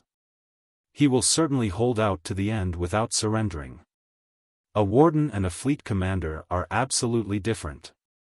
A warden needs to master specific yet often impractical abilities, essentially acting as the seneschals of desolate lands. Their career prospects are very limited. In most cases, becoming a warden means a lifetime of managing a prison. Even if he is reassigned elsewhere, he would still be overseeing a group of wretched prisoners. What else could he do? Moreover, after spending enough time in a prison, one becomes familiar with every brick, rock, and piece of wood, as well as the psychological state of all the prisoners. This familiarity provides even fewer reasons for their superiors to move them. Many wardens of the Godly Might prison have either died of old age on the job or retired with nothing to show for it when their cultivation had significantly declined. Therefore, when Lei Chenghu gave him the opportunity, Yun Chenghua did not hesitate much before seizing it. On the other hand, fleet commanders are changed every few years. Young officers from the 4 Kurfürst families accumulate experience in the fleet, learning how to command an entire fleet. After a few years, they often have the opportunity to be assigned to other fleets, sometimes transitioning from near-planet orbit defense fleets to deep-sky fleets capable of traveling thousands of light-years. Their futures are nothing but promising. As long as there was the slightest hope, who would ever completely break apart from the 4 Kurfürst families and join Lei Chenghu who had nothing at all in his hands? Therefore, Warden Yun Chenghua might surrender, but Dongfang Lei, the highest commander of the Godly Might prison, would never do so. Got it. Pondering for a moment, Lei Chenghu said, I remember that a rather tough anti-air fire net has been established on the ground for the defense of the Godly Might prison, which can even reach beyond the atmosphere. I believe the anti-air troop should be under your control, right? Yes. Yun Chenghua replied quickly, since the beginning, what the Godly Might prison has worried about most is the external attacks. Therefore, the anti-air fire net is an important focus. Nobody ever thought the enemy would activate the magma and earthquakes below the ground, which, naturally, is absolutely useless aside from creating chaos. But the greatest problem right now is the serious instability of energy supply. Because most of the spiritual energy is supplied to the defense system in the different prison cells, several of the most powerful, heaven-battering cannons on the ground have been paralyzed due to the shortage of energy. It doesn't matter. Lei Chenghu said, now, pass my orders. First, reduce the energy consumption on the defense system in the underground prison cells as much as possible. Focus every drop of spiritual energy on the anti-air fire net on the ground, especially the most powerful, heaven-battering cannons. Make sure that the heaven-battering cannons can perform at least one barrage. As for the other anti-air magical equipment, it will be fine as long as they can pretend they have locked onto targets. Second, contact the flagship of the Godly Might Fleet and inform them that the worst situation has already taken place. A large batch of prisoners and captives are about to escape to the ground. Ask the fleet to approach the ground to suppress the escapees. Tell them not to kill the escapees if possible. In any case, make the flagship and the main force warships of the Godly Might Fleet reach as close to the ground as possible. When they are close enough for a confident barrage, lock onto the flagship of the Godly Might Fleet with maximum firepower. Third, prepare to turn on the broadcast system of the entire Godly Might prison and make as many people as possible hear it. I will speak to the prisoners. Concentrate all the spiritual energy on the anti-air fire net. Lock onto the flagship of the Godly Might Fleet. Greatly shocked, Yun Chenghua immediately realized what was about to happen. He stammered, You want to shoot down the flagship and Commander Dongfang Lei? But to achieve that, we will have to drain all the spiritual energy from below, and the defense system will become an empty shell. All the defense rune arrays will stop working, and they won't be able to release a single electric arc. The prisoners will likely overwhelm the defenses. That's why I need to speak to the prisoners. Lei Chenghu glanced at Yun Chenghua coldly. Warden Yun, just carry out the orders. Understood. Shuddering, Yun Chenghua did not dare to ask any further and quickly operated the mainframe crystal processor. Very soon, half of the light beams displayed the anti-air firing points in the snowy world secretly turning to aim at midair. The other half of the light beams showed the rampant, crazy beasts in the underground prison cells. Lei Chenghu observed for a moment and said, Open all the prison cells in the first district. Yun Chenghua was slightly dazed. But he did not argue this time and simply carried out Lei Chenghu's order. Clang! Before this, many prison cells at the corners and the ends of pathways in the first district had not been activated yet. The prisoners who were dizzy in their ecstasy did not notice it either. It was not until this moment, when the iron bars as thick as arms slowly descended to the ground, that the most ferocious prisoners were all released. Aooo! The thirsty claws of the human beasts immediately came over from the surveillance picture. Open all the channels between the first district and the third district, including the ventilation tubes. All the channels. Lei Chenghu said coldly. Yun Chenghua blinked his eyes and immediately realized what Lei Chenghu was trying to do. But he found it hard to believe Lei Chenghu was capable of doing that. Clang! Clang! Clang! The gates that were tightly closed before slowly opened, revealing ways leading to the unknown before the rampant beasts of the first district. The roars and explosions coming over from the ends of the pathways were natural temptations for the bloodthirsty beasts. Brothers of the Godly Might prison who have long been caged, this is Lei Chenghu, the highest commander of the astounding Thunder Fleet, speaking to you from the highest control center of the Godly Might prison next to Warden Yun Chenghua. Lei Chenghu's voice, tougher than superalloys, get echoed in every corner of the Godly Might prison, making the ears of the beasts hum hard. My army has occupied the entire Godly Might prison. As the new master of the Godly Might prison, I pronounce that you are free now. The words were even louder than the earthquakes and volcano eruptions. All the beasts were dumbfounded. The district that was as obstreperous as hell a moment ago was caught in dead silence. All the ferocious beasts turned into statues, except for their lips, which were shivering and repeating the same word, freedom. However, you should all be aware that the precious freedom is only temporary. Lei Chenghu's voice was mixed with undeniable solemnity as he continued, even if you tear down the entire Godly Might prison, so what? You will still be killed if you run to the snowy world outside. You may even be captured like a pig or a dog and suffer humiliations again. Now, I can give you the real freedom.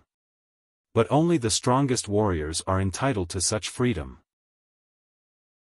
Chapter 22-26, Kill for Freedom.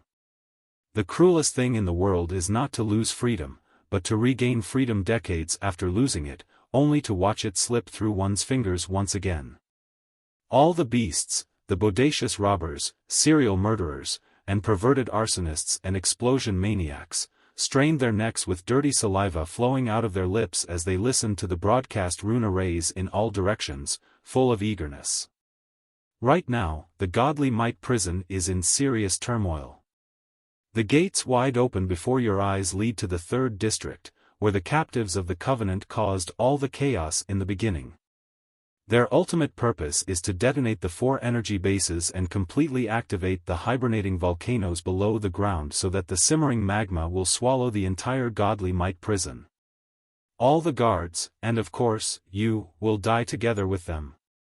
Lei Chenghu continued roaring, hundreds of my starships are breaking into the atmosphere, but there is still some time to go before the brave soldiers march to the bottom level of the godly might prison.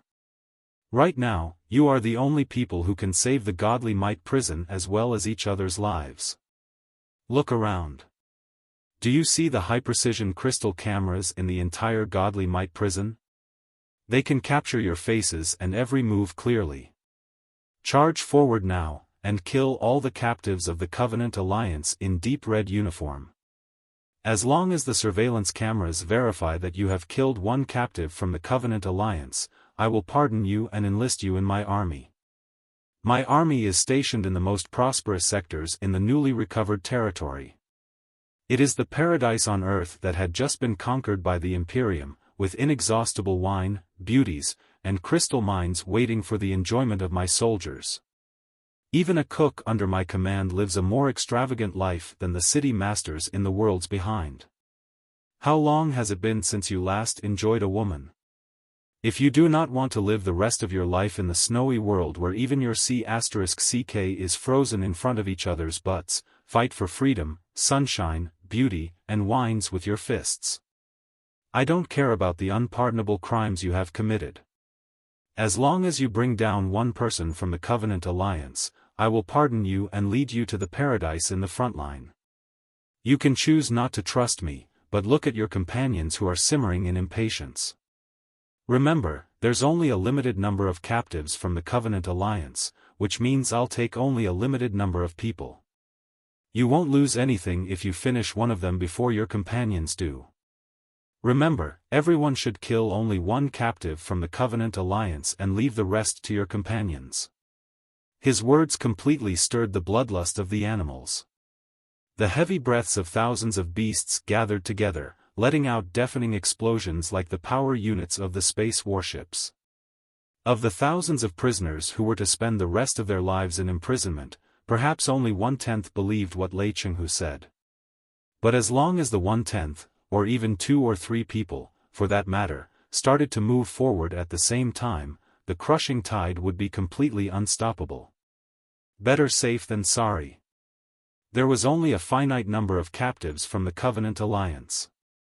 They were not captives in Crimson Prisoner's uniform, but single tickets to the paradise on Earth. If they did not take action immediately, the people of the Covenant Alliance would completely activate the underground volcanoes, burning all of them in the boiling magma until nothing was left. So hot, and it was getting hotter. Magma was truly flowing downward. It was true. That was the voice of God of War, Lei Chenghu. General Lei was correct. They could never escape. They would lose nothing by trying, and it was better to take the gamble than to wait to die here. Sunshine, wine, and beauties. With tightened pants, the beasts immediately congregated into an overwhelming tide, drowning the pathway leading to the 3rd District. Under Lei Chenghu's command, Yun Chenghua gave them all the help they needed. Not only were all the gates on their way opened, but there were even giant arrowheads made of visible rays of light guiding their path. In the 3rd District, the captives of the Covenant Alliance were dispersing in all directions, hoping to create greater turmoil. However, apart from those in the 1st District, Yun Chenghua had sealed all the pathways and ventilation tubes. They had no heavy magical equipment and could only crash through the gates and walls with their bodies. Despite smashing a few holes in the walls, few people could crawl through at the same time. Most of the Covenant Alliance captives were still wandering in the 3rd District. Many of them heard the roars of the beasts and searched in the direction of the 1st District, only to collide head-on with the burning tide. Aoo. The surveillance cameras captured the collision of the two parties clearly. Even the protruding veins on every prisoner's face were visible. It was barely a battle, more of a massacre. Before the 3 Covenant Alliance captives realized what was happening, they were swallowed by the tide of beasts. When the tide passed, not a trace of them remained. All the prisoners had extended their hands at the captives of the Covenant Alliance, grabbing them harshly despite the lack of weapons and tearing apart their lifeless bodies. They did not falter in dissatisfaction and searched for the next target until the captives of the Covenant Alliance had ended up in a cluster of blood. Nobody cared about Lei Chenghu's order at that moment, which stated that everyone should kill only one captive of the Covenant Alliance and leave the rest to their companions. First of all, the lights were dim, and the situation was chaotic. Who knew if the surveillance cameras captured it clearly? Secondly, so many people attacked simultaneously. Who could discernish which of them killed the captives of the Covenant Alliance? Therefore, it would be safer to eliminate a few more. In the control center, the battles transmitted through the surveillance screens appeared to be from a primordial era, thousands of years ago. Most participants on both sides fought barehanded. They did not have weapons, let alone crystal suits, and engaged in combat using only their teeth and fists. The captives of the Covenant Alliance were cold machines, whereas the prisoners of the Covenant Alliance were raging beasts. The cruel scenes, with broken limbs and exploded internal organs, made even seasoned soldiers in the control center turn pale with fear. Their morale is rather high. This is a useful group. Examining the blood on the surveillance picture being spilled in tons, Lei Chenghu nodded in great satisfaction. Warden Yun, remember to analyze the pictures carefully and identify the warriors we are to pardon. We will bring them away when we evacuate. Are you really going to pardon them? Yun Chenghua stammered out, they are all the most disobedient bandits. However high their combat ability is, their role will only be the black sheep in the army. My promises have never gone unfulfilled. Now, since I said they would be pardoned in public, there is absolutely no way I will go back on my words. Lei Chenghu glanced at the warden and said casually, if you are worried that those disobedient guys will become the black sheep, you don't need to. I only promised that I would lead them to the front line. I did not say which troop they were going to join. I have a daring team under my command that is in dire need of the participation of the valiant and bloodthirsty warriors like them. Trust me. If those warriors can survive 1 year in my daring team, they will certainly repent of what they did and become better men. Right. Where is the Godly Might fleet right now?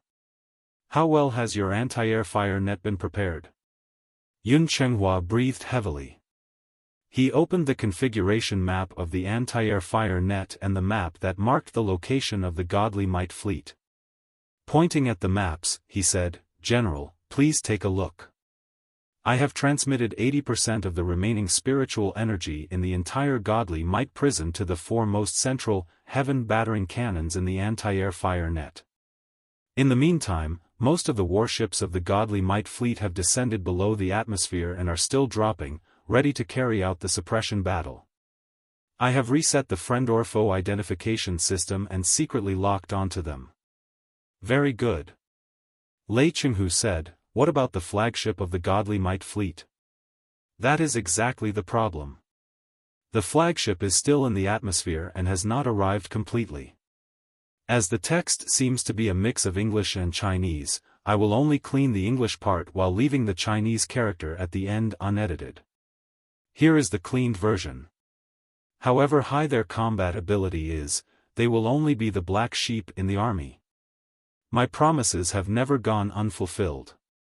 Now, since I said they would be pardoned in public, there is absolutely no way I will go back on my words. Lei Chenghu glanced at the warden and said casually, if you are worried those disobedient guys will become the black sheep, you don't need to. There's no telling if it has grown suspicious. We can't wait anymore, Lei Chenghu said, considering the location of the flagship right now. Is it possible to shoot it down in one round of barrage? It is, Yun Chenghua replied. The cannons based on the continent are 100 times more powerful than the cannons loaded on warships, after all. But the interferences in the atmosphere are very serious. Ly. To make sure the target is destroyed in one barrage, 95% of the spiritual energy must focus on the heaven battering cannons, and the heaven battering cannons will probably overload and crash after the attack. The result will be our spiritual energy running out after the barrage. The anti-air fire net will be nothing more than an adornment in the next hour, and the cores of the cannons may be completely melted. But the godly might fleet, having lost the flagship, will still be able to bombard us freely. What can we do then? Tell me, his eyes glittering, Lei Chenghu asked, is anyone on the godly might fleet aware of the situation? Slightly dazed, Yun Chenghua shook his head. Then, Lei Chenghu continued, even if the godly might fleet bombards us crazily, so what? Is the godly might prison, which is buried hundreds of meters into the ground, to withstand a blanket bombardment for several hours?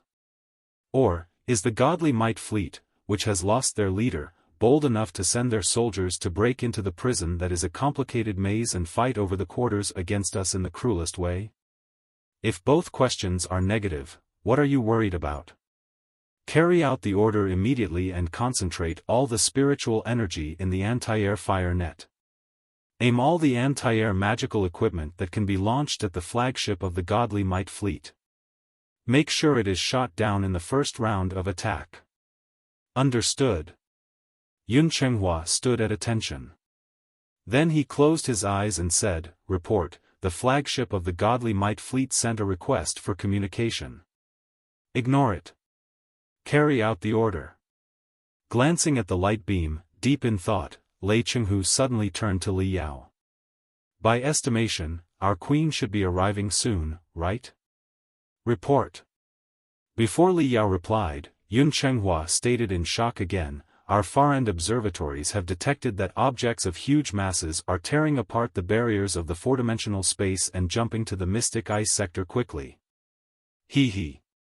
Lei Chenghu smiled, baring teeth as sharp as a tiger shark's. Connect to the communication channel of the flagship of the godly might fleet. Use their communication signals to increase the precision of your aiming. When the heaven battering cannons are fully charged, launch them directly. Chapter 22-27, War Tolerates No Mercy. The image of Dongfang Lei, the commander of the godly might fleet, appeared on the light beam. He was a handsome, vigorous young man with eyebrows that resembled swords. His straight uniform accentuated his perfect and athletic physique, as if it were a part of his body. His attractive face brimmed with the pride of the upper class. One could tell at first glance that he was a core descendant of the four Kurfürst families, destined to control the lives of thousands from birth. Indeed, one could distinguish Yun Chenghua from him based on their faces alone. One was a man with no family support, fated to suffer a lifetime in desolate lands without an accident to change his fate. The other had come to the godly might prison merely to gain more experience. To him, the place was nothing more than a stepping stone to greater heights. Thus, despite having a lower military rank than Yun Chenghua and being theoretically under the command of the warden, Dongfang Lei, in fact, acted independently without needing to heed Yun Chenghua's orders. This was also why Li Linghai opted to infiltrate the ranks of the deputy advisor and some of the godly might fleet's captains. As the commander-in-chief, Dongfang Lei was too shrewd to manipulate. He could not be persuaded or bought. Lei Chenghu never thought to corrupt Dongfang Lei either. Instead, he stared emotionlessly at the supreme commander of the godly might fleet. Dongfang Lei, however, was greatly surprised by the chaos in the control center and the sight of Lei Chenghu, his clothes soaked in blood and his left arm missing. Looking at Lei Chenghu and then at Yun Chenghua, who was commanding his subordinates to operate quickly beside him, Dongfang Lei immediately understood everything. Intense fear and fury sprang from his eyes. The fear and fury flashed quickly and were hidden in the deepest part of his pupils. Dongfang Lei took a deep breath and made one final attempt. "Marquis Liaohai, I surrender." Lei Chenghu made a "launch immediately" gesture at Yun Chenghua as he said casually, "Okay. The heaven-battering cannons have been fully charged with spiritual energy. Launching in extreme bombardment mode." With thick sweat of blood seeping from his forehead, Yun Chenghua clenched his fists. He looked at Dongfang Lei, not without ecstasy, and smacked the control panel hard. At this moment, the hundreds of small warships of the Godly Might fleet had all broken into the atmosphere. Drifting beneath the sky in clouds, they completely exposed their undersides to the anti-air fire net of the Godly Might prison. To increase their descent speed and enhance the anti-gravity rune arrays, they had not even activated their spiritual shields to 100%. They never thought their allies would reveal their sharpest tusks. Dongfang Lei's flagship was suspended in the atmosphere, caught in a bind. By the time he discovered he had been locked onto by 4 heaven-battering cannons and hundreds of anti-air weapons, there was no time left to change direction or activate the spiritual shield. A universal war must follow the most ancient military common sense, that the firepower based on the continent always surpasses that based on vehicles. Even for super-heavy warships more than 10 kilometers long, it was already the limit to allocate 1 to 2 kilometers for the main weapon cabins. It went without saying that a starship could only accommodate limited fuel and ammunition. Even with the dozens of cosmos rings carried on board, it was not enough to sustain the prolonged roaring of destructive cannons. This was also the reason why crystal suits and the colossi prevailed in space wars. Due to the limitations on fuel and ammunition, both sides of the conflict had to adopt the most cost-effective way of fighting, melee battles. However, the firepower based on continents was entirely different. Even the smallest planet often had a diameter tens of thousands of meters larger than a starship's length, and their sizes were exponentially bigger. Compared to starships, which had limited space and constant supply concerns, a planet always had an infinite supply of weapons and ammunition. Some important military fortresses could dig over a dozen kilometers into the ground to establish terrifying cannons, capable of firing tons of bullets multiple times faster than the speed of sound, with almost infinite fuel. Unfortunately, the Godly Might prison was one such important military fortress. The 4 heaven-battering cannons, buried deep underground, if excavated and placed on the surface, would rise as towering skyscrapers to the clouds. It was not hard to imagine their power. Ironically, although the Imperium spent hundreds of years and vast resources building the Godly Might prison and its 4 super anti-air cannons, the first time they were used was to target the Imperium's own starships. The heaven-battering cannons employed a dual attack mode, using both super radiations and electromagnetic bullets.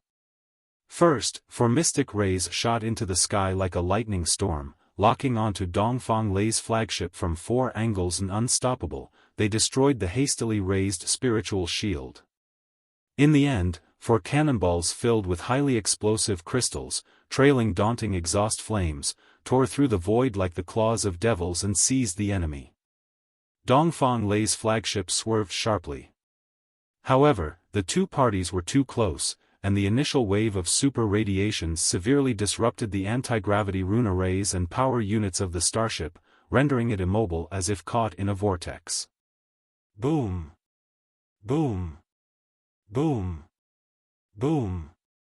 At the cost of nearly tearing his starship apart, Dongfang Lei evaded the first highly explosive cannonball.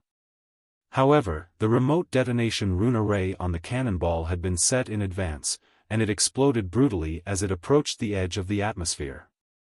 The blast significantly hindered his evasion, allowing the following 3 cannonballs to penetrate his flagship one after another. 3 deafening explosions, like a series of thunderclaps, echoed simultaneously in the front, middle, and rear sections of the flagship. The sky was instantly bathed in the red glow of the fireballs, only to be darkened by the dense smoke.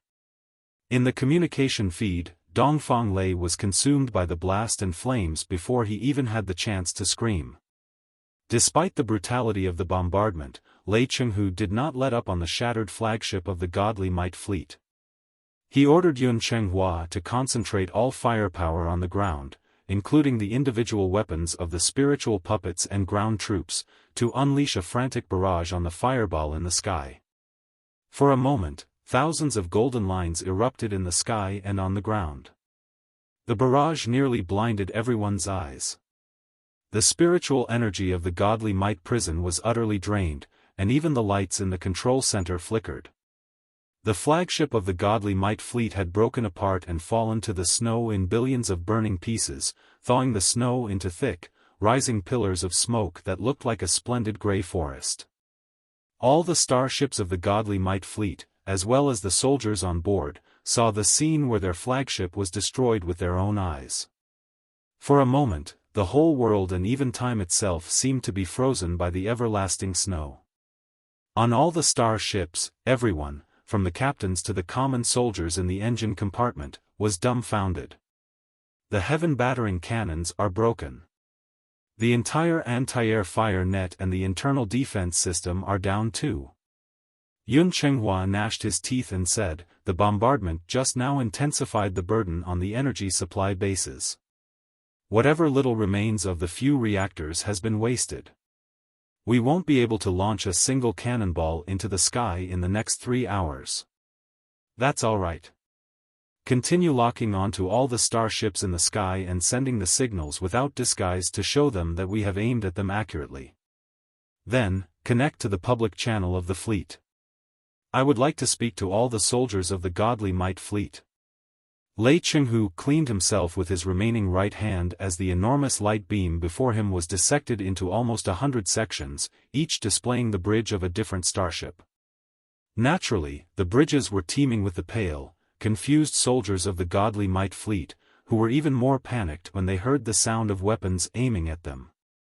Seeing God of War, Lei Chenghu all of a sudden, most of the captains and advisors were greatly shocked, and even more confused about what was going on. "Brothers of the Godly Might fleet, I am Lei Chenghu. I am sorry that I destroyed your flagship the moment we met, causing the deaths of countless innocent brothers." Frowning deeply, Lei Chenghu announced solemnly, "However, I had no choice, because the Godly Might prison is at its most perilous moment." The spies of the Covenant Alliance had long infiltrated the Godly Might prison and the Godly Might fleet. They were carrying out the greatest prison break in the history of the Imperium. The underground volcanoes were detonated, and half of the Godly Might prison was already destroyed. The Covenant Alliance's operation went so smoothly because their spies had infiltrated your trust and decision-making. Your highest commander, as well as a large number of captains and advisors, was either a spy of the Covenant Alliance or had been brainwashed and controlled by them. If you had landed, the spies of the Covenant Alliance would have joined the captives below and killed all of you, then seized your starships and escaped. That was their plan. I was entrusted with the mission to uncover the enemy's plan in this emergency, but I was one step too late. So, I had to destroy the flagship that was completely controlled by the Covenant Alliance, even though there must have been our own brothers who were unaware of the situation. I had no choice. Have you detected the massive objects jumping out from behind? That is the main force of the astounding Thunder Fleet, which has come to suppress the prison break.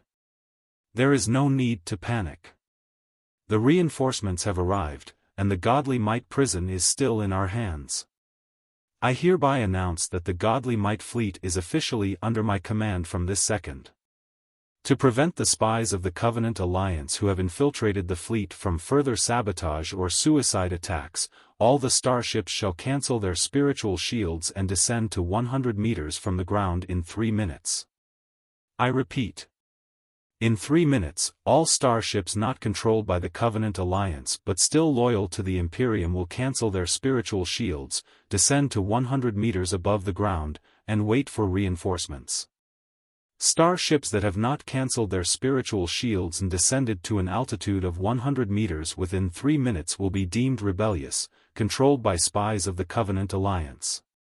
They will be destroyed without mercy by the anti-air fire net and the soon-to-arrive astounding Thunder Fleet, including Dongfang Lei's flagship. In the meantime, everyone on the bridge, watch your surroundings closely. It is very likely that spies of the Covenant Alliance are lurking nearby. I authorize you to take any necessary actions to ensure those around you help descend the starship to 100 meters. If you find a spy of the Covenant Alliance, you will be duly awarded after the battle. Brothers of the Godly Might Fleet, please trust me when I say I do not want to fight any of you. However, war tolerates no mercy. You have only 3 minutes. Any starships remaining at high altitude after 3 minutes will meet the same fate as Dongfang Lei's flagship. 2228 The situation is settled. After Lei Chenghu finished his resolute announcement, he promptly cut the communication feed on his end without waiting for the captain's questions. He then displayed a countdown on the opponent's screens. From the still active communication feeds, it was evident that all the captains, advisors, and crew on the bridges were stunned, overwhelmed, and at a loss. Some clenched their teeth, glancing around to gauge others' reactions. Others nervously touched their swords and sabers, confusion in their eyes. After whispering to each other, some crew members watched their superiors warily.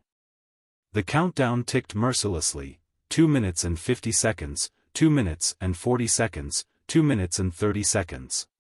All the detection magical equipment on the starships and in the control center of the Godly Might prison were screaming. Not far from the near-planet orbit, countless high-mass, high-density objects were tearing through the fabric of three-dimensional space.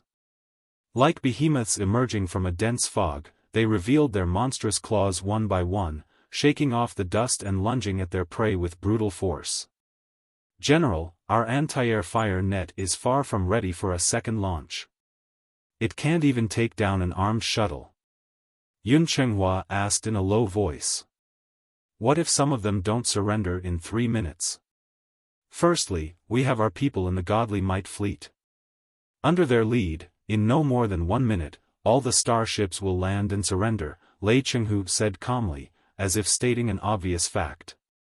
Secondly, if some starships remain too stubborn to surrender after 3 minutes, we will command the surrendered starships to shoot down those pig-headed traitors. Yun Chenghua bulged his eyes. Well, Lei Chenghu smiled and fell silent. He then shifted his attention from the Godly Might Fleet to the deep-sea fleet that had emerged from four-dimensional space and was gathering outside the near-planet orbit. The general's eyes were bloodshot, revealing no hint of what he was thinking. It was a challenging psychological battle. However, the Godly Might Fleet, having just witnessed the explosion of their flagship and facing immense pressure from the deep-sea fleet behind them and the reformists within, was destined to be the loser. With 2 minutes left in the countdown, the Godly Might Fleet had completely collapsed. One by one, the starships cancelled their spiritual shields and descended to an altitude of 100 meters, setting a good example. As more and more starships landed, those that remained hovering in the sky became increasingly conspicuous and felt more and more pressure. The signals of being targeted grew denser, causing a barrage of collisions that savaged the ears and nerves of everyone on board. Consequently, even though the captains of those starships wanted to delay, the intense gazes of their crew and the impatient weapons forced them to join the crowd and land. 3 minutes later, all the starships descended to 100 kilometers above the ground and deactivated their colorful spiritual shields. They looked like bare chickens in the wind. All the captains sent signals to the control center of the Godly Might prison through the public channel. We wish to obey the command of General Lei Chenghu. The riot within the Godly Might prison, meanwhile, was drawing to a close amid the hellish slaughter. However determined, ruthless, and fearless the captives of the Covenant Alliance were, and despite their status as the best killing machines, their numbers were too few. They were only sent to the Godly Might prison when it was temporarily used as a captive camp. Most of the criminals imprisoned there were fierce, deranged offenders. These dangerous felons outnumbered the Covenant Alliance captives 10-1. The slight gap in combat and organizational skills between the two groups could not make up for the vast disparity in numbers. When the wild tides of beasts roared nearby, the destruction of the Covenant Alliance captives became inevitable.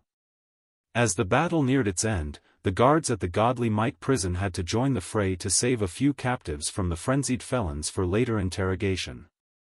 Had they not done so, all the captives of the Covenant Alliance would have been torn to shreds and chewed up. Of course, when the Covenant Alliance captives were nearly annihilated, the felons, with their unchangeable killing nature, began to attack each other. Perhaps they believed that if they killed enough people, they could steal the victims' credits, and Lei Chenghu would take all the survivors with him. Lei Chenghu did not interfere with the felons' actions. His connivance almost seemed to be an encouragement to the prisoners. He even ordered Yun Chenghua to continue sealing the exits of the 1st and 3rd districts from the outside world. If necessary, the oxygen levels inside could be lowered, and he could cause all the prisoners to pass out due to anoxia. However, that was not yet needed. The prisoners' strength could be further depleted, and their numbers could be further reduced. Starting from when the assassins of the Covenant Alliance broke his door, only half an hour had passed. In just half an hour, the Godly Might prison and the Godly Might fleet had both fallen into Lei Chenghu's hands. Warden Yun, send your most trusted guards to the ground for 2 tasks, Lei Chenghu said, his face devoid of any ecstasy, as if taking control of the immense Divine Might prison and subduing the Divine Might fleet was a trivial matter, no more challenging than taking a toy from a child. He spoke casually. Firstly, search the snowy expanse within 100 square kilometers. I strongly suspect that Dongfang Lei, the spy of the Covenant Alliance, was not killed in the recent explosion. His body must be found. If he is still alive, kill him immediately. Secondly, have the captains and key personnel from their command centers in the Divine Might fleet come to the Divine Might prison. Inform them that I will commend them for making the right decision at the most critical moment, which has saved the lives of countless soldiers. Additionally, tell them that I will personally go to the capital to request honors for them. Furthermore, at whatever cost, repair at least one energy supply station as quickly as possible and restore the basic defensive capabilities of the Divine Might prison. As for the prisoners and captives who are still fighting, there is no need to bother them. Let's just wait until they are all exhausted. Lastly, where are the political criminals? You and I can go and set them free together now. Yun Chenghua and everyone else in the control center found it hard to believe that the entire Godly Might fleet was suppressed so easily. It was not until a long time later that the warden finally stood at attention, holding back his excitement, and went to carry out the orders. Lei Chenghu moved his cold eyes to Li Yao and spoke privately, "All right. You can go to your master and prepare for our negotiation. But until she reveals enough sincerity, I will not go to her starship. If she wants to talk, the graceful queen will come to my Godly Might prison to talk. Rest assured. You are my lifesaver, after all, and I won't make things difficult for you. As long as you bring the message, the queen will definitely come to the Godly Might prison. After all, you should be more anxious than I am right now. With the Godly Might fleet, I can return to my astounding Thunder fleet in the 3rd battle area as long as one of the starships can perform a space jump. However, Her Grace has revealed her real forces after lurking in the darkness for so many years. I'm afraid there is no turning back for her now, is there?" Faced with Lei Chenghu, who had everything under control, Li Yao blinked rapidly and said, "Well, there is no rush to contact Her Grace. Can I go to release all the political criminals together with General Lei?" Lei Chenghu was stunned again.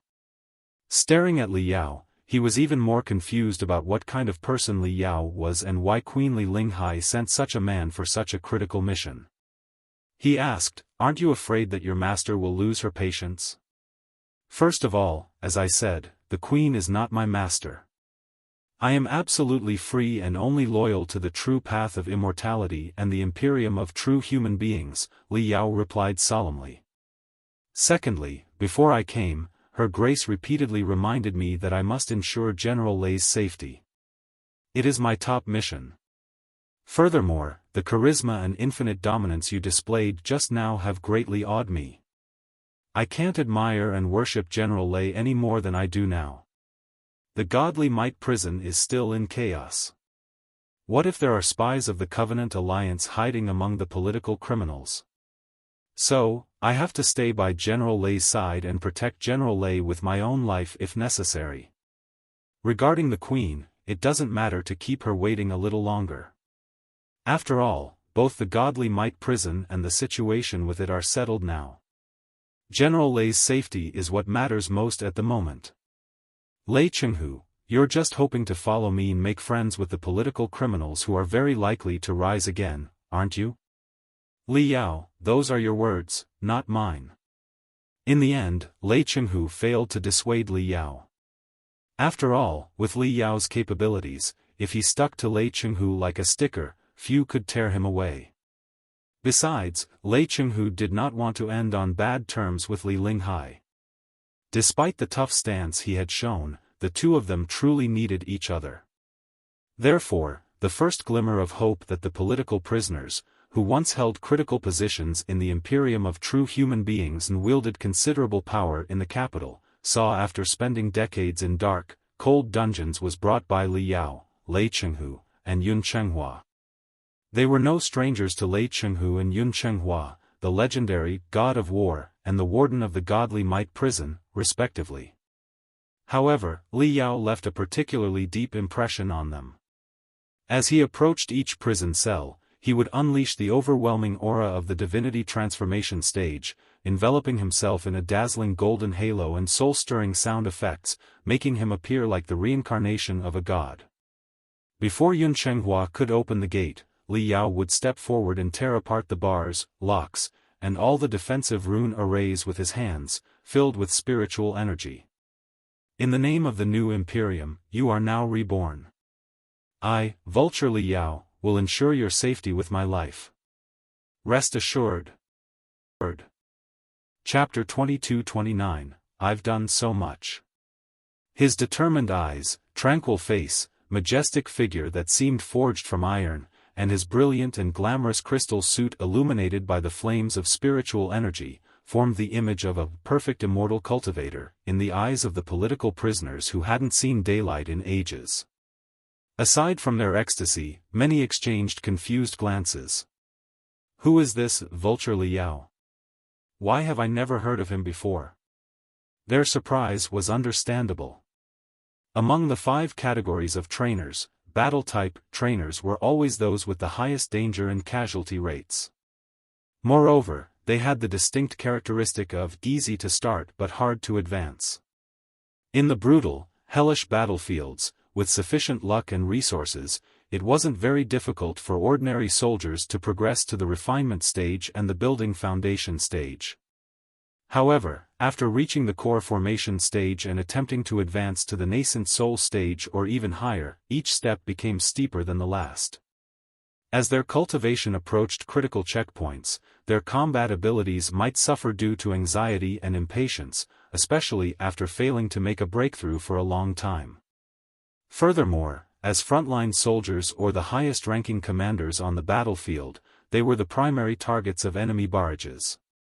All cannons and sniper rifles prioritized trainers above the peak of the core formation stage. Thus, most trainers stopped advancing after reaching the peak of the core formation stage or the nascent soul stage. If they tried to force a breakthrough, they would either perish on the battlefield or sustain such severe injuries that any future advancement was out of the question. Additionally, compared to other fields like administration, research, and culture, battle-type trainers were more susceptible to the limitations of their longevity. A research-type immortal cultivator could maintain a sharp and agile mind even if they were over 300 years old, and they could compensate for their declining computational ability with their vast experience.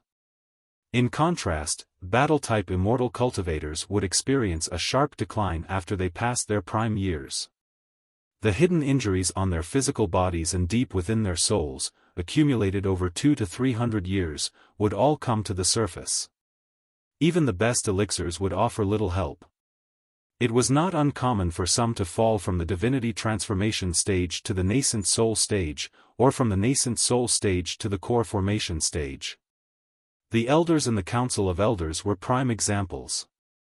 Though they were all renowned as experts in the divinity transformation stage, and they had displayed formidable power 100 to 200 years ago, they were now old and weary, having not unleashed the full might of the divinity transformation stage for decades. It seemed that their souls and their flesh and blood would be consumed if they exerted the power of the divinity transformation stage for even a second, turning them into withered corpses. Could such elders of the Imperium still be called experts in the divinity transformation stage? The natural law of aging and death was the cruelest and fairest limitation on all humans. Taking all factors into account, after 1,000 years of relentless battles, few battle-type divinity transformation stage experts in their prime could be found in the Imperium of true human beings. Each such expert was a renowned, strategic weapon known to everyone in the entire Imperium. However, Li Yao appeared so young and was so unknown. He also closely followed the God of War while advocating for the new Imperium. The seasoned veterans, who were shrewd and experienced, quickly drew a conclusion in their hearts. This vulture Li Yao must be an important warrior of the new Imperium and Lei Chenghu's trusted subordinate. Little did they know, an extremely evil voice was luring Li Yao in his heart. Hey, this is perhaps the last opportunity for you to kill Lei Chenghu. If he returns to his own astounding thunder fleet, he will be a tiger that returns to the mountain he belongs to. There will be few chances to kill him when he is in his army in the future. Are you sure you are not going to kill him? Naturally, it was the mental devil instigating him again. Thinking quickly, Li Yao whispered in his mind, honestly, how good do you think I am compared to Lei Chenghu? About that. The mental devil replied, to be honest, God of War, Lei Chenghu's personal charisma, abilities of strategic deception, and ruthlessness are all state of the art. He could abandon his own son without hesitation, destroy a flagship of the Imperium without blinking, and even take a great gamble, pretending to be confident of his final victory when he clearly had no trump card in his hands. TSK, TSK, TSK. That is truly a man of the times and the ultimate expert of human civilization. Compared to him, both your silver tongue and your petty cleverness are just the most despicable tricks. Hey, should a mental devil be so honest? Li Yao paused for a moment, then said, of course, I also admit there is a slight gap between me and Lei Chenghu right now. Speaking of which, how good do you think I am compared to Queen Li Linghai? Well. The mental devil thought for a moment and said, Li Linghai seems a bit paranoid and oversimplifies things.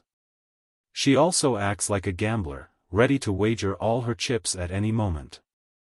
However, these may not be her true traits, but just a protective camouflage she has assumed. Moreover, putting aside all the scheming, she has inherited the legacies of the Supreme Emperor, the strongest expert in human history. She possesses the terrifying ability to slay a divinity transformation stage expert in one attack. It's very likely that she has advanced to the legendary divinity branching stage. So, we are absolutely no match for her. Yes. Both Li Linghai and Lei Chenghu are behemoths we can barely compete with right now. With a cunning smile, Li Yao said, that's why I can't kill Lei Chenghu. Instead, I need to achieve a subtle balance between Lei Chenghu and Li Linghai. Only if these two entities are wary of each other will stability at the center of the cosmos be ensured after the collapse of the four Kurfürst families. Besides, didn't you and I feel something was off with Li Linghai, that she's been hiding something of paramount importance from us? We couldn't uncover it due to the lack of help. You've seen Lei Chenghu for yourself. If Li Linghai does have a scheme and is preparing to trick him, she will surely regret it. What we missed will definitely be uncovered by Lei Chenghu. How could I bear to kill him now? The mental devil sniffed. That's a good plan. But be careful not to screw it up. Neither Li Linghai nor Lei Chenghu is readily manipulable by us. Don't get burnt by the fire you started.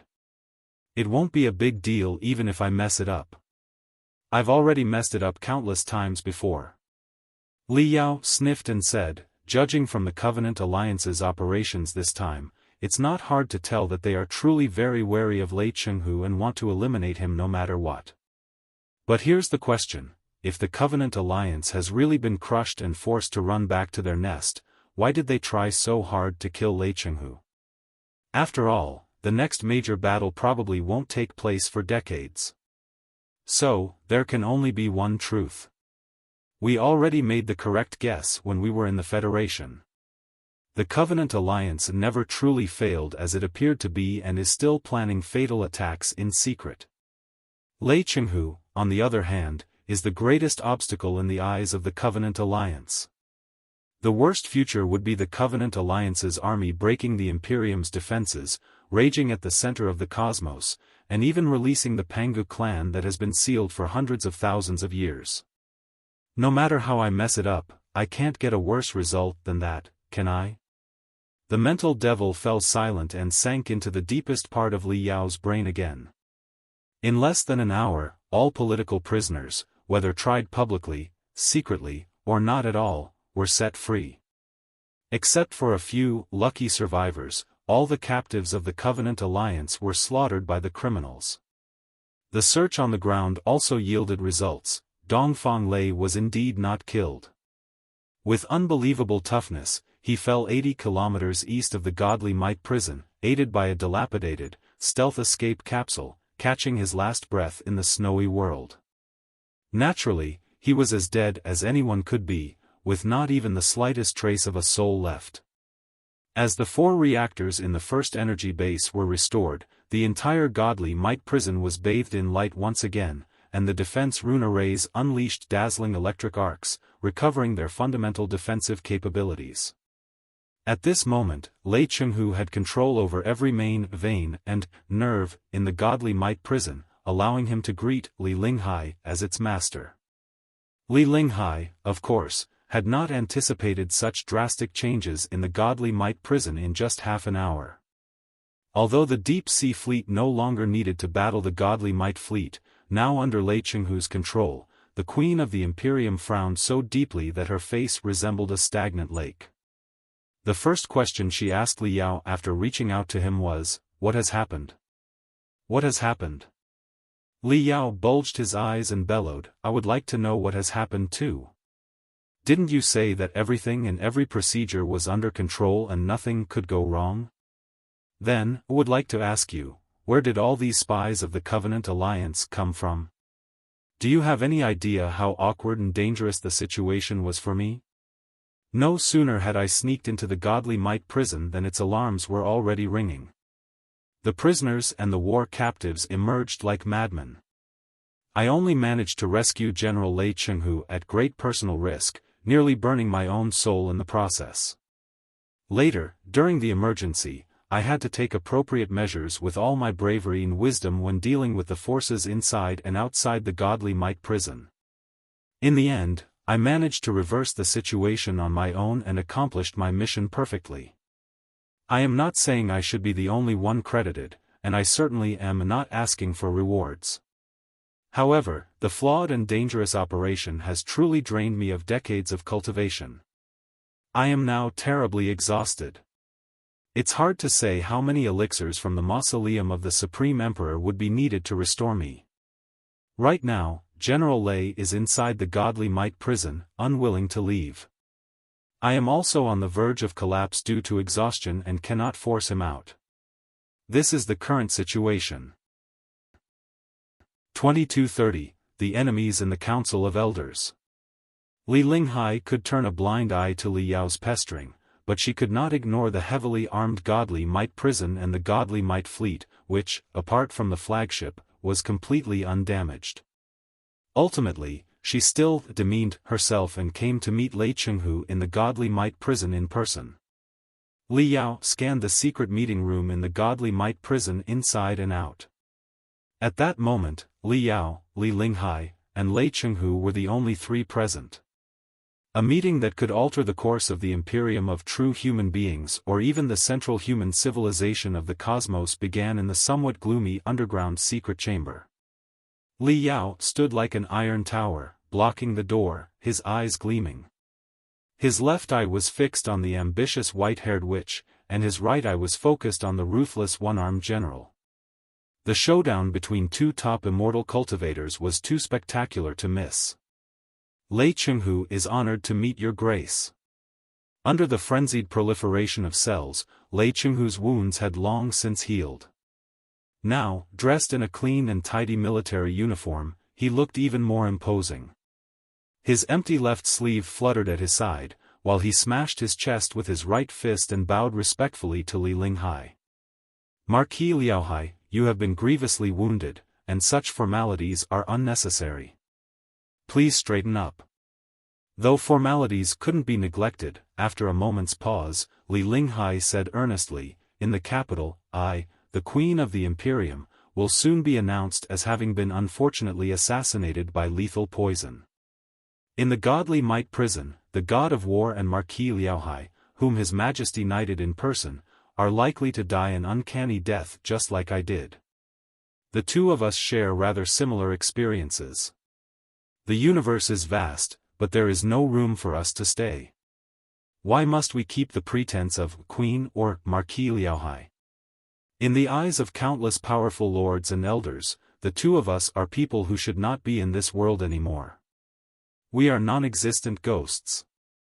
In that case, why don't we drop all the burdens and vanities and just call each other fellow cultivators to exchange our thoughts straightforwardly? Lei Chenghu smiled and said, as you wish, fellow cultivator Li. Li Linghai's eyes shone as she said, fellow cultivator Lei, you truly deserve to be the greatest general of the Imperium. To be honest, I have admired your feats for a long time. If I had not been trapped inside the royal palace living a life I could not control, I really would have fought side by side with you at the fiercest frontline as a common soldier of the Imperium, to defend the Imperium's glory and accomplish what Great Blackstar failed to do 1,000 years ago. You haven't given yourself enough credit, fellow cultivator Li. Just because one is in the royal palace does not mean they cannot accomplish something great, Lei Chenghu sneered. Take fellow cultivator Li, for example. You never showed anything extraordinary, and everyone simply regarded you as a common queen of the Imperium. They thought that, even if you had some ambitions, you did not surpass the limits of the queens in the past. Little did they know that you had established such an enormous fleet in secret and even raised a rarely seen and unconventional genius like Vulture Li Yao. I wonder, what is your purpose now that you have achieved so much? The Imperium is on the brink of doomsday. The court is overrun by wolves and jackals, and the Council of Elders is thoroughly corrupt. Each sector minds its own business, and the common people live in dire misery. The young and low-level immortal cultivators have no outlet for their complaints and wrath. With burning eyes, Li Linghai said solemnly, His Majesty has also fallen into the hands of scoundrels, who have secretly kidnapped and hidden him away. They even captured and tried to kill the Queen and the Admiral of the Imperium at will. We must not forget the undercurrents at the front line. The Covenant Alliance may not be ready to admit defeat and could launch a desperate attack at the last moment. However, the rigid, corrupt elders and nobles, still clinging to the illusion of the Imperium's invincibility, are completely unaware of the impending threat. At this critical moment, only clear-headed immortal cultivators like you and me are the last saviors of the Imperium and the human civilization. Yes, we are saviors.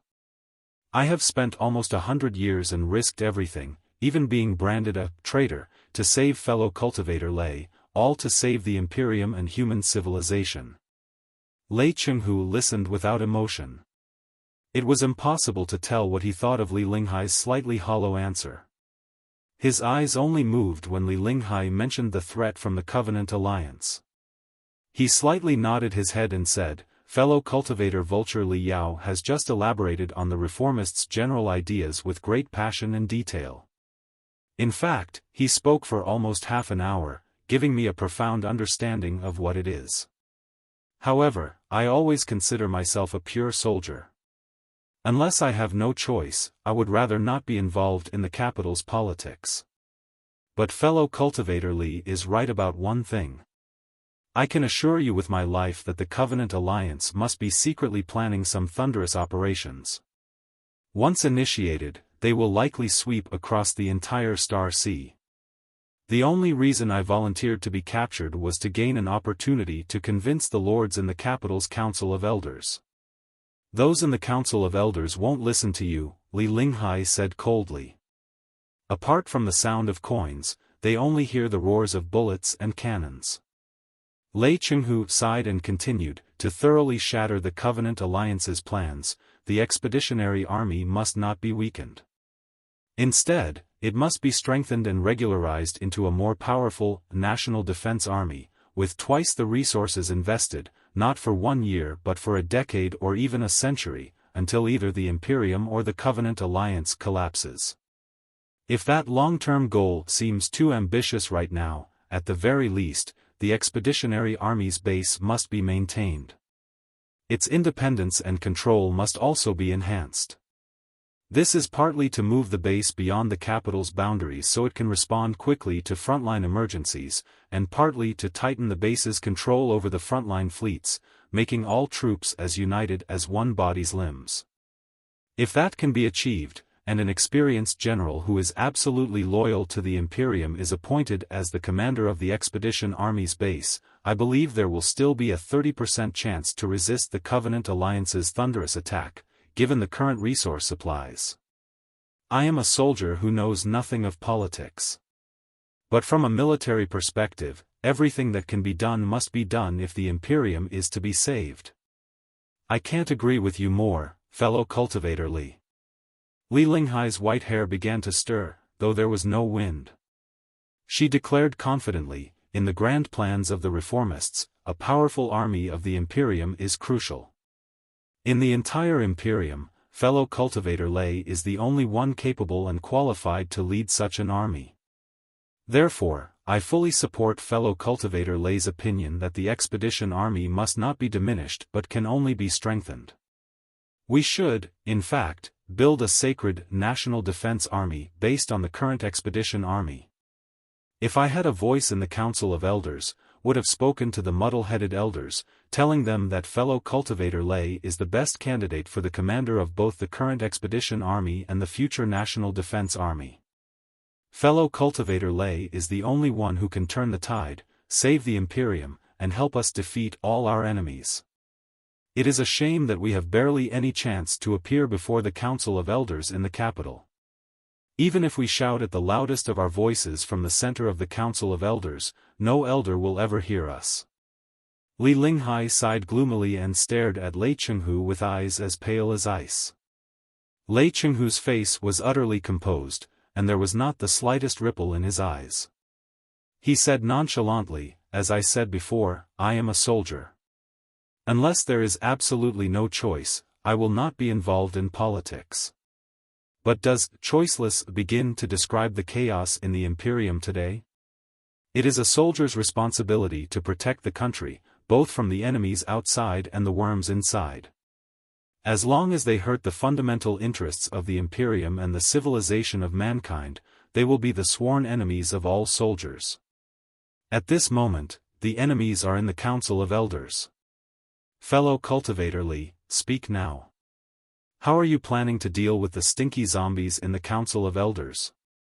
Although Lei Chenghu was all by himself and even missing one arm, when he bellowed, "The enemies are in the Council of Elders," the shadows of thousands of starships appeared behind him. The auras from the invincible troop were almost simmering the entire chamber unstoppably. Li Yao secretly compared Iron Commander, Zhou Hengdao, the model soldier of the Federation, with God of War, Lei Chenghu, and he had to admit that the expert from the center was stronger. Li Linghai's hair was dancing wildly in excitement. She shrieked, "First of all, we will escort fellow cultivator Lei back to the astounding Thunder Fleet and try to gather more mainforce warships.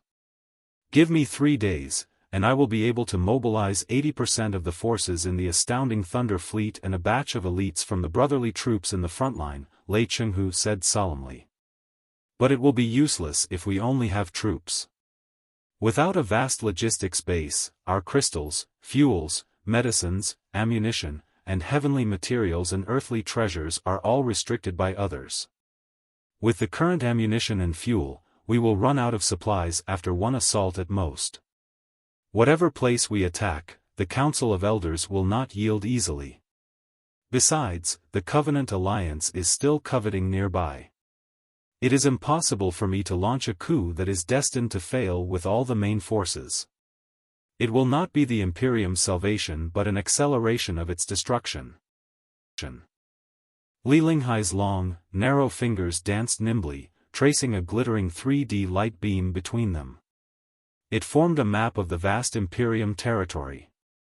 Under Li Linghai's fingers, the map of the Imperium enlarged, and enlarged again, until only a shining, glamorous planet remained at the center. Li Linghai smiled. When my deep-sea fleet, Cultivator Lei's astounding Thunder Fleet, and the additional Godly Might Fleet combine into torrents to revolutionize the Imperium, is it possible for us to march to this place and turn it upside down? This place, the capital? Lei Chenghu's eyes bulged as he looked at Li Linghai as if she were a lunatic. Impossible. Absolutely impossible. Firstly, due to the lack of enormous space gates, we cannot jump to the capital in a coordinated manner. It's important to note that the space near the capital is brimming with automatic defense magical equipment. Autopiloting flying swords and self-detonating space torpedoes almost fill all the navigation routes. Once our warships jump to the vicinity of the capital in disarray, we'll be blown to pieces before the elite fleets of the 4 Kurfürst families even show up. It will be a miracle if we manage to regroup. Secondly, the capital itself is a massive space fortress. Since the collapse of the Black Wind battle line 100 years ago, the possibility of the Imperium fighting all the way to the capital has been considered, and the capital has been fortified repeatedly. After 100 years of construction, the capital is now armed to the teeth, with every alley fortified. There are countless permanent shelters and crystal and magical equipment warehouses beneath the ground. Any battle to attack the capital will become a prolonged war of attrition. However, due to the shortage of supplies, we can only afford a quick battle. Taking the capital down is impossible. Thirdly, and most importantly, ever since the incident of the Blood Oath Alliance, the scared elders of the Imperium have mobilized tremendous forces to the capital, allegedly to protect the Emperor. But, of course, they are only trying to protect themselves. 3 times more fleets are gathered in the Imperium today than usual. How can we expect to break in? Targeting the capital will be suicide. The soldiers under our command will die in vain, and the last hope of the Imperium will be lost. So, if this is the plan of fellow Cultivator Lei's reformists, I don't think that I can agree with it. Please be patient, fellow Cultivator Lei. There is a slight error in your assessment. The elites of the 4 Kurfürst families that are gathered in the capital right now are not 3 times more than usual, but at least 5 times. Moreover, when they hear that Queen Li Linghai and God of War Lei Chenghu have joined hands to march to the capital for an armed intervention under the banner of the reformists, it is very likely that not 5 times but 10 times more troops will be gathered in the capital, driven by the elders' fear, correct? Li Linghai smiled. However, even 10 times more troops cannot stop us from charging at the capital to expose the vile truths of the lords and the nobles and to awaken the numb populace with our blood and sacrifice, can they? Lei Chenghu sniffed. What's the point in that? It's nonsense. It is indeed meaningless. Marching recklessly to the capital for an armed intervention will not be worthwhile, even if several elders are killed. Instead, the astounding Thunder Fleet, the Deep Sea Fleet, and the Godly Might Fleet will all be destroyed. The capital will be blown to pieces. A heavy blow to the heart of the Imperium will likely cause the reign of the four Kurfürst families to collapse, but it will be a lose-lose situation for us as well. Li Linghai suddenly changed her tone and said with glittering eyes, "We are all well aware that we will not commit such follies as to die together with our enemies, but our enemies do not know that, do they? Both fellow Lei and I appear like desperate gamblers right now. It won't be surprising if we do whatever insane things we want, just to take our chances. Therefore, the moment they learn that we are about to march to the capital for an armed intervention, the elites of the four Kurfürst families will certainly reinforce the capital and defend the place vigorously." Lei Chenghu was momentarily dazed. The flames in his eyes immediately engulfed the entire chamber. He mumbled, "Yes. The news of the fall of Godly Might Prison won't remain a secret for long. In one day at most, the four Kurfürst families will learn that I have escaped and that the reformists have amassed such formidable forces. Marching to the capital for an armed intervention seems to be our only option in our desperation." "In that case, exactly. Please take a look, fellow cultivator Lei." Li Linghai minimized the map of the Imperium and pointed at a red area at the edge. Right now, 2/3 of the elites from the four Kurfürst families are concentrated in the newly recovered territory of the Imperium. This is partly to prevent the Covenant alliance from retaking the territory and, more importantly, to keep an eye on the new warlords and the smaller nobles. This ensures that they will be in an advantageous position when the cake is divided. Those fleets will never be mobilized. To strengthen the defense in the capital, they will have to use the 1/3 of the elites left in their hometown. Once they learn that we are about to march to the capital for an armed intervention, those elites will definitely reinforce the capital without any delay. Then, wouldn't the nests of the four Kurfürst families be more weakly defended than ever? When the astounding Thunder Fleet, the Deep Sea Fleet, and the Godly Might Fleet are gathered, even if we cannot conquer the capital, can't we conquer the nests of the four Kurfürst families? Lei Chenghu thought hard for a moment, altering the scale of the Imperium's map, and studied the direct fiefs of the four Kurfürst families intently. A moment later, he raised his head and looked at Li Linghai. The nests of the four Kurfürst families will not be much easier to conquer than the capital. There will be heavy casualties. We cannot take on four enormous, 1,000-year-old interest groups at the same time. Who says we have to take on all four? One will be sufficient, Li Linghai said, combing her dancing hair casually. Or, rather, we may not need to conquer any of them. Just like what happened at the Godly Might Prison today, no blood will be shed. The flames in Lei Chenghu's eyes almost seemed to turn to magma. He said sincerely, "Why have I never noticed such an extraordinary person as fellow cultivator Li before?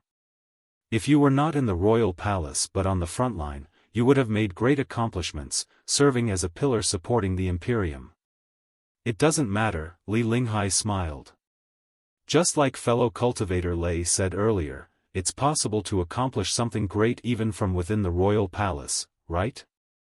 Lei Chenghu smiled, too, then returned to the topic. "Then, where will the operation end? I believe the Imperium, which is both gravely ill and threatened by external enemies, is not suitable for a major surgery.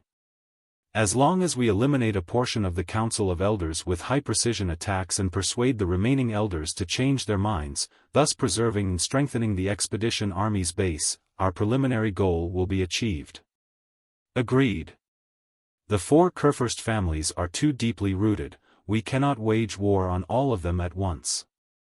Therefore, even though our slogan is to honor the Majesty and settle the rebellions, it would be inappropriate to denounce all of them as rebels, Li Linghai said. We have only 3 simple objectives. First, the current Prime Minister of the Imperium, Dongfang Wang, along with his cabinet, must resign. Second, fellow cultivator Lei will be appointed as the commander of the expedition army and nominated as an elder of the Imperium. You will also be allowed to reorganize the expedition army according to your will. Third, His Majesty must return to the royal palace, with the honor and glory that His Majesty deserves.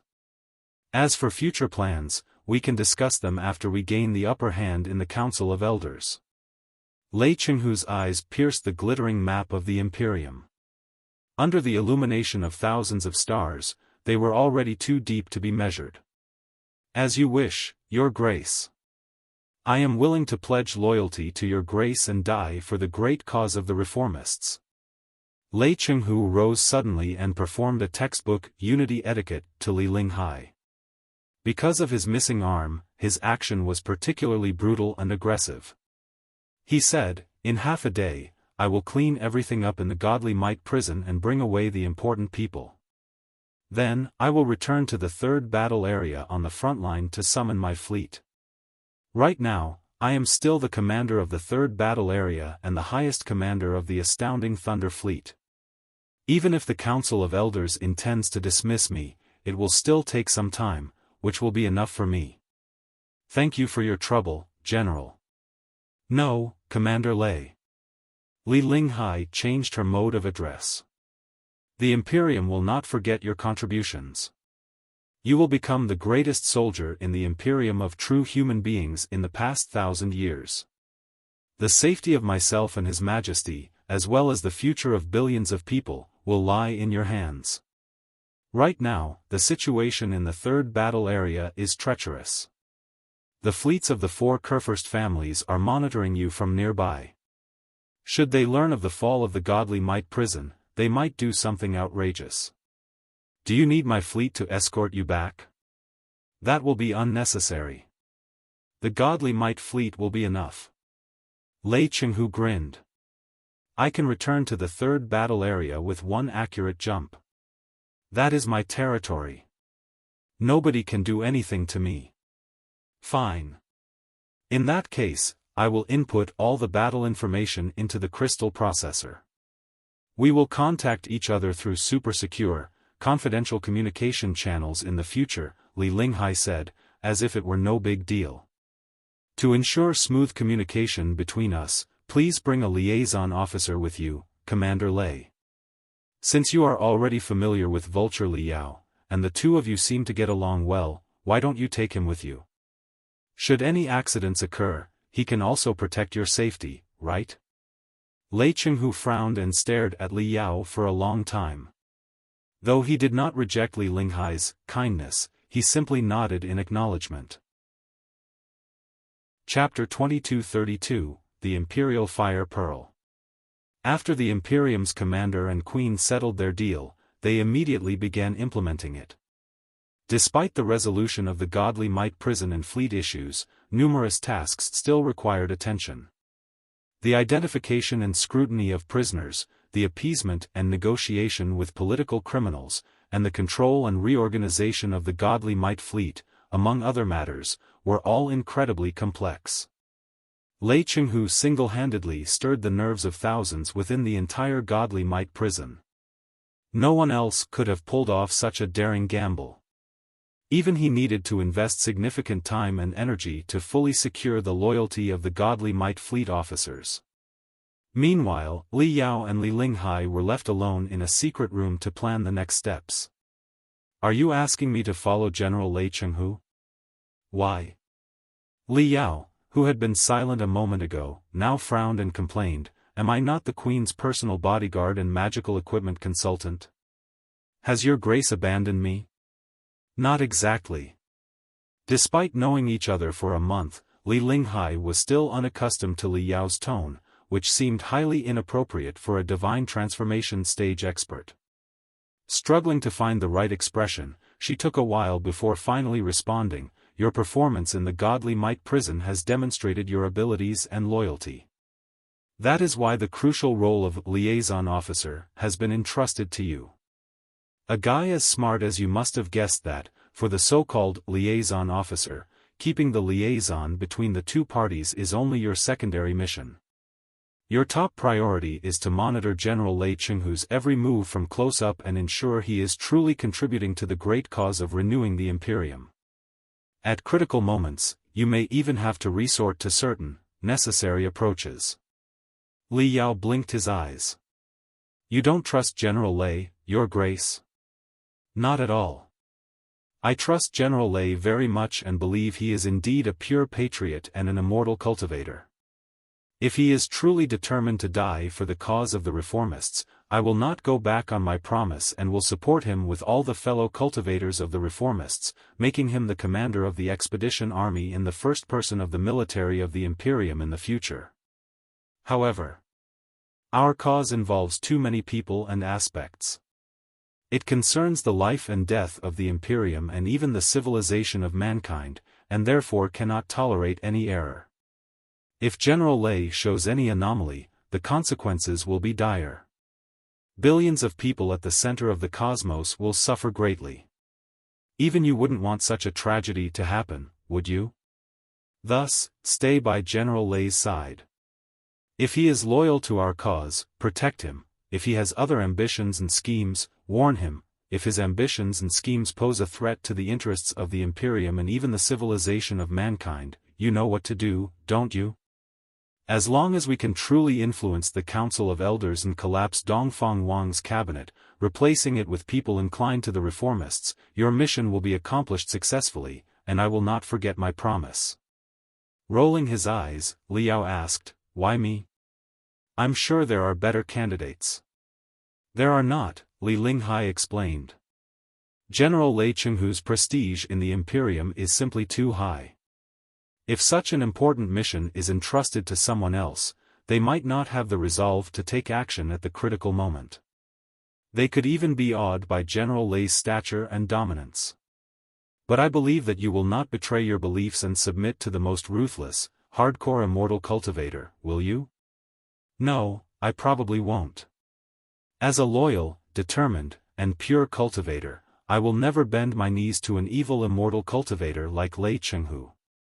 Li Yao rubbed his temples, as if he had a headache.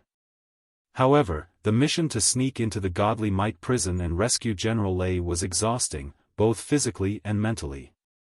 "I'm still feeling dizzy and need at least half a month to fully recover. But you're asking me to accompany General Lei to the astounding Thunder Fleet and kidnap him right under his trusted subordinates, if necessary? I can't do that, even if I wanted to. Can I take a few days to rest before undertaking such a daunting task? What is this?" While speaking, Li Yao suddenly held his breath. The room, clearly impenetrable, was suddenly filled with a wild wind.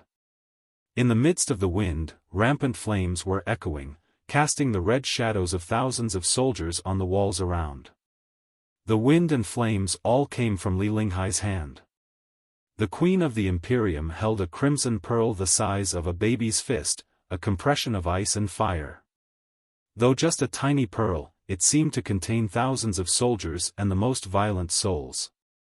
They were eager to break the seal, return to the human world, and dominate the universe once more. Even Li Yao, who had seen countless primeval treasures in the ancient sages sector and the Kunlun relic, couldn't help but be mesmerized by the pearl. His soul seemed to turn into streaks of brightness, crawling into the pearl. This is, Li Yao mumbled to himself, fascinated. In the ancient sages sector, the Kunlun relic, or the 100 smelting clan from his uncanny dreams, he had never seen such an amazing treasure. Unfortunately, there was a hairline crack on the crimson pearl that contained thousands of soldiers. The crack zigzagged and crawled all over the pearl. When Li Linghai slightly infused it with spiritual energy, the pearl split into two halves, one larger and the other smaller. Li Yao's heart also seemed to break into two, and he couldn't feel more sorry.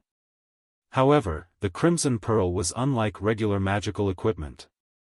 Even though it had been split into two halves, the fractures were very even and smooth, with no sign of shattering. Instead, from the fractures, even more erratic colors blossomed, as if two armies were rising and fighting each other in the clouds. "This is the Imperial Fire Pearl, one of the most precious treasures I earned from the Supreme Emperor's mausoleum." It was the magical equipment that the Supreme Emperor carried with him and polished day and night in the old days.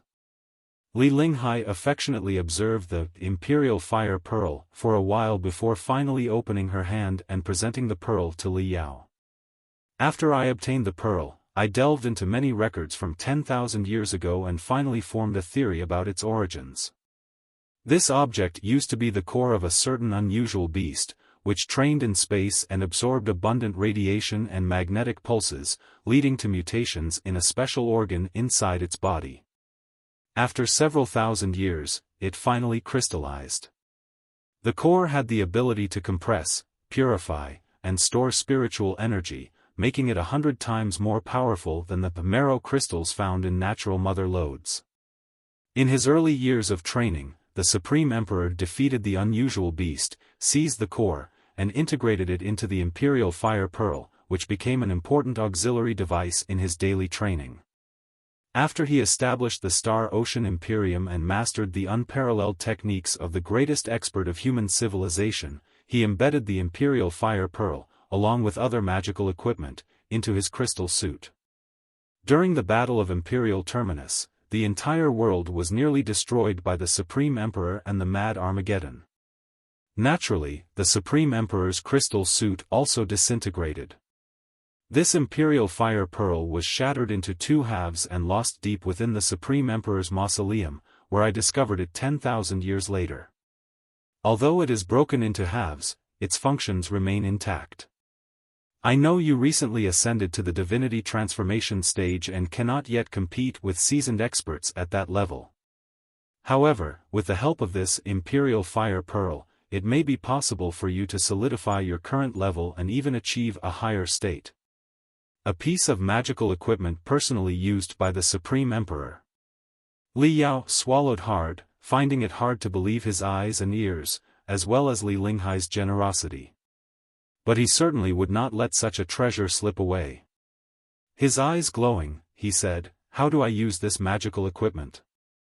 Li Linghai smiled and said, "Hold the Imperial Fire Pearl and input spiritual energy into it. You will naturally find out." Li Yao considered for a moment but could not think of a reason why Li Linghai would trick and kill him right now. Taking a deep breath, he took the Imperial Fire Pearl with both hands, held it in his palms, and closed his eyes, sending a stream of spiritual energy into the pearl. Boom! A tremendous explosion echoed deep inside his brain. The secret chamber, the godly might prison, and even the entire planet seemed to shatter. Li Yao found himself in the midst of space, watching a glittering, golden army rage across the universe, unstoppable. There was also a golden figure, whose brilliance surpassed that of thousands of stars, leading the charge while brandishing a long sword capable of stopping a galaxy from spinning. The infinite dominance, so dense it was almost condensed into glittering dust, filled Li Yao's mouth, nose, ears, eyes, and even every cell within his internal organs. He could hardly suppress the urge to roar. Thoughts like tsunamis flowed from the Imperial Fire Pearl into his brain, giving him the strange feeling of being the sovereign of the entire universe. This is exhilarating. Li Yao moaned, struggling to let go. The Imperial Fire Pearl floated 3 inches above his palm, leaving a red mark on the center due to its scorching power. He waved his hands casually, but the sensation that all the stars in the universe belonged to him lingered on his fingers, not dispersing for a long time. Li Yao breathed heavily. What kind of power is this? It's too strong and terrifying. The soul mark that the Supreme Emperor left behind, of course. Li Linghai did not expect Li Yao to rid himself of the Imperial Fire Pearl's influence so quickly. She was slightly dazed for a moment but soon regained her composure. She said nonchalantly, "The Imperial Fire Pearl contains spiritual energy 100 times more powerful than ordinary marrow crystals, and it accompanied the Supreme Emperor for hundreds of years.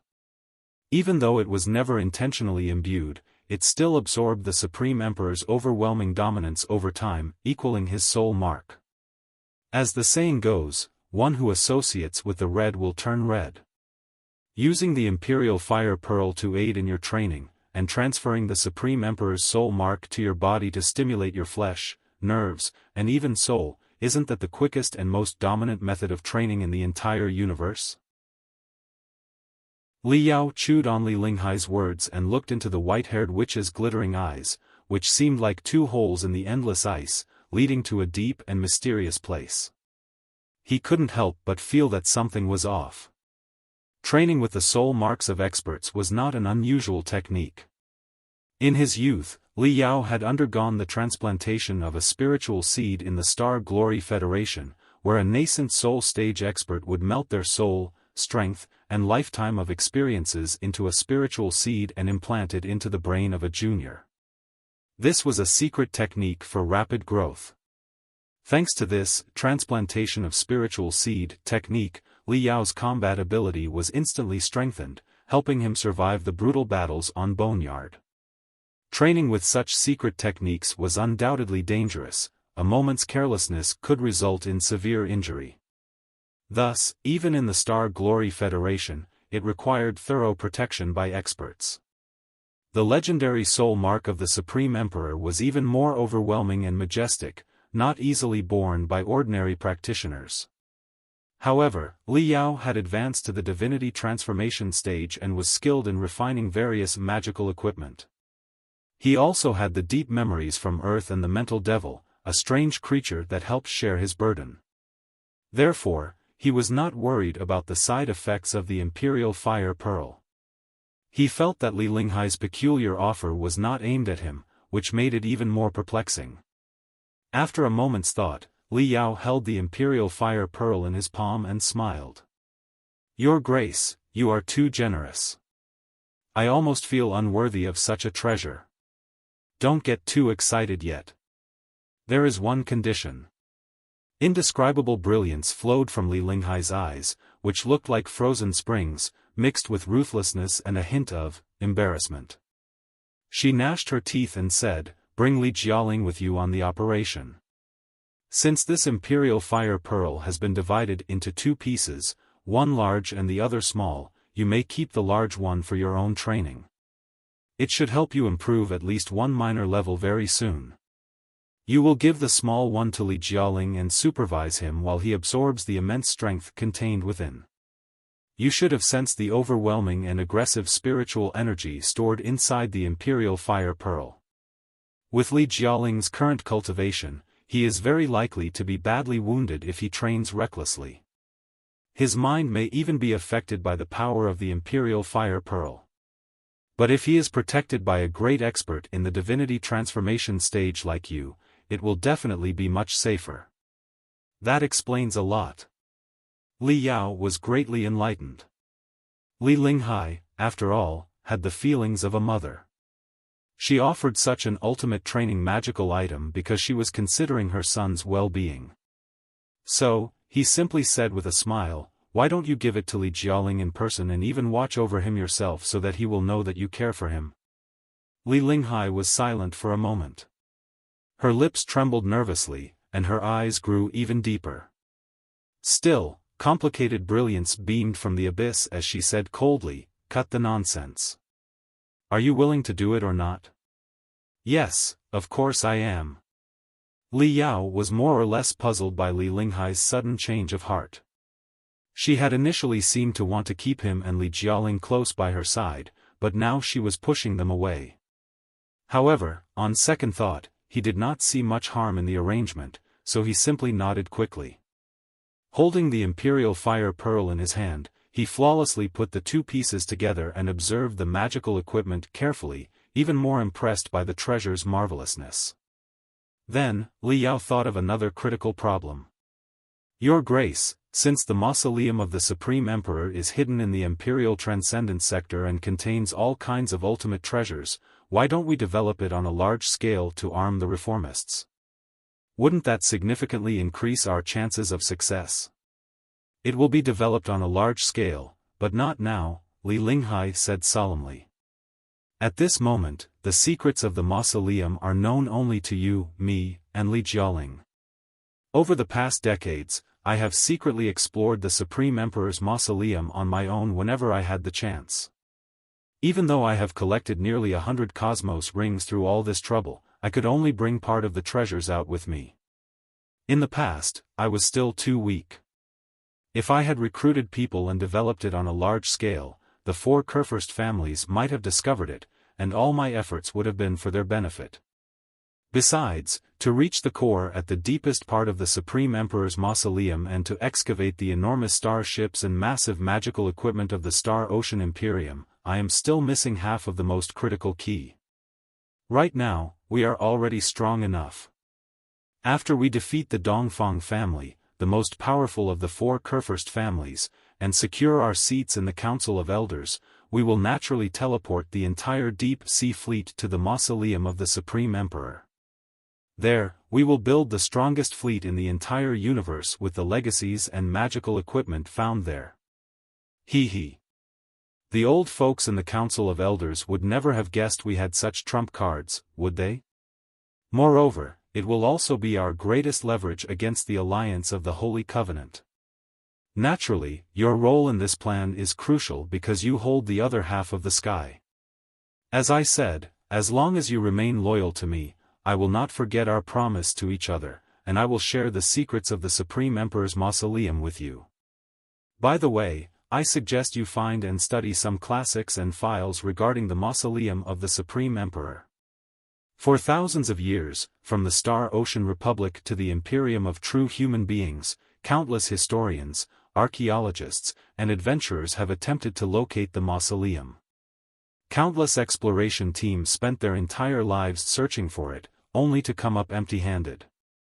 They left behind countless notes, journals, and adventure files, containing very interesting knowledge, including some ridiculous tales. Try to study them.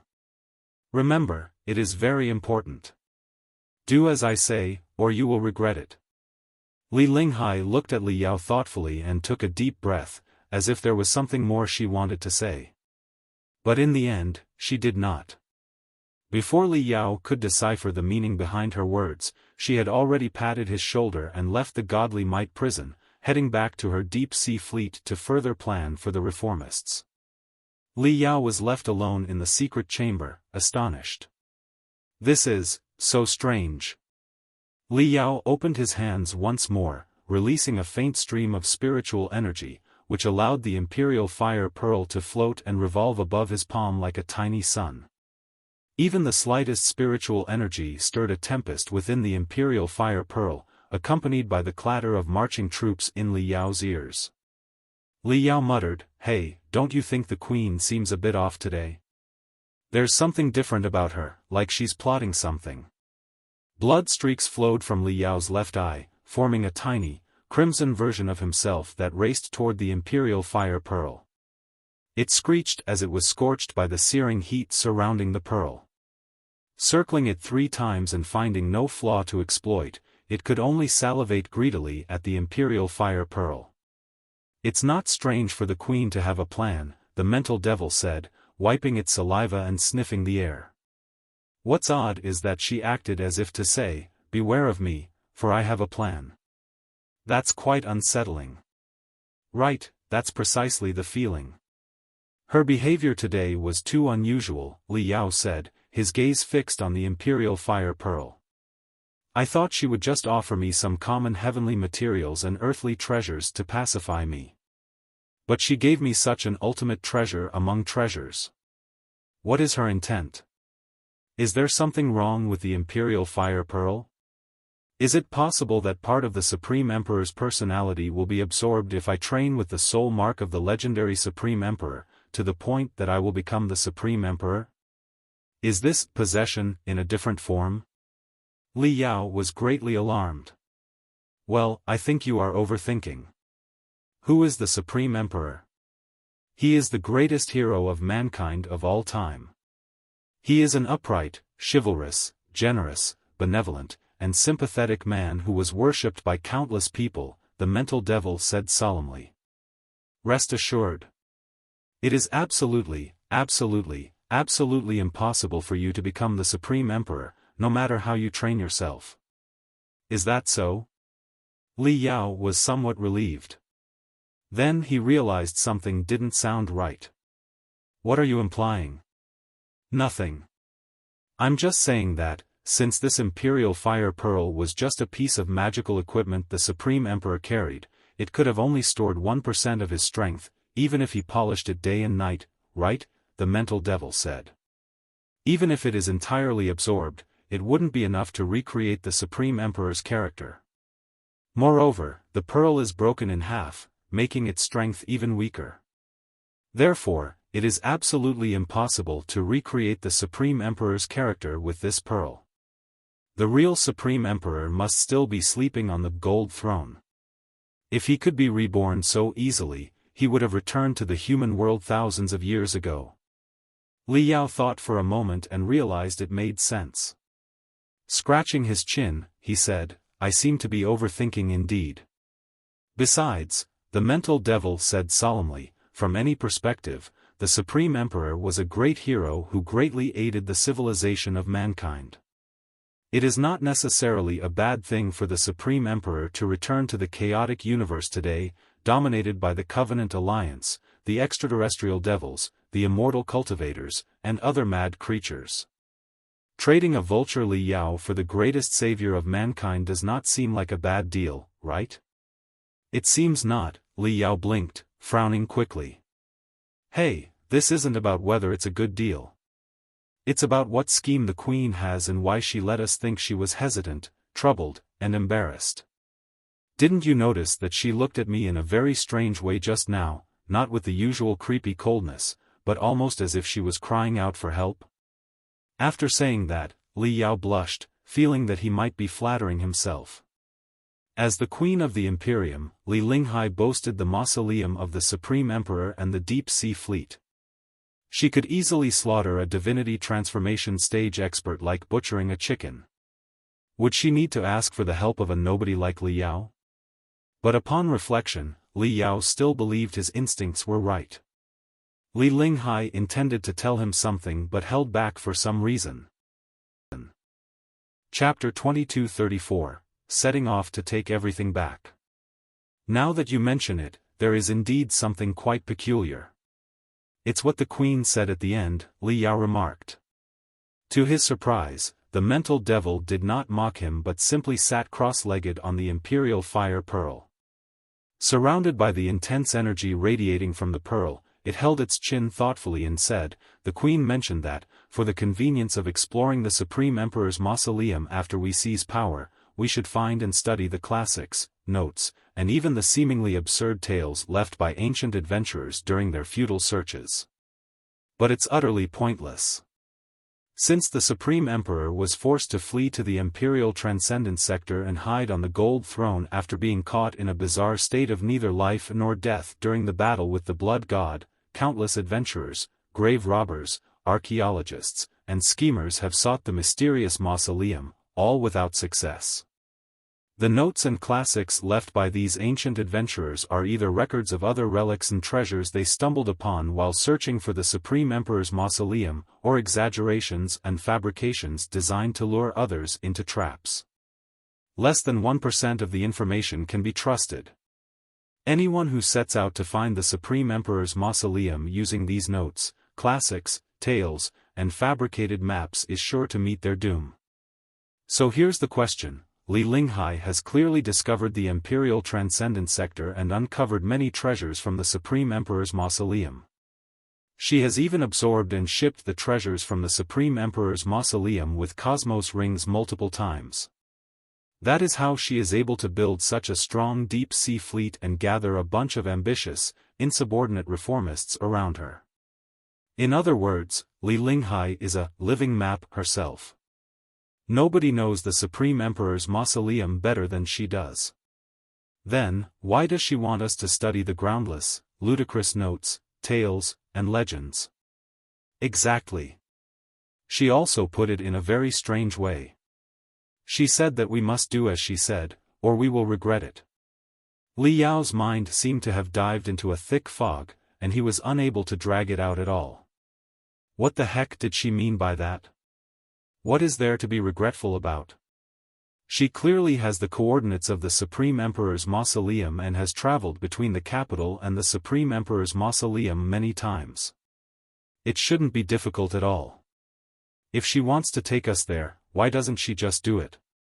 We also have the half-key that can open the central area of the Supreme Emperor's mausoleum. Even if she wants to trap us in a scheme, she should at least wait until the key plays its role and opens a certain gate, right? Perhaps, she does not want to trap us but is only reminding us of something. The mental devil thought for a moment and shook its head hard. No. I still feel that she is indeed malicious. But there is some kindness in her too.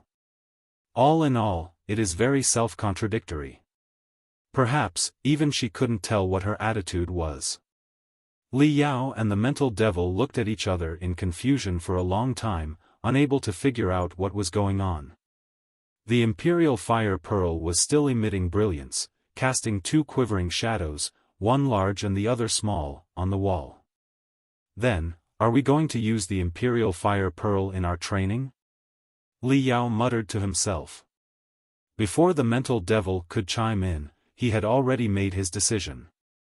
Of course we will. We are now at best in the middle to high levels of the Divinity transformation stage. Even though we may be among the top tier of the Imperium of true human beings with the enhancement of the brand new crystal suit and the Colossus, the chaos at the center of the cosmos is still fraught with danger, and we might be killed at any moment. Only by challenging difficulties can we become stronger. Training can be dangerous, but if we cannot take such risks, we should have stayed in the Star Glory Federation comfortably, simply being revered as the founding father of the new federation. He. Even if Li Linghai truly has a grand scheme, she could never have imagined that my soul is highly eccentric compared to that of a normal person's, with a terrifying earth hidden inside. Will the powers of the Supreme Emperor hidden in the Imperial Fire Pearl and Earth spark any incredible fireworks when they clash? How I look forward to it. Li Yao did not forget the strange gap deep within his brain that sealed the secrets of Earth. Even now, having entered the Divinity transformation stage, he was still unable to fully unlock the seal and discover the truth about Earth. If the power of the Imperial Fire Pearl could help him uncover everything about Earth that was hidden deep within his soul, it would truly be a delightful surprise. At the very least, we have learned some of the reasons why Pop's lover in the past transformed from an innocent little girl into such a commanding white-haired witch. Li Yao said with a smile, if Li Linghai had been training with magical equipment similar to the Imperial Fire Pearl over the past 100 years, absorbing an abundance of the Supreme Emperor's soul marks into her brain, it would be inevitable for her personality to gradually transform into that of a dominator under such influences. In that case, everything starts to make sense now, doesn't it? Upon second thought, this isn't a bad outcome at all. The Supreme Emperor was a great hero who considered the happiness of the people his responsibility. He was the progenitor of modern cultivators.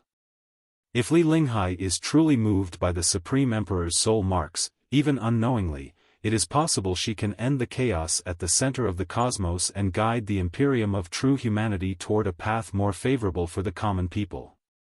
That would be amazing. The mental devil looked at Li Yao gloomily and said, "Do you really believe that?" Well.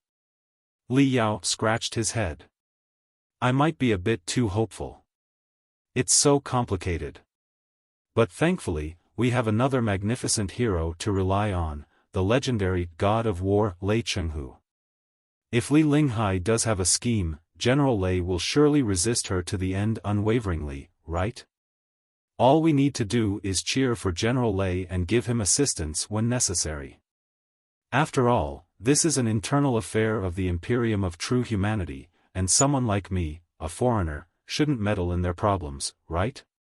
Let's go and appreciate how General Lei saves the Imperium up close. In just half a day, Lei Chenghu had taken care of everything in the Godly Might prison.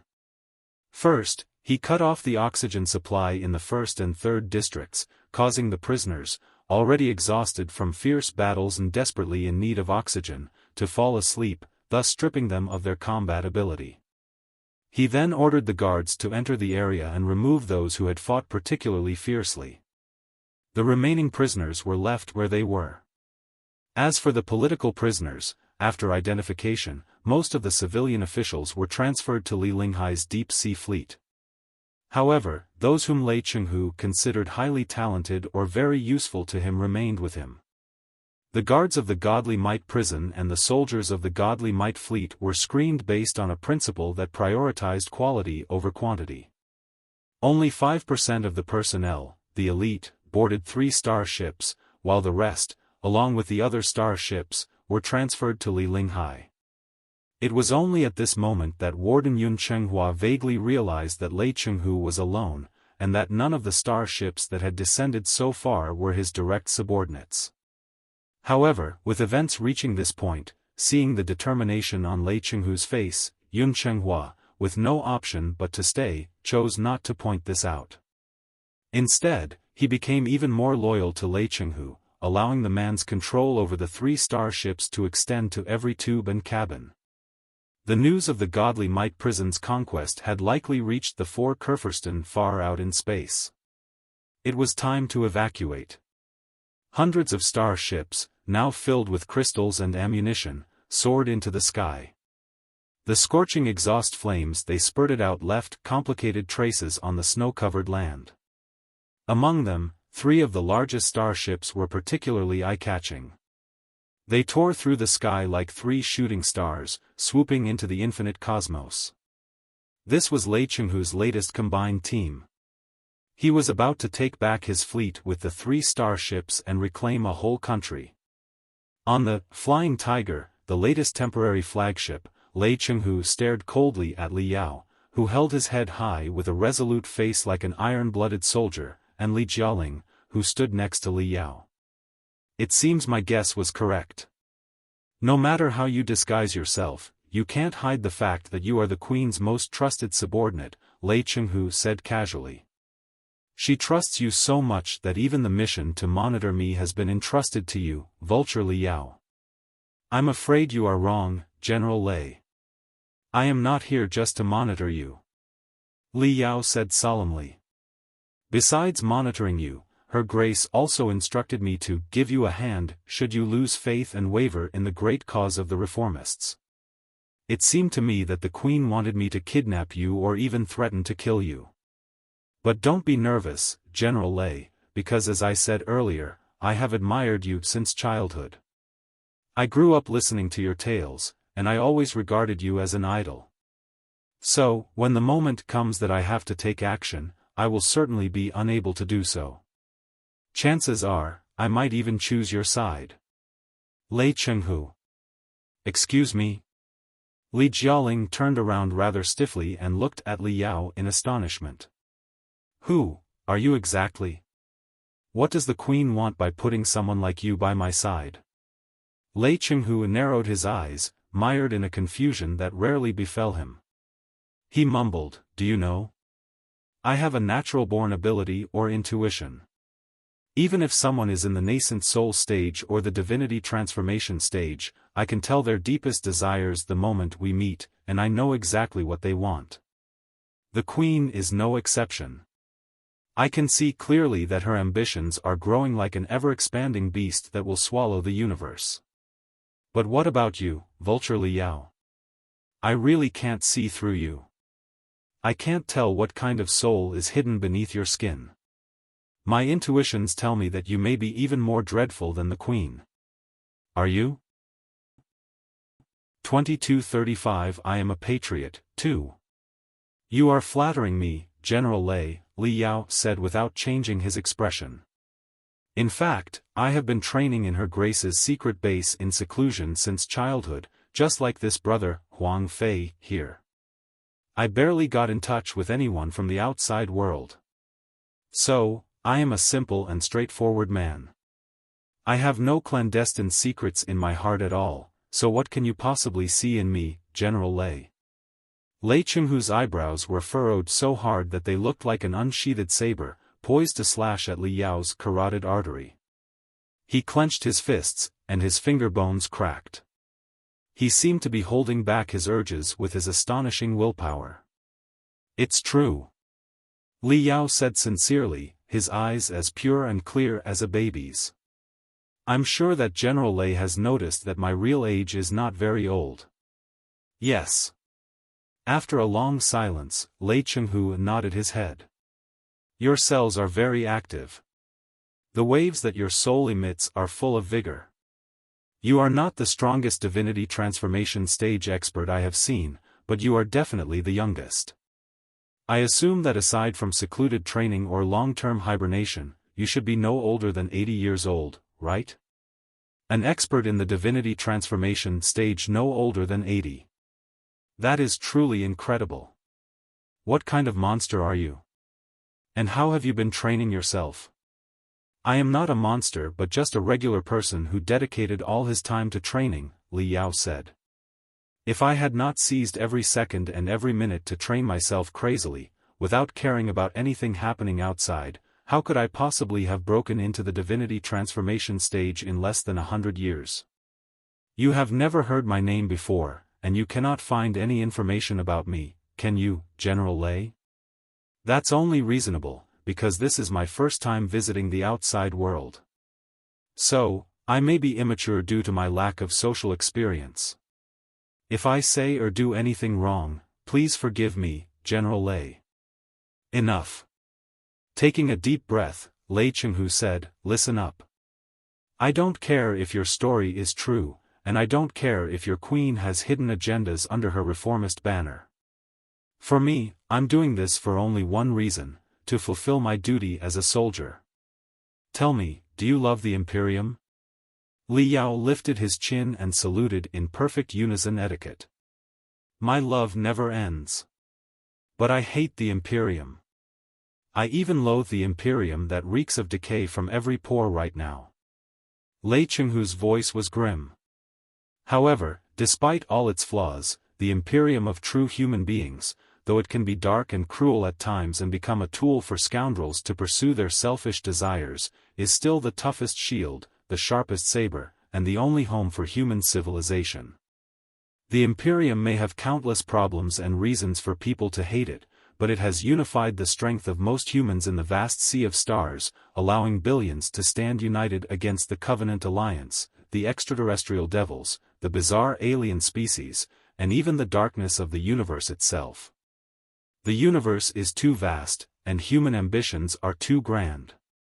Without the common acceptance of the Imperium of true human beings, all human beings in different sectors will lose organization within 100 years and separate into different countries, even if there is no aggression from the Covenant Alliance, the extraterrestrial devils, or any alien species.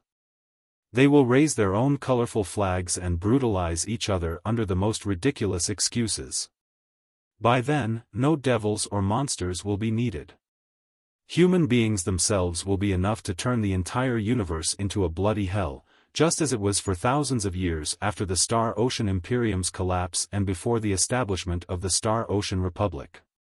Therefore, despite the many shortcomings of the Imperium today, and despite all the spots, ulcers, and cancers growing on its bloated body, even though I hate it in many ways, I will fulfill my responsibility as a soldier of the Imperium and defend it forever with my flesh, bones, and soul. Please convey to your queen that if she is concerned I may waver, her concerns are unnecessary. During the half-month I was under the custody of the 4 Kurfürst families, I thought it all through. In the past 100 years, I was too docile, hesitant, and restrained by the honor code of a soldier. I did not try everything I could to save the Imperium. But today, I have found my own path. No one can stop me from saving the Imperium with iron and fire, or even with the sordid, shameless, and transgressive methods. If the Queen's ultimate purpose is as upright and bright as she claims, then she will forever have my loyalty. Furthermore, if her personal interests align with the overall interests of the Imperium, is it really unacceptable to support her as the first female emperor in history? However, if I discover that her ambitions are so violent that they jeopardize the Imperium's interests, our cooperation will immediately fall apart, and I will stop and destroy her, no matter the cost. Do you understand? Li Yao nodded quickly. Crystal clear. And you are the same. Lei Chenghu's eyes suddenly became sharper than ever, as if they could pierce through Li Yao's body and the cabin walls behind him. I don't care if you're just smooth-talking or if you're truly, simple, immature, and outspoken. As long as you sincerely defend the Imperium and human civilization, I will call you a fellow cultivator and fight by your side until the end. However, if I ever discover that you've kept other secrets that harm the Imperium's interests, trust me, the cannonballs from 10,000 warships will rain down on your head at the same time. Even if you escape to the edge of the cosmos or 1,000 years into the future, I will shatter my body and obliterate my soul to find you and kill you. Li Yao took a long, relieved breath. That's great. Lei Chenghu frowned. What is great? I'm totally relieved now. A brilliance more scorching than the sun suddenly beamed from his clear, large eyes. Because I can swear with my life that I am an absolutely loyal and devoted patriot.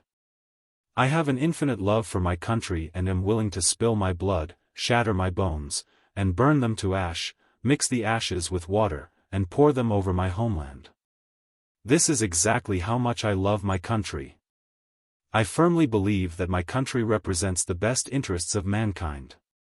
So, I will never turn against my country. However formidable, brutal, and ruthless the enemies I am faced with might be, I will fight them to the end. Even if I have nothing but an appendix left in the end, I will roll a saber with the appendix and keep on fighting. So, the scenario General Lei described will never happen. Of course, I am relieved. When Li Yao was swearing, Lei Chenghu stared at his eyes closely the entire time, not disguising that he was looking into Li Yao's heart at all. For his part, Li Yao also opened his mind frankly for Lei Chenghu to perceive freely. Lei Chenghu sensed for a long time. Then, his face was less grave, but the suspicion on it did not dissipate for a long time. He mumbled, "Why, is everything you say true and carries no air of fabrication at all?" Because it is true in the first place. I am really an unwavering, authentic patriot who has come to this place at great risk out of my infinite passion for my country and the civilization of mankind. Li Yao insisted, I'm the one who should be confused here. Why is General Lei unwilling to believe me when everything I say is true? Is General Lei the only patriot in the vast universe?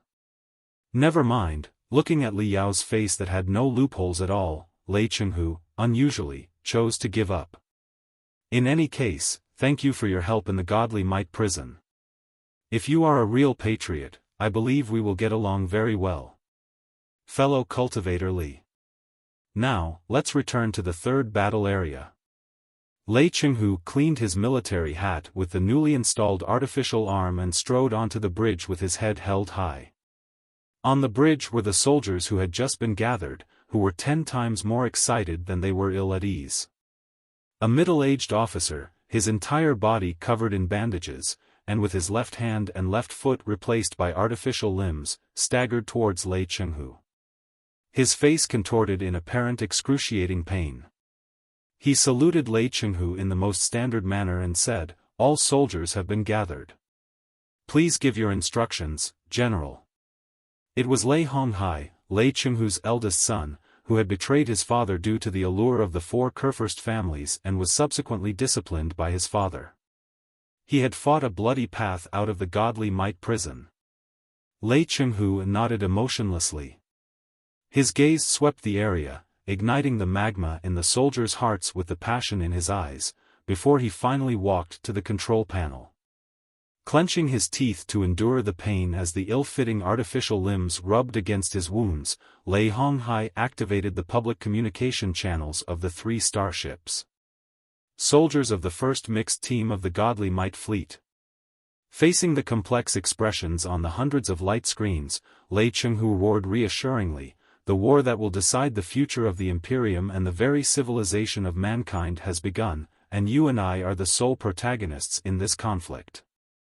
Up until today, you were nobodies. Outcasts. The losers in family competitions, the remnants no one cared for, the cast-offs destined to spend the remainder of your days on this desolate world, the nothings not worthy of mention in your family records, and even the prisoners fated to rot in dungeons.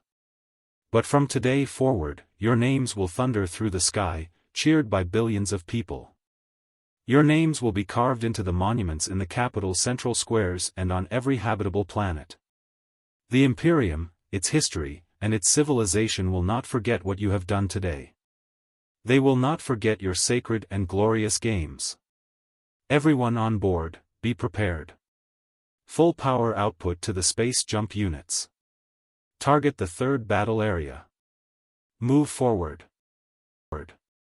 State of the Army engaged in the exploration of the number 223 resource planet. It was tasked with cleaning up and re-establishing the mining bases that had been sabotaged by the Covenant Alliance. In the extremely harsh, quite an untimable world known only as a war zone. The operatives of the fleet were proficient miners and engineers, tasked with cleaning up and re-establishing the mining bases that had been sabotaged by the enemy forces. In the extremely hostile, grueling world of the number 223 resource planet in the West Wind sector of the Third Battle Area. Chapter 2236, Lore of the Red Nimbus. The number 223 resource planet in the West Wind sector of the Third Battle Area, in the Imperium of true human beings, was an extremely harsh environment with an atmosphere of noxious gases, constant extreme weather, and dramatic geological shifts. Despite these challenges, the planet was endowed with a rich reserve of nickel-fused crystals, a material that, once added to the highly explosive cannonballs, could significantly increase their destructive power. After the Imperium took the planet from the Covenant Alliance in a small fleet engagement of the Third Battle Area, the Red Nimbus fleet was dispatched to camp on the number 223 resource planet.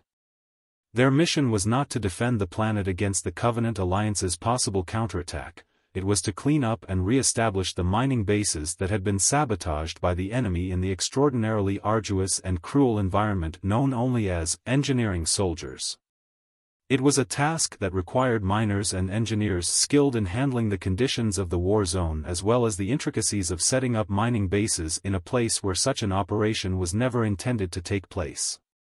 The Red Nimbus fleet, composed of various ships, was tasked with this formidable mission in one of the most inhospitable worlds in the known universe. Chapter 2236, Lore of the Red Nimbus. The number 223 resource planet in the West Wind sector of the Third Battle Area of the Imperium of true human beings was an environment of exceptional severity, marked by an atmosphere laden with noxious gases, relentless extreme weather, and violent geological upheavals. The planet, however, was blessed with a considerable reservoir of nickel-fused crystals. This rare material, when integrated into the highly volatile cannonballs, was capable of considerably amplifying. To quote the powerful nobles and lords in the capital, they were just a bunch of mobsters who were formerly bumpkins. It was a typical example of all the miscellaneous troops. The Red Nimbus fleet was from the Red Nimbus sector, a world that was not conquered or, to put it nicely, did not join the Imperium until 500 years ago, at the last phase of the Imperium's grand expedition.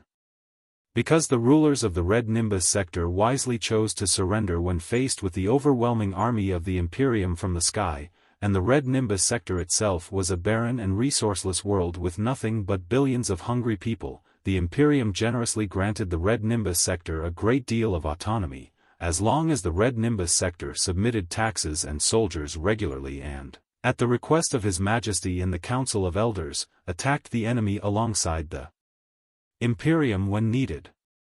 Despite the generosity and mercy, life for the people and even the immortal cultivators of the Red Nimbus sector over the past 500 years was still quite difficult. The Imperium's taxes grew heavier each day. Besides the taxes directly submitted to the court, the four Kurfürst families also exploited them by implementing elaborate regulations, including various fees and special taxes. Meanwhile, the magical equipment and industrial products from the highly developed industrial worlds at the center of the cosmos flowed into the Red Nimbus sector like tides, entirely destroying the relatively independent but underdeveloped industrial system of the Red Nimbus sector. The Red Nimbus sector was bound to the lowest tier of the noble family's interest chain, becoming an insignificant component on the assembly line. 500 years ago, despite the underdeveloped technologies, the Red Nimbus sector was still capable of manufacturing crystal suits, armed shuttles, and even starships. It was even possible to produce one or two of the simplest space jump units. However, Today, while the magical equipment used in the red Nimbus sector appears more delicate, glamorous, and powerful on the surface, there is no longer a single crystal suit that is the red Nimbus sector's own brand. All the crystal suit factories in the red Nimbus sector have been purchased by the sects under the four Kurfürst families. The outdated assembly lines were all dismantled and replaced by brand new ones, generously donated by the noble families. Naturally, the central technologies of the magical equipment assembly lines are controlled by the noble families at the center of the cosmos and are never taught to the red Nimbus sector. Moreover, those magical equipment factories can no longer produce a whole crystal suit but can only manufacture 5% of the components. The other 95% of the components are shipped from the center of the cosmos and assembled on site.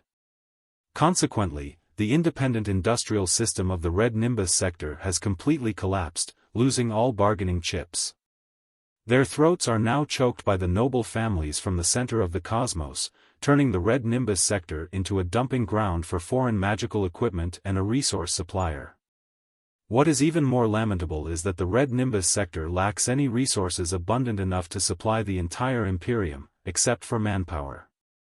As a result, the price of labor there has been suppressed to a shocking extent. According to the lords from the center of the cosmos, the establishment of the magical equipment factories in the red Nimbus sector is due to the cheap labor force and the diligence of the workers. Otherwise, the lords could have set up the factories elsewhere or replaced all human workers with spiritual puppets. They were here to feed the workers as a form of charity, since they were all compatriots of the Imperium. When they spoke those words shamelessly, the arrogant lords had completely forgotten that it was exactly because of 100 years of goods dumping and subsequent underhanded tactics that local sects and magical equipment factories were destroyed, and billions of workers were reduced to destitution. However, the lords were not speaking baselessly but from the decks of heavy warships. Even when they landed, they would bring an entire crystal suit legion to protect the factories. What could the workers in the red Nimbus sector do? The healthy and strong workers of the red Nimbus sector, who toiled diligently in a magical equipment factory under the banner of the four Kurfürst families, sometimes to the point of vomiting blood and developing emphysema, still could not feed their families. They had to send their wives and daughters abroad to work in the entertainment venues at the center of the cosmos established by the noble families. Such tragedies have been commonplace in the red Nimbus sector over the past few hundred years. The noble families from the center of the cosmos even extended their reach to the agriculture of the red Nimbus sector. Genetically refined spiritual rice and spiritual wheat, along with foreign crops, replaced the local rice and wheat of the red Nimbus sector. Because spiritual rice and spiritual wheat had high yields, good taste, abundant nutrition, and heat, and because the food groups controlled by the four Kurfürst families provided high subsidies, workers earning meager wages in the factories could only afford the food they provided. As a result, the foreign food groups expanded rapidly in the red Nimbus sector. In just 100 years, they had acquired all the major and minor food groups in the red Nimbus sector and purchased vast tracts of land from the farmers, precisely as they had done with the magical equipment industry of the red Nimbus sector. Although the red Nimbus sector nominally retained autonomy, it was part of the Imperium and could not enact independent laws to prevent the foreign conquest. All it could do was watch as foreign food groups took over the planet. Once they controlled most of the land and seeds, they unveiled their true intentions. Using the law as their weapon, they secretly altered the genes of spiritual rice and spiritual wheat so that the seeds could only be harvested once and not replanted. In other words, the red Nimbus sector lost all its own crop seeds. If they wanted to sow again, they had to buy seeds from foreign food groups. Even if the people of the red Nimbus sector tried to develop their own seeds through secret experiments, they found, to their surprise, that the alien cash crops given to them as gifts and bought at high prices by the foreign groups actually had the ability to alter the soil elements. After a century of pollution by these foreign cash crops, the most fertile land in the red Nimbus sector became suitable only for the seeds of the foreign food groups. Other seeds would wither on a large scale, if they managed to sprout at all. Initially, when the foreigners bought the bitter and sour fruits of the cash crops, claiming that the wealthy people at the center of the cosmos favored their flavor, the people of the red Nimbus sector laughed at the odd tastes of the rich. Now, the people of the red Nimbus sector finally understood the true taste of the bitter fruits. What the wealthy people at the center of the cosmos tasted was not the juice of the fruits but their blood. But the epiphany came too late. From industries to agriculture and the entire training system, everything had been invaded and destroyed by the foreigners from the center of the cosmos. The whole world had fallen into their hands. Even if the sector master of the red Nimbus sector still had nominal autonomy, what was the point? It was even worse than direct aggression, because a government had to be founded after direct aggression to administer and secure the local people. But now, everything was about economics and done by civilian sections. They swallowed all the benefits, while the obligations remained in the hands of the bewildered sector master. The lives and deaths of the people of the red Nimbus sector did not concern the center of the cosmos. It was all because the local sector master was too ruthless and tyrannical. When the troubles grew too large, the four Kurfürst families would offer some meager relief. Nothing more. The ordinary people of the red Nimbus sector lived in constant insecurity and struggle. The immortal cultivators fared no better. Previously, when the red Nimbus sector had an independent industrial and agricultural system, it needed the support of immortal cultivators in every field. The position of local immortal cultivators was high, and they were the unquestioned dominators. But now, as foreign capital and technology flooded in, the first to be crushed were the dignity and dreams of the local immortal cultivators. Their own sects were squeezed to bankruptcy by foreign corporations, and they had to swallow their anger and work for them.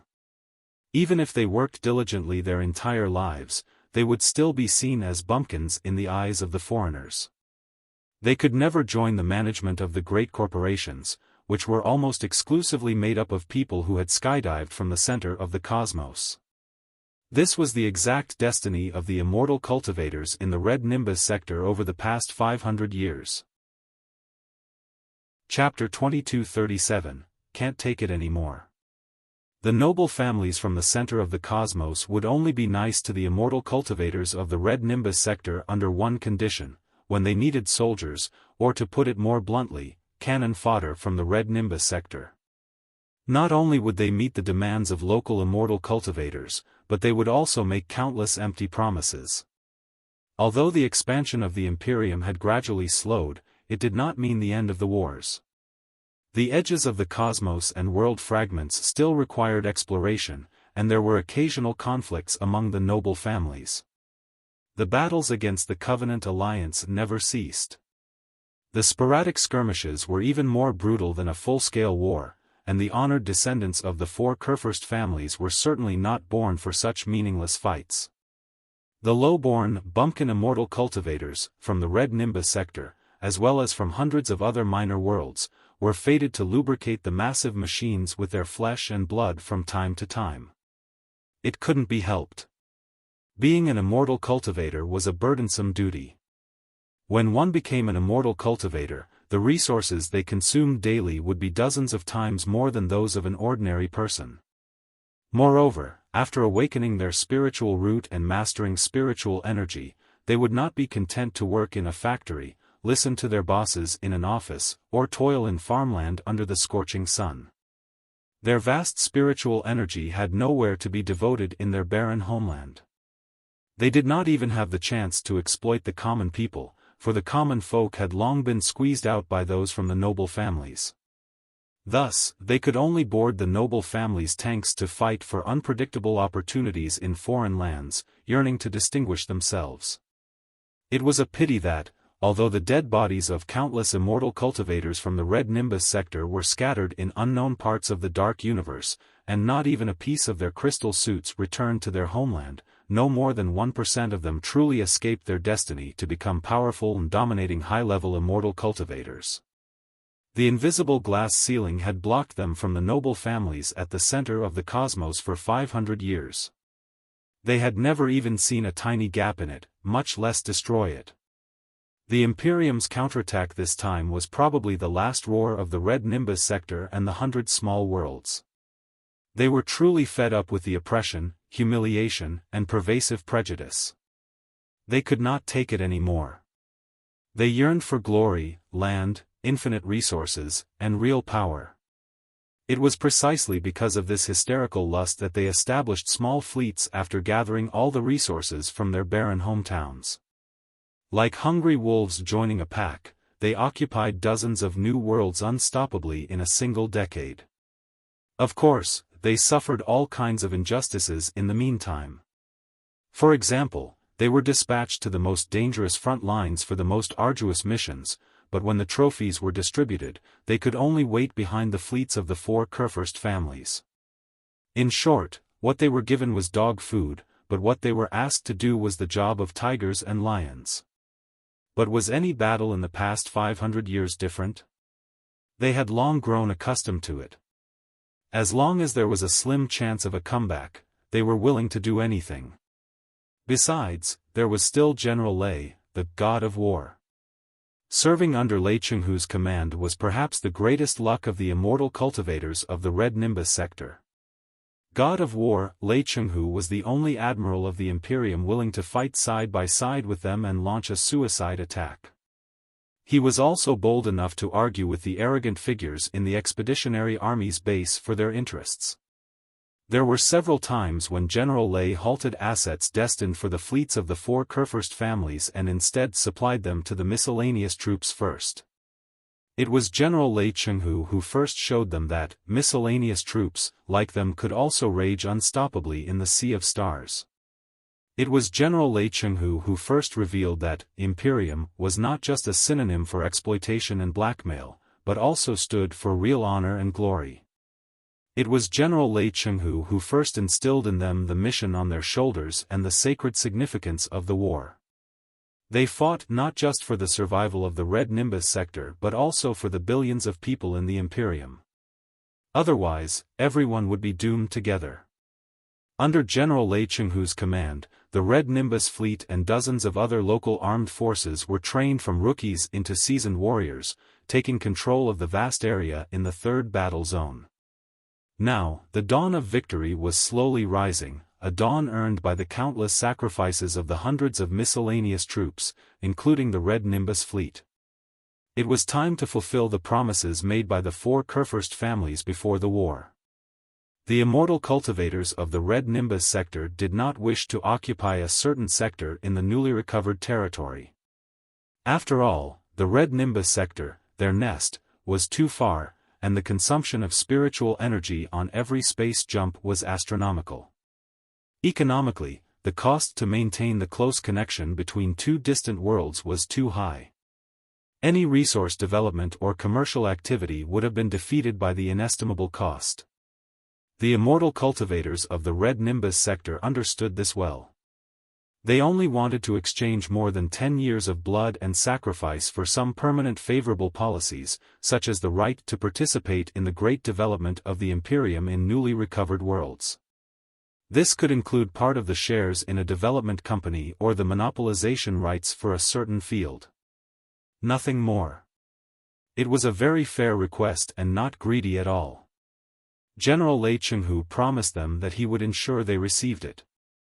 The immortal cultivators of the Red Nimbus sector trusted Lei Chenghu.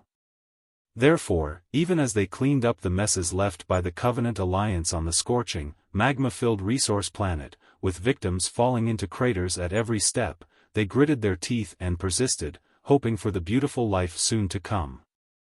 However, shattered. Their beautiful dreams were all shattered. Deceptions, schemes, another betrayal, another bridge burning. The 4 Kurfürst families had no intention of honoring their pre-war promise.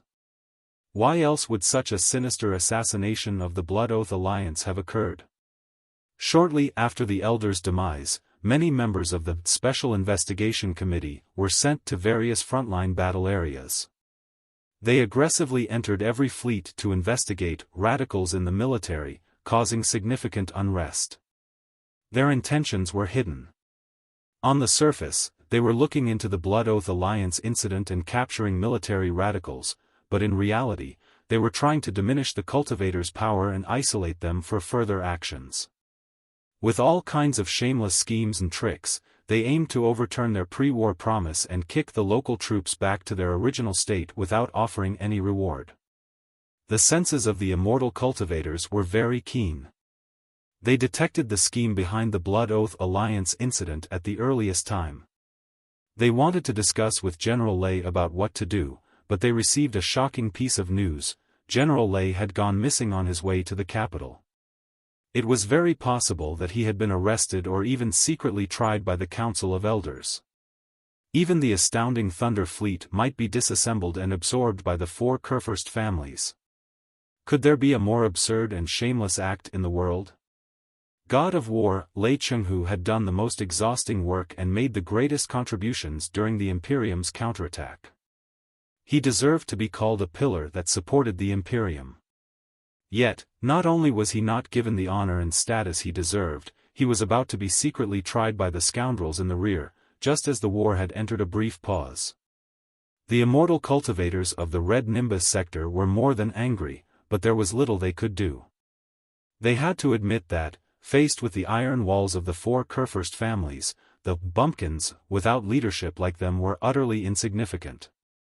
They could only be butchered like pigs. General Wei, have you read this carefully? This is the list of members of the Blood Oath Alliance and the radicals hiding within the Red Nimbus fleet. TSK, TSK, TSK. What has happened to your fleet? Why have the radicals infiltrated it so deeply? On the bridge of the flagship of the Red Nimbus fleet, a 3D light beam condensed into a sharp-mouthed, pale-faced short man with the skeleton badge of the Special Investigation Committee on his chest. With disdain and coldness in his eyes, he said coldly, "The third battle area is the one most severely infiltrated by radicals. All fleets deployed in the third battle area must thoroughly examine themselves and hand over every radical and person involved with the Blood Oath Alliance. None of them, regardless of rank, are to be kept back. Remember, you have 20 hours to prove your loyalty to the Imperium and the Council of Elders.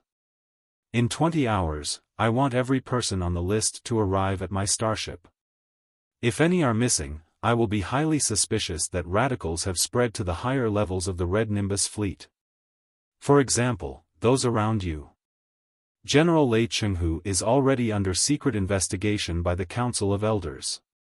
I believe it won't be long before he appears in the capital and expresses his support for all decisions made by the Council of Elders and the Special Investigation Committee. General Wei, make a wise decision and avoid hurting yourself or others around you." The short man did not even salute before he disappeared on the light beam. Boom! Hardly had he vanished when a deafening explosion echoed from the control panel. Wei Guanghui, the commander of the Red Nimbus fleet, gritted his teeth and smashed the control panel so hard that smoke was rising from the cracks in his fingers. Damn it! A core formation stage scoundrel on one of my starships has the gall to speak to me like that. Enraged, Wei Guanghui felt the veins throbbing on his temples were about to burst. If you push me too far, I'll just cut you apart, mince you into pieces, and, at this moment, the leader of the Red Nimbus sector, in his humiliation, truly had the idea of slaying the envoy from the Special Investigation Committee and leading the brothers to join the Covenant Alliance. Chapter 2238, Let's Fight Them. Of course, it was not a feasible choice but an outburst of anger. However harsh the Imperium treated the miscellaneous troops from the remote worlds, they would never betray them to the Covenant Alliance. The price of joining the Covenant Alliance was to give up all their feelings and the dominance of their self-will, which would be more miserable than death. Furthermore, within the Covenant Alliance, there were only different roles without any hierarchy. They called each other brothers and sisters, and saw themselves as lambs, tools, and missionaries of the gods. Even the super-experts capable of turning the world upside down would be equal to the weaklings who could not catch a chicken. Wei Guanghui was a seasoned expert in the nascent soul stage. As the dominator of the Red Nimbus sector and the highest commander of the Red Nimbus fleet, he was an ambitious immortal cultivator full of intense desires. How could he abandon everything he had for the monotonous life in the Covenant Alliance? It was impossible for Wei Guanghui to defect, and the same was true for the leaders of other miscellaneous troops and local forces. The four Kurfürst families were well aware of this, which is why they exploited and manipulated these forces blatantly, treating them like dogs and pigs. They really had enough of it. Wei Guanghui breathed heavily and bulged his bloodshot eyes. Staring at the name list still floating in midair, he almost couldn't wait to snatch it and tear it into pieces. However, the name list was only a virtual object painted by mystic rays. It could not be torn, just as he knew the schemes of the four Kurfürst families clearly but could do nothing except watch the noose around his neck tighten. What else could he do except hold back his fury? Father, are we really going to hand them over? Look at the list. They are all critical roles in the Red Nimbus fleet.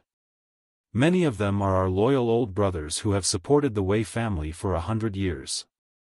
Some of the officers made remarkable contributions in the past decade's bloody battles, even rescuing the Red Nimbus fleet multiple times. Not everyone could swallow their fury like Wei Guanghui did.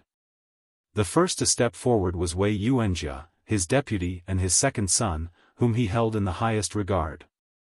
Wei Yuanjia was a middle-aged, sophisticated man who never showed his emotions and closely monitored his behavior, addressing his father only by his military rank. But now, he was directly calling him father, a clear sign of his uncontainable anger. Shuddering with fury, Wei Yuanjia pointed at a name on the last line of the list. Please look, father. Even Ah Zhao's name is on it. At the bottom of the list was Wei Tianshao, Wei Yuanjia's eldest son and Wei Guanghui's biological grandson. If we truly capture everyone on this list and deliver them to the Special Investigation Committee, all the immortal cultivators in the Red Nimbus sector will be terrified, and the Wei family will lose all its support.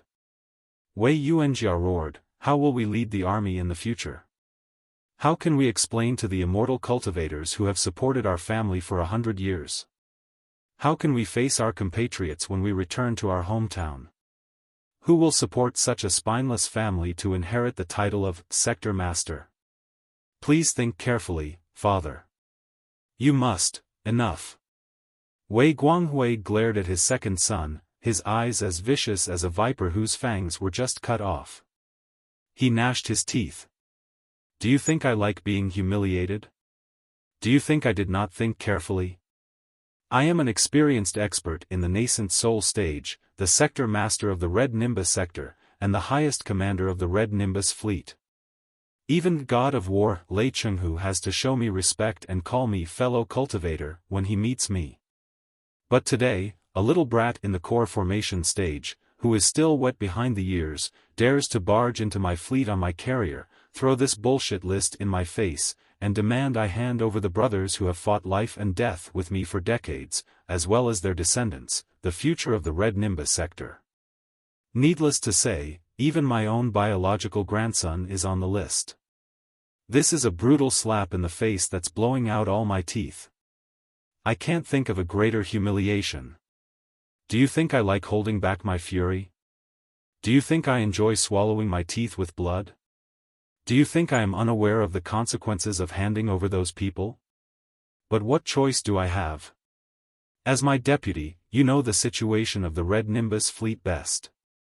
We are now stranded on a barren, highly unstable planet that doesn't even have an atmosphere. Our food, ammunition, and crystals are highly dependent on supplies from the rear. If the rear is dissatisfied, we wouldn't have shit to eat. Needless to say, all the mining bases here were completely destroyed by the Covenant Alliance before they left.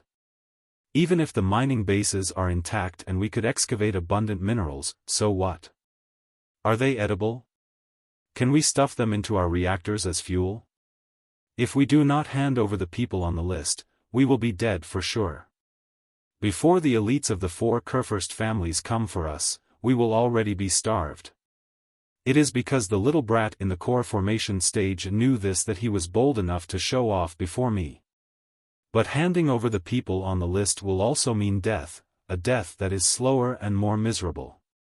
Wei Yuanjia said solemnly, Father, as you are fully aware, the so-called Incident of the Blood Oath Alliance and the name list of the radicals are just the first step of the 4 Kurfürst families. If we do hand over the people on the list, they will certainly have their ways to interrogate the victims and frame us up with various crimes. What if they accuse us of being sympathetic toward the radicals and even involved in the Incident of the Blood Oath Alliance? Hee. The ambitions of the 4 Kurfürst families are clear now. They are simply using the Incident of the Blood Oath Alliance as leverage to offset our achievements so far, so they can kick us back to our hometown when they divide the cake. But it is impossible for us to return empty-handed. Father, not that I'm making a reckless suggestion, but the situation in the Red Nimbus sector is already on the verge of collapse. You know that the local finances of the Red Nimbus government already collapsed last year. It goes without saying that so many disabled veterans in the Red Nimbus fleet need compensation after more than 10 years of war. The hominoid soldiers among them are easier to deal with, but most of the immortal cultivator officers are supported by sects and groups that are our foundation. How can we default on them? The Council of Elders promised that the compensation for all disabled soldiers would be handled by the base of the Expeditionary Army, but the payments have been delayed every single time. The disabled veterans in the rear are counting on this money to buy food and crystals. As a result, we have to cover the shortfall with the local finances of the Red Nimbus sector, and even by taking loans from major banks at the center of the cosmos, which, of course, are owned by noble families. Even so, the deficit, along with the interest on the loans, grows larger each day. We can never expect to pay them off now. From the fleet to the rear, from the immortal cultivators to the hominoids, everyone is complaining like a crystal bomb ready to explode at any moment. Right now, the only reason the soldiers are still following the Wei family's commands and the sects and groups in the rear are still shipping supplies to us is that they believe our promise and trust that we will earn enough benefits for the Red Nimbus sector and themselves after the war is over. The shares in the development group of the recovered territory and the major mining and transportation corporations will make up for the blood and sacrifices they have made over the past decade. But it is now clear that the bastards from the center of the cosmos are about to seize the fruits of our labor for themselves. If our people realize that the only thing they get after a decade of war is an empty promise and a collapsed economy, there will be a mutiny in the next second. Both of us, as well as all the members of the Wei family, will be torn into shreds and devoured without any remains by the infuriated veterans, disappointed immortal cultivators, and even billions of crazy hominoids. Do you believe me? Wei Guanghui was silent, his beard trembling non-stop. Perhaps, that is the real purpose of the 4 Kurfürst families.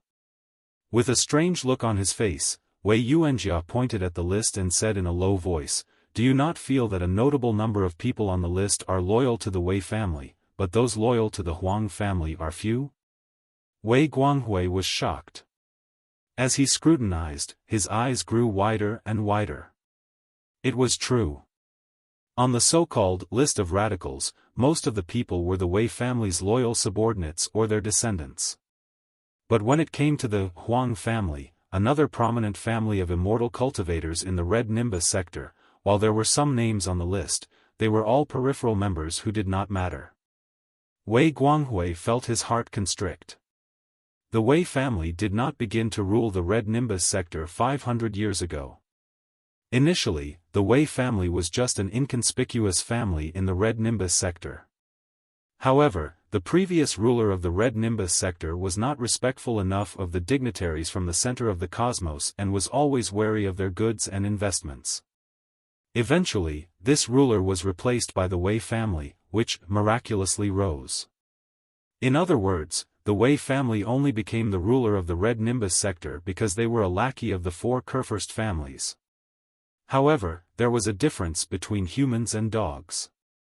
The closer you were to a dog, the more loyal it would be. Conversely, the closer you were to a human, the more ungrateful they tended to be. After 200 years, Wei Guanghui had forgotten the past when his ancestors served as dutiful lackeys of the four Kurfürst families, and he was considering resistance. But he had not forgotten that the big shots from the center of the cosmos could replace them with another lackey at any moment, just as they had replaced the earlier sector master of the Red Nimbus sector. This had happened too many times in the remote worlds. In the far-flung and invaluable worlds, raising several different lackeys and making them fight each other was a common governance strategy of the four Kurfürst families. The Huang family was another such lackey in the Red Nimbus sector. There was no telling if they had contributed to such a detailed list of radicals. Father. Wei Yuanjia observed his father, filled with both fear and fury, and said, "We cannot wait to die such a worthless death. Let's fight them." Chapter 2239, War of Capitals. Fight? Fight with what? Crash the few canoes of the Red Nimbus fleet into the enormous warships of the four Kurfürst families, or kill an elder of the Imperium in public like the Blood Oath Alliance, at the cost of our entire organization? It's purely nonsense. Wei Guanghui almost couldn't wait to slap his son in the face to wake him up. After a pause, every wrinkle on his face suddenly filled with wariness. Wait. Tell me honestly, you are not a member of this so-called Blood Oath Alliance, are you? Absolutely not. I am not that stupid, Wei Yuanjia hurried to prove his innocence to his father. Even Tian Shao, your biological grandson, has nothing to do with the Blood Oath Alliance at all, as far as I know. He only joined the Thousand Cherries Union, another association of young officers. He. The young people today are joining one organization after another in a fever, instead of working diligently for their family and the Imperium. They either act stealthily for their own gain or have no courage at all. They won't accomplish anything. Wei Guanghui shook his beard and said with disdain. In my opinion, it's not a bad idea to let the Special Investigation Committee take Tian Shao away and investigate what he has been doing. After all, they are just using him as leverage, they certainly don't dare to hurt him. If he suffers this time, he will learn to contain himself in the future. Father. I'm afraid you're wrong. Wei Yuanjia, unusually, confronted his father determinedly. The noble families from the center of the cosmos treat the immortal cultivators of the local areas so harshly that even the most peaceful people in the world would burst into fury. We have been fighting through life and death for more than 10 years, but what we get is a cold bucket of water and even a sentence to prison. Those people sit in the rear, telling us what to do, treating us as cannon fodder and pawns, and now they come to claim all the fruits of our victory. Tian Shao is not the only one dissatisfied with them. Even I, along with fellow cultivators from dozens of small worlds, cannot hold back anymore. Although the noble families at the center of the cosmos are powerful, the fellow cultivators from all the peripheral worlds are capable of competing with them if we join forces. At the very least, we can take back what belongs to us. Of course. Everyone knows that the hundreds of smaller worlds could balance the dozens of powerful worlds at the center of the cosmos. However, the smaller worlds are scattered throughout the Imperium, with distances of tens of thousands of light-years between them. Many of these worlds have been in conflict for hundreds of years and are intentionally controlled by the four Kurfürst families with a divide-and-conquer strategy. They are like a tray of disorganized sand. How can they join hands?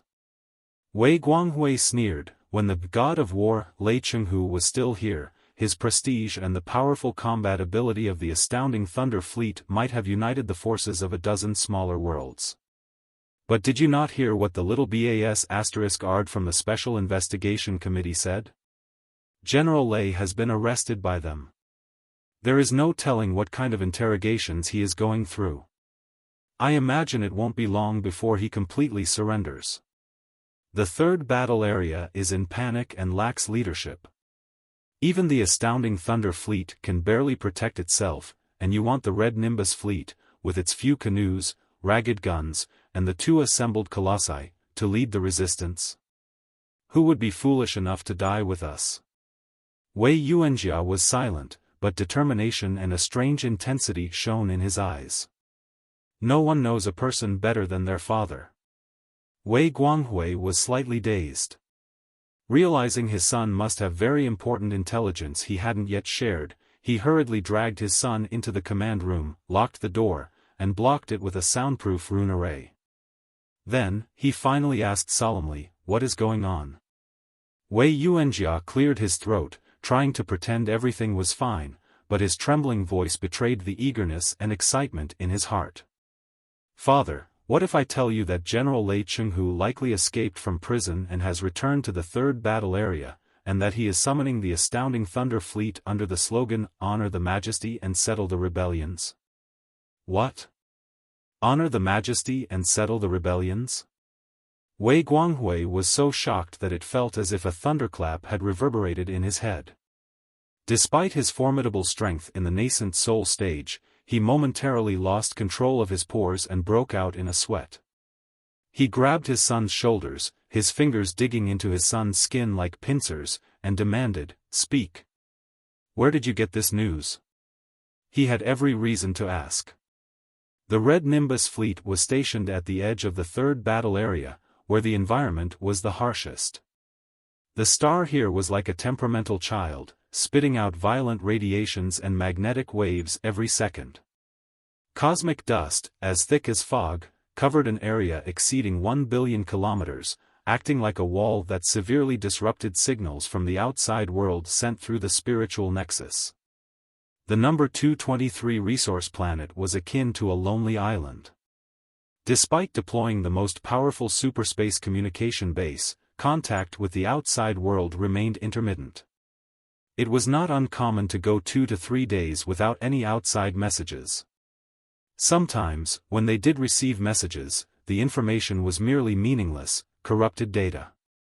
The situation worsened in the last half-month, as the number 223 resource planet entered a period of frequent tectonic activities, with various volcanic eruptions and super-earthquakes hindering communication between the Red Nimbus fleet and the astounding Thunder Fleet, the command center of the third battle area. At least, on the official channel controlled by Wei Guanghui, the command center remained silent. But now, before any official information arrived, his son brought him this shocking, unofficial news. How could Wei Guanghui not be suspicious? "There is no doubt, father. My intelligence is 80% reliable," Wei Yuanjia said mysteriously. "It was sent through the secret channel of the Business Alliance of the 10,000 Sectors." "The Business Alliance of the 10,000 Sectors?" Wei Guanghui frowned deeply. "You mean the merchant organization that has been quite active recently and offered us a low-interest loan 6 months ago?" "Exactly. The fraternities of young officers, such as the Blood Oath Alliance and Thousand Cherries Union, are mere pastimes for fervent young men. However, the Business Alliance of the 10,000 Sectors is a different matter. Even you might not be aware of their true power. They are an organization that represents the combined might of the local capitals across more than 100 sectors at the Imperium's edge." Wei Yuanjia discarded his disguise and spoke with determination.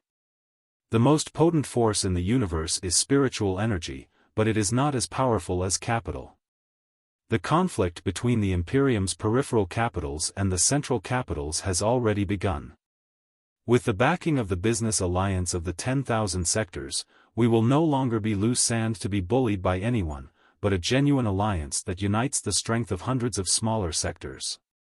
Under the leadership of trusted experts like General Lei Chenghu and higher-level figures, we will undoubtedly succeed." Unlike his son, who appeared slightly anxious, Wei Guanghui calmed himself as he listened. He stared at his son and remarked, "Good boy.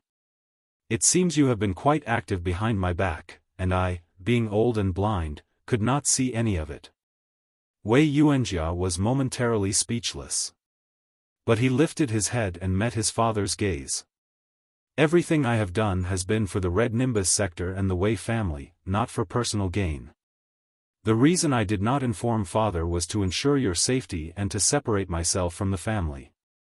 If my actions were to be exposed, I would take all the blame and punishment. No matter what, the Wei family is an esteemed lineage of immortal cultivators. We are all supposed to be proud and dominant immortal cultivators. We are born to rage in the sea of stars and accomplish great deeds, not to hold ourselves back and be like dogs. Not to mention, we cannot even be dogs now, even if we wanted to. They are about to butcher us and eat our flesh. Father, you are at the high level of the nascent soul stage. Are you willing to live your entire life whining and die miserably like a hairless dog? Since the four Kurfürst families are not giving us a chance to live, let's just go and fight with General Lei. The worst we can expect is just death. After fighting hundreds of battles against the Covenant Alliance for 10 years, are we scared of death? Wei Guanghui, unexpectedly, did not scold his son for comparing him to a hairless dog. He simply considered the situation with a gloomy face. After a long, statue-like consideration, he seemed to have aged by 10 years. He asked hoarsely, "Are you certain that General Lei has returned to the astounding Thunder Fleet?" It should be true. Wei Yuanjia hesitated for a moment and said, "To be honest, Father, the Red Nimbus fleet is not the only one seething with impatience. All the local fleets in the third battle area are rioting. Even the brother troops in the neighboring battle areas, who used to fight with General Lei, are ready to move. It is now or never. I don't want probability, I want certainty." Wei Guanghui said gravely, "Investigate more. You must determine if General Lei has returned to the astounding Thunder Fleet and what exactly helped him break free from the control of the four Kurfürst families." Understood. Realizing that his father was not as determined as before, Wei Yuanjia was overjoyed. "I am doing my best to establish the secret communication channel between the number 233 is a resource planet and the command center of the third battle area. The fellow cultivators of the Business Alliance of the 10,000 sectors have shipped a super communication device, and it is now being set up. The latest news will be available soon. As for right now, and the people on the name list," Wei Guanghui paused for a moment, then said, "Summon everyone on the list first, including Tian Shao, and show him the list. Tell them they are in serious trouble. If General Lei Chenghu has not returned, don't blame me for being too harsh. We can only tie those people up and deliver them in exchange for a brief period of peace for us. But if General Lei has indeed returned, those people will be the best and most daring team. He. I will show the little BAS asterisk tard from the Special Investigation Committee the consequences of pissing off an immortal cultivator in the nascent soul stage." 2240 Terrifying Gold Colossus. From that moment on, the Red Nimbus fleet began to take action busily. On the surface, it was peaceful and quiet, but undercurrents were flowing everywhere. Countless invisible tusks extended toward the carrier sent by the Special Investigation Committee, blocking all of the intruders' routes of retreat. As the latest communication device was set up, the center of the third battle area and the fleet stationed in various space zones delivered the latest intelligence. By cross-checking the information from these sources, the same theory was proven: General Lei Chenghu was really back. Not only that, but the process of General Lei Chenghu's return was 100 times more soul-stirring than that of the Wei family father and son. During the half-month Lei Chenghu was away from the astounding Thunder Fleet, the situation in the fleet worsened day by day. It was in grave danger of being dissected into pieces. The four Kurfürst families were highly vigilant about the fleet, known for its remarkable achievements and high combat capability. They were not careless enough to send just a carrier to bend the fleet as they did with the Red Nimbus fleet. The Council of Elders authorized the Special Investigation Committee to summon part of the elite forces from the best fleets deployed in nearby regions and surround the astounding Thunder Fleet. In name, they were merely exchanging defense areas with the astounding Thunder Fleet, but in reality, they were forcing the key personnel of the astounding Thunder Fleet to come out and undergo separate investigations by the Special Investigation Committee. The astounding Thunder Fleet itself would be broken down into a dozen or so branch fleets and deployed to different worlds thousands of light-years apart. If the scheme had succeeded, the astounding Thunder Fleet would have been dismantled, and the key personnel would have been held in custody. There would be no hope for them at all.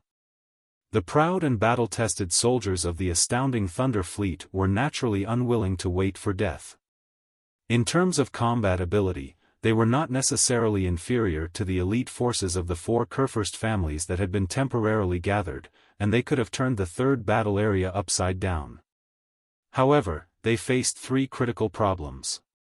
First, their leader, Lei Chenghu, had gone missing, and the entire fleet was in a state of panic.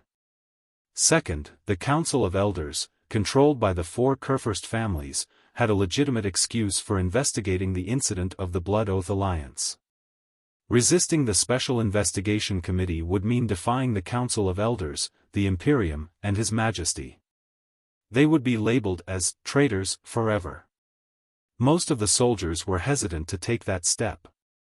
Third, and most importantly, there was the issue of logistics. When the Covenant Alliance retreated, they had burned everything to the ground. The entire newly recovered area was a wasteland of severely damaged ruins and polluted zones, insufficient to meet the daily needs of top fleets like the astounding Thunder Fleet. 80% of their supplies were dependent on the rear. Besides everything else, the crystals, high-energy nutrients, and heavenly materials and earthly treasures consumed daily by the immortal cultivators of the astounding Thunder Fleet were already a tremendous burden. To maintain their current level, they had to train rigorously every day. A few days without training would make their senses dull and their spiritual roots wither, leading to a slow regression and a fall to lower levels.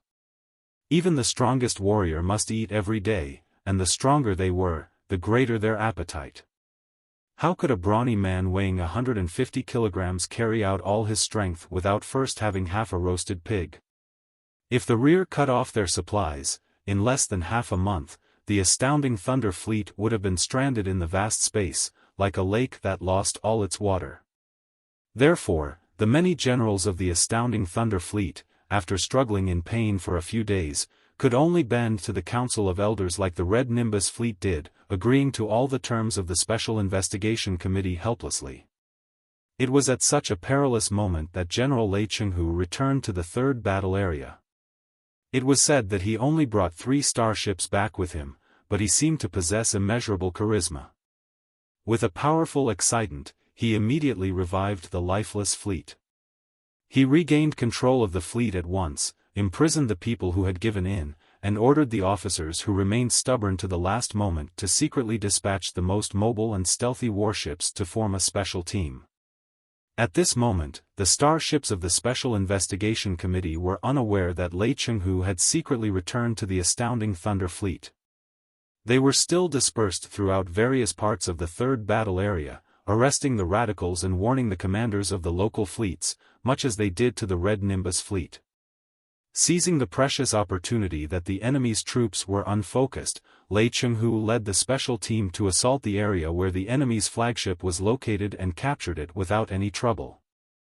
The fleet temporarily summoned by the Special Investigation Committee was only bluffing under the banner of the Council of Elders and was not prepared to fight a hard battle with the astounding Thunder Fleet at all. When Lei Chenghu came aggressively and showed his determination to die with the enemy, those cowardly individuals soon collapsed and surrendered to the astounding Thunder Fleet instead. As a result, not only did the plan of the 4 Kurfürst families to dismantle the astounding Thunder Fleet step by step fail, but the astounding Thunder Fleet was also able to capture a large number of new warships laden with crystals, fuel, magical equipment, and ammunition. This was precisely what had transpired at the center of the third battle area over the past 2 days. Due to the remoteness of resource planet number 233, the astonishing news did not reach them until now.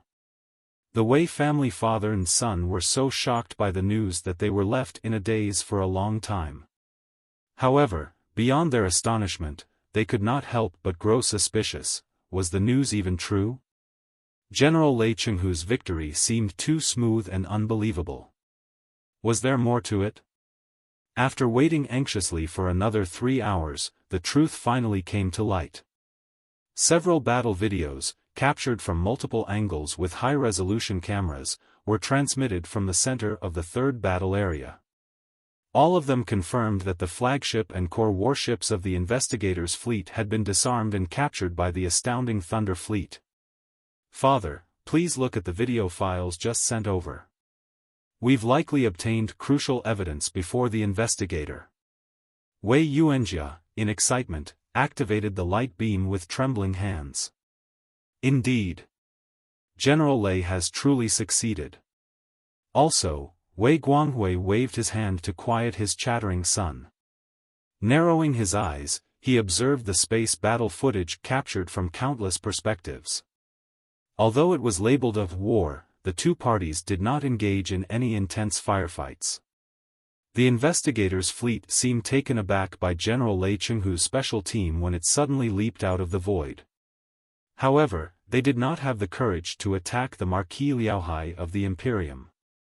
The lightning trident emblem of the Imperium of true human beings was emblazoned on the starships of both sides. They were at an impasse and had even deployed the crystal suit groups, yet they maintained their last bit of rationality and did not attack each other. They simply confronted each other in a cold, desperate silence. The soundless confrontation in the vacuum of space seemed more suffocating than the bombardments and barrages. Wei Guanghui could easily imagine that the communication channels of both parties were filled with desperate roars, despite the apparent silence, demanding each other to lay down their weapons and surrender, or else face dire consequences. It was a competition of willpower, and the only thing that mattered was which side would collapse first. At that moment, a golden brilliance, even more dazzling than a supernova's outbreak, suddenly flashed on the flagship of the Investigators' fleet. This is, Wei Guanghui shuddered, almost not believing his eyes. A resplendent, golden Colossus appeared on the screen. It must have reached the flagship of the Investigators' fleet without anyone noticing, during the cold confrontation, before being summoned at an astounding speed. What a Colossus it was! Even though the image on the holographic beam was reduced to 1/100th its size, the golden Colossus still exuded dominance as if it were the king of the universe. The moment it appeared, the frenzied exhaust flames from the hundreds of starships were immediately overshadowed. Even the light from all the stars in the universe seemed swallowed, turning the Colossus into the sole actor on the battlefield. Wei Guanghui had never seen such a delicate, glamorous, and perfect Colossus before. Compared to the gold Colossus, the two jumbled products in his own fleet were as annoying as garbage. The gold Colossus held a narrow, long starship-slashing saber.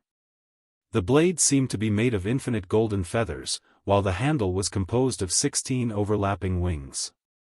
The gold Colossus's saber drew a flawless curve, ignored the spiritual shield and 7 layers of plate armor on the flagship, and pierced into a protrusion at the front of the flagship with ease.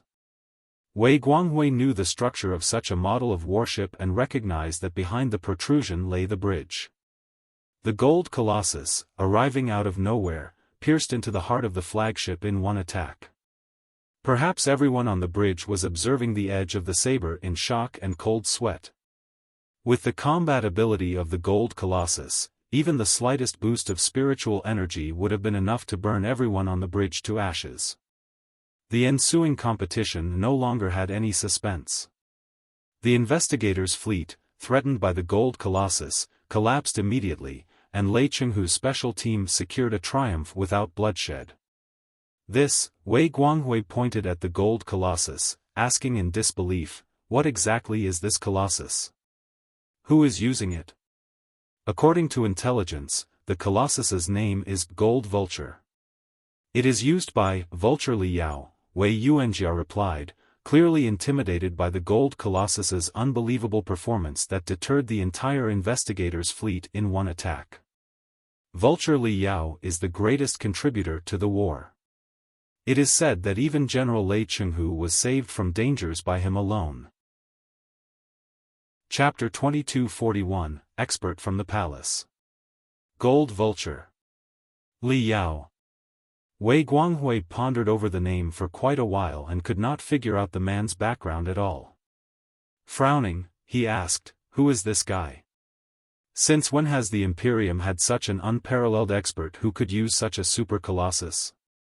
"You may not know this, father, but according to sources, Vulture Li Yao is from the capital." Wei Yuanjia blinked his eyes. Though there were only the two of them, he still covered his mouth with his palm and said in a low voice, "Not only is he from the capital, but he is also someone who has escaped from the royal palace. He used to be around His Majesty." "Around His Majesty?" Wei Guanghui bulged his eyes. "He has escaped all the way from the capital? How did that happen?" "According to the sources, this Vulture Li Yao comes from a highly secret family of immortal cultivators, loyal to the Emperor since the age of Blackstar the Great 1,000 years ago," Wei Yuanjia said. "The offspring of Vulture Li Yao's family are few. It seems the peculiar techniques they practice can only be passed down to one heir per generation. Thus, they are perfect as the Emperor's personal bodyguards and have been deeply trusted by the Emperors. However, as you know, father, the royal authority has been declining over the past 500 years. The monarch of the Imperium of true human beings, who should be supreme, has been reduced to a figurehead. Meanwhile, the corrupt lords and officials dominated politics. Hence, Vulture Li Yao's family was not as distinguished as in the old days and could only lay low in the royal palace. No one in the outside world knew of their existence. This time, the four Kurfürst families have pushed too far. Because His Majesty disagreed with them on the governance of the newly recovered territory and was steadfast in his opinion, they have abducted Emperor Shenwu from the royal palace and even plotted to kill Her Grace. This is too much for anyone to tolerate. Emperor Shenwu has decided to remove the scoundrels and reclaim his power. Therefore, he asked Vulture Li Yao to escape from the capital with the jade chip containing his decree, hoping to summon all the righteous men in the world to attack the insubordinate rogues. Well, Wei Guanghui couldn't help but hesitate, fascinated. For the remote worlds that did not join the Imperium until 500 to 600 years ago, their feelings toward the Emperor of the Imperium of true human beings were complex.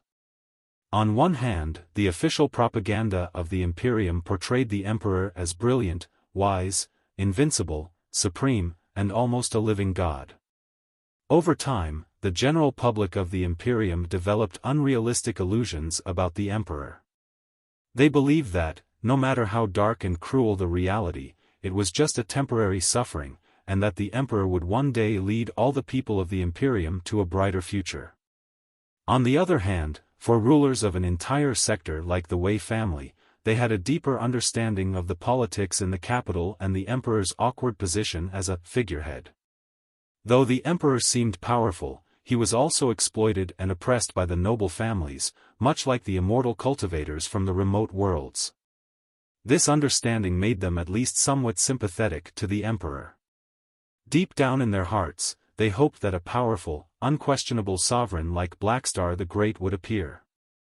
Such a leader could help them realize the value of their lives while guiding millions of immortal cultivators to explore the vast universe and bring human civilization to a new peak. This would be far better than serving as the dogs of the four Kurfürst families. His Majesty's life is so difficult, and he hates the four Kurfürst families so much that he has asked his most intimate confidant to escape from the capital with his decree? Wei Guanghui's eyes darted, reflecting a mix of complex emotions. After a heavy breath, he hesitated before asking, "This is a very important matter. Is it true? My dear father, can you still not see the bigger picture? It doesn't matter if the so-called hidden decree is real. What matters is that, since an expert from the royal palace has escaped with His Majesty's decree, we now have the legitimacy to resist the Council of Elders." Wei Yuanjia raised his voice slightly. Moreover, the force behind the business alliance of the 10,000 sectors was capable of rescuing General Lei Chenghu from their heavily guarded prison, which clearly shows their strength. Now, General Lei has regained control of the astounding Thunder Fleet, and the local fleets in the Third Battle Area are rallying to support.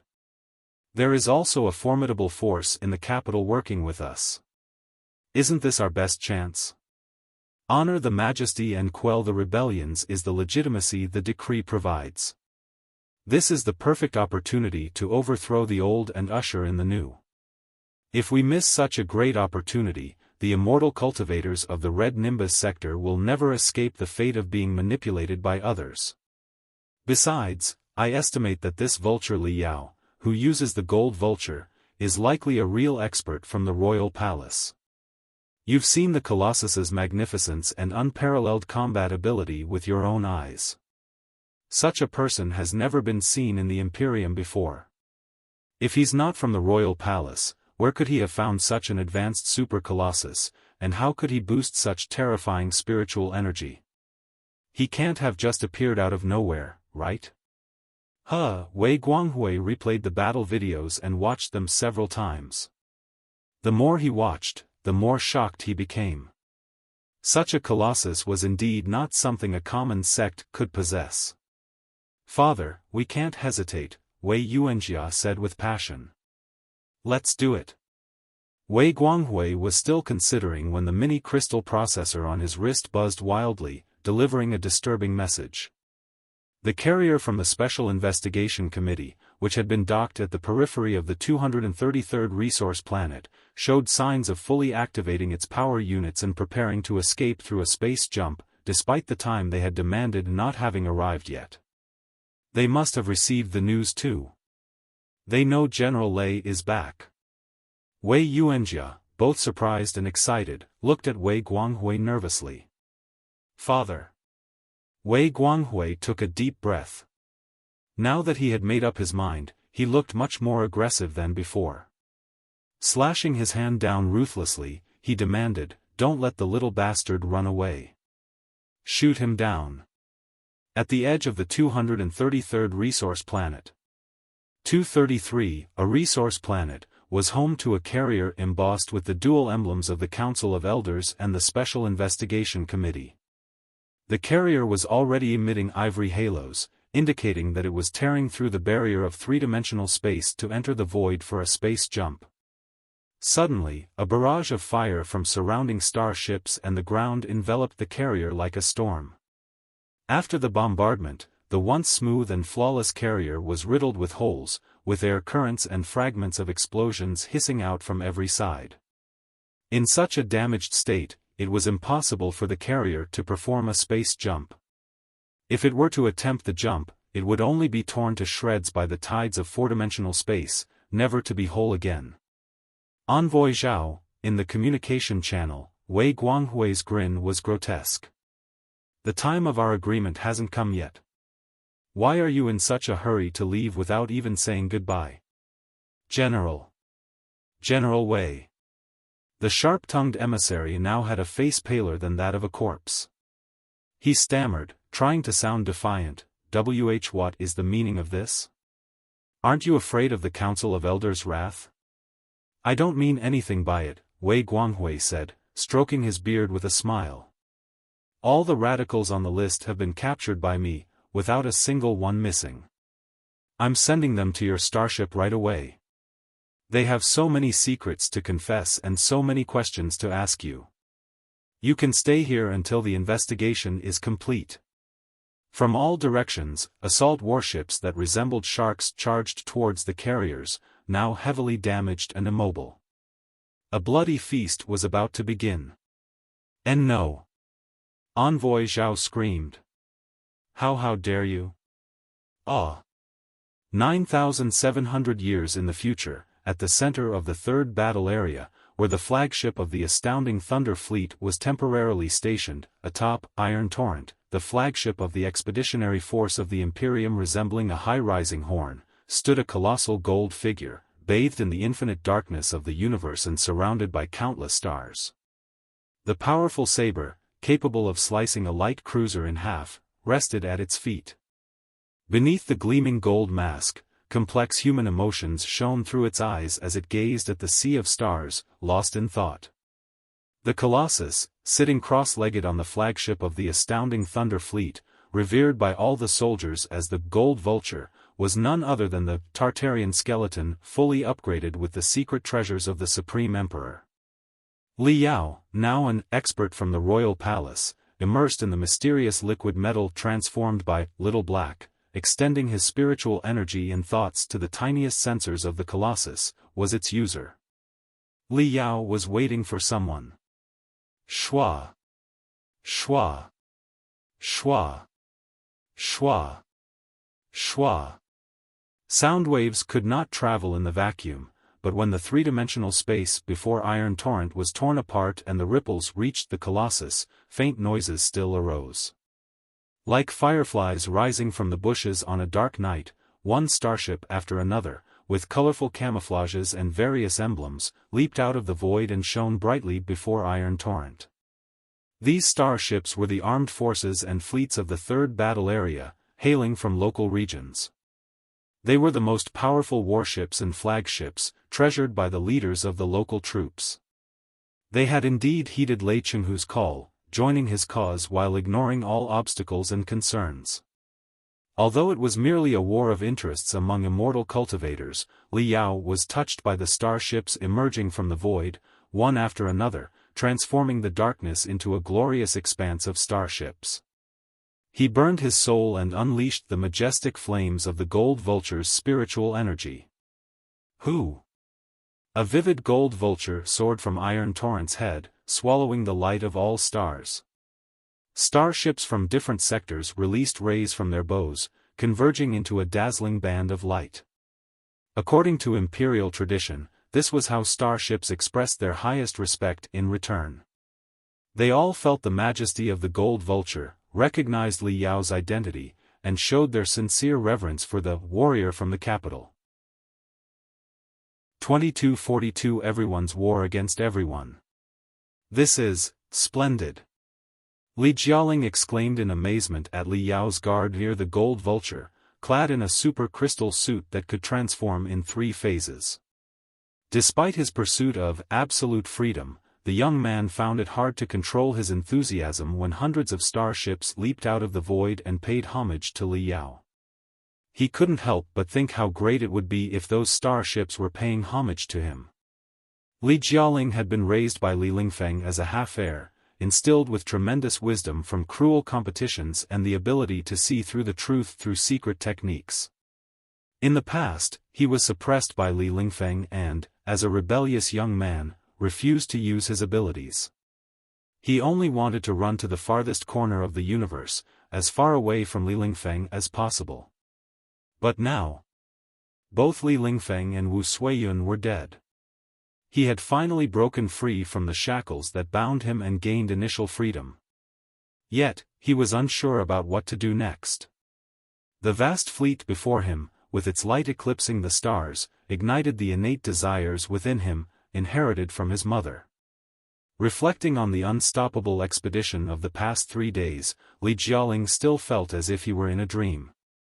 Even his fingertips seemed to be on fire. Li Yao's terrifying performance left a particularly deep impression on him. In Manjasaka, the city in the sky, he had already witnessed Li Yao's incredible abilities. But little did he expect that after the full upgrade of the Colossus and the enhancement of the Imperial Fire Pearl, Li Yao could be strong enough to challenge an entire fleet on his own. When the golden light, powerful enough to rip apart the universe, flowed out of Li Yao's body crazily, even Li Jialing felt his bones shriek. No wonder the smaller ships in the investigators' fleet chose to surrender. Almost all the fleets in the Third Battle Area have answered General Lei Chenghu's call and gathered here for the uprising.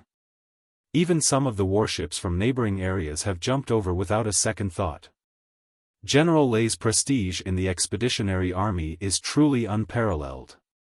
Thanks to Li Lingfeng's education, Li Jialing's young mind was filled with the heraldic knowledge of the Imperium, allowing him to quickly identify a warship's fleet, family, sect, or world from its emblem. Pausing for a moment, he said again to Li Yao in the point-to-point secret communication channel, however, besides General Lei's prestige, Brother Yao's invincible capabilities were a major factor in attracting them, weren't they? The image of you slashing into the flagship of the Investigator's fleet in one attack has been spread throughout the universe via the secret channels established by the Business Alliance of the 10,000 Sectors. It was 10 times more impressive than what you did in the Martial Meritocrat sector a month ago. No wonder those people are convinced that you are an expert from the royal palace. Even I would have believed in your origin if I were not aware of the truth. Nobody is silly nowadays. They don't necessarily believe that I am an expert from the royal palace. It's just that they need an expert from the royal palace in such a situation. With a smile, Li Yao accepted the flashes of homage from the star ships, fully aware of his identity. General Lei Chenghu's prestige, my combat ability, or even the fabricated expert from the royal palace and secret decree are not the reasons the local armed forces are here. The only reason they are here is that the 4 Kurfürst families have pushed them to desperation, leaving them no choice but to fight. Li Jialing pondered. What do you mean? If we get to the bottom of it, this is the most fundamental contradiction at the core of the true path of immortality, one that can never be resolved, Li Yao sighed. When survival of the fittest becomes a self-justifying truth and the guiding principle of society, the universe will turn into a bloody slaughterhouse. Today, immortal cultivators can treat ordinary people as hominoids, savaging, torturing, and exploiting them as if they were an inferior species. Tomorrow, high-level immortal cultivators can view low-level immortal cultivators as a different and lower species, to be exploited without limits. But there are always higher levels. For an expert in the divinity transformation stage, is someone in the nascent soul stage a lowly animal of a different species, to be oppressed and butchered at will? Thus, the entire civilization of immortal cultivators becomes a state of everyone against everyone. True humans and hominoids are not the same species. Those in the refinement stage and those in the building foundation stage are not the same species. Neither are those in the core formation stage, the nascent soul stage, and the divinity transformation stage. There is no foundation of the most fundamental trust and cooperation. Everybody is a natural competitor for one another. Everybody is an enemy. Nobody is trustworthy. The greatest purpose of training is no longer to contribute to the country and civilization, but to build oneself up at any cost. Climb. Climb higher, using whatever methods possible, and you will be able to consume others. If you can't, you will only be consumed. Such an imperium of true human beings does not have any cohesion at all. Despite all the fancy propaganda and false glory, it is not an interstellar primitive jungle that has been dressed up as a country. Even the wise people in ancient times knew to treat others as they would be treated.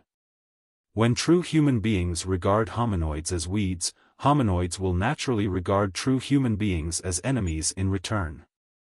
The same goes for high-level immortal cultivators and low-level immortal cultivators, the 4 Kurfürst families, and the local immortal cultivators at the periphery of the Imperium. When the contradictions are intensified to the peak, one tiny spark will be enough to ignite the flames of rebellion. We are now nothing more than a spark. Li Jialing mumbled, it's true that the 4 Kurfürst families can be too greedy at times. Has it never occurred to them that such harsh exploitation will only breed strong discontent among the locals? It's not about greed or whether they can foresee the consequences, Li Yao said. The brutal rule of survival of the fittest applies within the 4 Kurfürst families as well.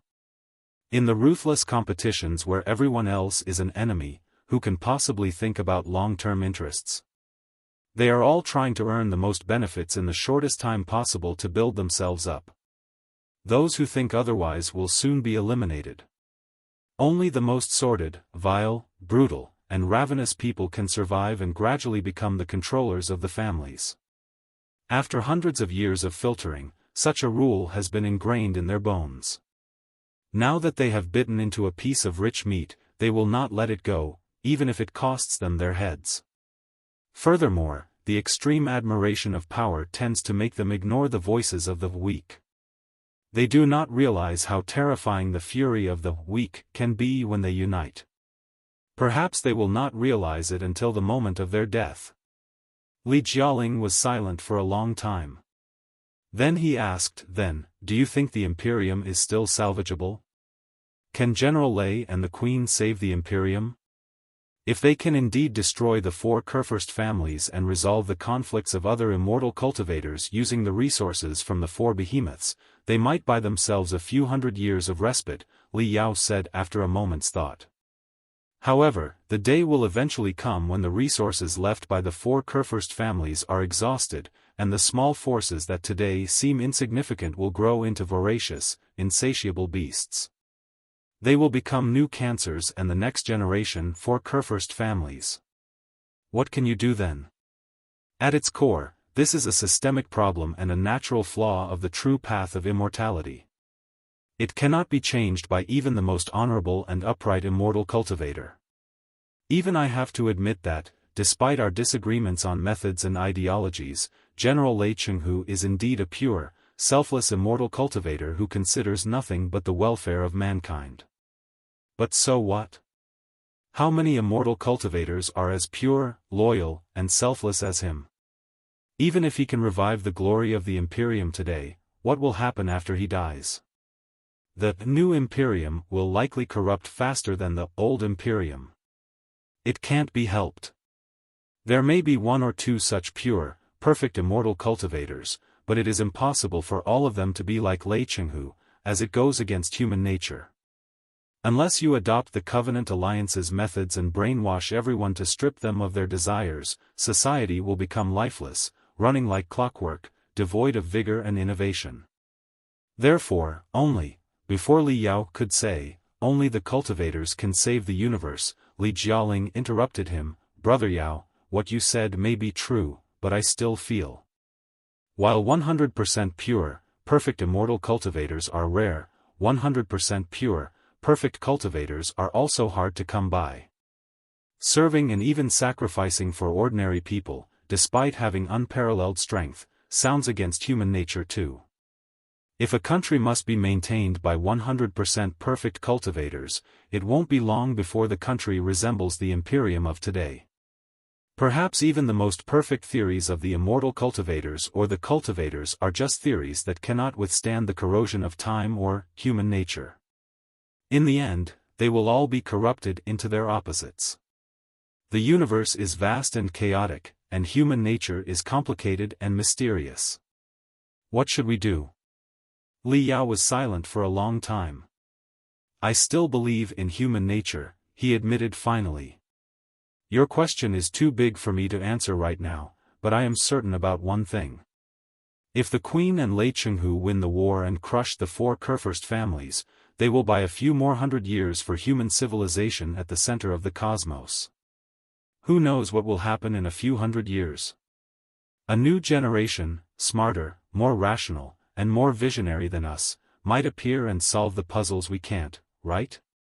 This is also why I, a cultivator, am participating in the immortal cultivators' civil war." Li Jialing said with mixed feelings, "Wow. Why do I feel that you are so philosophical, Brother Yao? I've always been philosophical, but I prefer to keep a low profile and don't like to show off. However, the wisdom and talents in my head can't be hidden, and they might spill out when I'm not careful. Try to catch them for me." On the Gold Vulture, Li Yao rose abruptly and looked around at the myriad of starships. "Let's go. Almost all the elites are here now. We'll go to meet General Lei and get things started." Chapter 2243, You Are What I Say You Are. When Li Yao entered the secret chamber at the rear of the command center on the flagship of the astounding Thunder Fleet with Li Jialing, Lei Chenghu was watching the panoramic light beam in silence, alone. On the light beam, the stars were shining and circling around the perfect immortal cultivator slowly. After he returned to his own fleet, Lei Chenghu was like a dragon returned to the ocean. He seemed 10 times more intimidating than when he was imprisoned. Li Yao even vaguely sensed that the soul of the God of War was extending infinitely from the secret room to every starship of the astounding Thunder Fleet, and even the third battle area, like nerves and veins. Lei Chenghu was thoroughly fused with the fleet. Every starship was a cell for him. He was the fleet, and the fleet was him. He was a living embodiment of the army of countless starships. General, the elites of almost all the fleets in the third battle area have been gathered. Those who have yet to arrive are preparing for the space jump diligently and will appear at the designated coordinates simultaneously, Li Yao said, looking at the distribution map on the light beam. How are the fleets of the four Kurfürst families faring? Are they reacting to our operation? It's been 3 days since we returned to the third battle area. No matter how stupid those people may be, they should have noticed something is amiss. However, they are still uncertain about our intentions and are merely mobilizing forces near the third battle area and cutting our supply lines. They are not daring enough to enter the third battle area to be slaughtered yet, Lei Chenghu sneered. It is a pity that any blockade or defense is useless in the vast sea of stars. Attack, attack, and attack boldly is the only way to success. In 8 hours, the expanded Astounding Thunder Fleet and the mixed team from the third battle area will be able to perform a large space jump to reach the prearranged coordinates. But an attack without any reserves will consume all of our crystals, fuel, and ammunition. In other words, it will be a wild gamble. If we cannot secure enough resources, we will be in grave danger. Let's hope your queen's intelligence is as precise as she claims, and that the other reformist cultivators will cooperate with us, working selflessly for the dawn of the new Imperium. Rest assured, General. Her Grace's deep-sea fleet is fully prepared and will rendezvous with the Astounding Thunder Fleet at the prearranged coordinates. The reformists have also significantly compromised our target. Internal cooperation won't be an issue. The enemy will be caught unprepared, and we will pay the minimal price for the maximum gain. Li Yao added, as for the other reformist cultivators, there's no need to worry about them. Once the Astounding Thunder Fleet and the Deep Sea Fleet rise together, setting the Imperium ablaze, they will have no alternative. Lei Chenghu looked at Li Yao thoughtfully and nodded. Very well. For the Imperium, let's stake everything on this gamble. He tapped his wrist crystal processor and said, bring him in. The door of the secret chamber slid open silently, and 2 heavily modified artificial bodyguards dragged in a middle-aged man, also clad in the Imperium's black military uniform. The door closed again. Judging from the silver skull on the middle-aged man's shoulder, he was a vice-admiral in the Imperium's army. However, his hands, legs, and spine were locked by confinement magical equipment that resembled iron thorns, leaving him completely immobile. He also appeared to have been coerced into taking anesthetic and hypnotization pills that suppressed his soul and blocked his spiritual energy, making his mind sluggish and confused. The man's name was Dongfang Yuan. He was the highest commander of the fleet under the Special Investigation Committee's command and the director responsible for dissecting the Astounding Thunder Fleet and capturing radicals in the third battle area, under the Council of Elders' command. He had believed that the leaderless, panicked Astounding Thunder Fleet would be at his mercy, like meat on a chopping block. However, out of nowhere, Lei Chenghu appeared, and an unbelievable, super Colossus executed a perfect decapitation strategy. Dongfang Yuan, lacking the courage to sacrifice himself and spark a civil war within the Imperium, was left with no choice but to surrender and become a captive. At this moment, he was still unaware of the ambitions of Lei Chenghu, Li Linghai, and Li Yao. He merely thought it was a random mutiny and that Lei Chenghu would hold him as a hostage to negotiate more benefits from the Council of Elders. Therefore, the moment he saw Lei Chenghu, the commander of the investigators' fleet hurriedly explained, misunderstanding, misunderstanding, Marquis Liaohai, everything was a misunderstanding. The third battle area needed a commander while you were under investigation in the rear, so I was temporarily appointed to take over your position and strengthen the defense of the third battle area. Now that Marquis Liaohai has returned from the rear, my fleet will certainly not interfere in the third battle area anymore. Please bear the big picture in mind. Brothers should not brutalize each other. Lei Chenghu and Li Yao exchanged a glance, their expressions filled with disdain and cruelty. Marquis Liaohai, what do you want exactly? Sensing the intense determination to kill radiating from Lei Chenghu's every pore, Dongfang Yuan swallowed hard, his voice rising. Don't act rashly. All the resources of the third battle area depend on the supply from the rear. You are just an isolated troop and cannot cause any trouble. You must think before you leap and not jeopardize so many brothers of the astounding Thunder Fleet. Dongfang Yuan's voice cut off abruptly. His eyeballs seemed to be sucked out by a vacuum as he stared at the panoramic light beam behind Lei Chenghu and Li Yao, his sweat pouring down and teeth chattering. There, he saw the overwhelming fleets emerging from the void. The fleets that were previously stationed at the various resource planets of the third battle area, or at least the most powerful starships from those fleets, had jumped to the space zone where the astounding Thunder Fleet was anchored, converging into a vast, united fleet. This was an unusually large mobilization that could not have been sanctioned by the command center of the expeditionary force. Dongfang Yuan, a general himself, knew that such an extraordinary mobilization could only have one purpose. Lei Chenghu was about to launch a massive offensive with all the forces of the third battle area, but what was his target? Pondering this, Dongfang Yuan breathed heavily, his pupils constricting to the smallest point. He could no longer utter a single word. Staring at him coldly, Lei Chenghu suddenly ripped off the armband of the Imperium's expedition army from the left sleeve of his uniform and replaced it with a new, crimson one. At the center of the new armband was an emblem of the lightning trident, surrounded by the words, "Honor the Majesty," on the left and "Settle the Rebellions," on the right.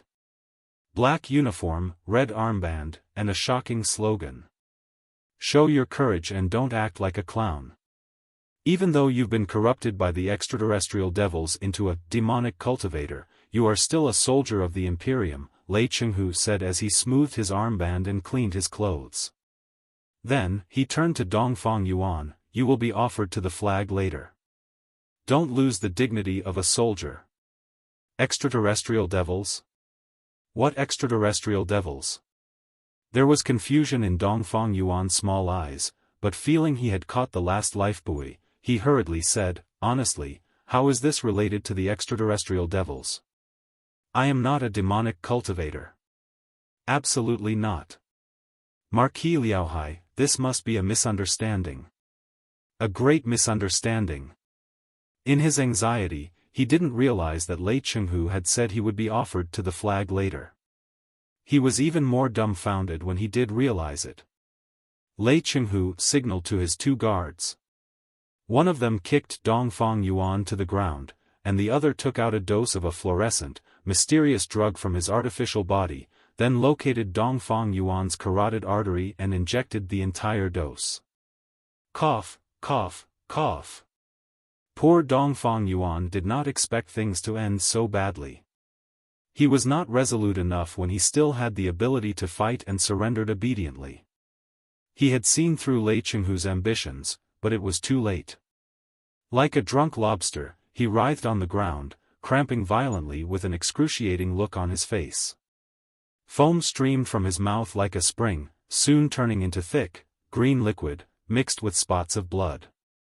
Veins as thick as leeches crawled all over his body, with black air vaguely spreading out. He couldn't have looked more terrible. Boom! Black streams of spiritual energy ignited on his body, more violent, brutal, and aggressive than common spiritual energy.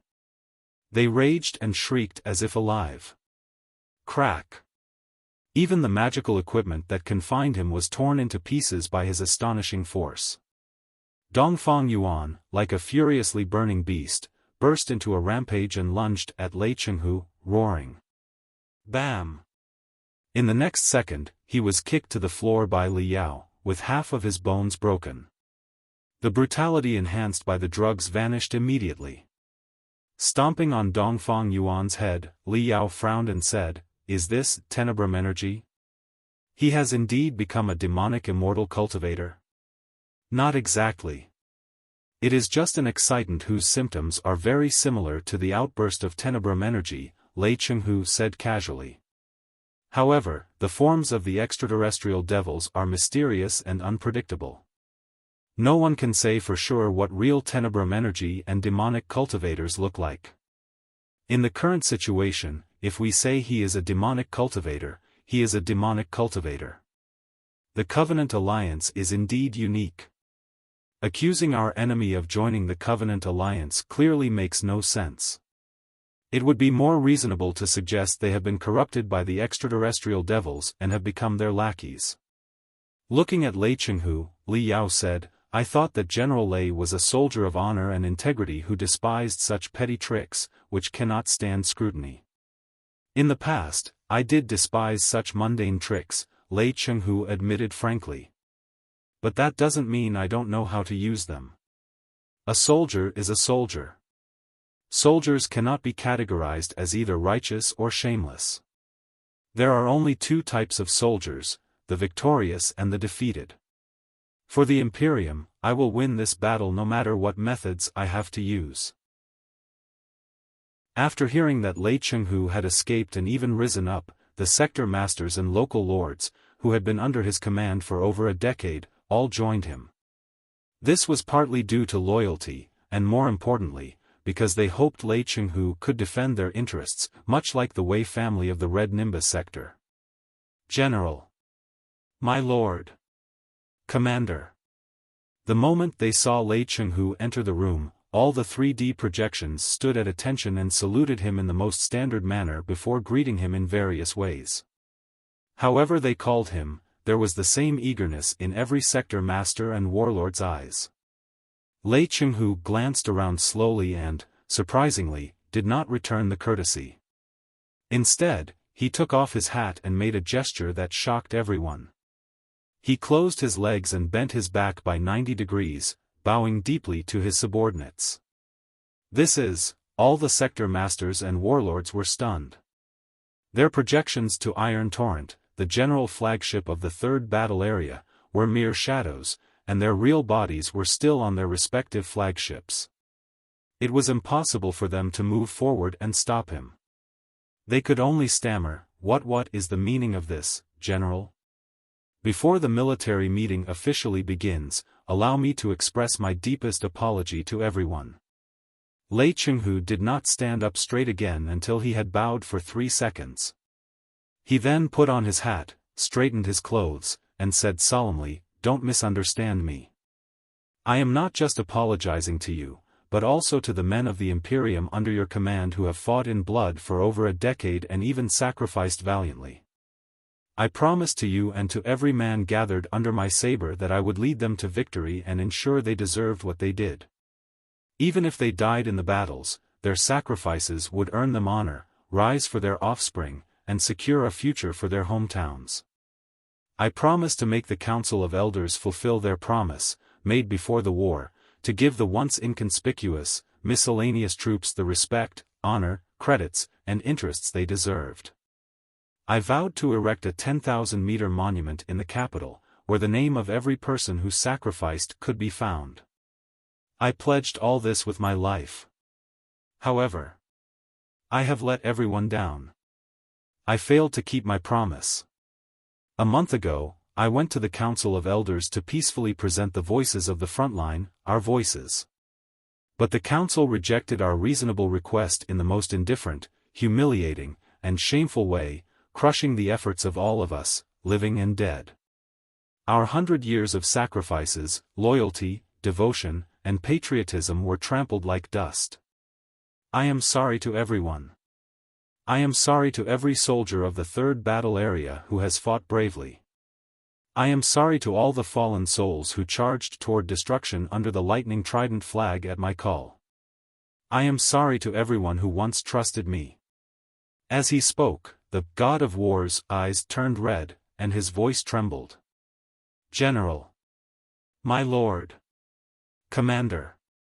Having risen to prominence in their ruthless world of the immortal cultivators, these warlords and sector masters had hearts of steel. Yet, they could not help but be moved by Lei Chenghu's staggering apology. They exclaimed, "It's not. It's not your fault. We all know you have tried. It is a pity that the Council of Elders is full of wolves that nearly swallowed you too. Only the losers say, 'I tried,' the winners will only think how to win." Lei Chenghu's eyes were still red, mixed with the dirty tears shed for the heroes, but he had shifted from grief and sorrow to determination. He gritted his teeth and said, "The facts over the past month prove that the path of peace and stability has been entirely cut off. Not just the soldiers in the front line like us, even the Imperium and His Majesty have been plunged into great danger. As immortal cultivators and soldiers of the Imperium, we have to do everything that can be done. We certainly cannot back off, saying, 'I tried.' Given the crisis right now, we will have to walk on a different path. At this moment, I am no longer a general, a lord, or a commander, but just a common immortal cultivator, a soldier of the Imperium, and a brother who has fought through life and death with you for more than 10 years. Today, I have summoned all my brothers to this place because I want to ask you one question. Are you willing to believe in me one last time?" Lei Chenghu's eyes were the most accurate depiction of the eyes of an aggressive tiger. All the warlords and sector masters hurried to nod their heads. "Of course we are. Not just one time, we will believe in you 100 times. One time. One last time will be enough, because I will not disappoint you again. No men will die in vain again, and no swine and wolves will ever lay a finger on the interests you deserve." Lei Chenghu took a deep breath and looked around with his lightning-like gaze again, which was so intense that almost all the holograms seemed to be torn apart. In the end, he said unhurriedly, "I have introduced the details to you in the secret letters, so I will not waste time on that here. Now that you are willing to trust me and lead all your elites to fight with me without hesitation, you will be the central forces to establish a new Imperium. I am willing to trust all of you without reserve as well. Allow me to introduce fellow cultivator Li Yao, who escaped from the capital at the risk of his life. He used to be His Majesty's personal bodyguard. Now, he has been authorized to represent His Majesty with His Majesty's secret decree." Li Yao coughed slightly and moved forward.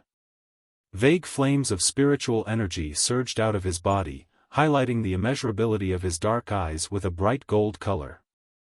"We are privileged to meet you, Envoy Li. Whether this uncanny Envoy Li and the secret decree were authentic or fake, the gold vulture and Li Yao's unparalleled strength were certainly real." The warlords and sector masters were keen enough to realize that Vulture Li Yao was a key person among the reformists.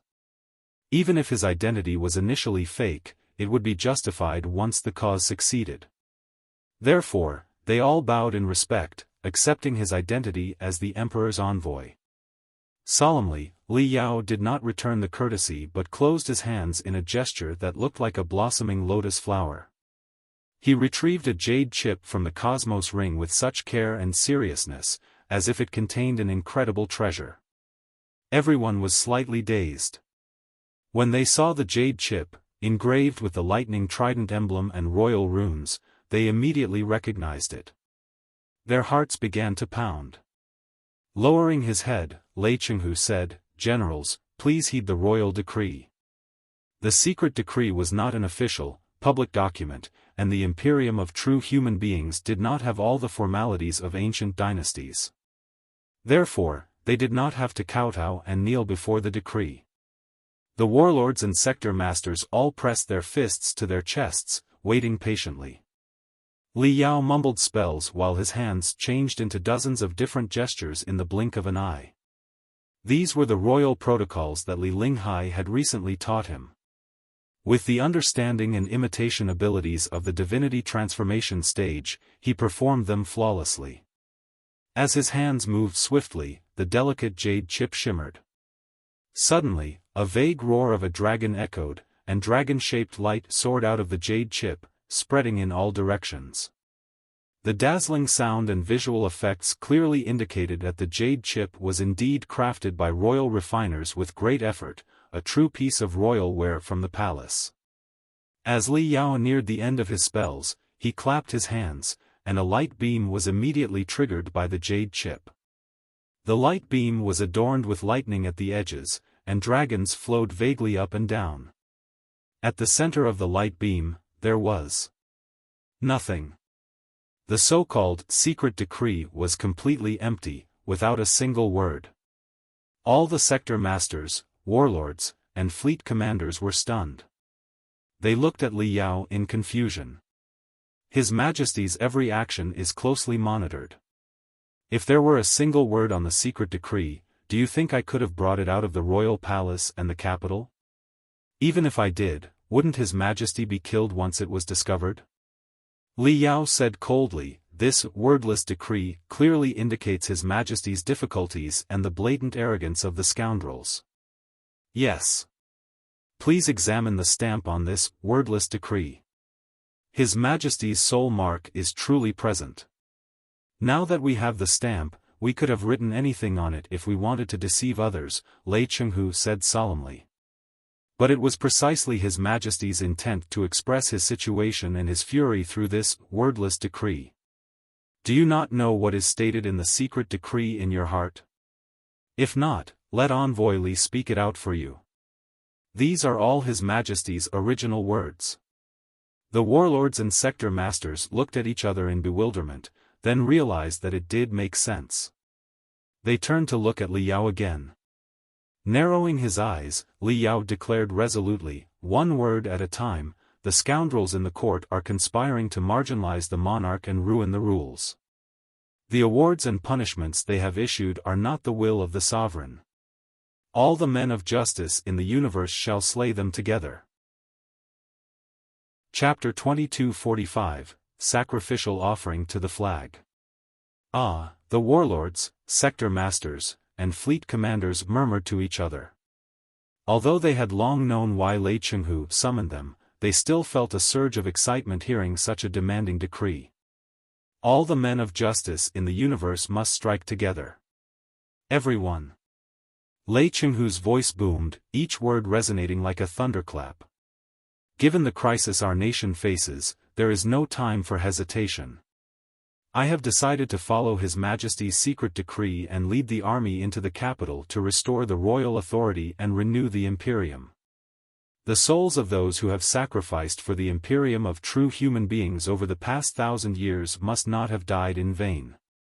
We cannot allow scoundrels and rebels to ruin the great Imperium. To achieve this, I am willing to pay any price, even if it means being labeled a traitor. For I believe that we will earn the recognition and respect we deserve after removing the scoundrels and rescuing His Majesty. Are there any brave and loyal men who are willing to reform the Imperium with me and the other great heroes of the universe? His words were both stirring and authoritative. Who could dare to reject him? Immediately, Wei Guanghui, commander of the Red Nimbus fleet, shouted, all for the Imperium. All the immortal cultivators of the Red Nimbus sector will die for our great country. We will follow Marquis Liaohai and Envoy Li until death. Commander, just give the order. Our men understand the situation completely. They will not hesitate to fight for the birth of a new Imperium.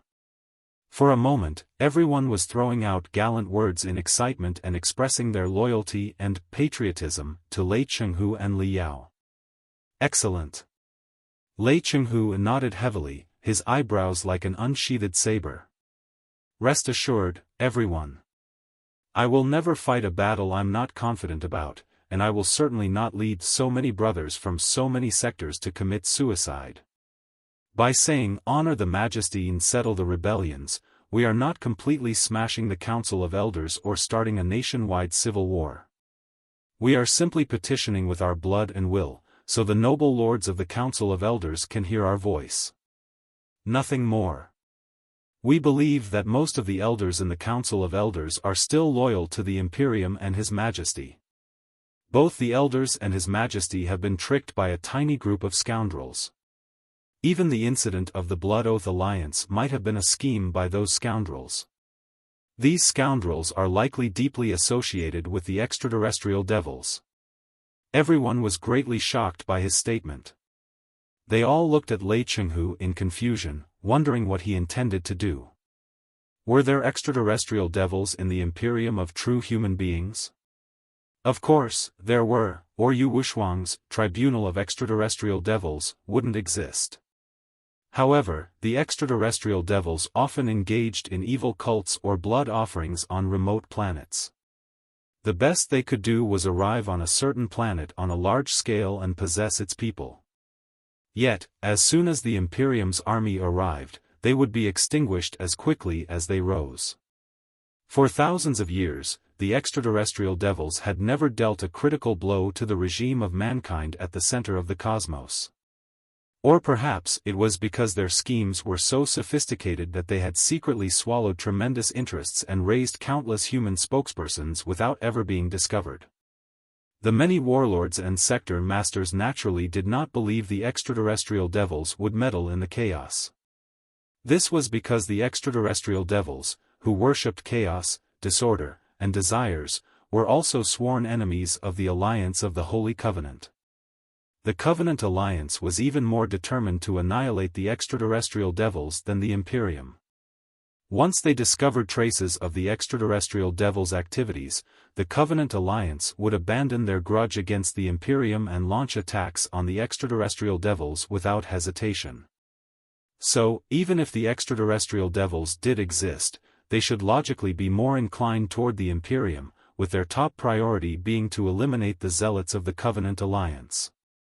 After all, the soil that supported the extraterrestrial devils was mankind with profound feelings.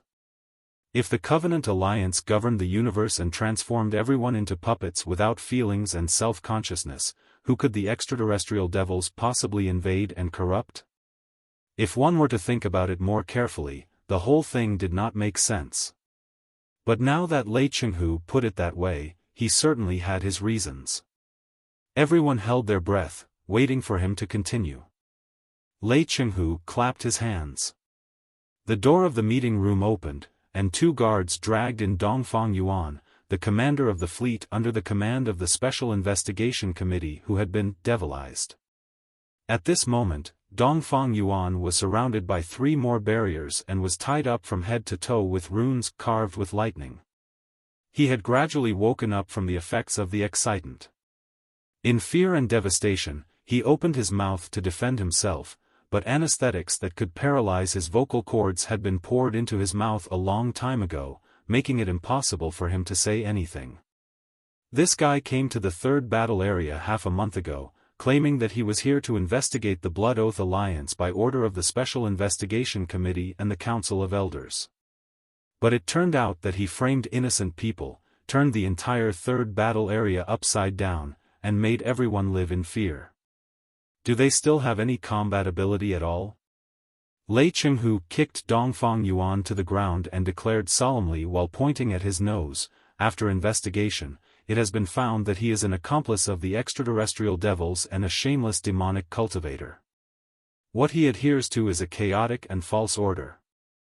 The Imperium of true human beings is the only heir to the Star Ocean Imperium of the past. We are all descendants of the Star Ocean Imperium, which was destroyed by the extraterrestrial devils.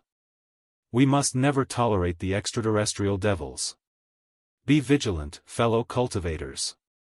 The extraterrestrial devils can easily exploit the weaknesses of humanity and amplify your desires, transforming you into slaves of those desires. Not just him, but some of the undetermined elders in the Council of Elders and the noble families at the center of the cosmos have also been corrupted by the extraterrestrial devils and turned into hidden demonic cultivators.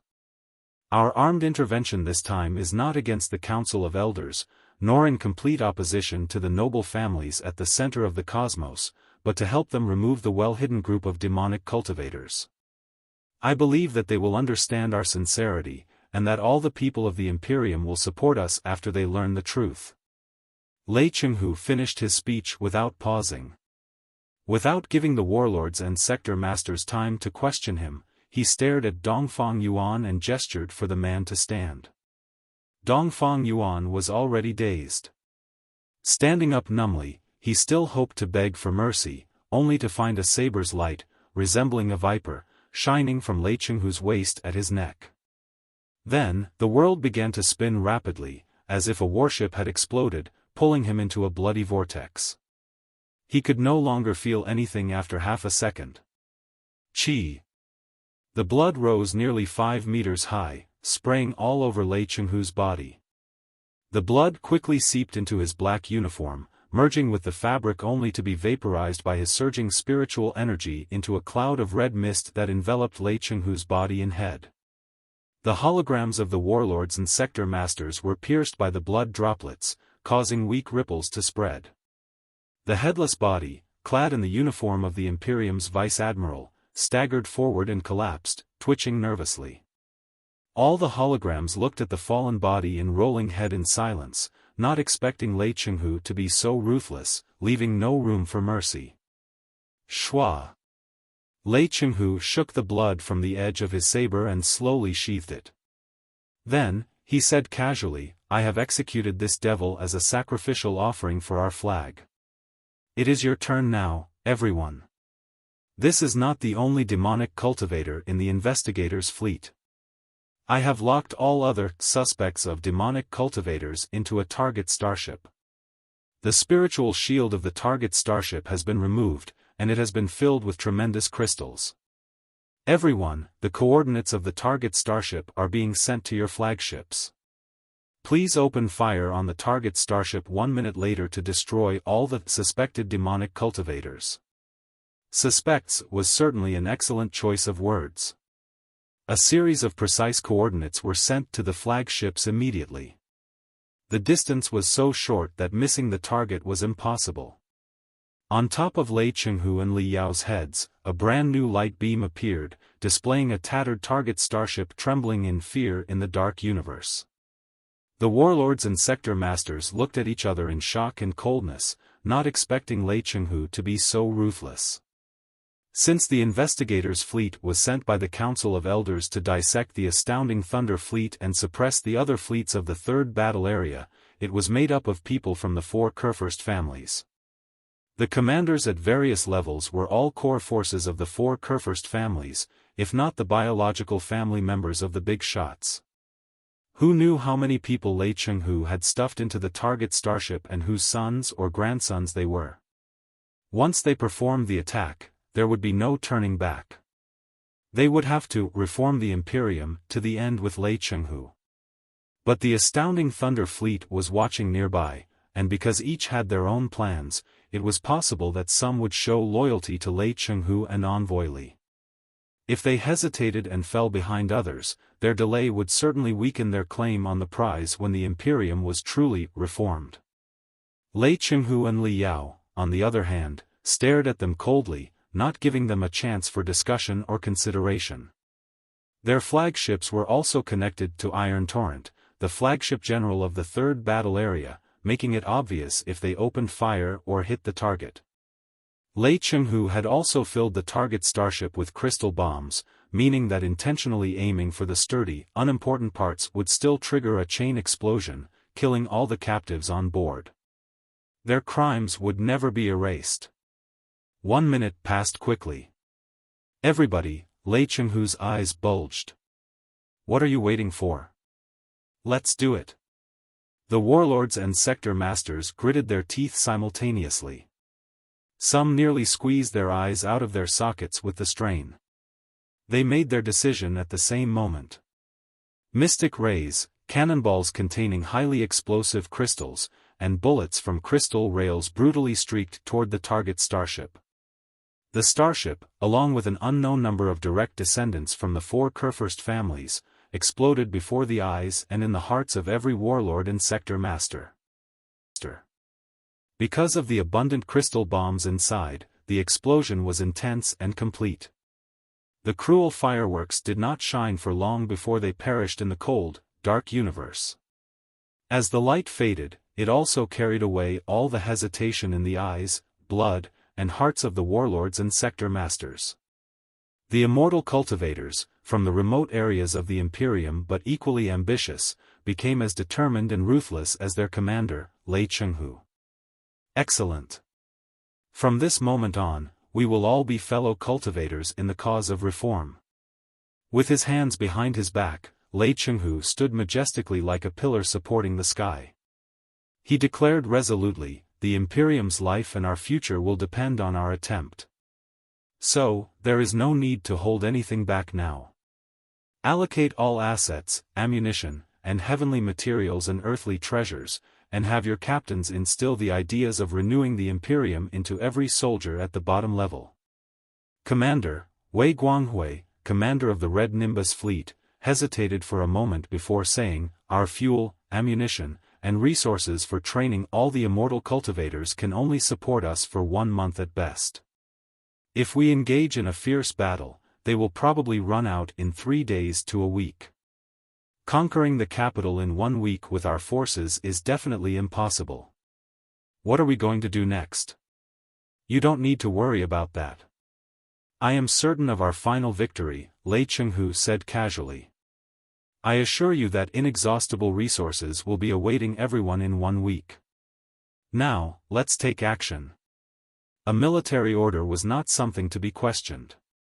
Now that the sword had been unsheathed, it would not be sheathed until it had drunk enough blood. The warlords and fleet commanders, without further ado, ended their communication and began their preparations with urgency. The space jump units of the starships were tested and recharged with energy to ensure the soul-stirring jump could be executed within a few hours. Warehouses of crystals and arsenals were opened, and the glittering crystals and blades were distributed, even to the hands of the most humble hominoid soldiers. The barges of the astounding Thunder Fleet delivered an ample supply of armbands to the branch fleets. Commanders at all levels in the branch fleets tore off their armbands from the expedition army and donned the new armbands of the reformists. For the common soldiers, there were not enough new armbands to replace the old ones, so they discarded their expedition army armbands, wrote "Honor the Majesty and Settle the Rebellions" on pieces of white cloth with blood, and tied them around their foreheads, lending a serious and intimidating appearance. On the flagships from the remote worlds of the Imperium, leaders addressed all the soldiers, particularly the younger ones at the bottom, to inspire them. On the flagship of the Red Nimbus fleet. "Our country has been reduced to such a state, and our people are suffering such hardship that they are suffocating. Your families are enduring the same, are they not? Our factories have been ravaged and corrupted by the nobles' capital from the center of the cosmos. Our farmlands are now growing crops from the cosmic center, which have savagely stolen the living space of local crops. Not a single seed remains that is native to the Red Nimbus sector. The spiritual puppets from the center of the cosmos, said to be advanced, also walk blatantly in the factories and farmlands of the Red Nimbus sector, robbing us of our jobs brutally and shamelessly. The proud workers and farmers of the Red Nimbus sector once stood tall and earned a living for their families with their hands and sweat.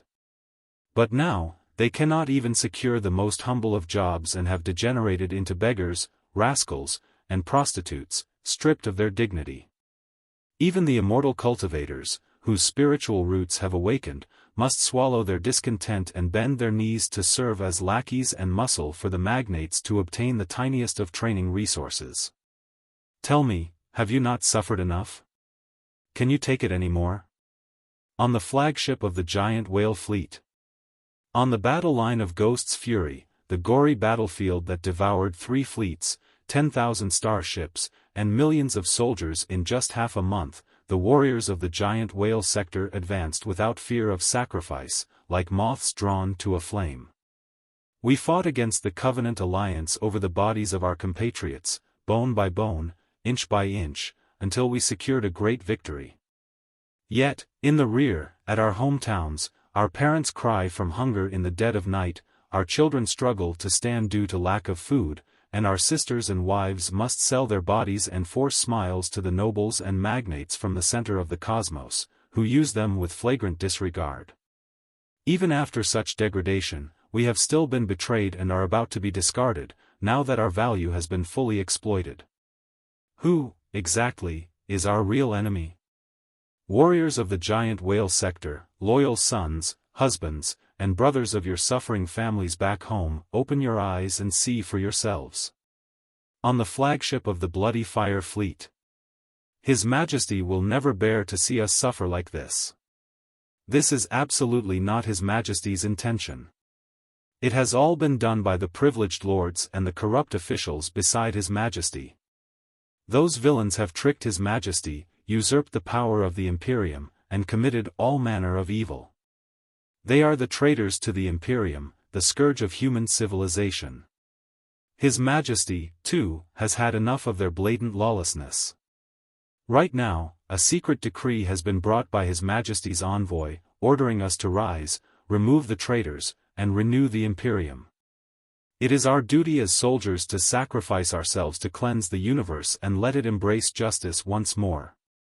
On the flagship of the Green Frost Fleet. Not only His Majesty, but most of the elders on the Council of Elders support our righteous actions. The citizens of the capital, of all classes, are also awaiting our army to enter the capital and set things right. The only ones afraid of our thunderous march are the villains corrupted by extraterrestrial devils. Therefore, as soon as our fleet appears at the capital's periphery, the ambitions and schemes of this tiny group of enemies will be crushed beyond stopping. Summon your courage and bring forth the glory of the Imperium's soldiers. March, charge, and fight. Victory will be ours, His Majesty's, and the Imperium's. Countless star ships, immortal cultivators, and Imperial soldiers stood like an iron forest. Now, the iron forest was ablaze. On the Iron Torrent, the flagship of the Coalition fleet, final battle preparations were being conducted busily as well. Above the grid command system, made up of 10 interconnected super crystal processors, the names, numbers, and specifications of the starships popped up in the glittering beams of light, one after another. These starships were connected to the Coalition fleet's anti-interference local area network, forming part of the battle net. Through the high-speed exchange of information between the soul and the crystal processors, they became tiny cells on Lei Chenghu's body. Lei Chenghu stared intently at the starships appearing on the screen, his thoughts merging with the data chain and computational array of the mainframe crystal processors. This allowed the thousands of thoughts in his head to be transmitted to every starship instantly. In this manner, the hundreds of starships from various branch fleets were mobilized by him as if they were his arms and fingers, moving and regrouping in an orderly fashion, much like ants and bees. It was a marvel to watch Lei Chenghu organize the troops. Standing behind Lei Chenghu, Li Yao hesitated. "Is there a problem?"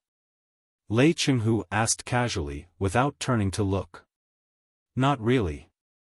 I was just wondering." Li Yao couldn't hold back any longer and asked, "There wasn't a single member from the 4 Kurfürst families on the target starship that was destroyed by the collective bombardment, was there?" Lei Chenghu paused for a moment but continued issuing orders smoothly. He did not give a direct reply, instead stating, "The Imperium is too sick right now, and this is not the best time for major surgery. If possible, I still hope that we can change the Council of Elders' minds with as little bloodshed as possible. This is not a concession. I'm just trying to preserve as much strength for the Imperium as possible." "Got it." Thinking for a moment, Li Yao asked again, "There's one other thing that I'm very curious about. The Star Ocean Imperium was destroyed by the extraterrestrial devils 10,000 years ago. By logic, the extraterrestrial devils must have been very powerful. But why have they not caused too much trouble in the recent 10,000 years? This time, the Queen and you are using the extraterrestrial devils as disguises again, but has it ever occurred to you that the extraterrestrial devils might be lurking in the Imperium, waiting for a good opportunity to instigate chaos again? Are you not concerned about that at all?" Li Yao was still uneasy about the extraterrestrial devils, because the Star Glory Federation was almost destroyed by the extraterrestrial devils when the Black Wind Fleet attacked. The extraterrestrial devil that possessed Lu Qingchen had not necessarily been eradicated but had likely fled all the way to the center of the cosmos. "I have been fighting in space for 200 years, and I've encountered all kinds of ferocious enemies, the extraterrestrial devils, the Alliance of the Holy Covenant, and all kinds of bizarre alien species," Lei Chenghu said slowly. "However, Faced with the real dangers, none of those enemies are worth mentioning at all.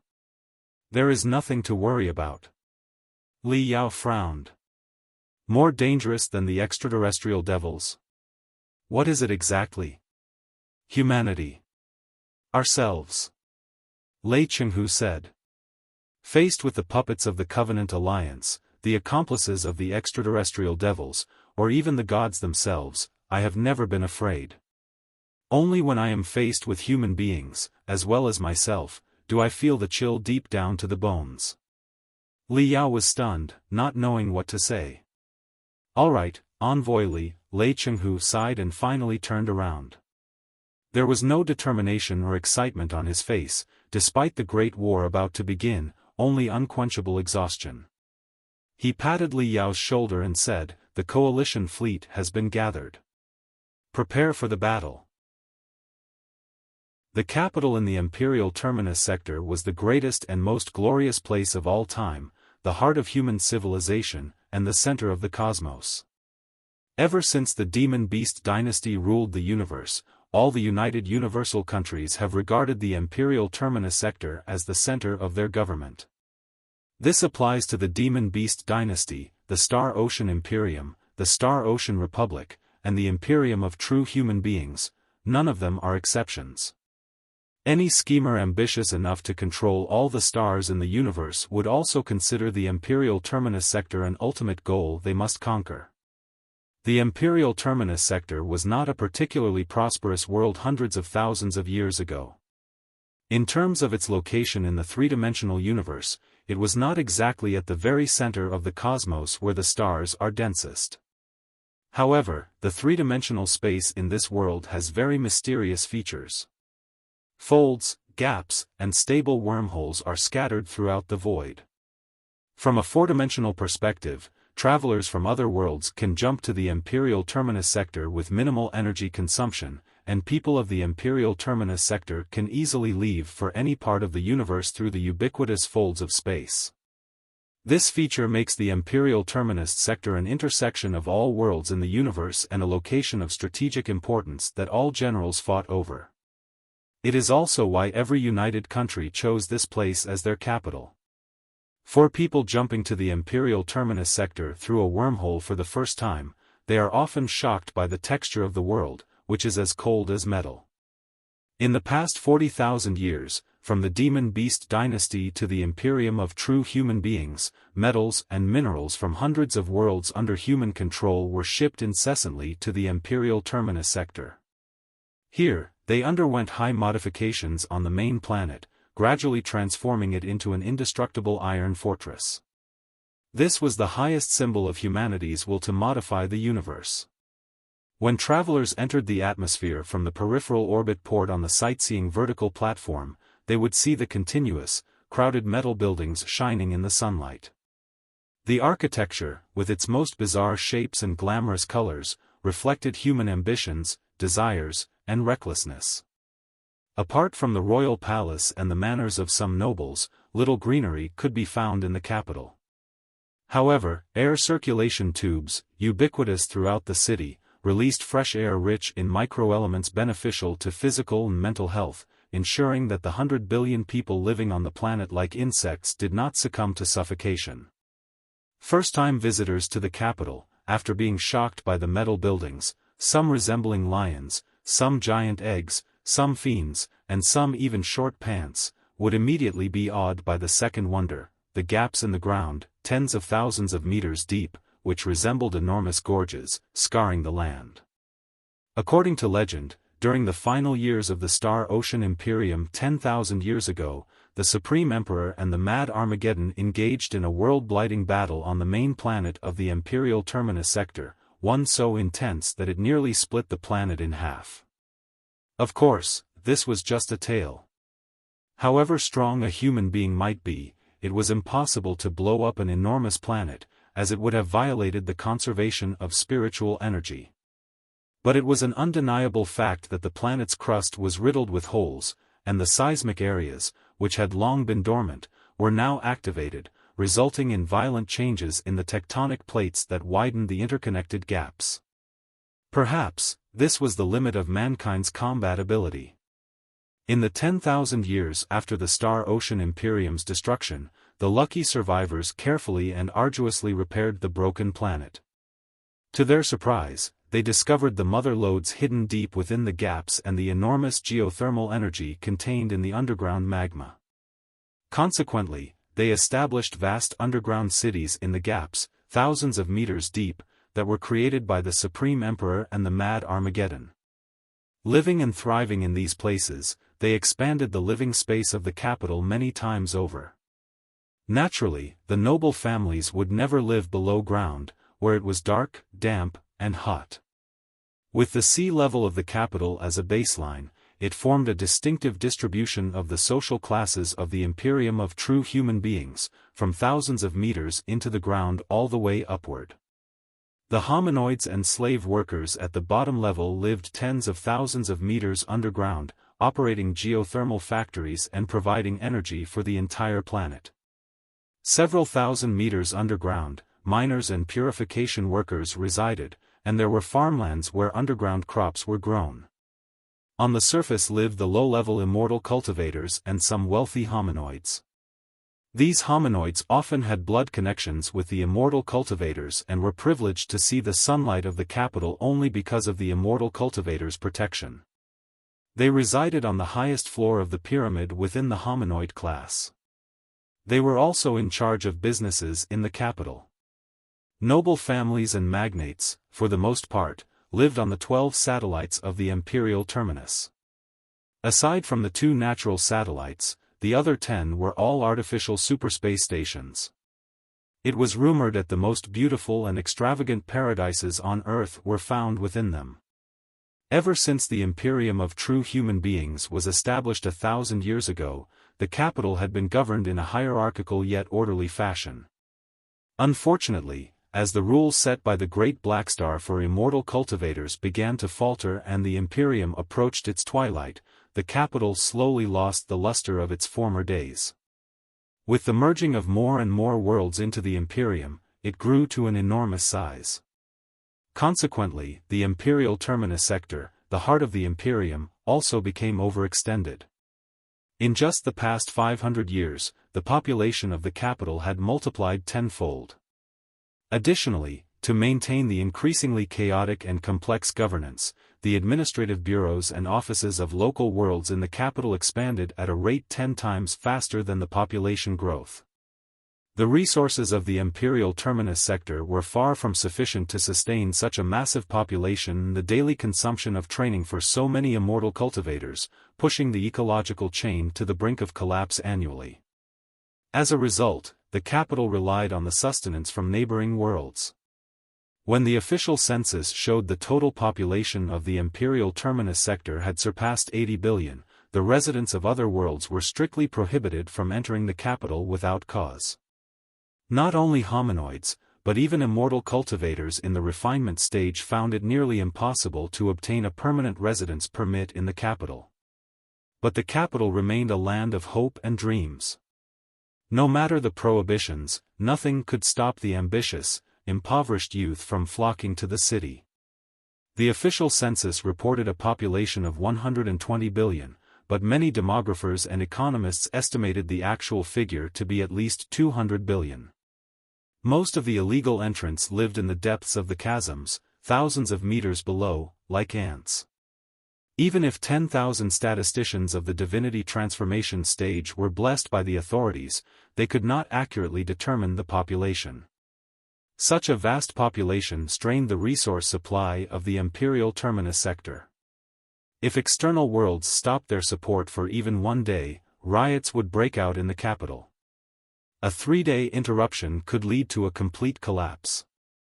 As the population surpassed the tipping point, a powerful chaotic effect emerged, creating numerous lawless, gray, or even dark, areas. Although the bottom of the underground chasms was only 10,000 meters away from the Imperium's highest authority, even immortal cultivators in the nascent soul stage and the divinity transformation stage would hesitate to venture into those murky places. Countless people abided by unspoken rules on the most glorious and sacred planet of the Imperium, living as half human, half ghost. Perhaps this was exactly what the four Kurfürst families desired. Keeping the imperial capital too powerful would not serve their interests. A bloated, weak, and filthy capital was a paradise for adventurers, a stage for ambitious schemers, and a banquet for noble families to carve up the sea of stars.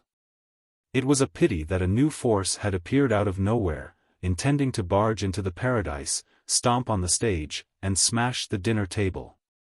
The news that Lei Chenghu had escaped from the Godly Might prison, along with numerous political criminals and the entire Godly Might fleet, had reached the noble lords in the Council of Elders 2 days ago.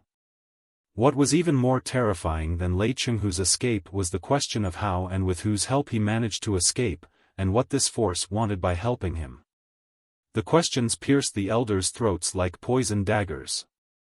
Though the elders knew Lei Chenghu had returned to the third battle area, they could do nothing about him. Lei Chenghu was a renowned expert in defense within the Imperium. In the recent 100 years, while holding the Black Wind battlefront, the Covenant Alliance's army was never able to trespass. The third battle area was also the most critical focus on the front lines. Lei Chenghu had devoted his lifelong wisdom and directed vast resources from the rear to transform the area into an impenetrable stronghold.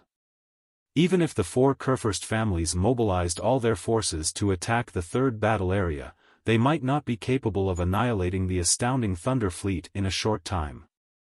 Moreover, doing so would spark a civil war in the Imperium, a consequence none of the four Kurfürst families could bear. Additionally, Lei Chenghu would not sit idle in the third battle area, waiting for their attacks. A fleet is not a planet, it can roam the universe swiftly and unpredictably.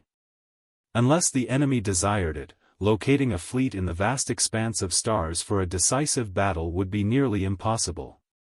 This was the current situation. Before the Council of Elders realized what was happening, Lei Chenghu had severed all communications between the third battle area and the outside world. Of course, all the space gates in the third battle area were also shut down. The third battle area became a dark, immeasurable world of mists. Heated arguments erupted in the Council of Elders, as no one wanted their fleet to jump into the place, only to be scattered and butchered.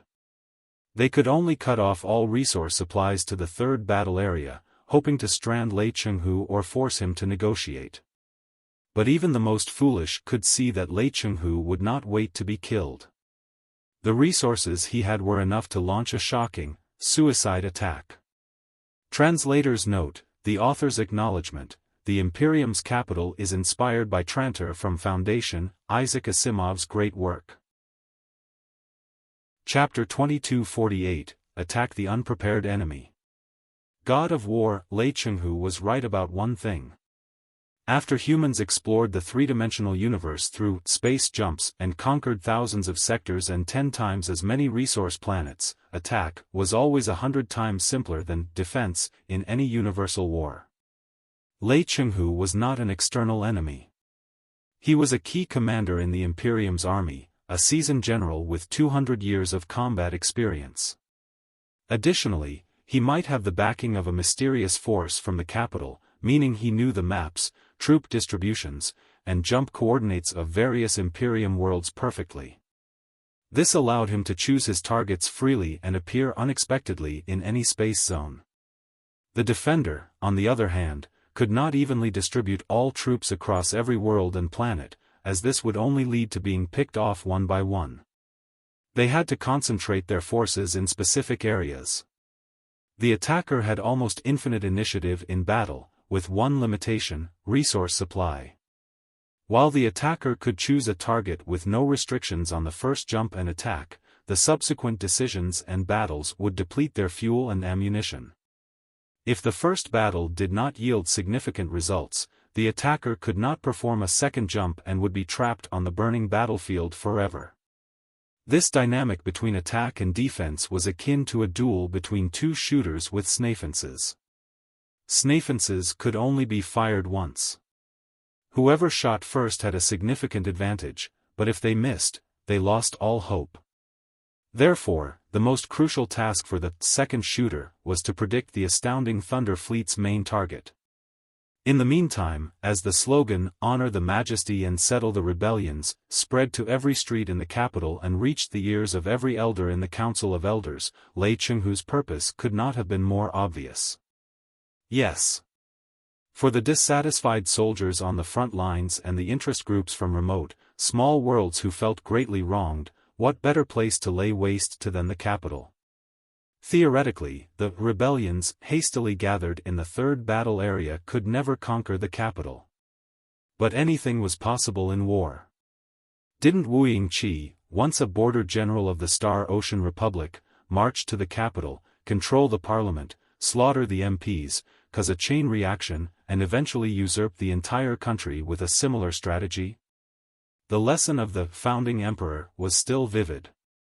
Thus, the lords of the Council of Elders could not help but feel intimidated, fearing that the Council of Elders today would become the Parliament of the Republic from 1,000 years ago. Ghostly rumors spread through every street and alley. Many had learned that the flag of the rebellions had been raised across the universe, and they were about to sweep into the capital with a thunderous force. Even if they could not conquer the capital, they would shatter the heart of the universe.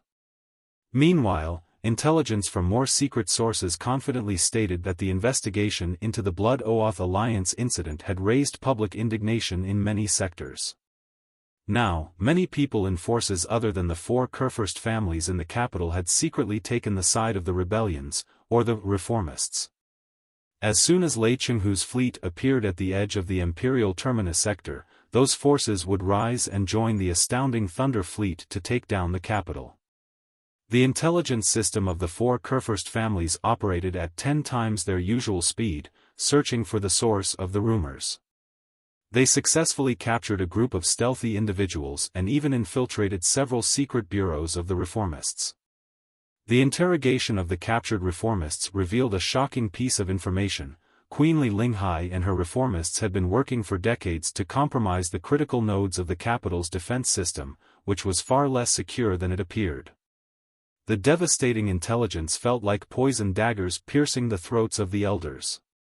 While they were aware of Li Linghai's ambitions, they had never considered her to be more than a player in the politics of the royal palace. They never imagined she would build a powerful rebellious army outside the capital through such extreme methods. Given Queen Li Linghai's infiltration of the capital and the formidable combat capabilities of the astounding Thunder Fleet, if the reformists were to launch a reckless attack, there was at least a 20 to 30% chance that parts of the capital's ground areas would be occupied. If the two sides engaged in a major battle on the capital soil, splitting the heart of the Imperium in two, the millennium-old Imperium would be doomed. The elders of the four Kurfürst families were not necessarily loyal to the name Imperium. Many ambitious individuals even fantasized, more than once, about how gratifying it would be if the Imperium collapsed, the dozens of worlds under their control became independent, and they proclaimed themselves emperors. However, the influential figures in the nascent soul stage and the divinity transformation stage, with their high computational abilities and rationality, were aware that the name Imperium of true human beings was the greatest common divisor for the interconnected, complex interest groups. The Imperium might be terrible and annoying, but without it, the hundreds of sectors in its domain would fall into disarray, leading to a new warring state even more cruel than the past. They would inevitably fight and brutalize each other until everyone was wounded and exhausted, leaving them vulnerable to the Covenant Alliance's destruction, one by one. Since none of the four Kurfürst families were confident of swallowing the entire universe, the Imperium became an entity they had to protect. To defend the Imperium, nothing could happen to the capital, as any massive war there would certainly spark a series of unpredictable chain reactions, escalating into a storm that would sweep across the entire Imperium. The rebellions must not enter the atmosphere of the capital. The ambitions of the astounding Thunder Fleet and the reformists must be exterminated in the cold vacuum at the edge of the Imperial Terminus sector. These were the consensus among all the elders. To achieve their goal, the military machines of the four Kurfürst families operated with the utmost intensity. 1 month ago, when the Blood Oath Alliance's assassination occurred, the four Kurfürst families had already dispatched their elite warships to jump to the capital to restore order. Today, without concern for fuel or the wear on starships, they ordered even more elite forces from the family's fiefs to reinforce the Imperial terminus sector as quickly as possible. This was to replace the local garrisons, whose loyalty was questionable due to their likely involvement with the reformists. Within 24 hours, more than 15 fleets had arrived at the capital one by one. Although the capital was known for the constant stream of starships arriving and departing on the sailing routes, it rarely experienced the simultaneous arrival of so many super warships. The ripples from their tearing through four-dimensional space took a long time to subside, like waves on an ocean. Ironically, both the rebellions of the reformists and the elites of the four Kurfürst families had rapidly gathered for the same reason, to protect His Majesty, who was brilliant, invincible, and infinitely great.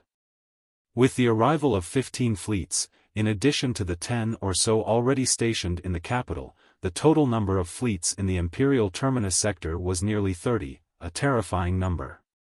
The best troops of the entire Imperium of true human beings, aside from those on the front lines, had all gathered in the capital, awaiting the arrival of the astounding Thunder Fleet. The rebellions would surely come, none of the elders had any doubt about that. The rebels, lacking a rear base, had only enough resources to sustain their fleet for 1 month. With each passing day, the balance of victory would tip further in favor of the four Kurfürst families. In this contest of resolve, it was certain that Li Linghai, Lei Chenghu, and the so-called reformists would be the first to collapse. However, the Divine Rain planet, located in the core territory of the Li family within the second quadrant of the Imperium of true human beings, was a world abundant in rainfall and resources, particularly suited for the growth of crops that stored spiritual energy.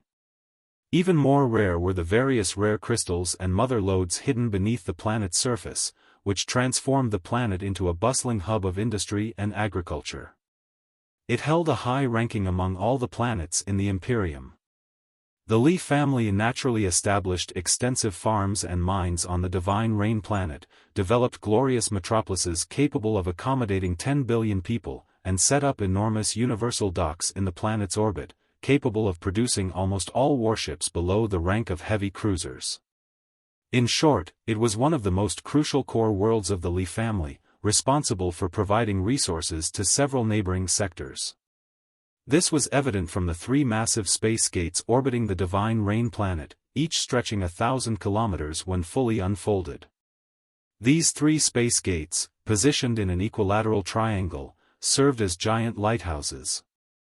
Their brightness was sufficient to tear through four-dimensional space, transmitting information instantly across the entire Imperium, ensuring that starships from every corner navigated accurately to the Divine Rain planet.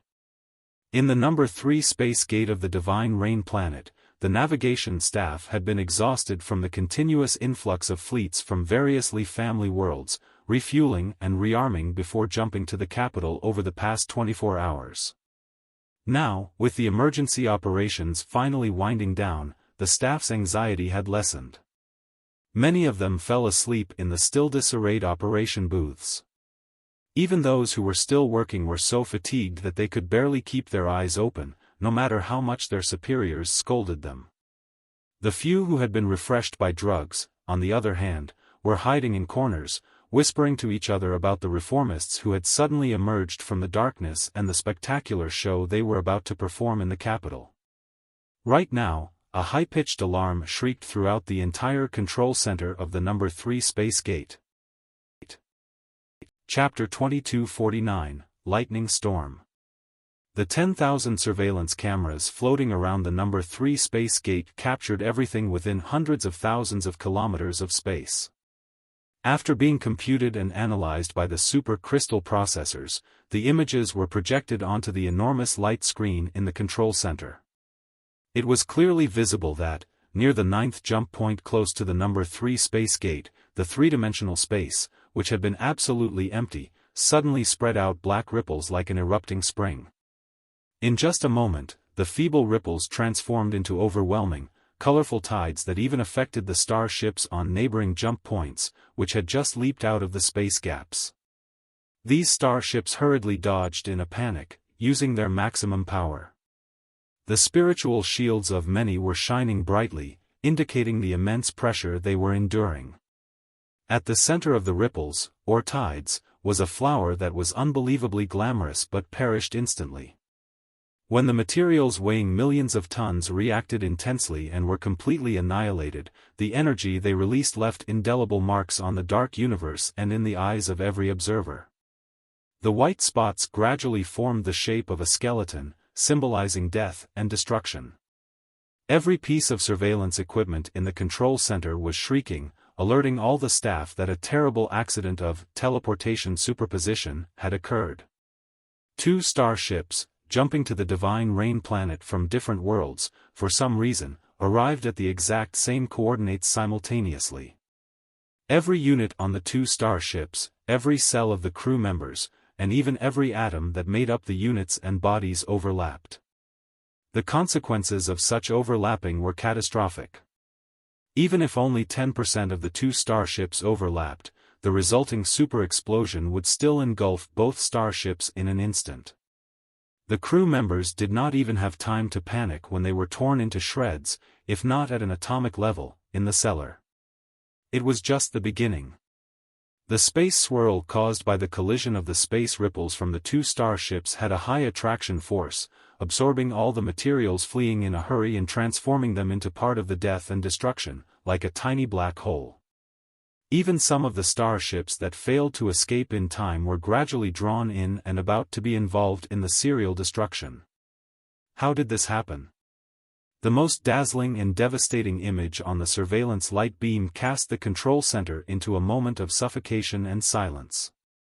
The manager of the Navigation and Coordination Center of the No. 3 Space Gate roared furiously, who is responsible for coordinating the 9th jump point?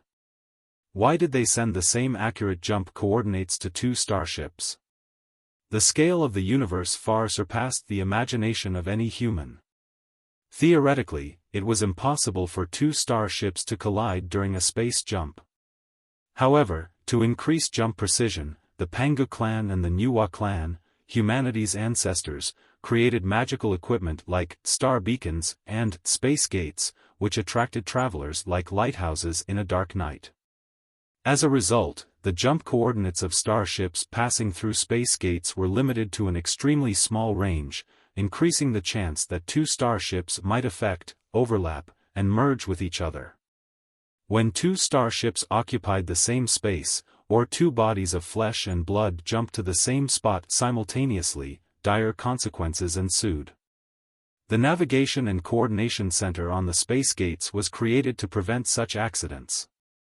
According to the size and navigation radius of each space gate, the area near the space gate would be classified into different jump points, each with unique jump coordinates and control code.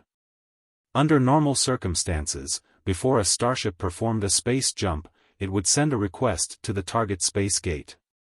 After confirming the identity and mission of the starship, the target space gate would send the jump coordinates, jump time, and control code to the starship based on the current traffic of the space gate.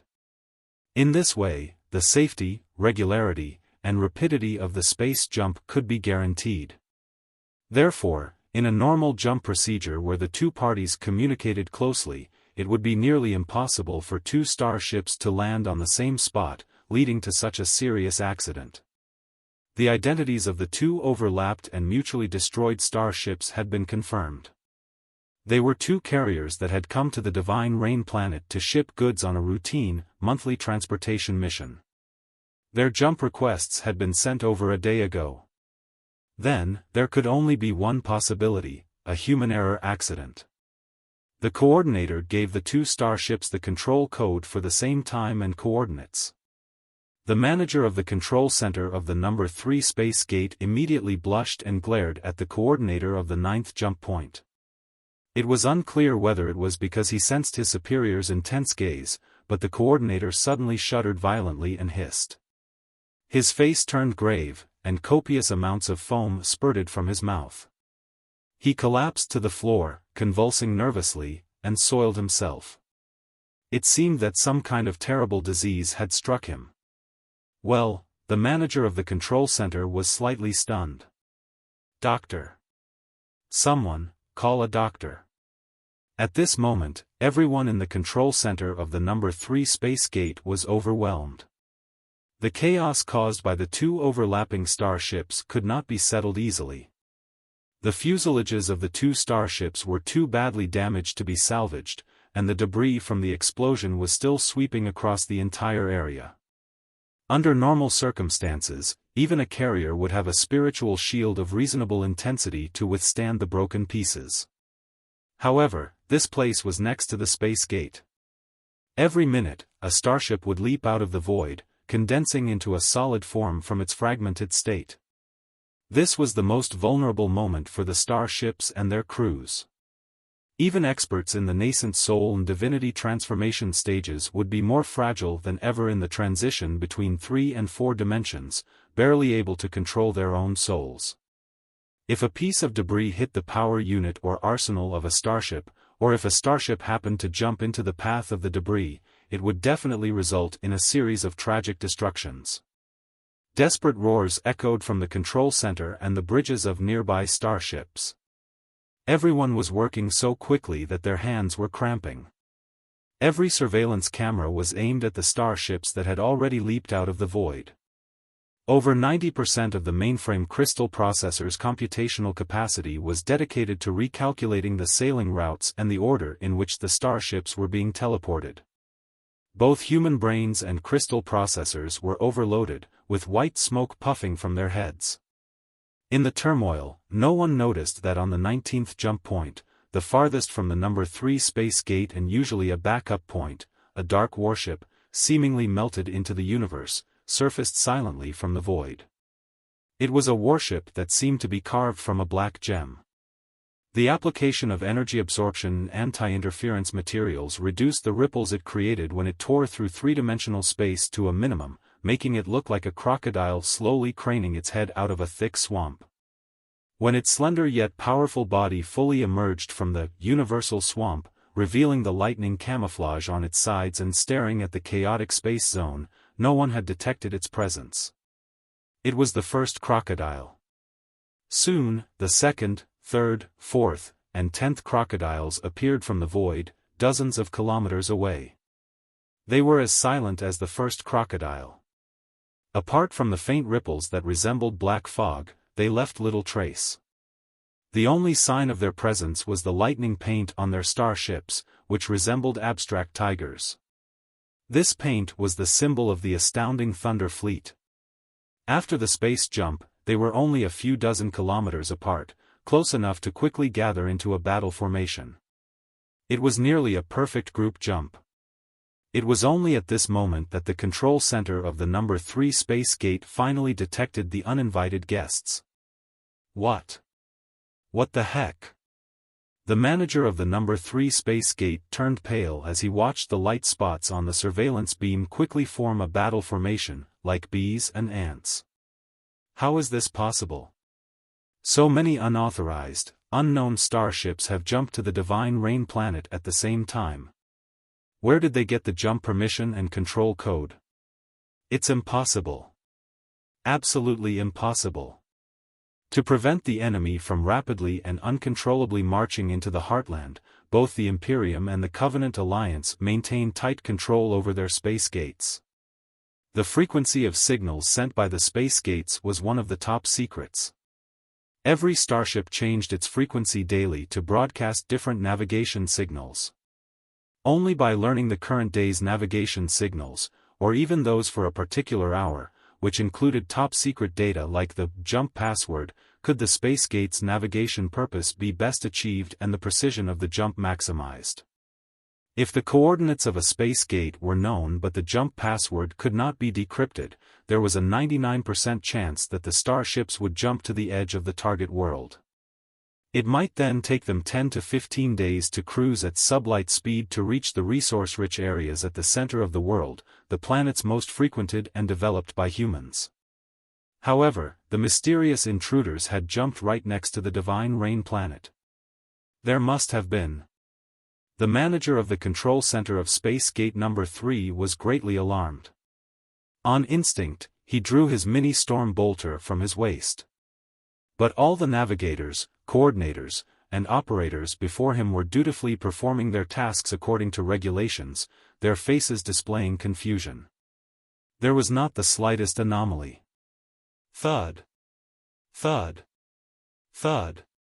Thud. The sound of boots echoed in the corridor. They belonged to the guards responsible for the safety of Space Gate number 3. The manager was slightly dazed, as he had not ordered the guards to come. When he turned back, the control center's door had been kicked open, and more than 20 soldiers in crystal suits barged in aggressively, followed by the deputy captain of the guards. The deputy captain was not wearing a crystal suit but the military uniform of the Imperium's army, though it was stained with blood, as if he had just killed someone. On the other hand, the armband that represented the Lee family on his left arm had been ripped away and replaced by a new one that intimidatingly read, "Honor the Majesty and settle the rebellions." The twisted faces and foams at the mouths of the guards made them seem enshrouded in queer, zealous flames, robbing them of their original sanity. It appeared as if something new had been injected deep into their brains, allowing them to exude an aura entirely different from the common immortal cultivators of the Lee family. The manager of Gate number 3 subconsciously aimed his mini-storm bolter at the guards and stammered, What are you doing?" Before he could pull the trigger, the weapons on several crystal suits on the other side emitted a strange brilliance, and mystic rays, infused with powerful fire-class spiritual energy, simultaneously struck his right hand holding the gun. The potent spiritual energy surged into the mini-storm bolter, causing the ammunition to lose control and explode, turning the manager's right hand and arm below the elbow into magma. Ah! The manager screamed in excruciating pain as his flesh melted rapidly, spraying onto the floor like orange mud. He was not a battle-type immortal cultivator to begin with. Overwhelmed by the agony and the pressure from nearly 30 crystal suits, he lost the will to resist and fell to one knee. Holding his right arm, now a blackened, broken bone, he sweated profusely, convulsed in pain, and nearly fainted from shock. Boom! Boom! Boom! Boom! Boom! Boom! There were 2 guards in the control center initially, but they seemed to be on different sides from the intruding guards. They barely managed to draw their storm bolters and prepare to counterattack when they were blown back by the enemy's fierce onslaught. The pieces of their crystal suits splashed non-stop until they crashed into the control panel of the space gate, turning into 2 dazzling sparks. All the navigators, coordinators, and operators were so frightened that their faces lost all color. The control center was not spacious, and they had nowhere to run. Having no other choice, they could only raise their hands and surrender. The leader of the guards, the only one not wearing a crystal suit, walked to the front of the manager, who was shuddering with a pale face. He observed the man coldly from his high stance. How dare you?" The manager of the space gate realized the enemy's intention from his cold eyes but found everything that had just happened too absurd to believe. His question was more a deep confusion than a reprimand. Life and death, honor and disgrace, are none of our concerns right now. There is nothing we dare not do. The leader of the guards drew his saber, raised it high, and roared. The aura of the saber cut into the manager's left shoulder like lightning, slicing down to the right abdomen, chopping the manager in half. Because many organs were still connected to his head, the manager of the space gate did not die instantly. As the world swirled before him, he saw everything on the surveillance light beam. He saw the rebelled guards leading a dozen mysterious individuals he had never met before into the center, replacing the previous coordinators and operators of the number 3 space gate. These newcomers were all well-trained professionals. They navigated the jump of the unknown starships so smoothly that their efficiency was even higher than that of the previous staff of the number 3 space gate. Under their flawless operations, more and more unknown starships leaped out of the void.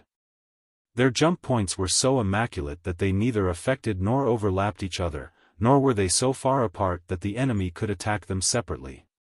With the most appropriate distance between them, they were able to form the most solemn battle formation the moment they emerged from the spacetime ripples. At first, they were all stealth models in black camouflage, showing no sign of their presence. They were like mud-covered crocodiles.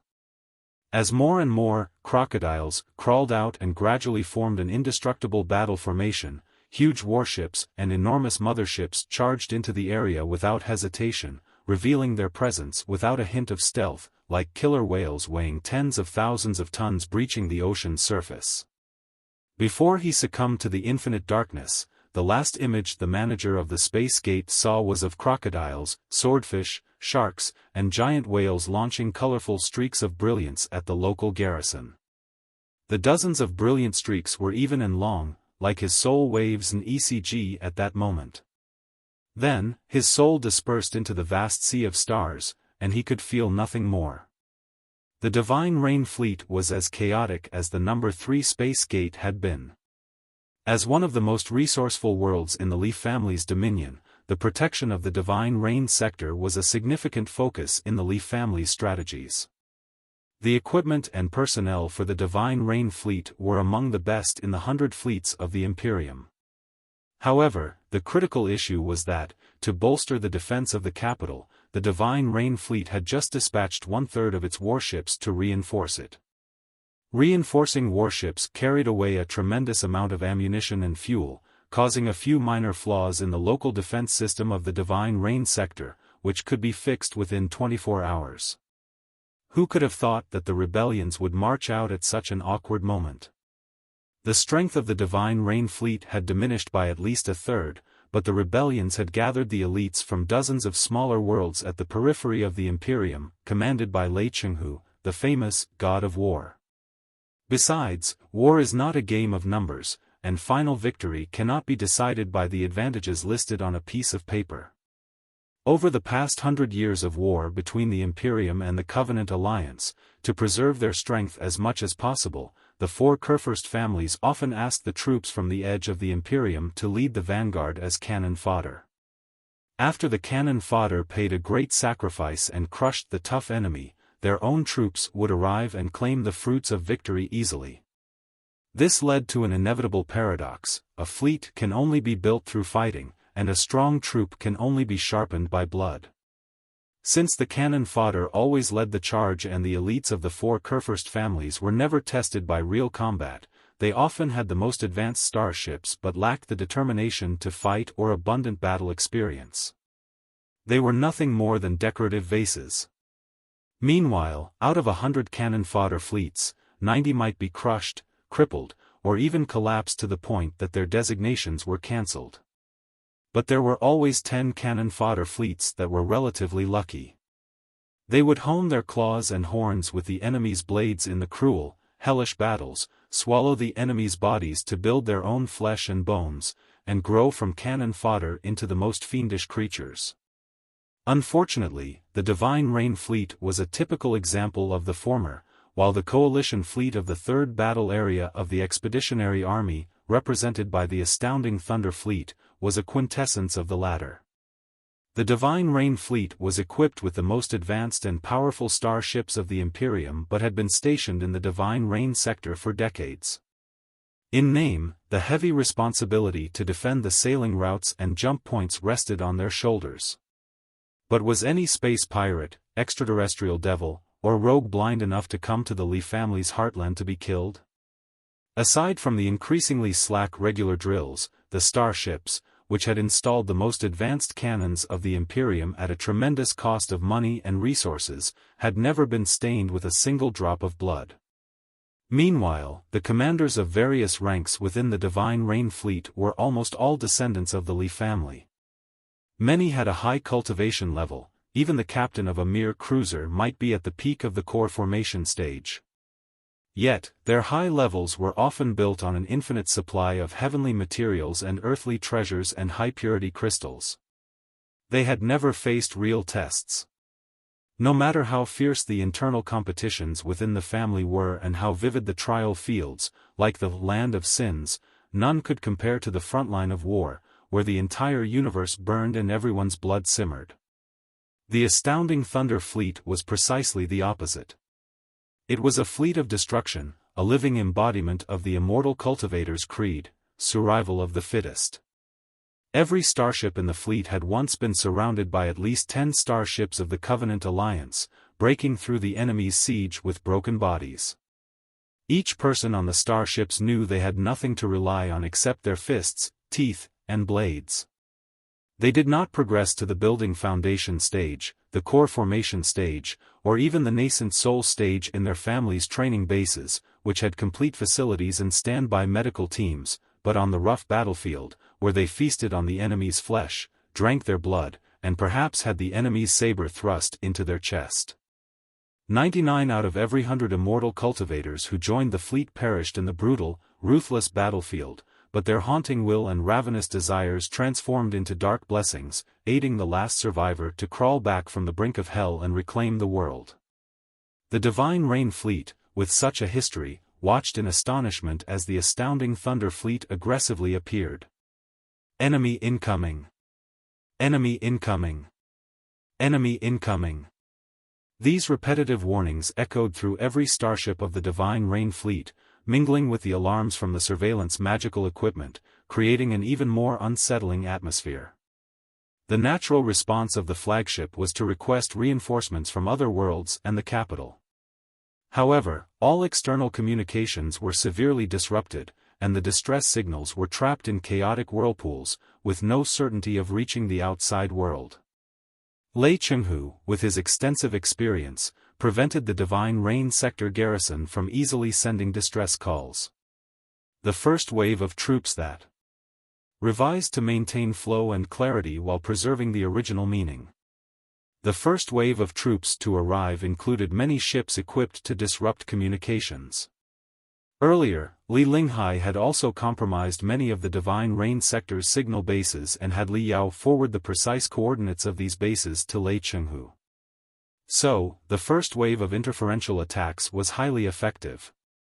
The communication between the Divine Rain sector and the outside world was almost immediately cut off.